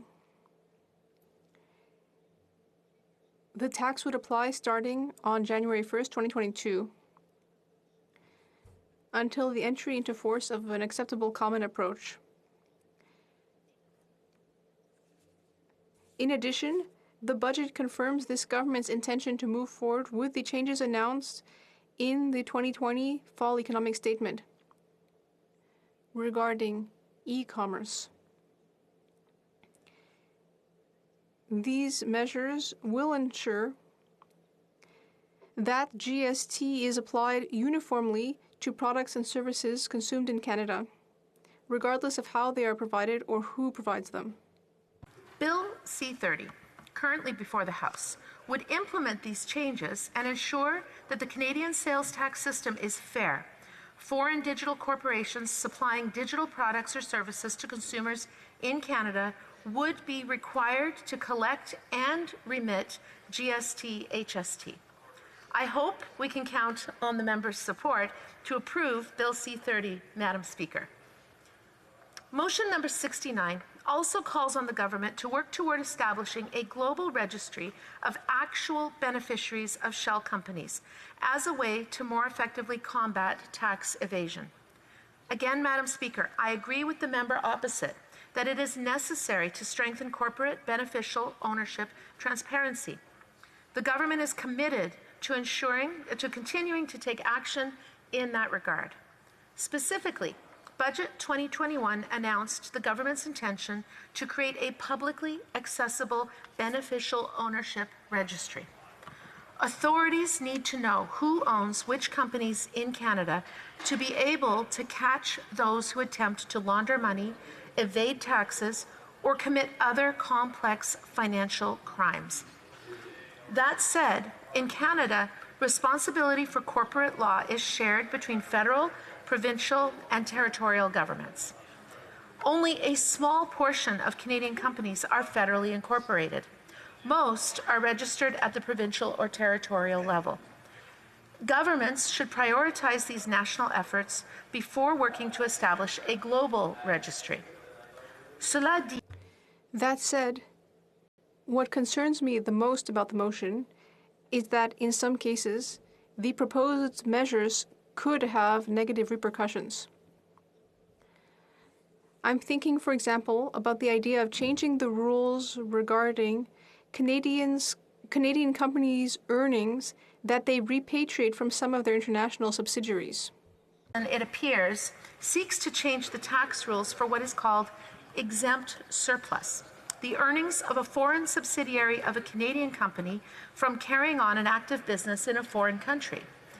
These active business earnings can be repatriated to the Canadian company as dividends, free of Canadian income tax, where the foreign subsidiary is resident and carries on business in a country with which Canada has a tax treaty or a tax information exchange agreement.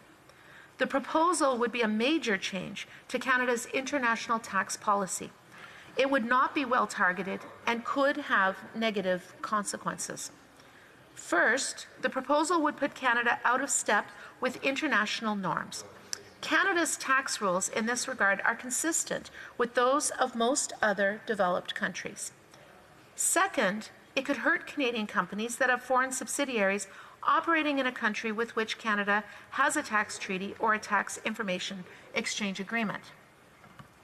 The current rules ensure that a subsidiary carrying on an active business in one of these countries is subject to similar tax rates as other corporations operating in the same country, and therefore competes on an equal footing. Canada has tax treaties and tax information exchange agreements with several countries, including some that have low tax rates. If we change the rules here, we could adversely affect the competitiveness of Canadian businesses operating abroad by increasing their overall tax burden. And third, at the end of the day, the proposed change may not generate significant revenues, if any at all, for Canada. In some cases, it could simply encourage Canadian companies to keep their foreign profits offshore. And in other cases, it could cause them to pay more taxes, but to other countries, not to Canada. The honourable member would also like to review the concept of permanent establishment so that income reported by shell companies created abroad by Canadian taxpayers for tax purposes is taxed in Canada. The goal is laudable, but the motion wouldn't help to achieve it. For one, the concept of permanent establishment generally has no application in relation to Canadian taxpayers shifting income into foreign shell companies. Rather, it applies in the context of foreign companies operating in Canada. Modifying the concept of permanent establishment would therefore not have the intended effect of taxing in Canada income shifted by Canadian taxpayers into foreign shell companies. And two, this concept cannot be modified unilaterally because that concept is defined in Canada's bilateral tax treaties. En résumé, la motion numéro 69. To summarize, Motion 69 has a noble goal: to fight tax fraud and evasion.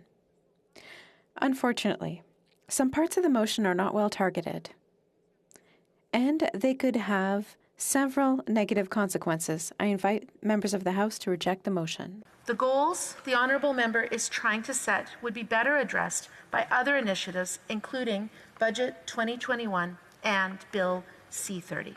Thank you, Madam Speaker. Resuming debate, the honourable member for Northumberland, Peterborough South. Thank you, Madam Speaker, and it is a true privilege to rise in the House today to speak to Motion 69.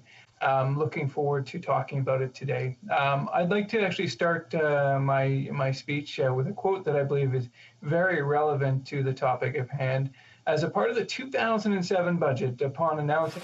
I'm sorry, I have a point of order. I think I know what it is because I believe there's an issue with the honourable member's mic. He might want to try to plug or unplug it and replug it. L'honorable député de Repentigny. Yes, Madam Speaker, that's exactly the reason for which I decided to rise. The interpreter is completely unable to do their work. There's a problem with the mic. Juste d'avoir une discussion pour vérifier où I just want to verify. Has picked the right mic. It was very, the interpreters could not interpret, and there was a bit of an echo in the background as well. C'est parfait. Okay. The honourable member. Thank you. Northumberland, Prix de South. Thank you, Madam Speaker. And it's an honor to rise today to talk to this important issue and to talk to this motion. It's part of a larger discussion that needs to happen, and I'm very pleased to be talking about it today. And I'd like to start actually this speech with a quote actually from the great Jim Flaherty when talking about the 2007 budget, just recently announced an anti-tax haven initiative. And to what he says, I think his words still ring very true today. When multinational corporations use tax loopholes, Canadian taxpayers are indirectly subsidizing their international operations. Our goal is to improve fairness of our tax system and further reduce taxes for hardworking Canadians while preserving Canada's overall tax advantage for a globally successful company. It can be no doubt that taxation can be a challenging and difficult time when you're paying those taxes, but those taxes are often required. They're required to do things like make sure that we have our street lights on, our roads are paved, we want to make sure that our firefighters are well paid, that we continue to have the best education and healthcare systems in the world. And so it is critical that we have that. And as Jim Flaherty said, as the Honorable Jim Flaherty said, when a certain portion of our tax population fails to pay their fair share, it is the rest of us who pay the burden. It is the folks on Main Street who have to subsidize Bay Street, and we don't believe that that is right. And so what is the size, what is the scope of this issue that we're talking about today? Well, it's hard to put an exact figure on it because we don't know exactly how much tax is being evaded. But there are estimates out there anywhere from 5 to 10 to even $15 billion. That's a lot of hospitals that could be built. That's a lot of schools that could be constructed. And so it's because of that we need to focus on that. And like I said, when a certain, even small portion of Canadians don't pay their appropriate fair share, that increases the burden to the rest of the taxpayers. And more than even the taxation, often the tax havens are utilized not only just to avoid paying federal corporate tax or federal individual tax, but also to avoid financial regulations and even financial liabilities. And in some tax schemes, it's even been used to avoid alimony money and even support for children, which is obviously not okay in our great country. It's also been allowed corporations to shelter income and potentially even criminal behavior, all of which represents an unfair advantage for a small portion of our ultra wealthy here in Canada. Now I'd like to focus on the actual motion, and perhaps I'll address some of the concerns from the honourable member in her earlier speech, which was obviously well researched and well thought out, but I think contained a number of deficiencies that perhaps I'll be able to alleviate her concern, and maybe we'll get the members from the other side voting for this motion. So I'll start out, I'm going to go clause by clause, and so all of you that have those documents at home, the motion at home, ready to read it, or in the House, I'll go clause by clause. So we'll start with sub A, which is amend the Income Tax Act and the income tax regulations to ensure that income that Canadian corporations repatriate from their subsidiaries and tax havens ceases to be exempt from tax in Canada. While we fully acknowledge the fact that many of these agreements are done through the tax treaty, through international tax negotiation, that doesn't mean that we can't have change. In fact, there appears to be will throughout the world to have change to make sure that we have people across this world paying their fair share of taxation, and that the ultra wealthy, or a certain portion of them, don't pay that.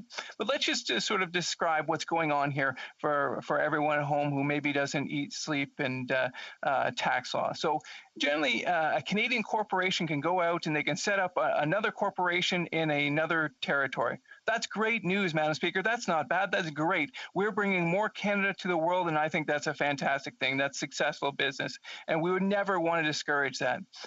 unfortunately, what can happen is there can be a tax disadvantage for the Treasury, because what happens is that they pay tax in these other foreign jurisdictions, and then they can bring this money back, repatriating it back to Canada, even to wealthy shareholders, with those wealthy shareholders not necessarily paying the full amount. And what's more is that there can be planning that is done, Madam Speaker, so that the reality of the income is not really even generated in that foreign company, that it's just used as a way to avoid taxes. There can be and there should be work done. Do we want to make sure, as the honourable member said, that Canadian businesses are competitive wherever they are? Absolutely, but there's a way to do that. There's a way in order to make sure that Canadians pay their fair share while Canadian businesses remain competitive. And I should be noted out that this isn't a novel concept. Many countries in the world do such thing, including the United States, where they don't allow this type of planning that allows the ultra wealthy to avoid taxation. Sub D says, and I skip around here a little bit just in the flow of my argument, but in Sub D, review the tax regime applicable to digital multinationals whose operations do not depend on having a physical presence to tax them based on where they conduct business rather than where they reside. As we look at taxation, a lot of the concepts date back 50, 100 years. They're very geographically centric. We know that the world is increasingly moving away from being geographically centric. Capital, digital items, all sorts of intellectual properties move in seconds from country to country to country. And so we need to revisit this.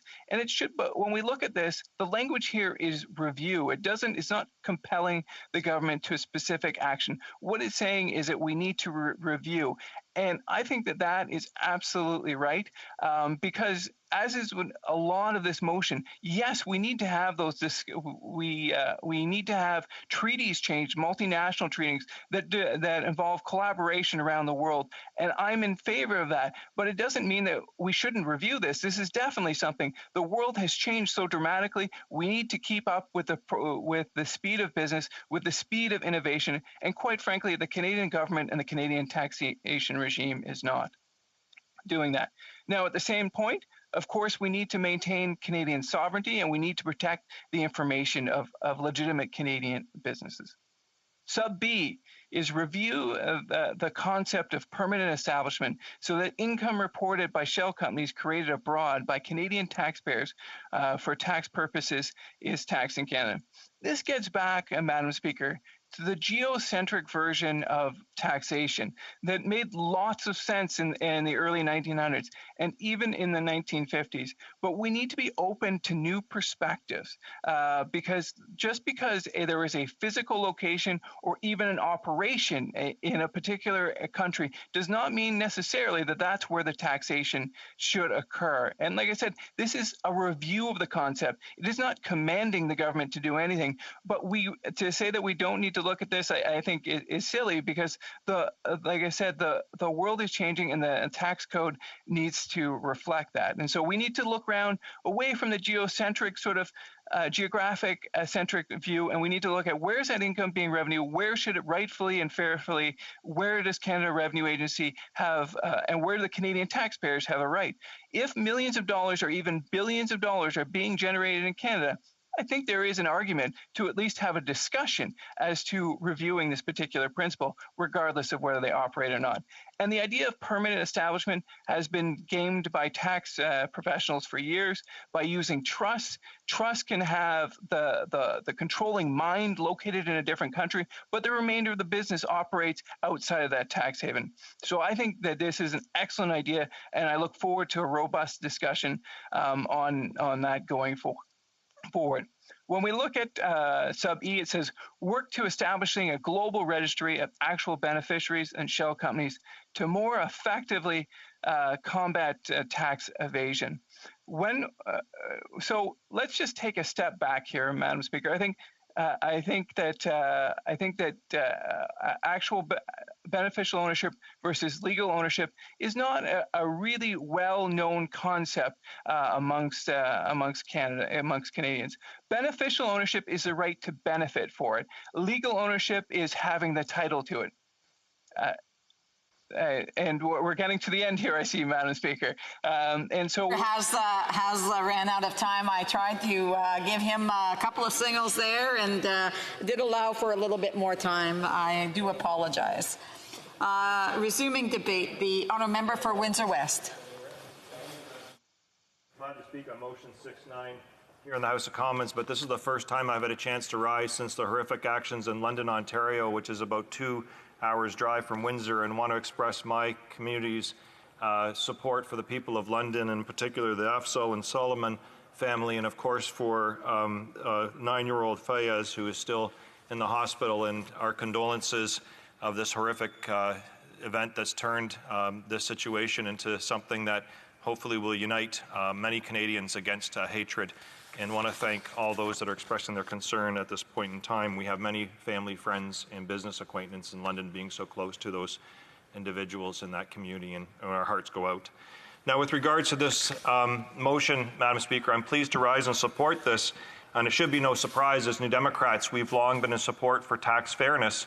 And this motion is very appropriate in this day and age, given the fact that the pandemic has created a lot of winners through government interactions and restrictions and some types of changes to deal with COVID. And then at the same time, it's also historic, some of the challenges that we face for tax havens and tax allowances for the elite that have allowed for them to escape some of the same things that we all expect to pay for as citizens, whether they be corporations or individuals, businesses that are allowed to basically use havens in other parts of the world to deny paying things that are necessary for education, health care, the environment, and also, quite frankly, Madam Speaker, one of the things that I'm most proud about is working on a motion, and it also later on became legislation and changed, as at one point we allowed the tax deductibility of corporate fines and penalties,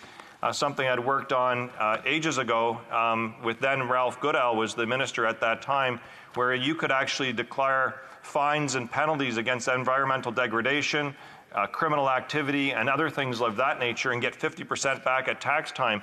And the point that I'm making with this, Madam Speaker, is that we were able to negotiate a change in the government to go away from that practice, because what it did is it undermined good corporations that were doing the right thing, as this is a good example as to some of the corporations are allowing this type of behavior to be a way to undermine their competition and undermine good practices and undermine those that are actually being responsible. And the motion has 6 main components, Madam Speaker, that are very important to this. And I want to start by raising why the government would actually be opposed to this. It's hard to understand as a motion. It just gives it further strength in this chamber and debate. But it also addresses some of the greed and the corruption that's out there, and we've even seen that most recently with the challenges of public money being used for Air Canada, for example, going to CEO and bonuses. And it's an accepted practice by this government to allow some of that to take place. And we've also seen that now with NAV Canada. In my community, we fought to stop the allowance of NAV Canada to shut down smaller airport towers, and at the same time they were laying off workers, they were giving their managers extra bonus money. And then when they got a final government package, they've now given more bonus money. And now there's pressure at least to return that to the public, but at least it could do is go to the workers. And so what I like about the motion here and the members' discussion points is it also brings up that unfairness in the international realm that is very important. And it's important to note, Madam Speaker, the Panama Papers that are several years old right now identified a list of Canadians that were, showing and participating in a tax scheme that most of us could only dream of in many respects, especially from the fact that it allowed basically an organized way to actually avoid paying their fair share. And so what I don't understand as a citizen, and many of us, I think, Madam Speaker, that come from the working class don't understand, is that you get to get a break from this tax system that the federal government has in place from the Liberals and Conservatives for so many different years. If you have an accountant, you have a lawyer, you get to have that type of a privileged capability to defer expenses and a whole series of different things, either through tax credits either from manipulation of the tax system or, in this case, actually offshoring it. And so we've heard the stories of the island of Man, we've heard Jamaica, Nassau, different places of that nature where we actually lose all kinds of money. In fact, since the pandemic began, Canadian billionaire wealth increased by about $78 billion, while thousands of workers are worried about losing their jobs. And Madam Speaker, this is atrocious when you consider that many of those people that are actually benefiting from that are also part of company apparatus systems that have actually made money during the pandemic, as I mentioned, and are also avoiding paying taxes. So one of the classic cases that we have, I'll reference, is with regards to Bell Canada. We know through our internet and our subscriptions and online services, they made access to government assistance and at the same time are making record profits and also doing a number of different things. Now, I don't know specifically if they're using tax evasion or havens right at the moment. I won't cast them on that mantle, but the reality is that they've taken advantage of government programs during a time when they've actually made significant profits. But what I will reference is the fact a CRA decision that came in just recently was on Loblaws, where the CRA, Canadian Revenue Agency, lost a decision based upon the laws in our country that we currently have right now, not based on fairness, but based upon our current laws that are as shady as the practice themselves, because they have the known loopholes that are worse than a bad goaltender in hockey, as it's just essentially a sieve when it comes to actually allowing people being able to, and corporations, shift money out of our country. And that is they lost a $368 million in taxes that Loblaws moved us off. And here's a retail element that has actually done quite significantly in the pandemic on top of that. And then also, too, is that, to be quite frank, at times their practices with regards to employing workers under the pandemic have not always been the fairest, in my opinion. In fact, when you look at all of our grocery retailers, very many of them have not been providing them what I deem as a fair wage. I come from a background of employment specialist where I assist persons with disabilities and young people find employment in the community. And I can tell you, working in a grocery store is one of the most challenging positions because of the types of work that you do, but also the types of shifts that you get, the precariousness of the job, and so forth. And meanwhile, men and women have been going into these establishments and providing all this types of service during some of the scariest moments under COVID-19. And meanwhile, some of these employers are using tax havens not to pay for the support programs that are necessary for all of us to get by. And I would argue again, Madam Speaker, that sometimes this actually becomes an uncompetitive practice when it comes to other employers that are willing to do the right thing and not use tax havens in that. I want to talk about one of the things that I think is really important where Canada can be a leader. And what I like about the motion is it talks about a global registry of benefactors and shell companies to more effectively combat tax evasion. I think that is really important because we've seen, even, it's interesting because I've been here long enough to remember when Stéphane Dion for the Liberals said that we couldn't cut corporate taxes fast enough and hard enough and deep enough. And at the same time, we saw meetings of the finance ministers actually talk about a global tax rate, because what we have is companies playing off countries one by one to try to lower corporate taxes. And finally, there's this recognition. It's a far cry from the Paul Martin days of the Liberals and others, where they wouldn't even look at an idea like this, would actually openly mock it, and would actually be in a competition with the United States to lower corporate taxes because they weren't fast and deep enough, according to their former leader. And Madam Speaker, this is now being talked about because we have international web giants and we have other types of online services and corporations that no longer have a footprint necessarily physically into a country, but they do economic activity that generates billions of dollars in activity, but don't pay any type of supports for those elements. And thank you, Madam Speaker. I know I only have a minute here, and there's much more to go over this, but essentially, really, this motion is an important part of the discussion in the House of Commons, and one that New Democrats are really proud to support. We know that there's around $25 billion in corporate revenue that should be coming to Canada, according to the Parliamentary Budget Officer, and estimates that those funds could actually be used for our health care, our education, small business, the environment, and quite frankly, Madam Speaker, the time should come where corporations can use tax havens to be I guess, an advantage or a leg up versus the real innovators in our economy that actually need to be rewarded because they're doing the right thing. Thank you, Madam Speaker. Resuming debate, the honourable member for Abitibi-Témiscamingue. Thank you, Madam Speaker. It's somewhat ironic to have a debate on this matter just after talking about the housing shortage and not having enough money for social housing. Madam Speaker, as Radio-Canada journalist Gérard Fillon has recently testified, Canada is part of the problem, not part of the solution in the fight against tax havens. However, solutions do exist, as demonstrated by the series of solutions that my colleagues have testified to so far in this House of Commons. Canada has been favouring tax havens for so long that it can even be called the founding father of tax avoidance and evasion, being at the very heart of the most classic tax havens such as the Bahamas and the Cayman Islands. I underline the gesture of the member from Montarville for this motion. We must not stop this never-ending fight against tax havens. I would like to highlight the gesture because the Liberal government doesn't really intend to commit to tax justice, and their position against this motion shows this to be the case.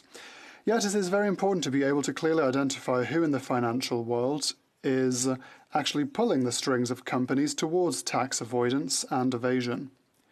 We need to be able to identify the various elements that help companies to hide their financial realities. Tax havens as a means to an end. Inaccessible destinations, luxury hotels and restaurants, or any other secret place in the world's paradises, far from the eyes of businessmen and women, open the doors to a secret world of mysterious transactions, artificial and immoral pleasures such as drugs and sexual exploitation. You must read the works of the essayist Alain Deneau to get an idea of the links between tax havens and the dark side of human beings. Some will say that I am exaggerating. Perhaps I am. Just as it is true that it is perhaps not so dark around the businessmen who use tax havens, some of whom are worthy of mention and behave honourably, and who use tax havens as a means of achieving their ambitions in order to avoid being crushed like a steamroller by their most powerful adversaries. Here is a too long blacklist of what tax havens force. Are these the forces we want to drive the next world that will belong to our children? Is this what we really want? Sometimes there is food for thought. Are successive Canadian governments, whether Liberal or Conservative, aware of what lies behind the curtains of tax havens and the disastrous consequences for democracies? In their defence, it is true that when it comes to tax avoidance and evasion, there is sometimes a thin line between what is legal and illegal. But the fact remains that the mores that characterise tax havens are more than dubious. I dare say that there is a permanent smell of immorality in tax havens. Organised crime, big cartels, mafias, businessmen and women without morals, whatever we call these users, we must not be afraid to testify to the human realities behind tax avoidance and evasion. We must not give up the fight because the impact of tax havens on our daily lives is beyond what we can imagine. Schemes are developing. Technological means and a more than skillful understanding of laws and regulations mean that tax schemes are developing. The tricks are becoming more and more sophisticated. It can be said that tax havens, for example, have become a high-level art that essentially favours the 1% and disadvantages those who live uprightly and within the parameters of a fair and supportive tax system. Unfortunately, it is necessary to act to continue the fight against tax avoidance and evasion because the ranks of businessmen and women using tax havens are growing year after year. Statistics Canada reports that Canadian companies invested $381 billion in the top 12 tax havens in 2019. That's almost a third of all Canadian investment abroad. Madam Speaker, in my letterbox, I received a presentation saying that billions in tax havens are necessary in a pandemic? Well, these countries are being named: Bermuda, Cayman Islands, Luxembourg, the Netherlands, Switzerland, Ireland, Singapore, Malta, to name a few. In that context, Bloc Québécois asks Ottawa to tighten the system to reduce tax havens, forcing Canadian banks, for example, to divulge what money they send to foreign affiliates in order to understand what smokescreen companies and shell companies are doing. Working with the OECD to eradicate tax havens and imposing or taxing the amount that is brought back from tax havens.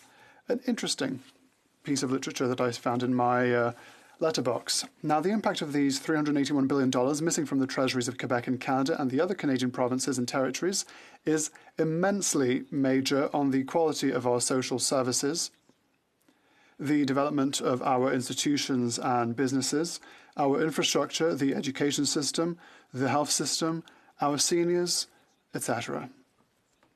Such a huge shortfall can only be the mother of all problems. This has a negative impact on economic prosperity. There is an obvious, not to say disturbing, parallel between the shift in tax revenues and the shift in economic prosperity. How much of the $381 billion missing from the Treasury could be invested annually by the Government of Quebec and the Government of Canada in the economy? How many billions to help local and national economies? How many billions are not used annually for training and attracting labour? How many billions are not used for the modernisation of the economy? How many billions are not injected into colleges and universities to fund research and development? All this inaccessible money is not used to reverse the trends of globalization and the displacement of Quebec and Canadian manufacturing of production abroad. How much of the $381 billion is missing to boost the domestic market in Quebec and Canada, to source and manufacture locally? How many invaluable resources are we leaving in tax havens to vitalize a true national economy, much closer to workers and producers, much more conscious of the environment, more favorable to second and third transformations, more innovative and creative than the current globalized model that goes hand in hand with tax avoidance and evasion? It will take a joint and collaborative effort by all of us to recover this inaccessible money from tax havens. The parameters of success for a company, an industry, a nation like Quebec will no longer be the same because the money from tax avoidance or tax evasion will be put back into the interests of local and national companies, more for us, the citizenry as a whole, than for them, the club of businessmen and women. For each transaction that takes place in tax havens, it is the small entrepreneurs of Quebec and Canada who take the hard blow, who struggle to impose themselves in an economic world artificially to the advantage of international empires. In fact, it is because the means of their success are frankly inequitable. For small entrepreneurs, the means of struggle are effort, resourcefulness, and creativity, whereas those of the international empires are derived from tax-free financial power. This weakens our democracy, Madam Speaker. Moreover, tax avoidance and evasion inevitably reduces the democracy of Quebec and Canada to an increasingly weak force. The empires are so powerful that they neutralize the democracies that are struggling to retain their strength, to eliminate the financial crooks that hide behind tax avoidance and evasion laws. Is this really what we want in Quebec and Canada? No, not in Quebec at least. Because Quebec is once again at the forefront of another important issue in which Canada has a poor image, not to say an accomplice, in this world of tax havens that are closely or remotely related to everything that is ugliest in the human heart: abuse, lies, selfishness, cheating, and so on. In closing, Madam Speaker, I denounce Ottawa's laxity. The federal government is lax when it comes to fraud and abuse in the use of tax havens. Parliament votes ever-increasing amounts of money to help the CRA tackle the problem, but nothing is done. The results are not there. In 2018, whilst the Minister of Revenue boasted in the House that the CRA was going to recover $15 billion through its international tax investigations, The agency's annual report indicated that it was actually 600 times less, a mere $25 million. More recently, we learned that 5 years after the Panama Papers leak, the Revenue Agency had not laid any charges and had only claimed $21 million in unpaid taxes. Revenu Québec, for its part, has recovered $21 million in addition to the $12 million it has claimed and not yet paid, for a total of $33 million. Thus, Revenu Québec has collected half as much in provincial taxes in Quebec as the CRA has in all of Canada, federal and provincial taxes combined. Reprise. Resuming debate. Reprise au débat. Resuming debate. The honourable member for Montarville has 5 minutes for the right of reply. Thank you, Madam Speaker. I think that my colleague for Abitibi-Témiscamingue has well established the issue today. We were talking about housing and resources that are not available to allow us to meet housing needs. It is true for health, it's true for social services, it's true for all of the state's missions. The situation is that the money is there. The reality is that the money is simply out of our grip, out of our reach. It languishes in tax havens for the benefit of the rich. And who pays the bill? Who foots the bill? The middle class. Those who earn little and the middle class are those who foot the bill for those who earn the most in our society. And that is completely intolerable. And I simply cannot begin to conceive that our Liberal colleagues would tolerate such a thing. Madam Speaker, I would like to start by paying tribute to our Conservative and New Democrat and Blockiste colleagues who raised a certain number of doubts about this motion. Nothing is perfect in the world, of course, and I'm aware of the fact that perhaps there are shortcomings in my motion, but they decided not to throw out the baby with the bathwater. They chose to retain the positive aspects of this motion, to say that we'll build on this foundation because we have to act. We can't give ourselves the pretext to not act. That is what the Liberals are doing, simply. They're using the few shortcomings of this bill, well, alleged shortcomings that they've observed in this motion, to say, well, we're just going to sweep everything aside. We're just going to reject everything with one fell swoop. In Quebec, we say when you want to kill your dog, you have to say that your dog is severely ill, and that's what's happening here. A few problems are being turned into a serious illness to simply kill this motion. Madam Speaker, the intention of this motion is laudable, and so why shouldn't we use this as a foundation from which we can build? Why can't we work together to find a true solution to fight against tax evasion, to fight against tax avoidance? When we hear that the ministers for finance of G7 countries were able to agree upon such an objective, why is it that in this House we are unable to agree upon such an objective? This goes beyond comprehension, Madam Speaker. The Liberals claim that they defend the middle class. But the truth is elsewhere, Madam Speaker. Since Jean Chrétien was Prime Minister, over 20 agreements with tax havens have been signed, at least 3 of which since the Prime Minister has come to his current position. So they claim to be fighting against tax havens, but they're increasing the number of them. They're giving much more leeway to tax havens. It's completely unacceptable. My colleague was referring to Canada. $381 billion that Canadian companies, big Canadian companies, have allegedly sent abroad. The parliamentary budget officer stated that the objective in exporting the $381 billion is simply, well, this amount is huge, $381 billion. The PBO says that this is not an investment.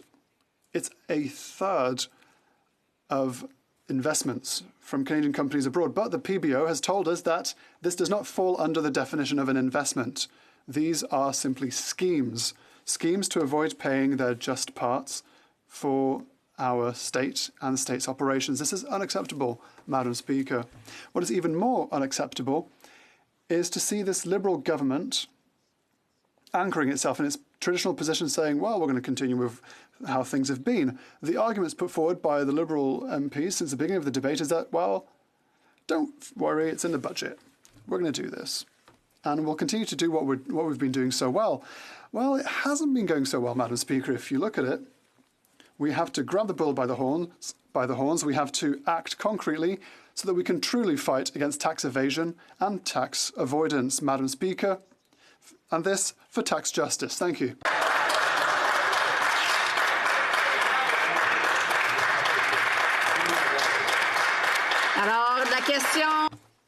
The question is as follows. Mr. Bergeron, seconded by Mr. Sainte-Marie, moves that given that the pandemic and the pressure it is putting on public finances has created the urgent need to close the loopholes being taken advantage of by some taxpayers through the use of tax havens.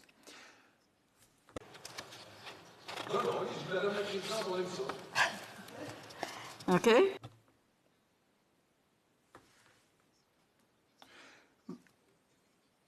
Through the use of tax havens, in the opinion of the House, the government should amend the Income Tax Act and the income tax regulations to ensure that income that Canadian corporations repatriate from their subsidiaries in tax havens ceases to be exempt from tax in Canada. Concept of permanent establishment so that income reported by shell companies created abroad by Canadian taxpayers for tax purposes is taxed in Canada. And C, require banks and other federally regulated financial institutions to disclose in their annual reports a list of their foreign subsidiaries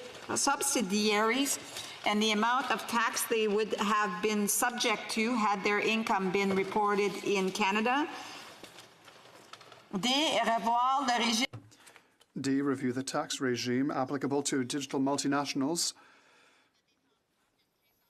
whose operations do not depend on having a physical presence, to tax them based on where they conduct business rather than where they reside. E, work towards establishing a global registry of actual beneficiaries of shell companies to more effectively combat tax evasion.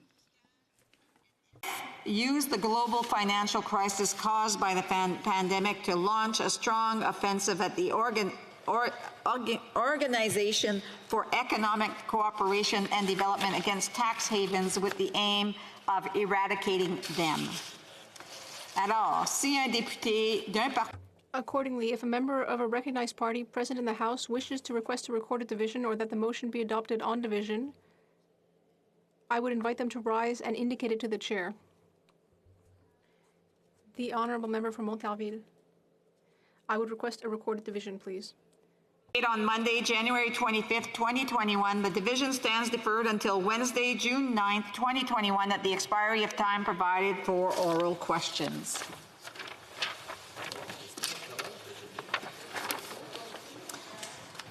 Order. In accordance with Standing Order 38, a motion to adjourn the House is deemed to have been made and seconded at this time. Therefore, the question is that this House do now adjourn. The honourable member for Bow River. Thank you, Madam Speaker. Great to be in the House, as always. I want to talk about doctors in Canada. I have a tremendous doctor in my constituency, and it's my personal doctor, Dr. Van der Linde, who's been recognized for his commitment to community. And from my past history, I was involved in a regional health board and met a lot of doctors in our area, in our community, and fantastic people. But my doctor has given me some information that I think is really important at this time. I understand health is part of provincial mandate. I understand College of Physicians and the role they play in every province as far as recognizing credentials for doctors. But here's some information that my doctor has shared with me According to a survey of the Canadian Medical Association, 91% of physicians supported national licensure and believe it would improve care for patients. 45% of physicians reported that if national licensure existed, they would work in other provinces to support their colleagues in times of need. Think of COVID. 42% they were willing to go to rural areas and remote regions. 30% they would do it again on an ongoing basis. I think we have seen, Madam Speaker, that in this particular time, that this kind of move would be extremely interesting to pursue. I understand college physicians. I understand provincial mandate with health. But we have a tremendous number of people with their skills and licensing that have mobility to move quickly from province to province. If we have an ice storm in Quebec, there's all sorts of tradespeople that can move from one province to another to an area. We have significant professions that can move from province to province very quickly. But for a doctor to do it, to be recertified in a different province, they're going back and looking for your high school marks. It takes months to move at times from province to province. I think this is significant and something we should be looking at, especially out of COVID. The doctors know it would be better health care. We need to follow those doctors' advice. But there's a different health topic that I would bring up, and that would be hotel quarantines. I think this is a boondoggle from the start. We've had the stories from my constituents where they piled furniture up in doorways of hotels because the locks had been removed. We've had stories of people coming in and having to be loaded in a van with a whole lot of other people sitting side by side, going to hotel lobbies crowded with people who are supposed to be in quarantine, hotel quarantine, and those people who are in the hotel in regular rooms. We had an advisory committee that suggested 10 days ago approximately that the hotel quarantine be scrapped because it isn't enforced in 2 of the 4 areas. It should be scrapped. It wasn't an idea that worked to begin with. It doesn't work, and as this committee said, people are better at their homes to quarantine if they're going to. They also said if you're vaccinated somewhere else and coming into Canada, that quarantine shouldn't be enforced either. So we have an advisory committee to the government who said we should change this and get rid of it. What did the government do? They increased the fines, which are only enforced in 2 out of the 4 provinces. Hotel quarantine should be gone, Madam Speaker. Thank you. The Honourable Parliamentary Secretary to the Minister of Health. Thank you, Madam Speaker, and thank you for the opportunity to speak about these important issues. When it comes to the member's first comments in and around doctors in this country, that is an area that we have absolutely been working with our provincial counterparts, whether it's things like virtual care or, as the member mentioned, he talked about the ability for movement amongst practitioners. Now, as he stated, this is provincial jurisdiction. However, we are constantly talking to provincial and territorial counterparts on ways that we can improve healthcare for Canadians across this country, and that's something we're going to continue to do. In terms of the government authorized quarantine facilities, Madam Speaker, the member spoke about, these measures simply don't work, and that's simply not the case. The measures that have been put in place in the border have been done so because they add layers of protection for Canadians traveling. This is a measure that has been important not only to track and trace and stop the spread of COVID-19, but it's also in place to ensure that we are watching for the variants of concerns. Madam Speaker, I find it incredibly difficult to take the Conservative members seriously when, on one hand, on social media, you'll see the leader of the opposition opposition screaming for stronger border measures. And then in the House, when they think Canadians aren't watching, they say, scrap all these measures and just open up the borders. Madam Speaker, the Conservatives need to get consistent with the message when it comes to protecting Canadians. But Madam Speaker, from our side, we have put in place measures that are led by science and evidence and that are in place to keep Canadians safe. These measures are important. And again, Madam Speaker, they are done completely with the objective to stop the spread of COVID-19 and save lives. The member also stated incorrectly that they are not, the measures or the quarantining is not even enforced in 2 of the 4 jurisdictions. That's simply not the case. In Quebec, they are being enforced through the judicial process. And in Alberta, they have the ability to enforce these measures. The local jurisdiction has not yet enacted the Quarantine Act, but or the regulations to do this enforcement. However, we are still able to enforce these measures. It is important, again, that all local public health measures are enforced because they are done so with the goal in mind of protecting Canadians, stopping the spread of the virus. We are all very much looking forward to a life after COVID, and the fastest way we're going to get there is Canadians continue to step up. Over 30 million vaccinations doses have been delivered, and by Canadians stepping up and getting vaccinated, we're going to see our way out of this pandemic.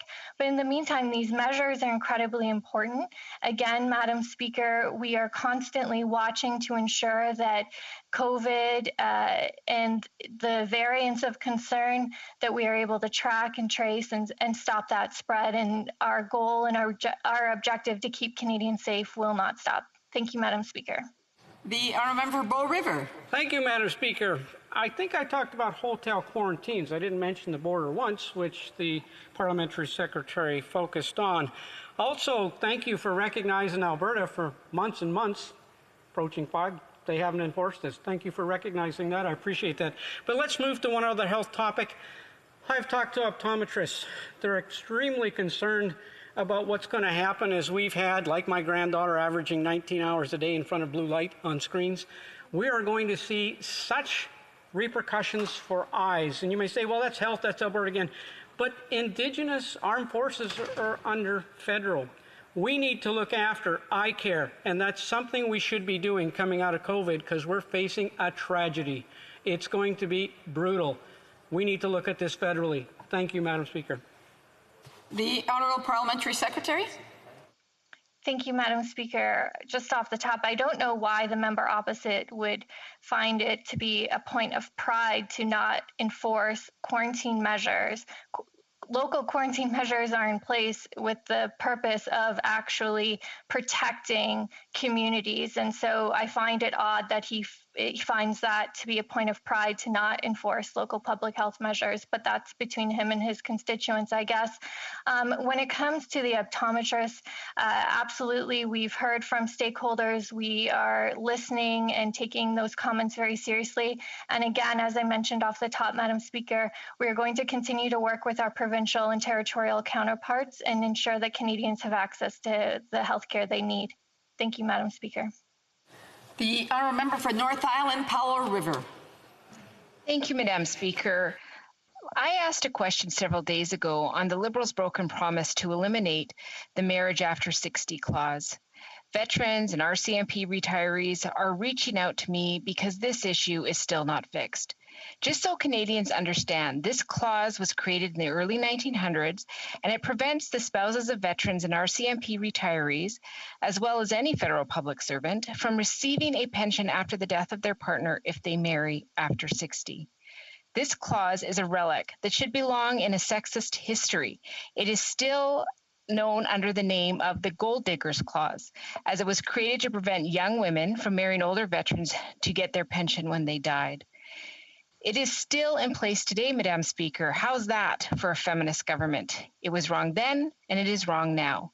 What we know is that veteran spouses in this category are often in poverty. In fact, some veterans stop taking part of their pension while they are living so that their spouses will have something when they die, which can mean veterans and their spouses live in poverty for years, so that if the spouse lives longer, they are not completely without an income. Fundamentally, the federal government is punishing veterans for marrying after 60. This is sexist as well as ageist. I know of one couple, for example, who were going to get married. COVID prevented the wedding from happening, and then the veteran turned 60. Now what do?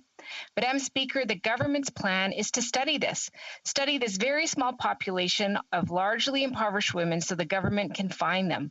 I appreciate the importance of studies. However, this small population is in desperate need. Veterans are worried about the future of their partners.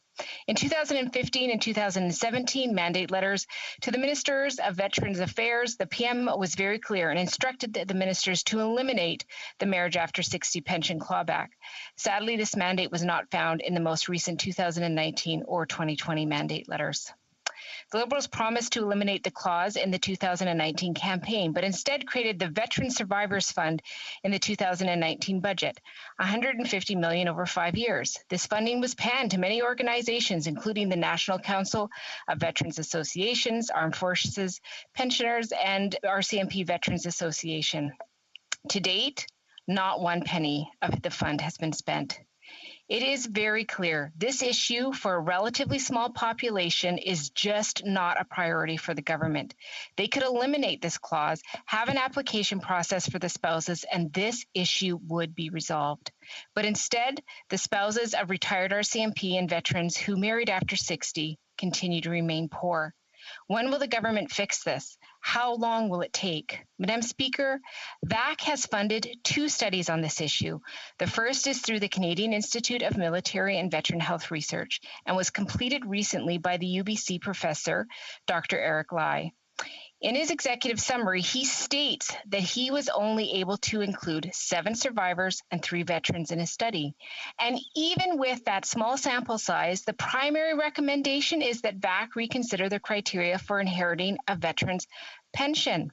The second study is through Statistics Canada, which sent their preliminary results to VAC 1 month ago. The results were supposed to be made public by summer 2020, but now we're being told to wait till 2022. My question is this: was the government expecting the result of these studies to produce a result other than the need to eliminate the marriage after 60s clause? Because everyone, and I mean everyone, who is affected by this clause has called for the government simply to eliminate it. Even the Prime Minister wanted it to happen. So why the delay? Thank you. The Honourable Parliamentary Secretary to the Minister of Veterans Affairs and Associate Minister to the Minister of National Defence. Thank you, Madam President, Chair, and I want to thank my colleague, the MP for North Island Powell River, for her question and her excellent work, of course, on the AGVA committee that I serve as well.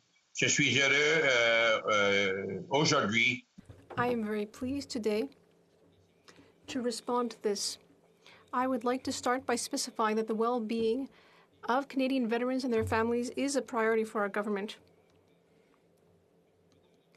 And, Madam Speaker, that includes the fact that the partners of veterans should receive a copy of pensions after their partner passes away. After the veteran has turned 60 are not entitled to automatic survivor pensions under the Canadian Forced Superannuation Act. It's why in 2019, our government announced $150 million over 5 years to establish a Veteran Survivor Fund designated to, and I quote, better support veterans who marry over the age of 60 and their spouses. At the time of the announcement, Madam Speaker, no information was available on the population who married veterans after the veteran's 60th birthday. So the first phase of that funding commitment requires some research into the size, the characteristics, and needs of this population. As a result, Veteran Affairs undertook 2 research projects. One, a quantitative study with Statistics Canada to identify the population size and characteristics of survivors who married a veteran who was over 60. And the other are qualitative study with the Canadian Institute of Military and Veterans Health Research to examine the financial well-being of these survivors to better understand the nature of their financial situation and what unmet needs they may have. Le ministère se sert des résultats de ces recherches. The interpreter regrets, but the parliamentary secretary's microphone is not properly selected. Service will resume as soon as the proper microphone is selected. Les conjoints des vétérans décédés à communiquer avec Ancien Canada combattants. Point of order, Madam Speaker. Ils éprouvent Point of order. Des difficultés. One moment, please. There's only points of order if there's a technical issue. Is there a technical issue? The honourable member for North Island Power River? I'm so sorry to interrupt. The interpreters have identified that the wrong microphone is selected and they're having a hard time interpreting. That's the only reason I interrupted. Okay, there was some questioning here, but we had checked, but we'll double check again. So the honourable member should maybe unplug and replug it in, or go to his microphone selection on the computer and make sure that it is plugged in. It is the right one selected. It looks like it may not have been plugged in. The Honourable Parliamentary Secretary. Thank you, Madam Speaker. I believe it's rectified at this time. Would you like me to restart or just the last two paragraphs? I'm just double checking here whether the interpreters were able to interpret any part of that. Yes? Okay, so you can just continue.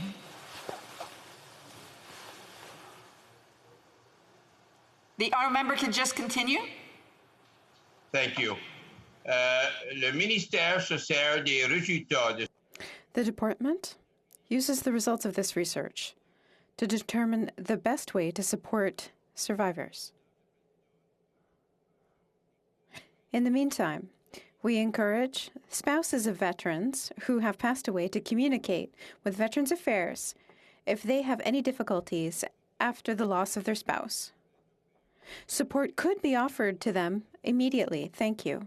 The honourable member for North Island Power River. Well, thank you, Madam Speaker, and I want to thank the Parliamentary Secretary for his work on ACVA as well. I deeply respect the work, and I know that in our hearts, all of us want to see the very best for the veterans who have served our country. My response, Madam Speaker, is when is the money going to be spent? $150 million over 5 years. We've still not had any reports of a single cent spent. We have had spouses contact our office and ask about the Veteran Survivors Fund. In fact, when it was first announced, we had a huge amount of people contact our office asking what the application process would look like, wanting to identify who they are, the spouses that have not got enough resources, who married after 60 and are desperate for that. We also had veterans calling us who had married after 60 who wanted to know the process because they care about their partners and they want to know that after they're gone, that person will be taken care of. There is still no clear pathway for an application process. Our office is still waiting for answers, but more importantly, the spouses are waiting for answers. When will they get it? The Honourable Parliamentary Secretary. Thank you, Madam Speaker. Le gouvernement a entrepris de faire en sorte. The government has endeavored to ensure that the surviving spouses of veterans married after the age of 60 receive the support they need when they lose their partner. Once the research into this population is properly analyzed, the government will use the results to inform how best to support these individuals. Thank you, Madam Speaker. The honourable member for Dufferin-Caledon is not present to raise the matter for which adjournment notice has been given. Accordingly, the notice is deemed withdrawn. La motion portant que la Chambre s'adjourne est maintenant. The motion to adjourn the House is now deemed to have been adopted. The House remains adjourned until tomorrow at 2 p.m. pursuant to the relevant standing order.